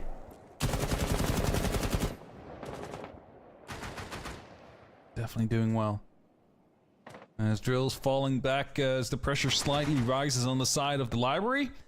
Just taking a secondary position out there, but Rexon, he's about to be raising that pressure as well from the rooftop. Kind of afraid that there was a little bit of a swing coming in from Piano, but currently there's no sound, no movement there yet. Lizo falling back towards the bathroom, towards Solarium, might all the way go around and then drop down the staircase and play from there as Trixt takes the first bout of damage on the hallway. But no death yet. And a minute 30, and Rourke is inside, finds one, knows about the second. He's going to be continuing to pre-fire as he finds a second. And that could be GK locking the nails into the coffin of Good Intentions now. Massive moment from Rorik as Hexen only makes things even harder, finding us at a 5 versus 2. Minute 20 left to work with. Legion does get hunted by that death mark, but only for a moment as he stands himself nice and calmly amidst the radius of a mute jammer. With 60 seconds, it's all down to 1. CSK, loud and all chat. Unfortunately, it will be your departure of Challenger Series here. The lower bracket run ends with only 1 series, and it will be GK to survive to fight another day next weekend. But it was not comfortable, it was not easy, but they finally get the job done. Turns out the old chat wasn't off as they're sending it back now, and well, GK, they survive. Barely, it might be added towards that, because a 6-4 or 7-4, sorry, is not the, well, comfortable scoreline they would be looking towards. It's also not like a hard scoreline to be looking at, but you know, considering the fact that they were one of the 3 favorites to be making it here and they're fighting for their lives in the lower bracket with the map, you know, lost as well, there's still a lot of work for them for the next week. EK not making this the easiest for them, but they do live the fight of the day. They continue on to next weekend's games, and they are one step closer to glory that potential promotion to EML. But that is this series locked up. We've got one more series for you today, but we will get ready for that one after a quick little break. Do not go anywhere, we will not be long.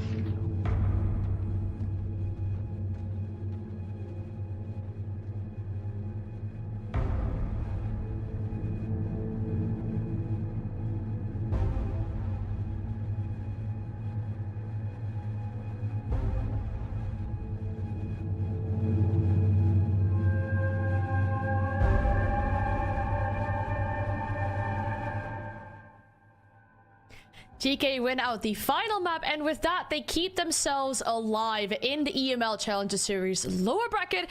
They still have a chance of qualifying to the EML, but we say goodbye to good intentions. Their Cinderella story ends here for these players not having been on PC about half a year ago. Impressive how far they made it, but unfortunately, we have to say goodbye to them. Good map from GK as the very final one, specifically that last round as well. I mean, that one came out of nowhere. I feel like it surprised me, but it surprised the good intentions players as well.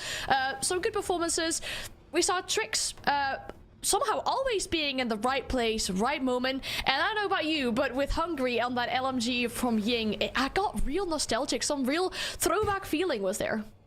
You haven't had that with any of the other shields he's played? Just with that Ying just now? Also he's that, been yeah. playing around like he has been for ages. But, I mean, like yesterday they struggled closing out games. And today they were like, you know what? Let's just put a flawless on the board. Let's just make sure that we're getting that closure and we're instantly hopping over towards next week and start preparing for that. Not having any mess around with like rounds starting to go the other way. So, you know, credit where credit is due.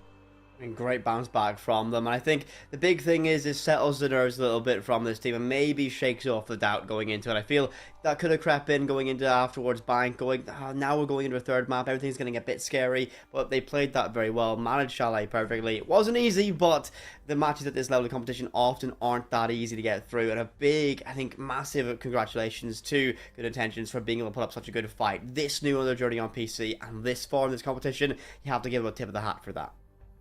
Yeah, they've probably already exceeded their own expectations that they had, especially with how long they've been on PC for, but still impressive performances. They were able to take a map away from GK as well. They need to keep their heads high and keep that in the back of their mind at all times.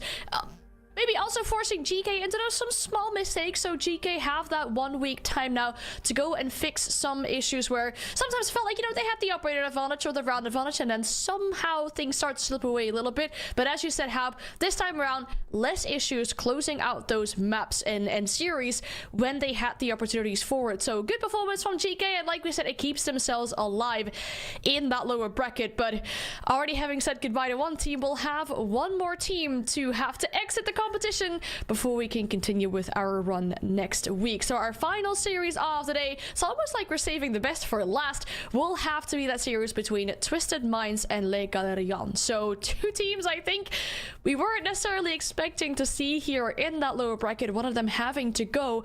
And when we talk about Twisted Minds as a roster, Hap, I think a question that we've had a lot coming into these Challenger series: is the pressure too high on their shoulders, given that they've come from the Montreal Major top 8, they've come from SI top 8 as well, now they need to fight their way back? It's a lot of pressure on their shoulders. Yeah, and I mean, let's just put ourselves in their shoes. They've been playing for Falcons for a while. They've gone to majors. They've gone to 6 invitationals. You know, they've played in like other tournaments for them for a long while. Europe and MENA gets merged, so you're like, okay, that means that we're having ourselves a spot in like what could be the most competitive region in the world to play for. So they go to 6 invitational, and suddenly the BDS roster becomes available, and you're like, we might have to, you know, play for our spots here. And you know, they do incredibly well. They get top 8, however BDS gets second, and it's a roster that has been in the top for a long time. Any organization in the world that would be like, hey, BDS is available, and you're like, yeah, we haven't been doing too well, you know, we haven't been pulling in the trophies. You know what? We have the money. Let's just buy him. And that's exactly what they did. They managed to get that roster into their hand, and suddenly you're homeless. It's like, okay, well, we were looking good for a spot. Now we have to requalify ourselves. So, you know, they do have org support again, Twisted Minds, but they don't have that spot. And that is what they want to play for now. They've proven that they can do this. They've been top 8 at international tournaments. They are by no means a bad team. It's just that now there is suddenly a lot of pressure for them to perform because everybody expects them to make this, whereas everybody did not expect them to get top 8 at these international events. It's a massive pivot of what this team is used to expecting going into it. They're, as you said, I think perfectly, they're always in that underdog position. Now, as they're in that tier 2 world with all this mix of experience and deep international runs, It is all on their shoulders, and even then there's probably a little bit of wanting to get back towards your former glory. Is, as you can imagine, they were with their organization for so long, and seeing that journey end, and now ending up on what has been in the MENA region a long-term rival of Falcons, of Twisted Minds. That might be a little bit of a revenge story cooking up for them, but if there is one roster of 5 players you'd expect to have the talent to get all the way towards that spot, it would be Twisted Minds, and why it's somewhat of a shock that we're seeing them battle away for survival here today. Yeah, and before we move on to their opponents for today, I think the big asterisk we have to put on that roster that's made it so far in the Montreal Major and made it so far at SI is that they had a Robbie on their team who's now moved on to BDS. A whole switch up and a full big circle of teams and players and organizations mixing. But Robbie has been a star player on this roster, was leading the charge in regards to the KD rating and everything over the Montreal Major, and now they've lost that player.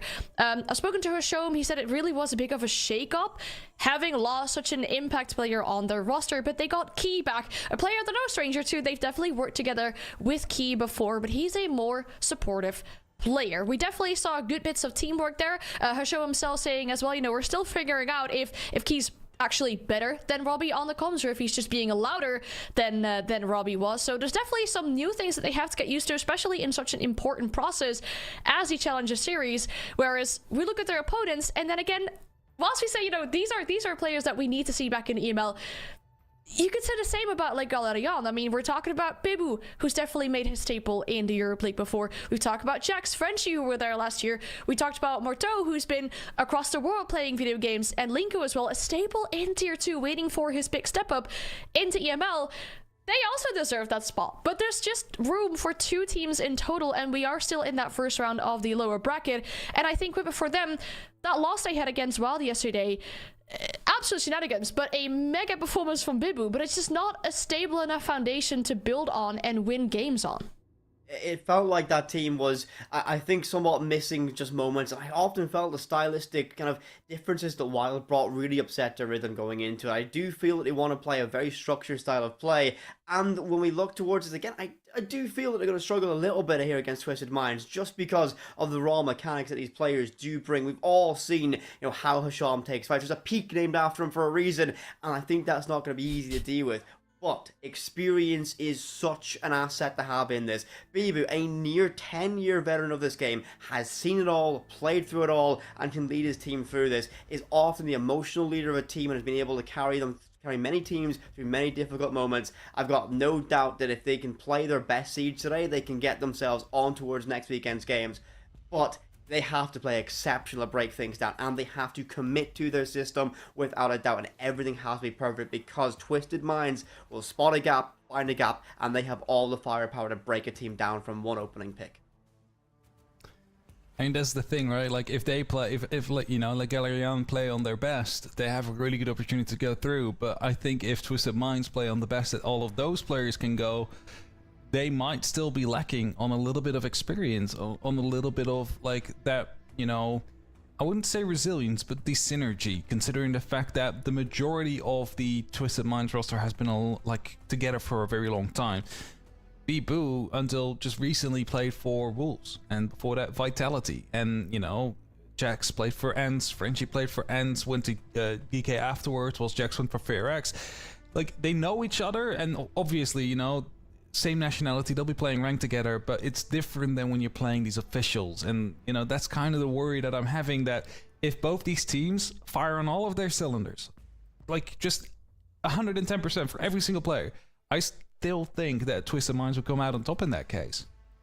I feel like that's the thing we said for Twisted Mind's first matchup as well, and we saw how that went for them. I mean, definitely not expecting where they currently are, but it's okay. They have this really important best of 3 to defend their position in this lower bracket. Let's have one more look at a map veto for this best of 3, as this is our last series for today.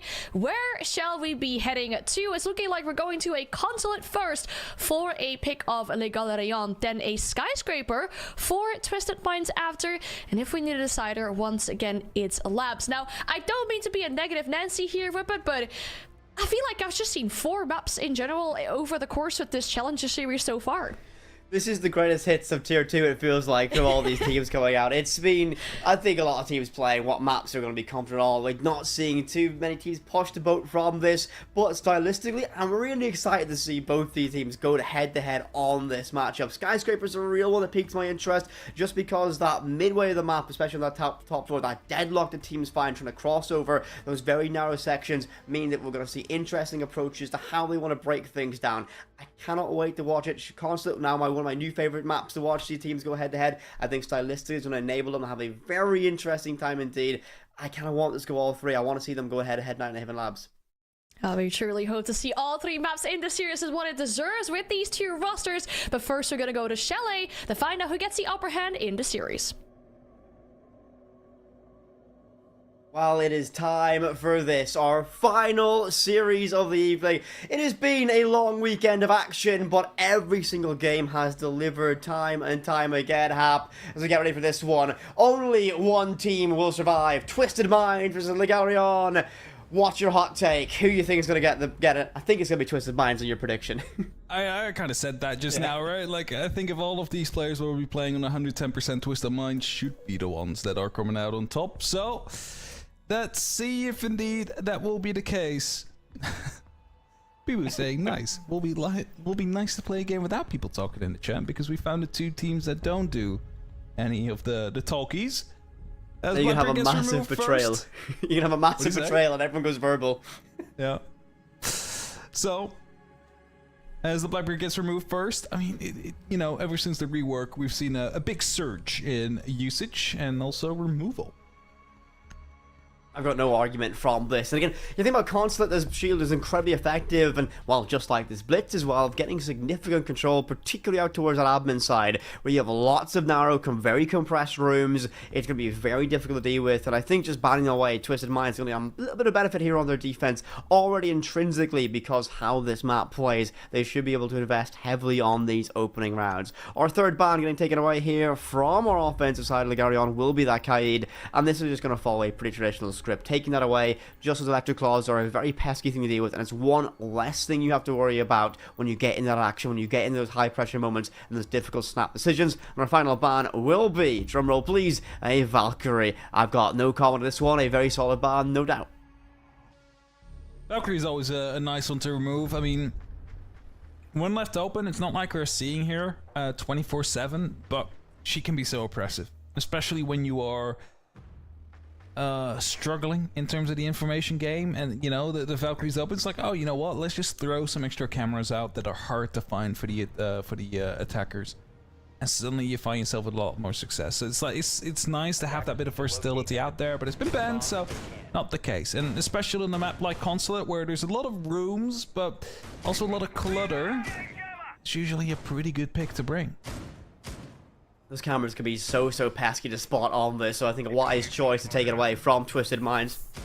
Of course, starting on the defensive side from them will mean they won't have those cameras available to them to help gain that benefit. Now we're going to see the reinforcements by Key here out towards Break Room, just establishing that control. And admin is such a double-edged sword from teams. You can commit so much utility, and it's almost like a false promise of success if you get this control. You can walk in, have control, get Break Room, walk up by Printer, and all of a sudden you're finding yourself in a position where you have another set of crossfires, another nightmare position to work with. And I'm very curious to how we see Legarion try and break this down if they opt for that admin side take. But judging from the spawns of these two players, Linku and Bivu, that might be initially the early intention behind this round. Hey, you want to just get that little bit of control out. Kay is opening up some verticality, however, as this noise is made by Linko, aware of the fact that some pressure will come his way. He's quickly rotating off though. He's not going to be sticking around, just opening up the windows to create a bit of phantom pressure as he does so on opposite sides as well. Now, thing to note is if they do decide to go from admin, the choke point actually always comes in on those two vending machines. Oh, that's a drone. They know there's a person out there. That's a double collapse on this one man. Does he know? He's been spotted. Well, they open up the door, he sees it, and there's going to be a trade kill to come through as Chalet will find Marto. Great trade positioning as to get one on towards Marto. Unfortunately, the drone work was good enough to spot Hasham, and that will be one of the most dangerous players in this server, shut down early days here in our opening round. They carry on slowing things down in the mid stage, just using all information they can. They begin to posture things up from it. Drone economy looks exceptional at this stage. Only 2 drones, lost a lot to work with, and the information network is outstanding. However, damage like this one, and peaks that are so close like that, can unravel even the best laid plans. Repels in towards admin arrive, and they can consider falling back, using his keeper barricades to shore up this retreat, but it looks like he wants to hold on a little bit longer. Drone just tucked in the corner, will get that one caught away, and he decides to fall back with that denial of utility. Minute left. It's not a lot of time. There's still quite a lot of ground that they need to push through, and whilst there is no one currently playing around on the vending machine, they still need to cross this no man's land, that hallway. It is so annoying to having to push through, and while even on the default plant, there's still some of those Goyo canisters. They will blow up on the back of that single grenade though, so at least they have that going for them, but they still need to find these kills. They still need to manipulate the space, and as you're slowly creeping into this hallway, there's a man prone right next to it with a shotgun as well. You do not want to take that re-peek, as K will find the kill before he gets downed.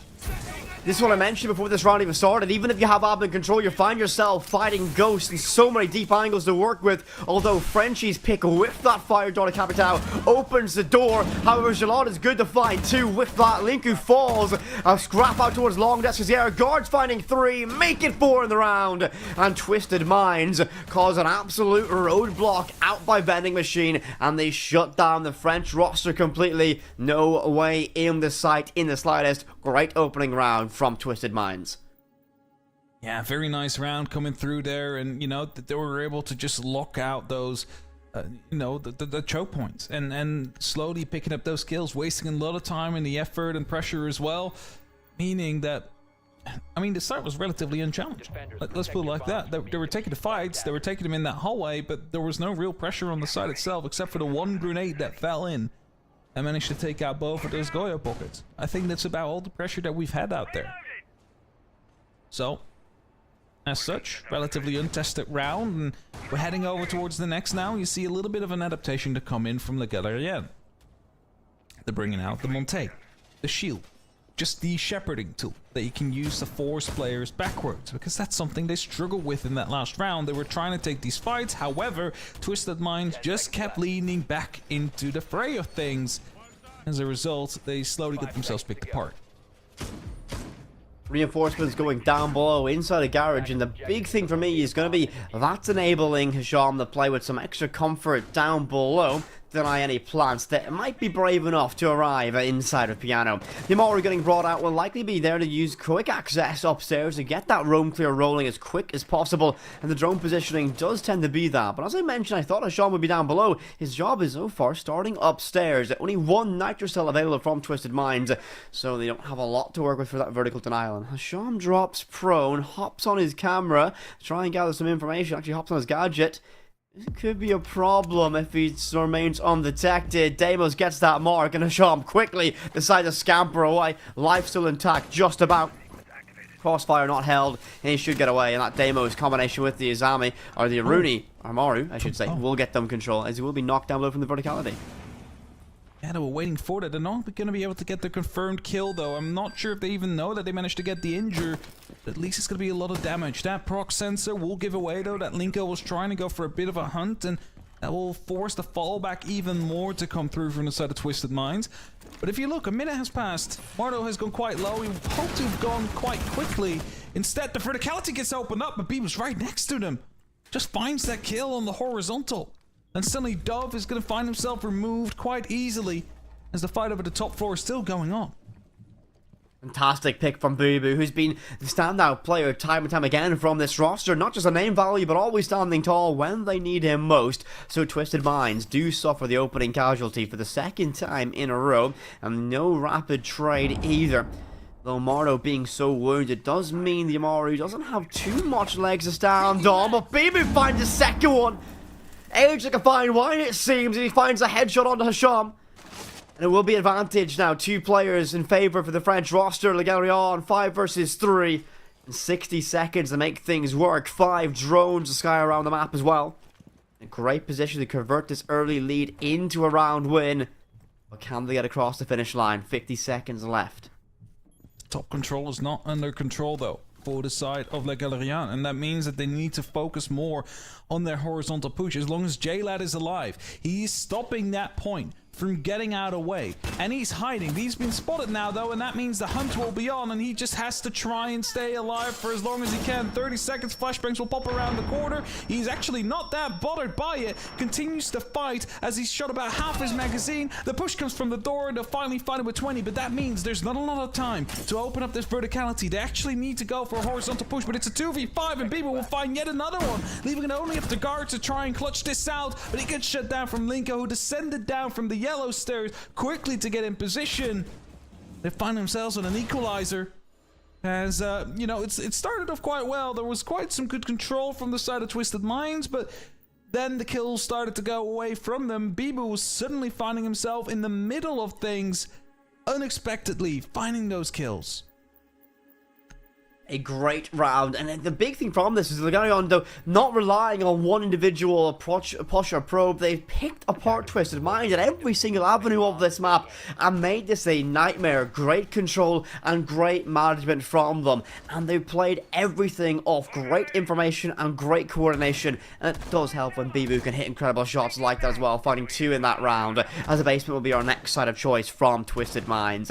And the big thing for me is that initial clear from the Galerion on that upstairs take was exceptional, realizing that we can use this death mark to force the Sham to retreat. We can repel on in quickly with that Gara hook. Unfortunately, the player got knocked, but you're able to start your roam clear so effectively and so efficiently with that time control, left them with so much to work with. Great positional, great awareness, and a great opening round, great round for them to bring us level. Attackers must locate Towards that garage one now. I was wondering why we didn't go here first rather than the middle floor. Sometimes you see teams actually preferring that garage, but you know, they're working their way top down.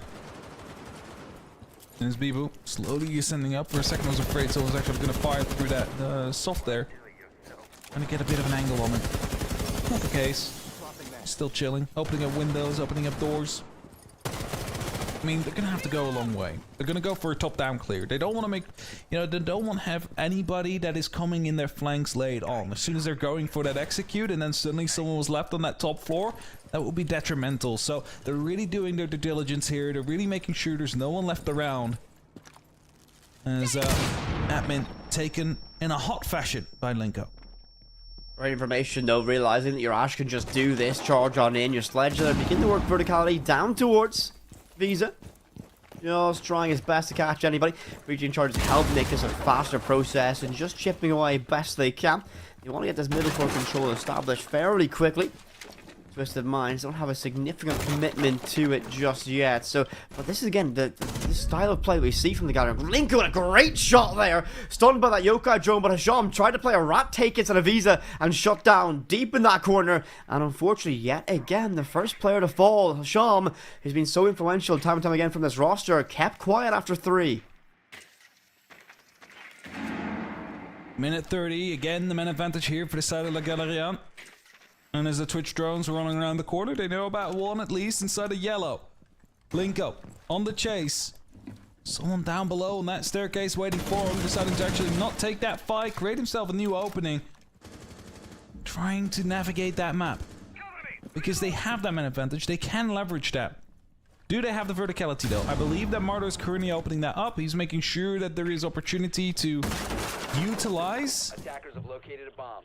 the direct line of sight on the side itself. This will stop them from potentially, if there was any, tricking the opportunity of the exothermic as well, so the wall will be opened up cleanly. With 45 seconds, still a bunch of fire on the ground. It'll be quite hard to actually stick this plant unless they manage to clear out Duff.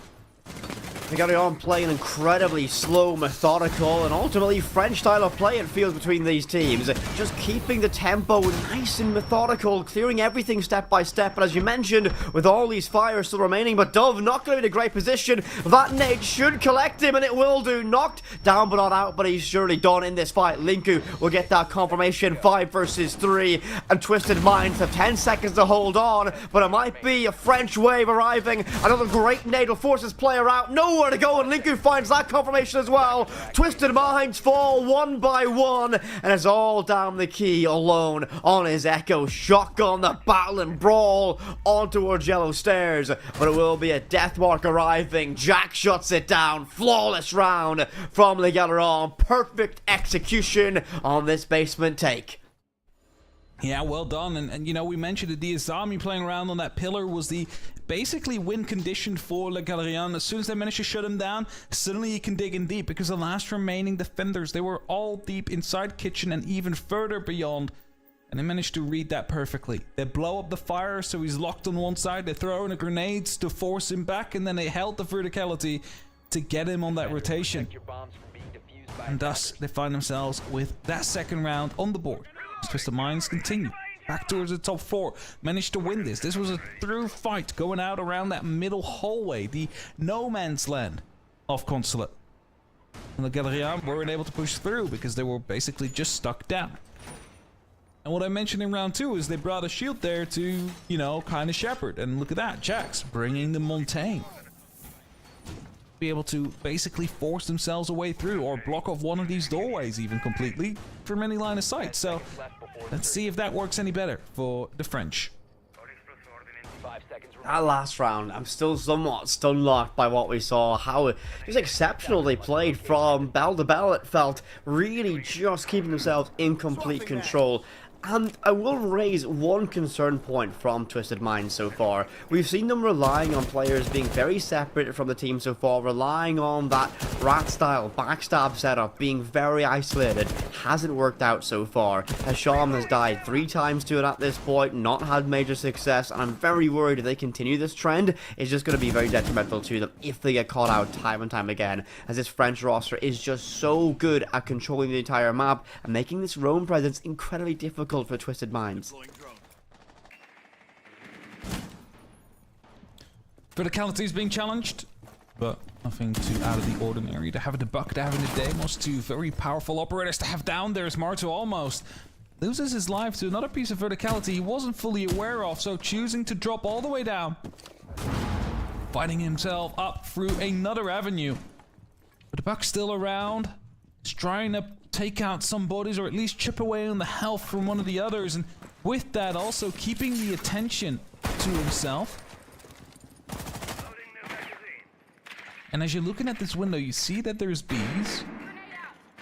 There's of course no Amaru, which was often used in a quick plant attempt here. We're still going to be using these bees to make sure that there's no one moving around in this area. The fire will soon dissipate. I'm not quite sure where the diffuser is lined up, but this could also function as a bit of a bait to get the nitrocell out, to get other pieces of utility out, like the smoke canisters. Those Grim Bees in great combination with Bibu down below. They got launched, and he was able to try and displace everyone, nearly finding successful damage with that golden key down below. A flurry of yellow pings all across the map so far, and Bibu acts as somewhat of a conductor, realizing a Mozzie drone lurking behind him. Deathmark does go out, and that's going to be arriving on the Gelad, holding all 3 of those toxic canisters. A massive pick if they can find it from this verticality, and they'll drop that Monty via that yellow skylight. And this is where that hatches, or this is where that case is going to be. Monty's job from Jax is to walk in, but Gelad does find one. Moro finally shut down. We wave goodbye to our Demos. He was wounded earlier, but Linku, yet again, what a shot this man is having. Every time we find a huge play, it's him at the helm. Bibu is down but not out so far, and Gelad will find himself one pick with that shotgun. A scrappy fight with a pistol from Jax, but unfortunately he finds himself in a great position. His team collect everything, leaving us now to 3 versus 1. Linku yet again shutting things down. This man has been exceptional so far and really be the backbone of this team so far in this game. I love the push that came down there. As soon as Frenchie was ready to repel in, Bibu decided to just go aggro with his shield, drop the guard, and start spraying rounds their way, which allowed Frenchie to just basically run in from the back, found 2 kills freely. Linko instantly afterwards running through the connector as well, providing some support, finding 2 for his efforts. And thus Twisted Minds, they lose their 3rd round and call a tactical timeout because they also realize, hey, we are in need of finding ourselves with 2, well, preferably 3 of these defensive rounds to have a bit of an okay fight. Because, well, let's just put it, if things continue the way they're currently going, it is seeming like a 1-5 is more likely than the 3-3. I love this timing. We've seen so many teams use very late timeouts so far in the final 8 stage of the competition. Twisted Minds realizing, alright, we need to solve this issue, and you put this perfectly, they have to win 3 rounds here, 2 rounds minimum on their defense, on Consulate. This map is so defense-based, you have to have a heavy investment on these rounds. The Galerion have come out absolutely swinging from the fences, and they look, as you said, more en route to find themselves in a 5-1 lead. So things need to change from Twisted Minds, and, well, it's been a very difficult day for a lot of the players on the roster. Guards and Key only finding a single pick at this stage, and Sham and Dove still yet to get off the mark, and they've just not been able to find any success. That's difficult when Linku is having the performance they are having, 7-1 after 4 active rounds of play. And definitely playing a great round so far and great game so far on the side of Le Galérien. And well, I mean, again, if they manage to get those 3 attacking rounds, it is their map pick, but they're still doing what is necessary here. Twisted Minds, they elected to go defense first. They need to get this out of it. So what was that timeout about? What have they been able to isolate as a kind of issue that they need to solve? How do you solve it? I mean, they do have the biggest support staff around, I think, for any of the T2 scene currently around. They still need to be able to find that solution in just that short amount of time so they can lock out these next 2 rounds.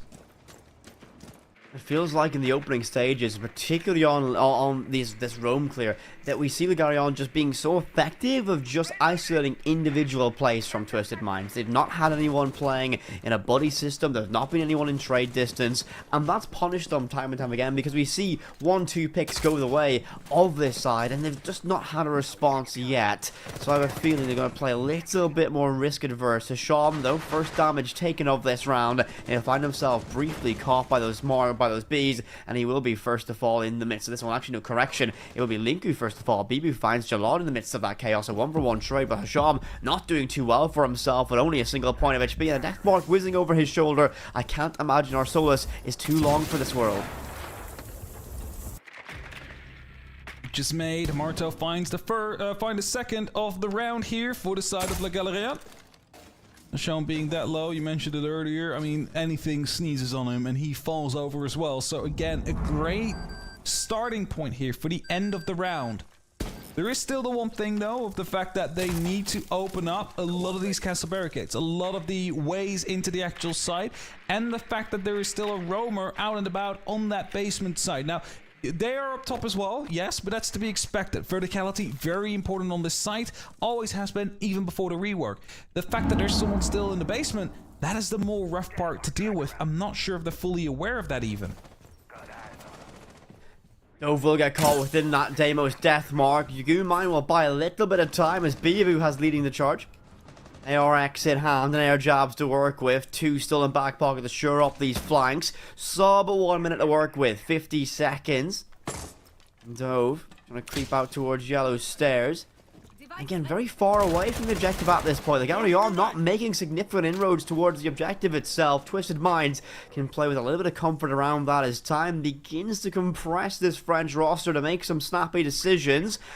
Hop on board with Dove here, he'll hold this angle and needs to win his one. Castle, the next victim of that death marquee.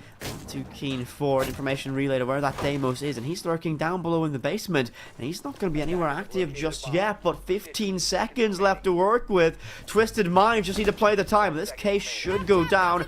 Cover needs to be perfect. Air jab goes off, and Bibu still haunting on that top floor, and it will be a great peek there. Bibu swings out wide. Jack's going to get one more of his own, and it will be the case down position. Key pops up into his lobby. Jax gets that confirmation. The Galleon find themselves a 4th round. They are on absolute fire here on Consulate. They've got this game under complete and utter control.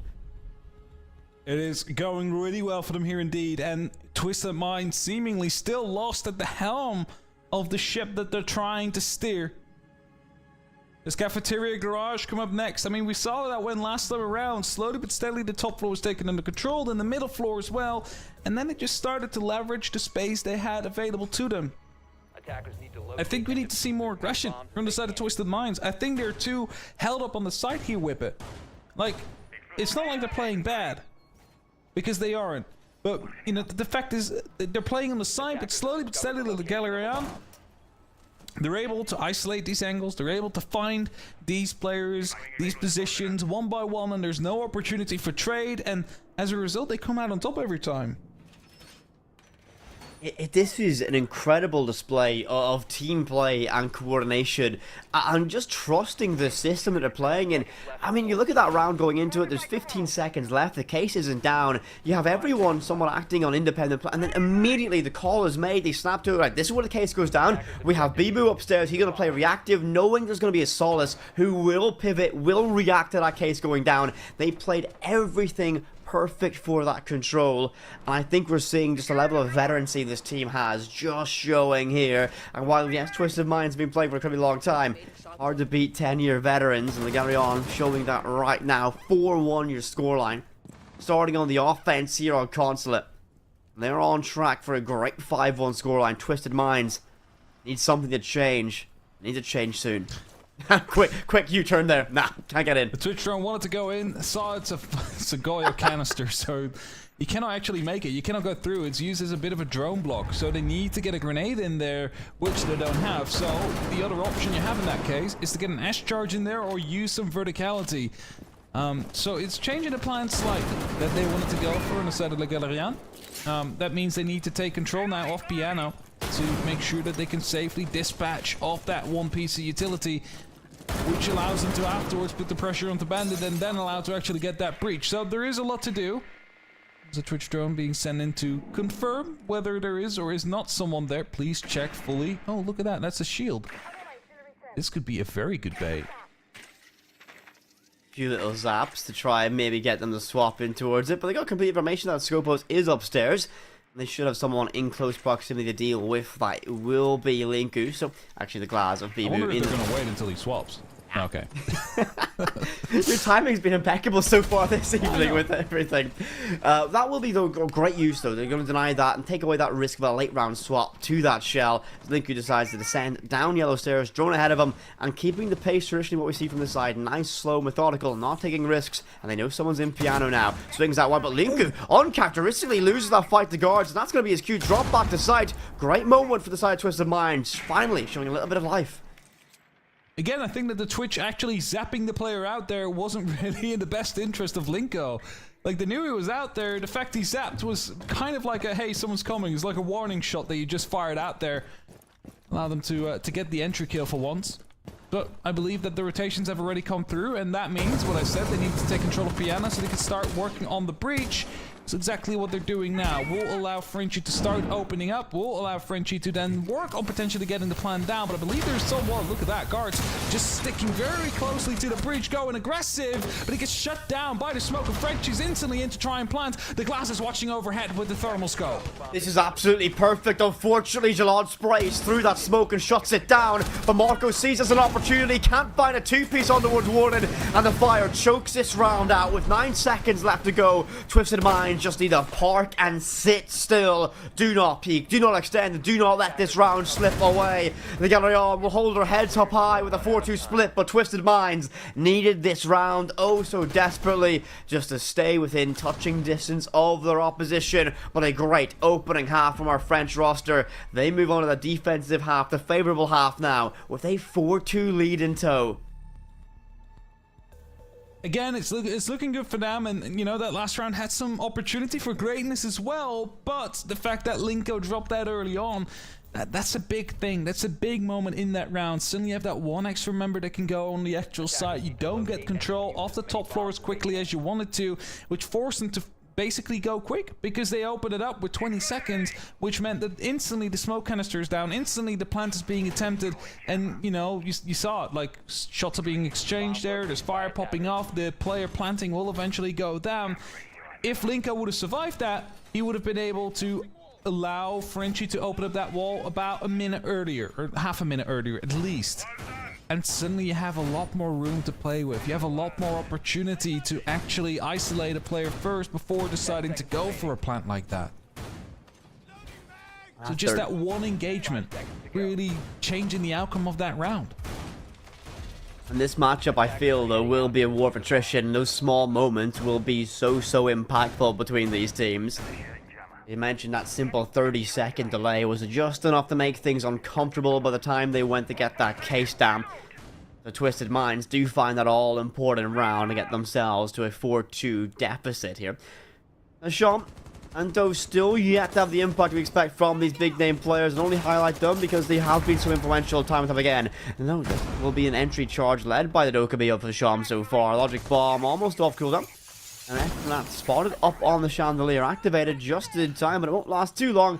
He will get that cleared away. Just looking to hold Spiral Stairs for the time being. His team should be gathering information. Jalad and Dove on that drone game so far, establishing a network of information. 2 drones lost at this stage. Good network established, and that's going to be a Mozzie spotted out. Yeah, unfortunately, not able to actually act upon that information right away, as shown. Well, they know he's around on the top of Spiral. I mean, he shot out one of those FNATs instantly as it activated. And of course, Jax conceded as Marto finds Dove. So they see they're looking to try and respond from the rooftop, but Marto already decided to rotate off. Not going to be sticking around too long. The push is actually coming to shove out there. He's rotating out just in time because Jay Ladd, he was hoping to actually go for that push and actually find him there. Very narrow margins indeed. Watching the verticality. Amardo's so close yet again to finding an impact-filled kill. Upstairs, Jalad just simply walks up, caught within that Fender gadget, finds himself in a rock and a hard place. Great angle watch there by Key, but not quick enough to find those shots. Jalad does get one towards Frenchie, and he'll find himself a second. And Twisted Minds got themselves a lifeline. He'll find himself a third, why not? Catches Marto down below, and a 4 versus 2, all in favor of Twisted Minds. Make it a 4 versus 1. Key gets his blood, and it'll be Biba who falls. The case should go down. Nitro will go deep enough, but not enough to deny guards. And it'll be Jalad to make a 4-piece to get everything closed out and reduce the lead by a single round. What an offense, but what a different style of play they're bringing out here on Consulate. J-Lot, like, instantly decided to, you know what, it is time for a show-up, isn't it? It is time to just get those 4 kills on the board, lock it off, basically open up the entire top floor for the rest of the team so we can start moving, we can start taking space. They find themselves with a very convincing attacking round. Also necessary, considering the fact, we mentioned it, they wanted to have 3 rounds under defense, they ended up with just 2. Which means that they need to be a bit more attack heavy. And as the rotation comes down towards the basement from the side of La Galeria, you can expect a little bit of a change. Instantly that Maverick comes out, making sure that they can open up that wall. The Montaigne as well to be brought. I'll show them with my favorite repick from Dokkaebi to Dokkaebi. I respect it. I actually respect this so much. You know, I was like, I don't know what to play. Yeah, stick to Dokkaebi. Why not? Why not stick onto it? Again, those logic bombs do bring a tremendous amount of impact. Linku, though, on that mute will have some ability to deny that with those jammers. Huge impact, but yet once again brought by this operator. Always a massive benefit to this team. Twisted Minds, though, showing a great sign of life in that previous round, really with that Route 1 style of play, relying a lot on their players' mechanics, but it worked out perfectly for them. Can they do that yet again and bring us back to level after 8 rounds played? Jack's going to be roaming on that Vigil. Might be difficult to shut down. Logic Bomb will play in a very important role from that. But we mentioned individuals. Jalad 10 and 4 so far. Huge performance from him. really putting his team on his back right now. And especially if you look at like the other members, right? Dove, 0 kills. Guards, 2 kills. Ashom, a single kill. K with 4. Like, Jalad and K are basically the reason why there's 3 rounds on the board. You could put it like that. So you need to see the rest of that team step up, which is something we said in the previous game as well. We need to see everybody firing on cylinders if you want to have that good opportunity. As Guards is starting to clear, is starting to make ground, is starting to shepherd. Hey, that is a player that I have now seen falling back to the safety of the mirror window, most likely. So Sean putting up a little bit of pressure, but will be receiving rounds back. Togepi DMR is not something you really want to toy around with and fight for too much longer. That Monty garners so much information, but it looks like they might just try and make a pivot. They're going to use that drone. You have a massive shield ahead of you. You can use that to get that confirmation as well. And this just gives time now for the side of the defense to react and repivot. Jax does find the opening. Key's going to fall from that. We wave goodbye to our Habon at this early stage. Bibu's going to find one. Jax makes it a second one. And they carry on collapse on Twisted Minds, leaving them in between a rock and a hard place. Asham yet to have a massive impact. Jalad, we've been leading the charge, shut down by Frenchie. It's all down to this. Mordo gets out a flawless round from this team, and they move one step closer to confirmation of this map choice in their favor. But it is a very, very lethargic looking Twisted Minds right now. 3-5, and things then get worried suddenly. Twisted Minds on the attack. I mean, they looked a little bit confused at times. I don't know if you saw, but I saw the Hibana like change like the plan 3 or 4 times, where they walked one way, then decided to go the other, and then no, actually, you know what? Let's go back to what I initially wanted to do. It is a little thing, you know, like it isn't major, but it shows there's some indecisiveness in what the actual plan is, which could cause these kind of like little disconnects here that Galerian allowed to manipulate and get into rounds. There's 2 players inside of that basement that were holding off the entire push, and then you had Jax coming down with a vigil, finding 2 kills on the flank as well. It's not ideal, that's for certain. 10 seconds left. Maybe this no man's land will serve them a little bit better as a defense structure, or something they can fight through rather, considering the fact that it is now the Galeria on the defense. Locate and defuse a bomb. Mardo trying to get a little bit aggressive with it. They've opened up single. Oh no, if this is left unchecked and he gets away with this one, this could be an absolute nightmare. Just making sure there's no drones, anything thrown out by Spawn to watch him. You've seen by now. Oh, there's no way. There's no way he gets away with this one. They have to be paying attention to it, right? They have to be paying attention. No, they're not. Mordo finds a freebie. Oh, this is an absolute disaster class by Twisted Minds. We wave goodbye to Key. You wave goodbye to your Nomad. And you wave goodbye to that opening pick yet again. Absolute nightmare for this team early. I was gonna say, someone else repelled up on the opposite side first. Could have seen that, but didn't check it, because why would you expect that wall to be opened up? But if he would have checked, they would have known. As Dove also taking some damage, repelled into admin, instantly taking a bit of a fight. It's Linko trying to go aggressive here, and he doesn't have the support yet. There's still preparations being done outside. Claymores to be set up. Guards is fully expecting another run out to happen from the side steps. And he's perfectly right to do so. Bibu decides to run himself straight in the guards, but you mentioned that Claymore's going to get set up. Only got 1 single set of them available.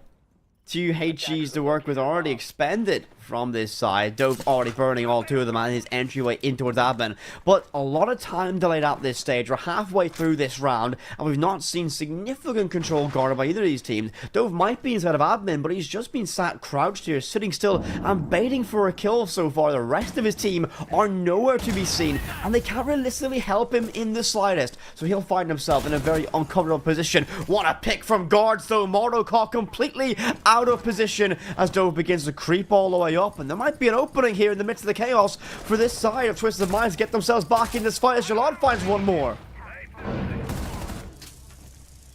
Dove getting another kill. Frenchie, the last one standing, will find one for his efforts, but again, this one seems to be going quite tough for the French. And Twisted Mind able to find themselves with a round back in the board. Le Galerian calling for the timeout instantly afterwards, realizing that it is getting quite close. The 5-4 scoreline It's not one they are looking to like get even closer at this point. Twisted Minds, great round though. It looked to be almost in desperation from this. They have one player alone in admin for majority of that round. A massive loss with Key on that rappel getting caught early. And they just find little openings. And the big thing is those two very easy to deny picks that were given up by the Garyon. That was going to be Bibu and Mordo getting caught out completely out of position. That read to realize there's likely going to be someone to run out secret. And that was Bibu getting caught out by guards. Great positioning, great awareness. And then Mordo caught from Yellow Skylight. Just a nightmare position to be in. Those two picks really opened the door, and Twisted Minds took full advantage of it. And that's the level of risk mitigation we got to see from this French roster if they want to maintain this lead and push forward to get their map pick confirmed in this best of 3. I mean, that is it, right? Le Galerian is fighting for their own map pick here. Twisted Minds, they knew that this was going to be an option to go to Consulate throughout their run so far. They've banned it twice. It's been banned against them twice. It's never been the decider or picked against them or picked by. So, you know, like, it was a hidden map, a map they haven't played yet. But they were happy to let it go through. And Le Galerian, they have played it, of course. They played it in their final run, the final game of their Swiss until they qualified here. It was a 2-0 against Honved, where they won 7-2 on Chalet, 7-5 on Consulate. So they have that experience here. They've played it. They've not really been trying to ban it.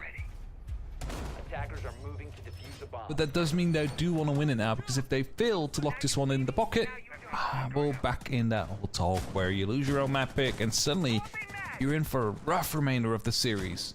Especially when you look going towards Skyscraper next, you know, Twisted Minds taking that out. And I think that's going to be a very difficult one. But even then, from what I've seen so far, this map has got some comparisons towards these deadlock positions. The Galleon have been very good at breaking that, as have Twisted Minds. I do feel the Skyscraper does leave both teams with options to find success when we go towards that. Of course, Night Haven Labs, our third map, if we need it as well. Stylistically, both these teams will be very fun to watch there.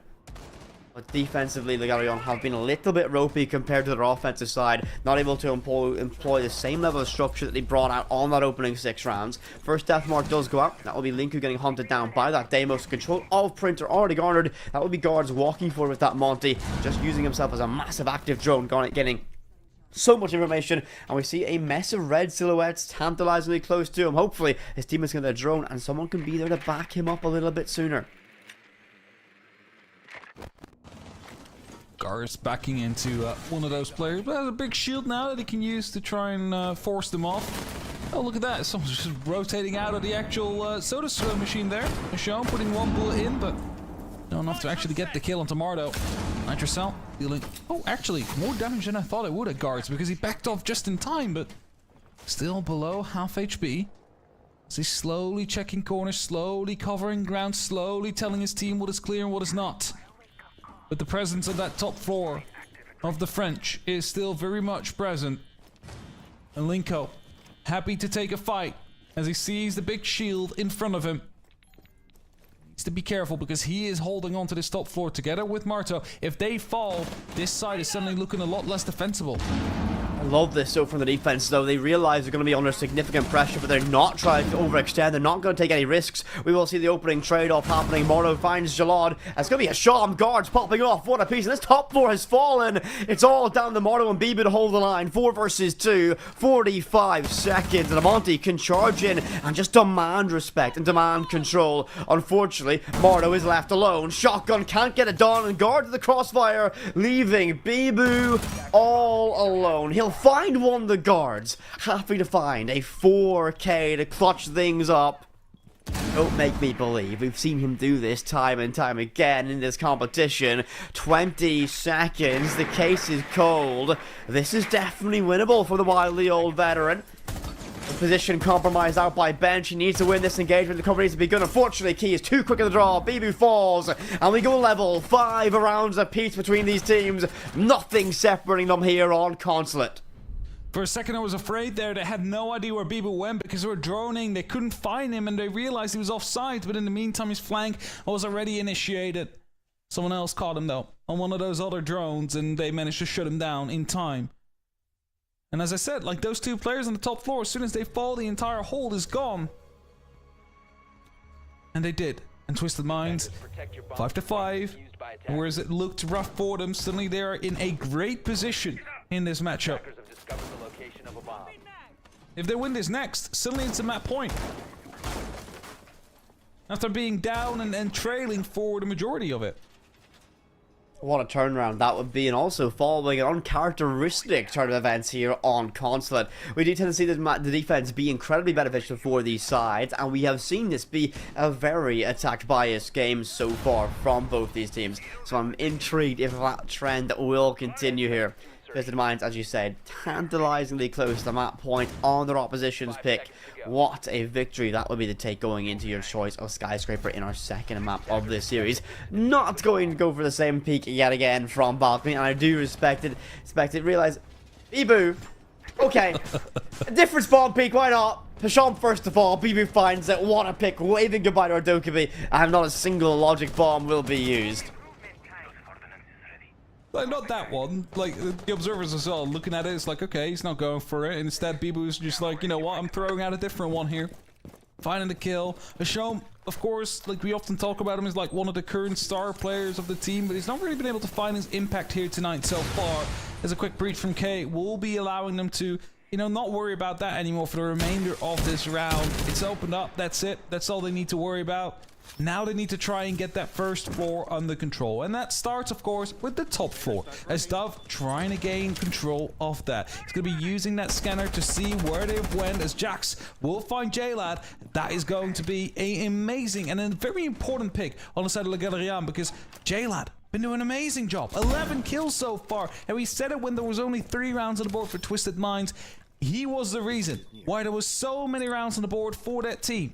Now the rest of his team has started to show up, so he can sit back and relax, but it's still going to be rough with a 3v5. Not going to be easy. This is going to be a very difficult one, but Jack's still on that road. President Linku dropping away. Still going to be a threat with that SMG-11. A fight tantalizingly close by the bottom of Yellow Stairs, but he's so good he wins it. Key shuts down and Key falls for this one. The trait isn't there, just missed out by a fraction of a second. Dove is hunting down Jax yet again. No death mode to follow him up just yet, but a wild goose chase on the middle floor of this site. Linku finding 2. What confidence to swing around. And the French side are oh so close to a map point here on Consulate. One step closer to fight in tomorrow's or next week's bracket. Great yellow ping for guards. That will enable him to get a great floor bang. And Jax will play a dance with the devil. Linku will, I should say. Guards shut down. A map point for Le Galerian as they get the job done on a convincing defensive round here. I'm not sure what Linku was doing, but it felt like he was pre-firing everybody with that SMG-11. Like the SMG-11 is not really the gun that you would like to be pre-firing with. There's very high fire rate, still a lot of bullets. So, credit where credit is due. Amazing rap from Linku there. As, important round. Mention it. Map point now for Le Galerian. It's their own map as well, and this is the thing, right? Like, if you are playing in league structure with it, I always say, like, the round counts. Like, every round that you manage to play, it counts, because round differential's always a tiebreaker. However, when you are in these best of 3 scenarios, and it's a knockout game, well, it doesn't matter if you get this with an 8-7 or if you get this with a 7-1. As long as you manage to get that map over the line, that's all that matters in the end of it. As long as you have the stamina to go on. Hopefully, tournament play is just about it, getting it across that finish line. And while they are so tantalizingly close, we will go upstairs. The majority of this team just holding on to the defensive structure. I'm very impressed with both these teams on the offensive split so far. Actually, no, it's going to be down on the middle floor correction, but the setups are realistically the same, as they will want to hold on to this control upstairs as long as possible. Just to make things as hard as possible. The side of Twisted Minds to get significant map control going into it. Dove going to be on that Monty, bringing this out. Hisham does pick away from his Dokkaebi. He's going to be on the floor as this time around. And these drones are going to be incredibly important for his team to be able to chip away at utility. You can clear those Goyo counters with them, for example. And, well, one just tossed away a little bit in the ether. Just going to use that normal drone to garner a little bit of extra information at this point to begin to work their way for this control. And it might just be a slower round so far. But Bibu, first to find himself a gunfight, he will be much worse off for it. Reduced to a single point of HP. Sticking out those bulletproofs with the Arcirateros. You never know if that is going to be the difference maker later on. Michonne just doing his job out there with that Florist, removing the utility from the board. The minute that's passed, soon we will see the full pressure of Twisted Minds go towards that top floor, as they need to try and find ways to deal with that verticality. Now, BB's gone quite low. He's already taken a bit of a fight. If you manage to remove him, again, that's one of those top-performing players off the board. How did Dove just take damage there? Was that through the window? I'm not quite sure, but he's super low on HP now. Any little bit of an explosion would be enough to kill him, even if a Nitro Cell's like 5 meters away from him. And there's so much fire on that corner as well. This is a difficult position. There's that Nitro Cell! Frenchie finds it, and that's going to be a nightmare, as Dove will be first to fall, and it is going to be a difficult clawback from the side of Twisted Minds. Now, can they get this done? Need these players to stand up tall. No. He's got control by CO window, but no one active on that rappel. BB will fire off. Key's gonna be out of this fight. And we find ourselves with 3 remaining members of Twisted Minds. An act of desperation, twisting, turning in the wind. Out by Cubby with no pressure and cautious of that emergence from Yellow Stairs. No one's there, but one player still in CO might just unravel every single bit of hard work of this so far. Less than 1 minute to work with, and it's all down the Mardo. Look at this angle. He's making himself such a nuisance. They have to work so hard to clear him. Don't know there's a player on contact here. As soon as he starts firing, there you have it. Frenchie comes in, leans in, gets the kill. Showing guards will fight back though. Suddenly you're finding yourself in a 1-on-3 situation. 30 seconds. Guards down below on the side, but the diffuser is not in pocket. And Jax comes in from above, and Le Galérian will take their own map pick. They will bring themselves to 1-0 in the series, and whilst it might have been hard fought, they at least get that victory on the board. That's what matters most. They get themselves that 7-5 victory. They go into that W column, and it is all down to now this final map. We're going to find Twisted Minds, another team that came into this final 8 stage as a very highly pegged favourite, fighting for survival on a second map of a best of 3. Oh, Skyscraper has a lot to play for. It's going to be a rough map, that's for sure. The pressure is on them, and, you know, have they been dealing with this pressure for a long time? They lost out on the upper bracket, now they're down into the lower bracket, and they're 1 map away from being sent out and having to wait a full year to be able to make it back towards Tier 1. They were a top 8 team in the world, and yet they find themselves potentially 7 rounds away now from being knocked out of those aspirations. That will be a terrible position to find yourselves in. What a story this team has had, and well, that would be an agonizing 12 months for them. As we look towards Skyscraper, stylistically, it's got a lot of similarities between these two maps, but the scariest thing for me coming into this one is just that momentum, and I feel like they might begin to get in their own heads and start to worry about things, because there is a lot of pressure on this team of Twisted Minds. There definitely is. A lot of pressure that they will have to overcome, and they only have so short to try and get themselves ready for this next map mentally. So let's head to a quick break before we go into that next map.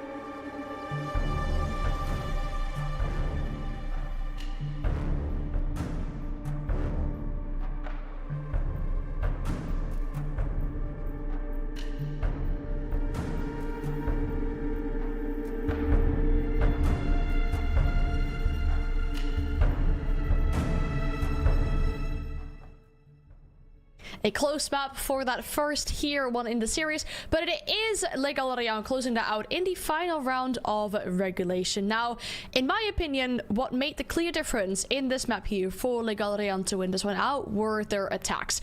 Just the insane communication that they have, the coordination, the information they always seem to have, the constant yellow pings, the crossfires. They were ticking all the boxes today with it. They were. They played an exceptional game of Siege, and it was a joy to watch time and time again.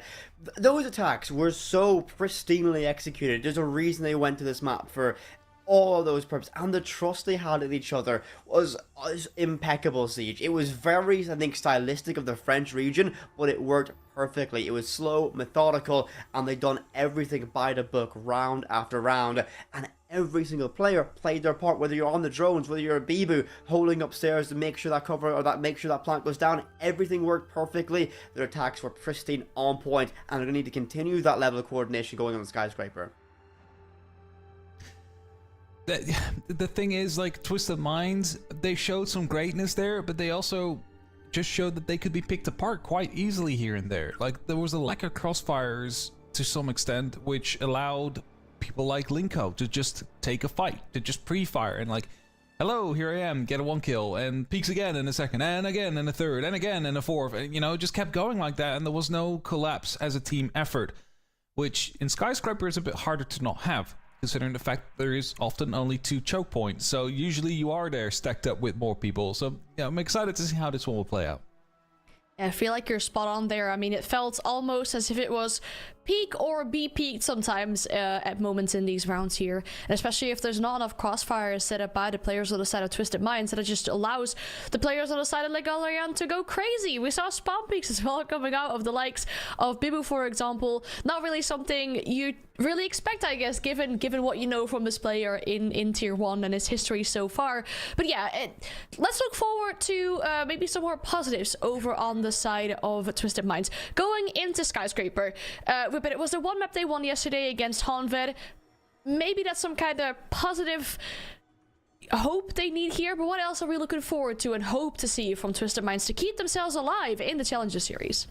Big thing for me is just going to be a little bit more patience on the defense and an overall togetherness. They felt very separate here on Consulate, and I think against this side they're going to be punished time and time and time again. You know, we saw Hajam in the opening 3 rounds being shut down immediately every single time. They can't afford a slow start like that here on Skyscraper, and I will give an incredible amount of credit to them.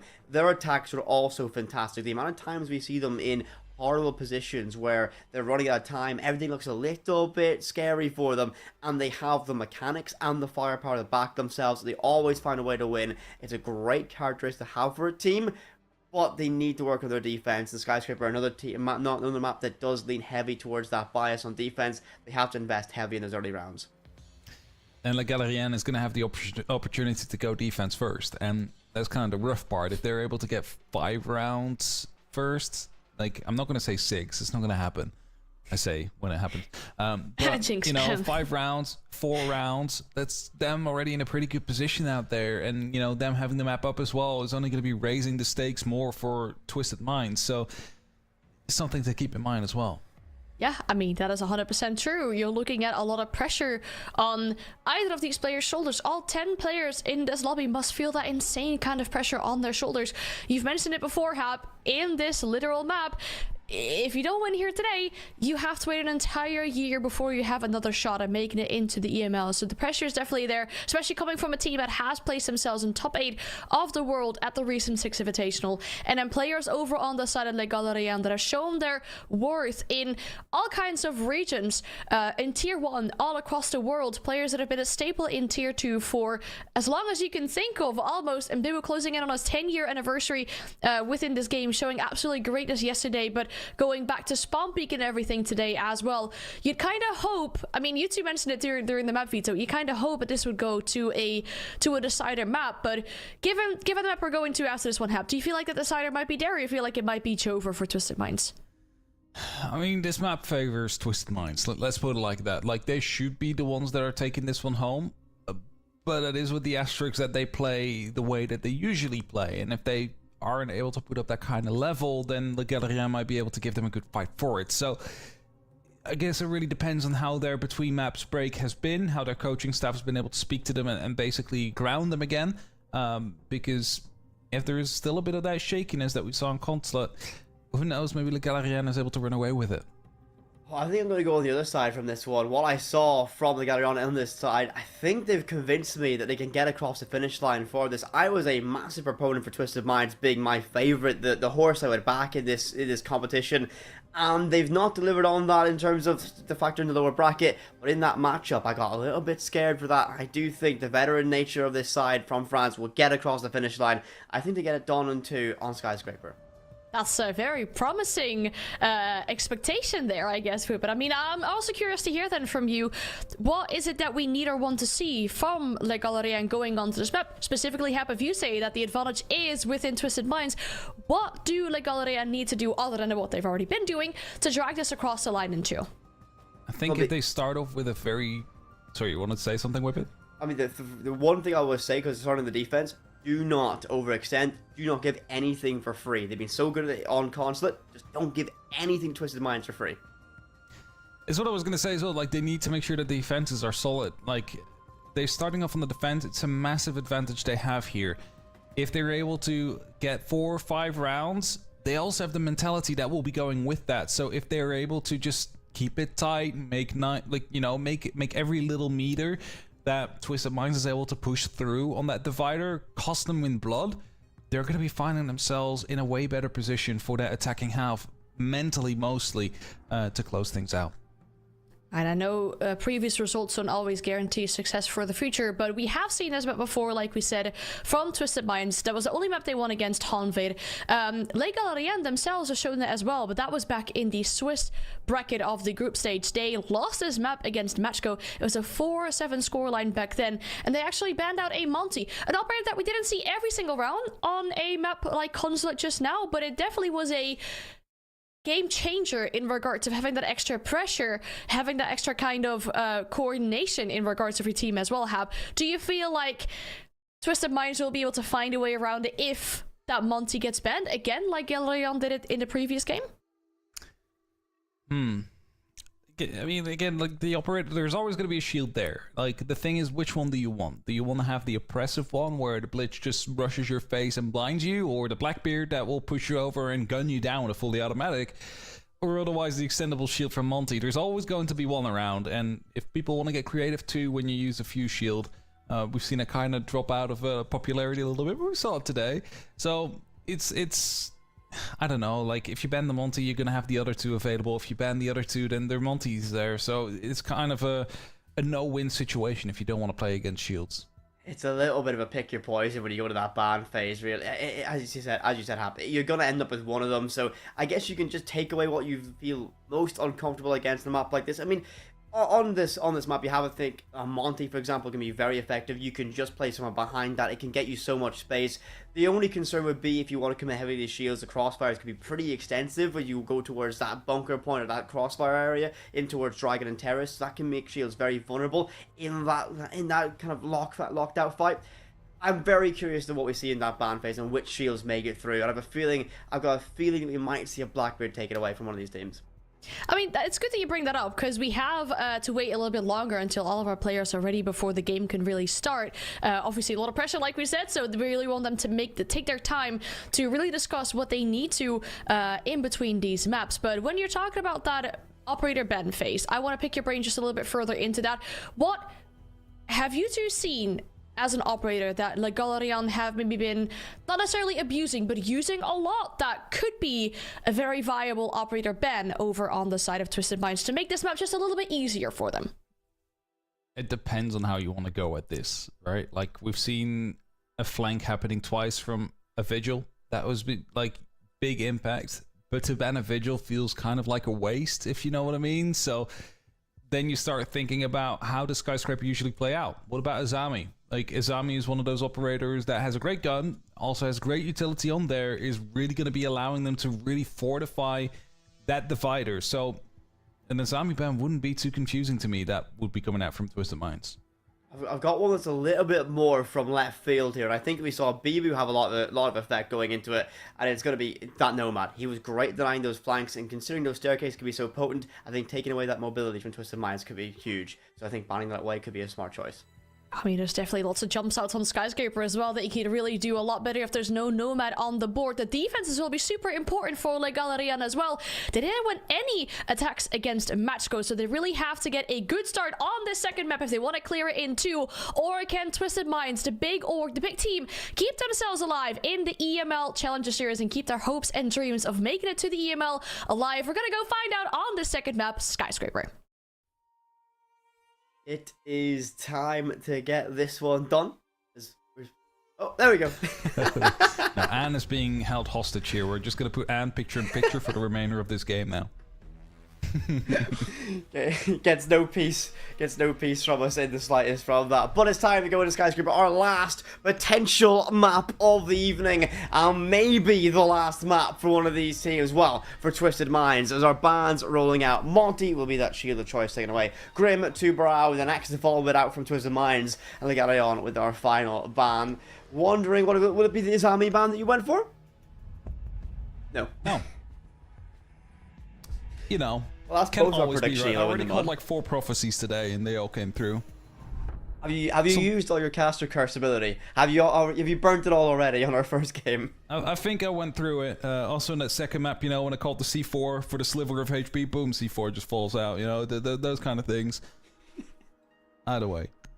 There's still a map, maybe 2 to go, depending on how Twisted Minds are showing up here. And I think the attack is going to be crucial. That is where they can make that difference. Because if they do not hit the ground running, then Le Galerian is going to be allowed to start building that momentum. And that is something you cannot afford right now as Twisted Minds. Oh, absolutely not. And I think we saw that in towards that the early to mid stage of our previous matchup, our previous map. Like, on really were feeling themselves, particularly on their offensive side. And they ended what I would like to call that flow state, where everything was working perfectly. Trying to avoid that and being as disruptive as possible from Twisted Minds is going to be a huge benefit to them. A massive amount of repicks arriving from us. They're going to move away from that blitz. They're going to bring a Finka instead. And it will be that Blackbeard focusing as that primary shield for this team, as it'll be Karaoke and T, our very first side here. And it does look, with the addition of that Valkyrie, we might see a significant roam presence out towards Office, and there's always going to be that ever-present Nitrocell threat with 3 available from the defensive side. Yeah, you're really going to have to be careful for that one. You don't want to be catching one of those early on. But it has to be methodical. It has to be surgical on the side of Twisted Minds. Any round that is scrappy on their side is going to be a win for the side of Le Galerian, as Twisted Minds decided to bring it to Skyscraper here. Now, one of those drones looking to find some early information, instantly caught off by a mute jammer. It probably will be salvageable, but this is all just to try and figure out whether or not it is safe to actually move into the exhibition area to start off with. As Blackbeard opens the wall up, because it's also a soft creature, it's Jalad with the very first kill. Marto almost being chased down as well, spots a drone on his way out, but there's still players down on the ground floor. Nade said to try and flush him out even further. He'll try and vault himself into supply. The crossfire is established perfectly here by Twisted Minds. And I think it's going to be a fallback decision, going to be a wise one. A very aggressive opening. They just dive into Office control as well as House. And the Blackbeard, a very important tool for that. Marto hunted down by that Lion Scam. They'll be able to predict his movements at this stage. But it's still a minute 35. We already see Twisted Minds knocking the door of Shrine. And they'll be so tantalizingly close to sight. They've gained themselves so much control with no one actively holding drum. We see Le Galerian in a very difficult position in the early stages of this one, really already fighting that pressure. Better he's going through. Dove, of course, will hear that. We'll also see that happening on the wall. He's kind of left alone with no support. He's waiting here for the rest of his team to get in position, and whilst he does that, you know, the rest of his team is slowly clearing out utilities, slowly gaining some ground as they're hoping to challenge. There's nothing he can really do here. He's just sitting still, he's waiting, the E1Ds pop, and well, that's going to be about it as the show and J-Lab both able to pick up kills here. The Blackbeard shield now inside. The Shaxx will finally find a return. What a fantastic opening round so far from Twisted Minds. They got themselves into a 4 versus 2 numeric advantage, making a 4 versus 1. And while just as quick as I open my mouth, they make me close it. It's going to be a round wrapped up as Twisted Minds take that in an incredibly aggressive and efficient fashion. They chose Skyscraper for a reason, and I think they're making me regret my choice of backing the Frenchies in this one. I said it, they're favourite for this side, they're favourite for this map, and what we need to see from them is an instant response on the attack, and there it is, the instant lock-on, finding themselves with that, well, basically early aggression, Attackers need to locate and the instant kill, the instant pushback as well as they take exhibition, Changing mags. Deploying jammer. and it's a great round to start things off with. And especially considering the fact that Le Galérien wasn't able to win a single attack against Machko when they played this map. That means they'll be relying even more on that defense. And you know, that was the preface of this entire analyst desk. We need to see 4 or 5 rounds from Le Galérien on that defense if they want to have a good shot of taking it in 2. And if things continue like that opening round, I feel like they might be in trouble of letting this cascade away. Twisted Minds does feel that they've kind of shaken the cobwebs of what was a very difficult Consulate matchup, and they've come back absolutely fresh from that reset between maps. We will be moving sites this time around. Office and Expo next getting brought up from this defensive side, and the big concern is going to be if they commit themselves to a roam yet again, how quick, how effective, how efficient, how aggressive that take was from Twisted Minds. I think this is going to be a moment for Le Galérien to I think kind of weather the storm a little bit, fall back and play a little bit more reserved. They can't let them in. And look at his entryway. Look at the pace they're working with. Incredible pace from this side as Twisted Minds are looking to continue this momentum in the second round. Yeah, they have to keep pushing this as quickly as possible. Shock and awe kind of tactics to go through as Geisha falls instantly, putting the Selma up towards Drum. That is going to be exploding. I'm not sure if Kay actually aware of the fact that there's a player that fell back into that area, but guards with that Blackbeard going to continue that bit of pace as he's about to head into Terrace. Not quite sure if he's aware of the fact that there is that person close around the corner as Jack's now falling back. As those keep a barriers from Linko, as a bit of backup, aware now of where the player is. Drones being repositioned. This is Twisted Minds on a map they really like. You see all the movements. Everybody is instantly moving with point and pressure as well. And Bibu falls first. That was vertically. Not even a track needed for that one, as J-Lad is now on the hunt to try and find Linko. You put this perfectly. You can just tell by the movement of these players. They feel so comfortable on this map, and it's been a very, very efficient pathing the way they're moving through the map. But however, they're going to run themselves into a problem, and that's going to be Linku. But that's going to be Hasham. Fires one back. Frenchie's still good for one on the Jalad, but unfortunately looks the wrong way and does get shut down. In that flurry of kills, we find ourselves back for advantage of Twisted Minds. Just over 1 minute left in this, and it's going to be Mardo and Frenchie, the last two standing. They both got a nitrocell in back pocket, so you some utility to work around, but both though could be logic bombs remaining, so their information is going to be relayed, and the first of which is deployed. It will rain out, and they don't have the comfortability. They can't afford to turn that off just yet, so that will ring and give away every bit of their position for the time being. 45 left to work with, and Dove will find himself shut down. The kill confirmed can't go out there, but however, chasing it might be the wrong decision. Nitrocell goes out. He will get that confirmation. Will this bait a swing out? Mardo does get one pick of his own, and leaving it all down to Hisham alone on that Dokkaebi. There's DMR in hand. Ace goes cold. A difficult fight around that Kiba barricade inside a dragon. Beat down from Mardo. Perfect timing, perfect support from his teammate. Swings out wide for VIP and brings us back to level. But it was not an easy recovery job from the Galérien. Twisted Minds made that difficult at every corner. I have to put that down to the shield being taken out, the Blackbeard from the side of the shield when he was throwing that grenade on the back of Dragon. That is a lot of oppression that is suddenly gone, because every one of these players was moving with purpose, and then the Blackbeard fell, and suddenly everything kind of slowed down. It's like, okay, we lost that tool, which we can quite literally use as a battering ram. And you saw them starting to hesitate a little bit. They were taking these fights, they were taking these long fights, and things were just stalled out. They didn't even reach the side in the end of things. So great round from the Galérien, able to stem the bleeding by just taking down that one single player, guards, on that Blackbeard shield. Because he's been so oppressive in that first part of that second round and in the entirety of that first round. As the return to karaoke and tea has been made. opting to go back to the more preference site here, and on the last time out, their extension out towards office was completely picked apart within what felt like seconds of the round beginning. And will be a little bit of a pivot yet again. The Blackbeard going to be moved on towards guards. Key's going to pick up the grill, pick up the Candelas on the hands of Ying, making things very difficult for anyone who isn't going to be a warden. Unfortunately, there is no warden to work with, so those Candelas will have a huge impact clearing these very difficult corners, just like Dragon, just like Shrine, just like Terrace.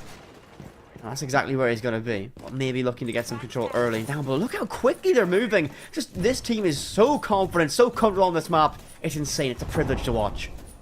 As I said, they're all moving with purpose. They know exactly where they want it to be. And whereas in Consulate, it seemed like they were sometimes hesitating because they changed direction 3 or 4 times. That's not happening here. Everybody knows what they're needing to do. They know exactly what is safe. They know exactly where they need to be. They know exactly where they need to toss that utility. And as you said, it's a pleasure to watch. You really like to see a team that is so confident in their moves. And even if they don't win all those rounds, they're still making things happen. Quick shield removal there from Hashom is going to be putting quite some pressure onto the back stairs as Jax is playing around there with the FO12 as Linko is trying to stop this balcony from falling into the wrong hands. Well, here come Twisted Minds. 2 quick picks, make it a third now. That's going to be a huge shot on the Linko. What has he just done from balcony? The FO12 does rip him to shreds, but unfortunately, damage is done. What an opening and so much control. There's the gridlock. There's gridlock right there. Oh, God, no. Jax. Well, that's a... all alone. He's being shot from below. He's being flashed. Grenades are being tossed in. It is definitely not a good time for him. In his 1v4, the side is being taken with rapid pressure as they're all moving up towards the top floor. A shield will soon come around the corner as the plant is being attempted. What can you do, even from here? As he's trying a knife, he gets knocked over and shut down by guards at T-Back for good measure.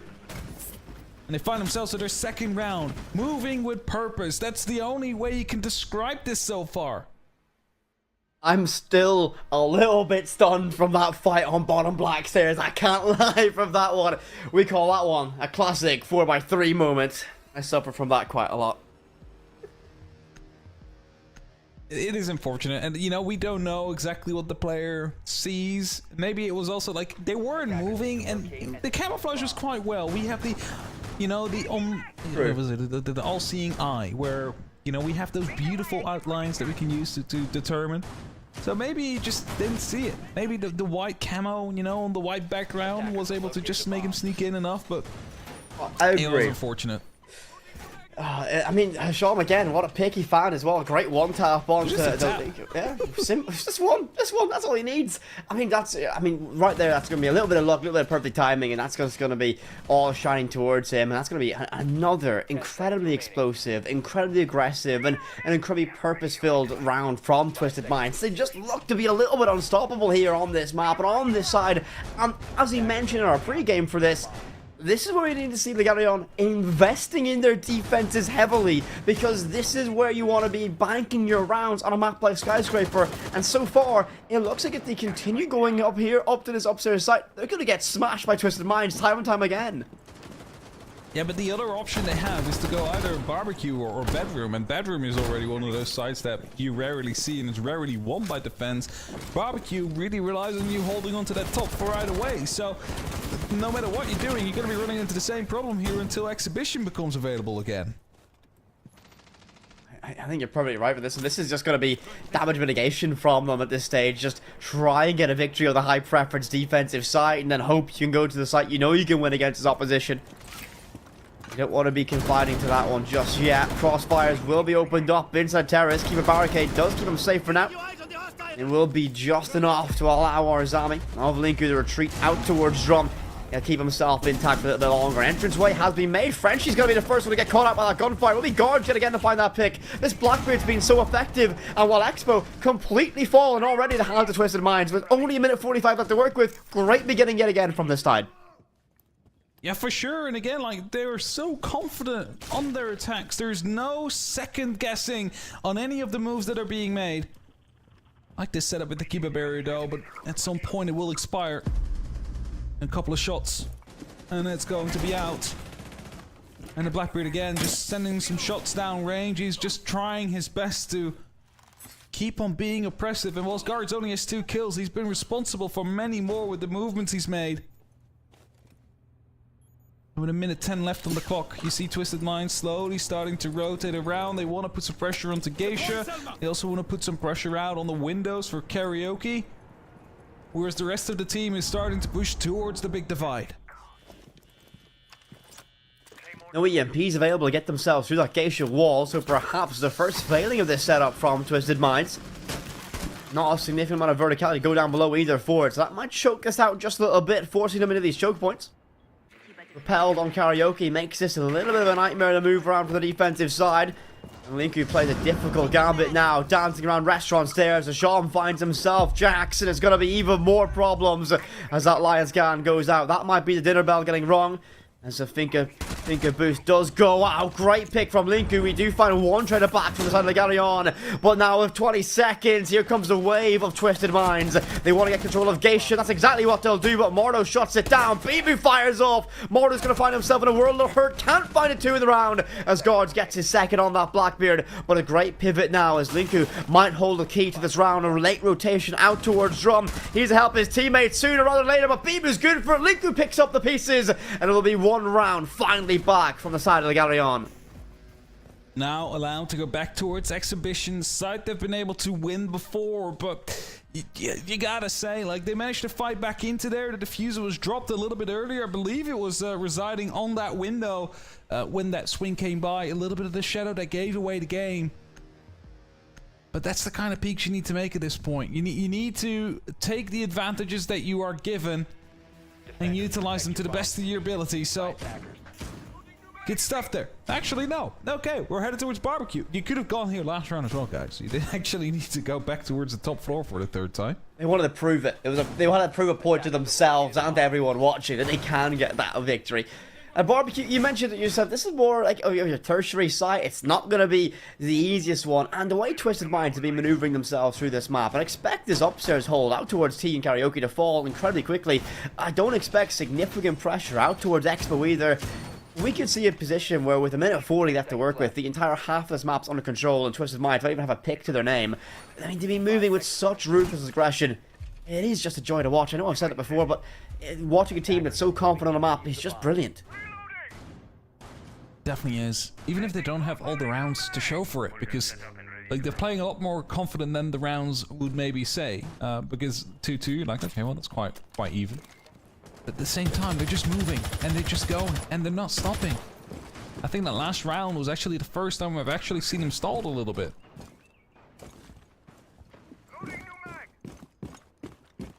There's a lot on that Zofia. And key utility with those impacts as well, just burn away that soft destruction. Again, holding this crossfire, this goes crack that window open out by reception desk, and all of a sudden you cannot really rotate via house in towards restaurant. Just makes things incredibly uncomfortable from this, and a great hold.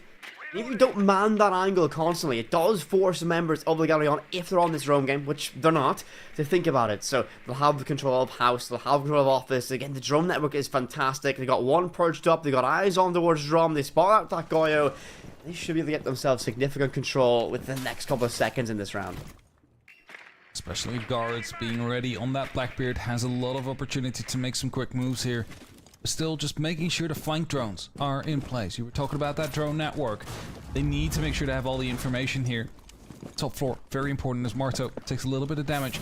And this is what I want to see. They're quite spread out. They're not all just coming in from a single direction. We have one on either balcony in both Geisha and the backstairs balcony. And then you have pressure coming in from terrace. You have pressure coming in from terrace as they're slowly starting to go for this kind of three-prong approach, but all still on the same side of the map. With all these different angles to worry about, Twisted Minds are going to make this an absolute nightmare for the Galleon, and that's going to make it even harder. Bibu, they're going to be the first to fall from this, and that will be waving goodbye to our Legion. Just over a minute now to work with, and they're going to be poking away by Black Balcony, just checking every corner, making sure no one can get away with anything.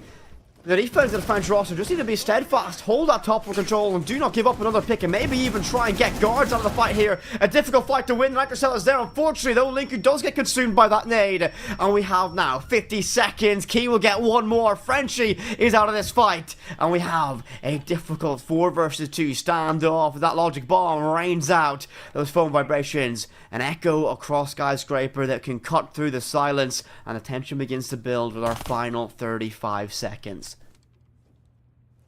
Jax in a crucial position. As long as he's on top, that plant is not going to go down, so they need to take this top for control. He hears the goo, he knows about Key, that's also the diffuser, but he doesn't manage to get that kill. That would have been huge, that could have been round defining, but he stays alive. He has the opportunity to drop it out. It's only up to Mardo down below. He's hurting himself behind the desk, finds one, not the second for his efforts. Twisted Minds, they win yet another round. The timer got quite close to the end there. Got close towards the end, but again, the domination in the early stages, a huge time investment, giving them the comfort to go that deep in the round and play around it. And I'm very, very, very impressed with what we've seen so far on this, again, Skyscraper, a map that tends to be one of the longer maps that we watch teams play out, often goes down towards the end of the timer. It feels like we've seen 5 rounds in the blink of an eye as we move into our 6th and final round for the defense of Le Galerion. I'm very, very, very, very concerned for the French roster at this point. We often talk about it. We talked about it at length during our desk, that we want to see this team invest heavily on their defense. They've not been able to do so, and there is no other word for it. Some of these rounds, they've been absolutely smashed by Twisted Minds, and I think that might continue. Well, let's see if they can get one more defense on the board, because it would be quite crucial to them locking it off in 2. I say, as, you know, they might just go on for the best run on attack that we've ever seen in the history of Siege. Who knows? 5 seconds to go. That would be a caster curse. That's a brave. But, as, of course, Le Galerian struggle to win any attacks against Machko, and with any, I mean, they will none. So that was a big struggle. Which is funny, because their name would be translating to the struggle bus. Have a tall ask ahead. So they will need any single round they can get out of this last defense. Twisted Minds, great information from this drum. There's a lot of hops on it. The clash getting brought out by Frenchie. Might be your worst nightmare. Air jam, not going to make things too comfortable for him. Does have a teammate lurking behind him. Jack's in close proximity too. What are they going to try and bait this? Yes, they are. They're going to get one. Look for a second one. Don't recommit to it, Mardo. Great read. Great sacrifice. Great bait of your clash. And a huge opening pick for this side. Arts is burning in the end there. And Jax will find another kill before Kay and Dov will both find something in return. But now, as we find ourselves on a 2-on-4, the diffuser dropped in Samurai. And Dov, the last man standing, to try and lock this in a 4-2. I don't think Twisted Minds is too worried about the current scoreline, but the Galerian, they desperately need this round as the clash is, well, menacingly chasing off after Dov right here. The double impact, not enough to find that kill, and thus he will slowly be zapped to death as the Azami steps out as well. He needs to be afraid of a potential jump out or be knifed as soon as he decides to go for that. The Kiba barrier does not provide the protection he was hoping for. The reload can be attempted, but minute 3 is still left out there. I like how we wanted to go for the Claymore. Like, that was gonna make a difference at that point. But the Clash is just gonna slowly continue to chase, and he's gonna slowly run out of time and forced to go for a different kind of approach. And the diffuser down still inside of Samurai. The hop-up comes in from Marteau. Locks it off. A 3-3 for this first half. It is not optimal for Le Galerian. Again, they won 0 attacks against Machko, so there's going to be a massive improvement required from them. This is now a do-or-die moment from this side. Now, yes, of course, they have the one map already won. They won the first of this series, but as you mentioned, they have not won a single attack against Machko last time they played this map. You gotta worry that they might struggle here, and with Twisted Minds, playing with incredible confidence, incredible backing themselves mentality. This might be a nightmare fuel moment to go up against them, but it is Rainbow Six. It is not over till it's over. Never say die for some of these teams, so I will hopefully be proven wrong by that. But Legarion in a difficult position here on Skyscraper, and it is going to be the map choice of Twisted Minds, so that's why they do feel so confident here. Initiating jammer. This should be like coming home for them. The defense, of course, they know exactly what they want to do. They don't need to solve a puzzle. They just need to weather the storm Before insertion. that is La Galerienne, who are looking to make the push stick. Not once, not twice, but at least 3 times to give themselves an opportunity. Locate a bomb and defuse. Taking it in 2. And that means there is quite a lot of pressure, and Twisted Minds probably have eased their minds slightly. And now you start to look at La Galerienne. How are you going to be approaching this? We do see the Blackbeard, so they're looking to go and bring that same amount of pace. We do see the Deimos, which is meaning that a potential hunt could be on. But then it really relies on your drone network. How many have you set up? Well, they lost 2 off the get-go. So not that many around currently. Are they aware of these players, where they are, and who to hunt? Well, that's at least one that has shown that have been spotted. There's still some other people around, so it's not a safe one-on-one hunt for sure. Already seeing some stark contrast between these teams. Galerion struggling to get themselves in the building. However, Bibu perhaps heeds my words and finds that opening pick. Jalod's going to be out of action, and that's going to be waving goodbye to our smoke. All 3 toxic canisters did remain in his back pocket. Deathmark goes out, but just like that, in the blink of an eye, everything unravels. Nitrocells, good to find that trade. And back to an advantage for Twisted Minds. 3 versus 2. Minute 50, and being the fall back out towards Drum, out towards Shrine. As damage is done for this round, realistically, they can play crossfires and somewhat invite the pressure on from Legarion.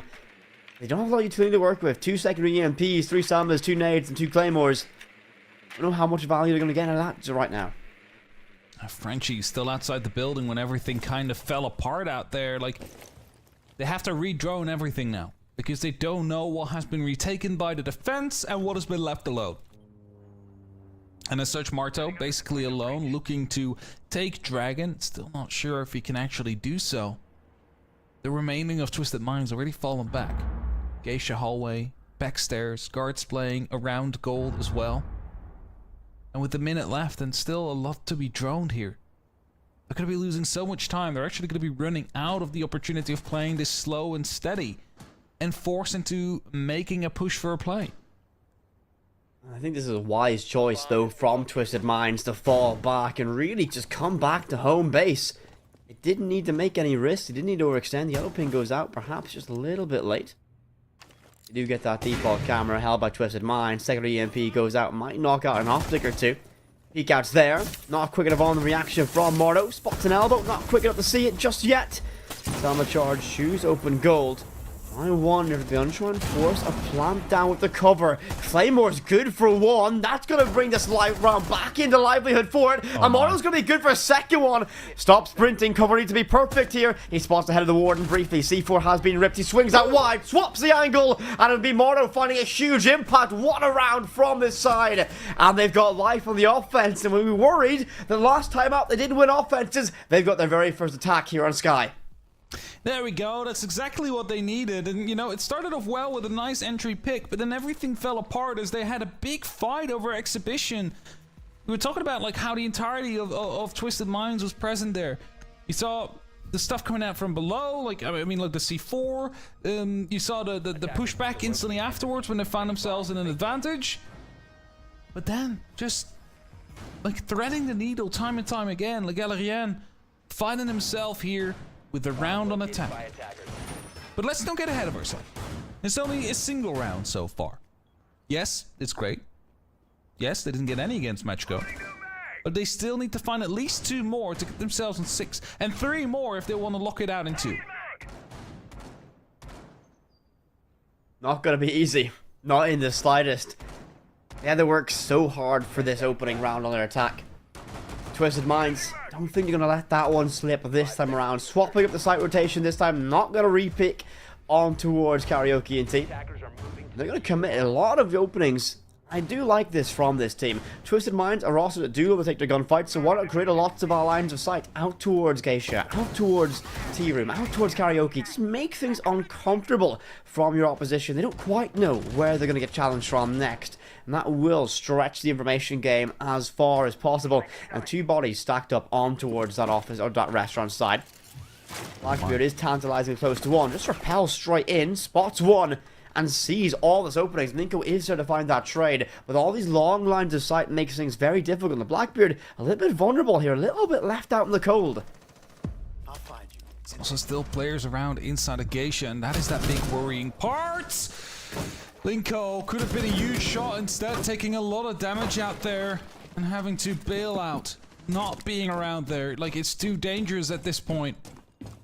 But you also know there is people in Geisha. I'm not sure if they do know. There's one outside of T. Still trying to just take some shots here and there at the Blackbeard. Jax is just holding tight. He's just holding, giving away the information. As the rotation is starting to come through, you see Hashem falling off. Geisha has been evacuated, which gives the opportunity for Le Galérien now to take control of it. Drone goes out from BB. He'll be able to realize that is open up to take that control. Actually, no, his drone is down below, just making sure there's no one going to be lurking for it. And the Keeper Barrier is going to gain so much value from this. Cautious of someone maybe on a rappel, looks the wrong way. And Mardo gifted with a freebie on the Jalad there. He'll take that one every day of the week, but just on minute 20, still standing in this round. The opening pick does go for Le Galérien. Great position to start themselves off, and a huge operator take off the board. They got themselves some control in towards Dragon. And not only that, J-Lan was also the one that was holding down the Blackbeard, so Jax is now free to start moving again. He's actually free to do something rather than just sit in that corner with his shield extended and waiting for something to happen. So right now he's droning for his team. He'll be joining them shortly. There's a minute left. Still some work to do. You see 2 extra thermics into the hands of Marto. They're going to be used to potentially open up that main wall and create an extra bit of width. But as soon as Jax is starting to make a bit of pressure happen, and due to the fact that they're not inside a Dragon, he just has the moment and the opportunity to walk up right to their front steps. Blackbeard causes so much pressure within VIP.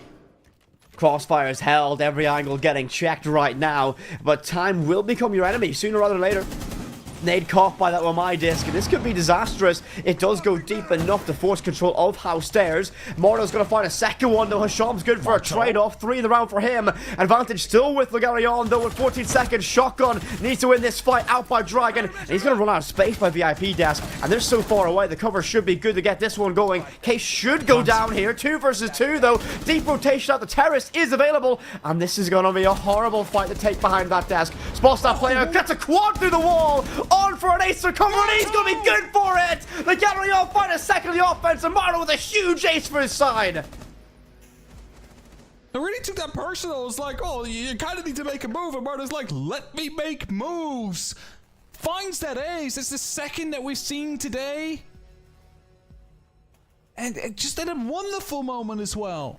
We said it, how important it is that they need to get these attack rounds. And of course, you'll not get this every single round, Whip, but there's no way that you're going to be getting back-to-back-to-back aces. But like Mardo finding this ace here, absolutely huge. And the fact that we still have the Blackbeard out and about in Dragon to get away one more, it basically locked them down from rotating back. That allowed Mardo to set up behind the minibar. That allowed the ace to start pushing to get that plant down because they couldn't run by until they dealt with the players inside of Dragon. Everybody did what they needed to do there, and Marto finding himself on 15 kills is huge. 15 kills on the hard breach support role. This is absolutely insane from him, stepping up, finding huge moments. That ace cam on a thermite. The cover was perfect from it, and this has been an incredible run of rounds here on the offensive side. The Galérien find themselves 2 away from surviving till next weekend and eliminating Twisted Minds from Challenger Series, taking away the former Falcons roster's shot at getting back into EML. What a storyline this would be. But they're still not there yet. It is still a long road, and Twisted Minds are not a foe you can look over just yet. They've been so good on this map so far. I have a feeling they've still got one more twist of this story to go. Marto playing around on the Blackbeard now. He's having a hell of a game, so they're giving him that pace. Let's just bring it that way. So castle barricades will slow things down slightly, but with present drones, they're aware of the fact what is safe and not. However, that's what I was going to say. There is a player down below. The nitro cell just got tossed in and was able to find Jack. So the entry not in favor of Le Galérien. That is something they have to worry about. Also, the fact that they could be coming up on the staircase. Not quite sure why the grenade was being tossed. They thought it was a player present. Not the case. They're more aware of the fact that someone could be coming in from below. Because currently they are facing 4 on site, 1 down there. But all they need is just 1 or 2 kills to get things moving. Our player down below's threat somewhat neutralized. The only nitro cell has been expended. Perfect value from it, though, getting that pick on towards Jax. We do lose Jack. The Candela is available on Ying. It's a huge blow to the utility pole, but this is going to be Mardo just diving straight in. You can use that Blackbird just to get oh so aggressive. That Yokai drone, though, might spell disaster. You got to win that one, Liko, and not quick enough for it. Key gets that done, but Mardo just continuing his reign of terror, finding himself a second pick of this round. And it's going to be one player in DBNO as well. That will be guards. This is going to be a technical 3 versus 3 with 60 seconds. Should be recovered, and will be. Jalad's going to be good enough to shut down Bibu. It will be a difficult one, no matter how good a player is. All the odds are stacked against the Blackbird at this stage. Ball to the Geisha, stuck by Gumine. And this might be the concluding moments of this round. They might just wind down to a whimper. Shom actually decided to go back up on the main stairs rather than coming in from the rear. Got a pretty big opportunity. Still outside, by the way. He's still not on the side itself. Down below, waiting for the perfect moment to strike.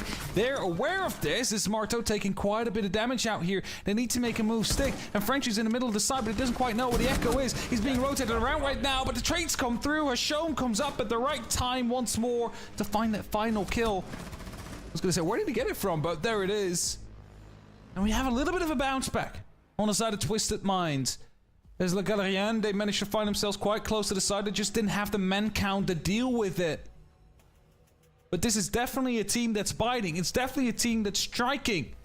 And Twisted Minds have to be very careful on their defenses here, because otherwise they suddenly find themselves a map and series point behind. Attackers need to locate and defuse this. No matter how confident they are on this map, no matter how much of a home field advantage they felt they held, Twisted Minds, as you say, just need to watch everything, mind their P's and Q's, and not get themselves twisted up here as they move to Expo and Office for this site. Judging by the position of Dove so far, I think they might go an extended mirror hold out towards Karaoke and C, just to slow down this pressure arriving from Le Galérien so early. We all have to look at those so far. It has been Mardo, 16-5. Obviously, getting that ace was a massive benefit, but he has been there and thereabouts for his team time and time again on those more support-based roles. An incredible individual moment from this side, really just picking them up from this and carrying them through this map. But they can't rely on just him. And Hashom, on this spawn peak, looking to find some success with it. This could be a massive blow if you pick someone early. Bibu in a little bit of danger, but I think they're going to opt away from it. Not trying to risk and not trying to test their luck too much. The issue they'll be running in here is the fact that there is plenty of those Goyo canisters around. There is plenty of Kiba bearers around. There's a mirror window. 2 actually. There's a CCE shield that's roaming the floor. And there's just not enough utility to deal with all of this. 2 impacts, 2 ash charges, 2 grenades. That is what you're going to have here. That's what you're going to have to rely on. So they're going to have to make choices here. What are we actually going to be dealing with? Because if the Clash is facing us head on, well, we want to use those concussions or a grenade to basically relocate them into a position we can fight them better. But at the same time, if you expel too much of your utility, you're going to be running out of, well, utility to deal with those architect kind of the matters. A patch up Geisha, just as that Selma charge chews through that single external wall. Just going to add one more stage of defense to this structure from Twisted Minds. A run out, it goes off. They'll pop that mirror window. They use that impact trick through it. Absolutely perfect. And that's going to delay things even further. Mardo finds himself between a rock and a hard place. Not a lot he can do right now. One extra thermic in his back pocket still to use. I might want to commit that to the main wall, but I think he's been called away. Bibu's asked for some support. A pivot's been made. Cautious of that window. They got themselves some access close towards Dragon now. Lincoln's just waiting for his IGL to give him a little bit more info. Second impact sent out, and Key's going to find that first pick. Niku is that first man to die, and it will be your Ash off the board early. 60 seconds, and Twisted Minds advantage in this round. Tried to go for a bit of a quick peek, using the concussion of the Zofia to hopefully find themselves with the advantage. However, not able to find it. One player, two players inside of VIP. The second one was not spotted. She's just trying to hold a long angle, but getting anything in return. As the fire slowly starting to creep out, with 40 seconds, there's not that much time. A move needs to be made, and even the Blackbeard shield wouldn't be safe to go inside of VIP due to the fact that there's two players in there. And yes, you do have the opening. You could maybe manipulate that, but someone needs to be out there, and they're kind of locked out of sight if they want to do so. Galleon need to make something happen. They've only got 20 seconds to find it. Nearly find a pick through the wall. Flash might leave themselves vulnerable, but patience is a virtue. And that flashbang goes out with that CCE shield. Will grind this take out to a halt. Jax does get one on Blackbeard. Finds himself a second one. They try to make a dive in the sight, but Jamal's will shut that one down. He'll be good for a second one. And it will be time to wind things down. And then we go at level 5 rounds apiece after 10 of play. Legalion's advantage has been neutralized, and Twisted Minds can relax as they got themselves in a great position now, as all 12 rounds of regulation will be needed. It cannot be a full relax yet. They are headed towards a tertiary bomb site now. As Le Galerian, they can continue their approach, or at least try and make sure that they reach that 6. And again, I don't think it's for them. It is not about locking it out in regulation. It would be very nice if they do, but it's just about getting to 6, so at least you have that one extra defensive round on the board that you can maybe play with, and then, you know, worst case, you try and off strat on your attack. Like, you have to do something. But they also know that they're in actually quite good position. But that did come down to some individual play. That last round, I think they let it wait until too long. Like, they had some amazing push when they actually decided to go for it, but then the diffuser was down on the ground and they had no one near to actually pick it up. 10 seconds left. It's I'm looking at this going like Legalion has shown so much in their opening 2 offensive rounds, and now I feel like that momentum, that wind in their sail, is beginning to fall away. So the Twisted Minds have read into what they want to do here. As you said, tertiary bomb site goes up here, and Legalion can find themselves on a match point position. They should hold the site advantage. And they won't hold the site advantage over time, my bad. You just feel if they can get over to, or get this to match points, might be able to go all the way and get this done in 2. A little bit of tension in this round. A slower pace from the Galleon so far. Just looking. Get their drone network established. Great economy of scale for this. Only one drone lost early. Ibu hops on, getting some information for his side. Do they know about Hashon? Oh, no. The drone just went by. I don't think they know. Surely you will be checking this corner. If you don't, you will be losing the round on the back of this. The man has a freebie, and he's going to go for one. He's going to go around the corner, locks himself in with keeper barriers, and this is a very costly miss drone. I thought they might have seen it, but then they all just started to move by. The impact of the Kiba is going to lock out the Blackbeard, and the return of Hashom to the side has been foretold and has been successful up until that point. A 2 for 2, one confirmed, another one drops by Marto. He has been huge. Hashom down on the ground. An effective 2 on 3, and suddenly Le Gardien, even though they had a missed drone, have themselves an opportunity. A golden ticket to potentially push themselves to 3 here. Incredible bravery from this side, realizing that they have to step things up. They're going to be on the back foot after that missed drone. Great positioning, great cutoff held. Amorto, all important from that. Jax will get that. Confirmation on towards the Sham. Look how close this one guards. Will not get caught by that flashbang. He does shut down Mordo, but the trade is there from Jax, forcing us now on a 2 versus 1. Nitro. He's got his nitrous already. This could be huge if it lands. That's a double potential. Oh, he throws it high. It is too high. He cannot use that now. He needs to wait until the Blackbeard steps in, but they will also hear about the fact that there's a Nitro Astray. And with 50 seconds, he detonates it, but it won't find a thing. K, he's going to have to play this smart now. There is a shield, and there is a fully HP Thermite looking to plant. His camera is giving him some information. The Blackbeard is just holding it down. He has a bit of a clue, and I think his laser sight might have actually just given him away. Oh, I think you're right, Hap, and this is going to be a game of chess now. Blackbeard crosses. This could be a difficult one, though. Frenchie holds the diffuser. He has to get into a sight. He just about does it. They're going to try and stick this case down, and Jax needs to be perfect on this cover. Blackbeard holds the key to this round.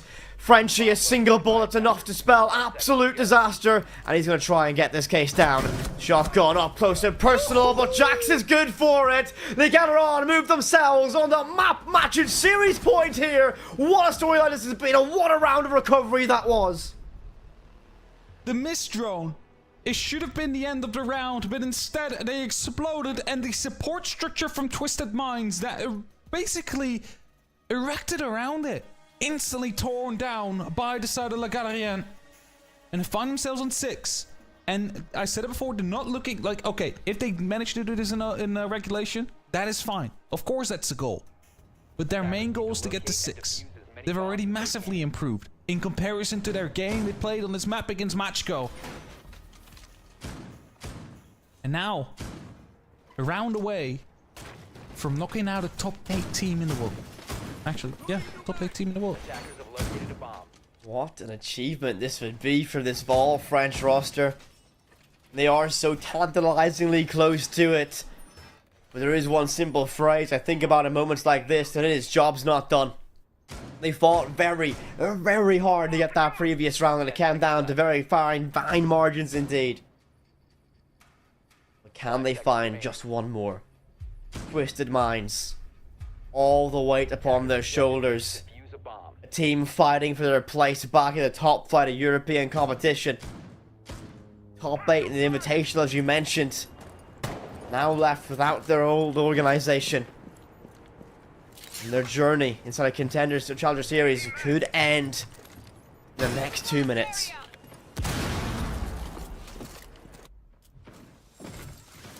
Time ticking down slowly. They know. Have a good opportunity here. There's a lot of ground to cover.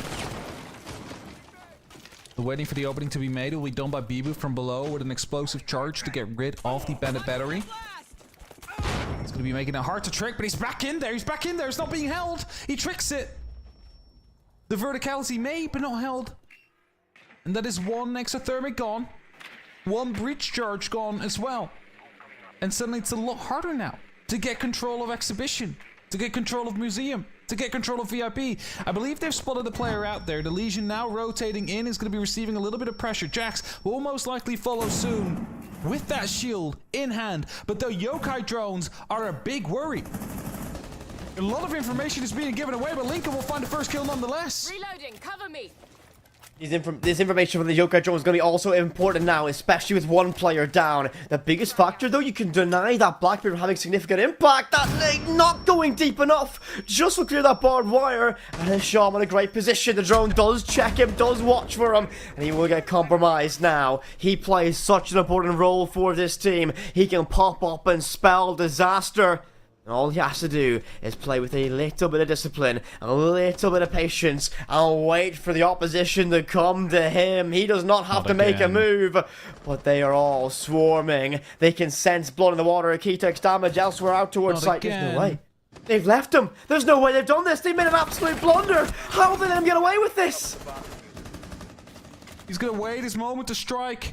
And with 50 seconds and the side under heavy pressure, it's Chalet that will find the very first.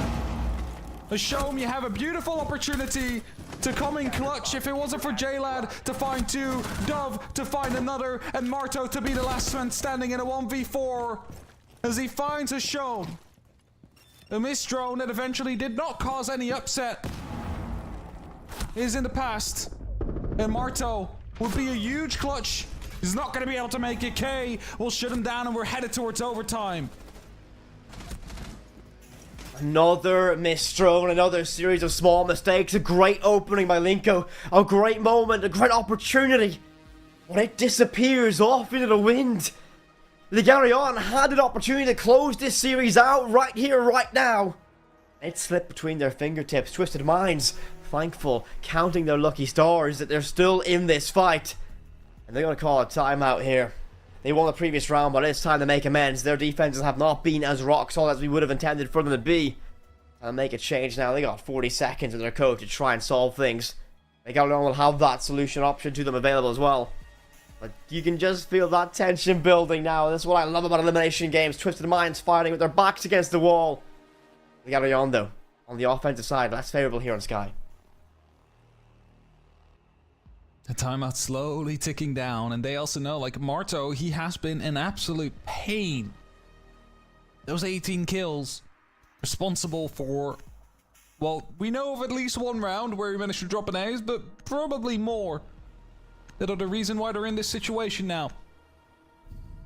And the kill spread on Twisted Minds is a little bit more evenly distributed, you'd say. So 5, 6, 12, 9, 13. Frenchie and Bibu haven't really been able to find their groove in this match. But that also means that if either of those two suddenly start activating with it, Attackers have discovered the location it is an even more scary attack coming at them. I'm still so impressed that Marto has done this in operators that really aren't going to be ideal at taking all this gunfights. He's basically collected all these kills. Of course, Ace is going to be the highlight of it, but he's always holding across because he's always just denying that mobility of Twisted Minds, and he's always being rewarded for it.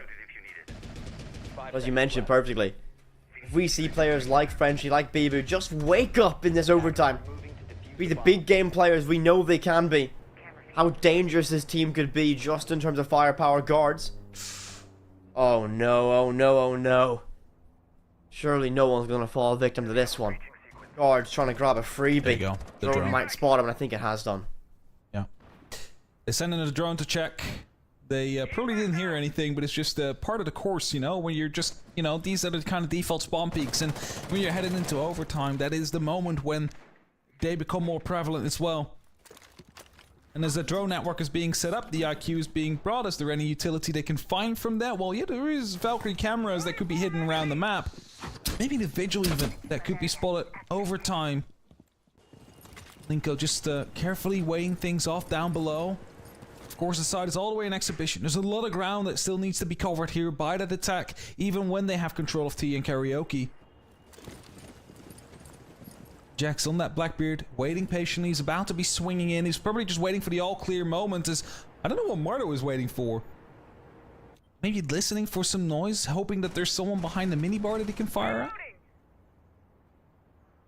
Site looks incredibly vulnerable right now from the side of Twisted Minds.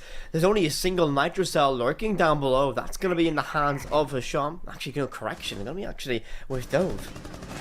They could try and charge in the site here. Everything's being committed towards this Geisha side hold. And look at all these keeper barriers getting sent up. Guards on restaurant stairs. Remains undetected. Remains unknown. He could be an absolute nightmare for his team.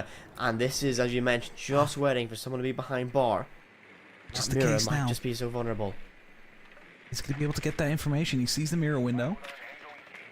Sees one. Sees two. There you go. He's going to be able to take that fight. There's a little bit of damage done to Dove. Not enough, though. As guards strikes Frenchie in the back. I feel that could have been a huge opportunity missed. Vigil now on that hunt down below. This won't be a fun one. He's dropped down in the storage. He gets Jax, and now everything begins to get a little bit scary from the side of the gallery on. A map they looked they could have closed out begins to slip away, but Marto finds himself a 19th kill in this map. One away from a 20 bomb, but 30 seconds. Someone needs to stand up tall. This side needs a hero. Bibu on the Ash might just be that man. Valkyrie camera spot him out. One nitrocell not available to him. A second camera stacked up from him, but cautious down below, aware that someone might be lurking for it. Key's gonna find himself a second now. Linku is next to fall. 10 seconds and no way in. This is gonna be a map point. Surely the side of Twisted Minds. Bibu collects one, but it is just all in vain as no one's there. He'll try and stick this case. There's no way he gets. Marto has a good cover here.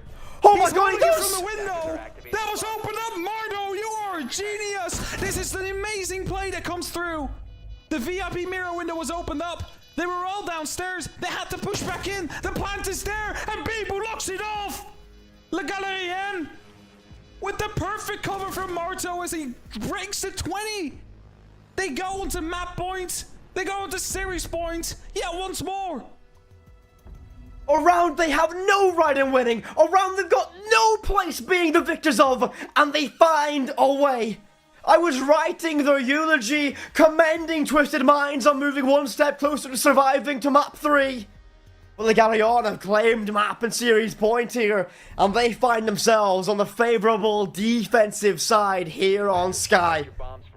It feels like an eternity since they played it. 7 rounds ago was their last defensive round. Can they remember how to get things done? Expo and Office will be their site of choice for Twisted Minds. The weight of so much time, effort, and expectation sits upon their shoulders. Failure to win this attacking round means departure from our lower bracket. It means, as a roster, as a team, they have to wait a full, agonizing 12 months for their next opportunity to qualify for the top flight of European competition. You'll feel that pressure on these teams now. I think we all know exactly how much this means to them as well, as they move one step closer if they can find that victory. It's Frenchie dons the clash, an operator that we have seen be oh so effective time and time again. Can they find that value? And they're not committing to a roam. They're gonna let this control be free. It's not just that. They've hidden Frenchie as well. He was hiding. They don't know there's a clash on the board. You look at the utility, what is there to deal with it? Nothing. There's nothing there to deal with the clash. You can just roam free. If this attack is too one-dimensional, they will suffer for it. As they swap from a Deimos to a Twitch to deal with those Goyo pockets. And thus, look again. They have a lot to work with here. They have those mirror windows. They have the Clash. They have the Azami. They have the Malusi. Everything is here to stall. They are hoping to run Twisted Minds out of time and choke them out of this lower bracket. This would be an agonizingly slow round. As the Galleon want to sink in a rear naked choke and just take the life away from Twisted Minds. And this is where patience is going to be the ultimate virtue. Right information garnered by that drone. Oh! He got it. Does he get the mirror window? I think he did. Yes, he did. So he will clear that window. Well, Mardo's going to continue his reign of terror, finding himself his 22nd kill of this map. Early advantage with our French roster. They move one step closer. One step closer to knocking Twisted Minds out of this competition. A minute 10. Show him holding a long angle through the mirror window that was opened up earlier. He needs to find a head. Any of these need to find a head. K on the opposite side of the map. He's all alone with that diffuser. And as he repels in, that sound will have definitely been heard. The Claymore's there for precaution. Guards taking a lot of fire damage is not ideal as a shield operator. Looking at the nitro cell, at the impact that are still present on the side of Le Galérien. And it looks like the French are in a perfect position to send home a top 8 team out of this bracket and out of an opportunity to qualify. Twisted Minds need to find every single bit of passion, power, and fright, and that's not yourself shot mid-air. That could be the lifeline that they need. They're knocking on the door, but no easy way in. Crossfire's held, and everyone needs to play their part absolutely perfect at this stage. 20 seconds, and there is no margin for error as the Blackbeard look to dive in eventually. That open window makes so much confusion. He'll dart himself in the shrine, but Blackbeard knocks the door. He can walk into Office, but Linko finds one. Finds a second one. Maybe with a team kill on Lamardo. Dove dives in. Surely not. But the clash slows everything down. It's all but over now as they carry on. Types GG in the chat. They survive to next weekend. Twisted Minds go home in our lower bracket after 2 days of competition. What a story this has been. Top 8 in the world. And they couldn't get across the finish line in our lower bracket. Marteau, mon Dieu, is the only way that we can provide any context to his map here. I don't know what he had for dinner, but he decided to take all of this personally. 22 kills. Gets sacrificed by Bebo in the end. He's like, no more for you. You are not going to be stealing all of the thunder here tonight. But this man, they have, saved this map for Le Galérien. Then they managed to pull it over the line with the overtime. and they knock out Twisted Minds. I am still somewhat in shock from this one. We can bring Anne back to help add a little bit of clarity to this one. What have we just seen? Twisted Minds, a team that I call to be favourites, gone after 2 days of play. I mean, I wish I could bring some clarity to it, but I feel like I am just as mind-boggled as you two are. What a performance by Le Galerion. Absolutely insane. You two have already mentioned Marteau's name. I feel like he definitely has to be crowned the MVP of this matchup. Insane performance to get that ace to drag it over the line, and then the big brain play of utilizing that mirror window on the VIP wall in the first round in overtime when all the odds were stacked against him. I mean, you're seeing it the way, like, my reactions are going right now. It's just, I'm reliving it again. Absolutely insane. Such a deserved victory here from Le Galerion. The fact that they cleared it in 2 as well just shows that absolute insane recovery from whatever happened yesterday, and the fact, like, they send home a top 8 team of the world as of the last SI. We'll be talking about that next week when we come back as the first thing. I'm pretty sure. Like, it's just absolutely insane. I'm done with my monologue now, but please talk some more about this match, because I'm still recovering from what just happened. I mean, there was twists and turns at every single junction of this. It felt like those first 3 or 4 rounds, Twisted Minds looked so confident, so aggressive, and so, I think just the way they moved through the map, it was home ground advantage. Le Galerion grew into this round after round, and of course, exceptional individual performance from Mardo, but this team put their nose to the grindstone and they grinded out a hard-fought victory. Even that final round was a very sketchy conclusion. This team have worked so hard, and I think just on merit alone, they have earned this victory, and it was so hard-fought. And, of course, a little bit of pride for this one. A lot of people didn't back this as one of the favourite teams. I know I certainly didn't, and they put a statement piece on this one. Again, just the resilience and the wits mostly, because when we talk about that first overtime round, at first I didn't realize that all 3 players were inside of VIP / down the actual staircase, so I was like, interesting call to go for this. And at that moment, Marta was playing in the window with 10 seconds left. I'm like, what are you doing? Like, why are you still here? You need to be inside that building, otherwise you're not going to be winning it. But he was in the perfect position to cover for the plan that was about to happen, because with the tight angle he had, he could shoot down the 2 men rotating up from that staircase. And, you know, we had a couple of those moments where they just outsmarted their opponents massively, even when they were down on numbers, and they managed to make it stick. And it is amazing to see. It's amazing Siege to see. And whoever made that call is an absolute genius. This is where you'd love to see a video with, like, the call outs, even though unfortunately I don't understand French, so despite us maybe having that video, I still wouldn't be able to follow anything about who's making what call or what's going on there. But I believe we've had a bit of a moment to calm down after what just happened in front of our very eyes. A 2-0, very surprising, very insane by Le Galerion. But that concludes our second lower bracket game of the day. We can bring up the bracket again just to recap the day, because it's been 4 best of 3s, and I feel like I've aged about 10 years since we started this morning with our first best of a 3. Looking at the lower bracket here, earlier today we saw GK win out the matchup in a 2-1 fashion against Good Intentions, sending our very first team home. The Cinderella story ending for our console players that just came and finished or started playing on PC about half a year ago. And just now, Le Galerion sending home Twisted Minds.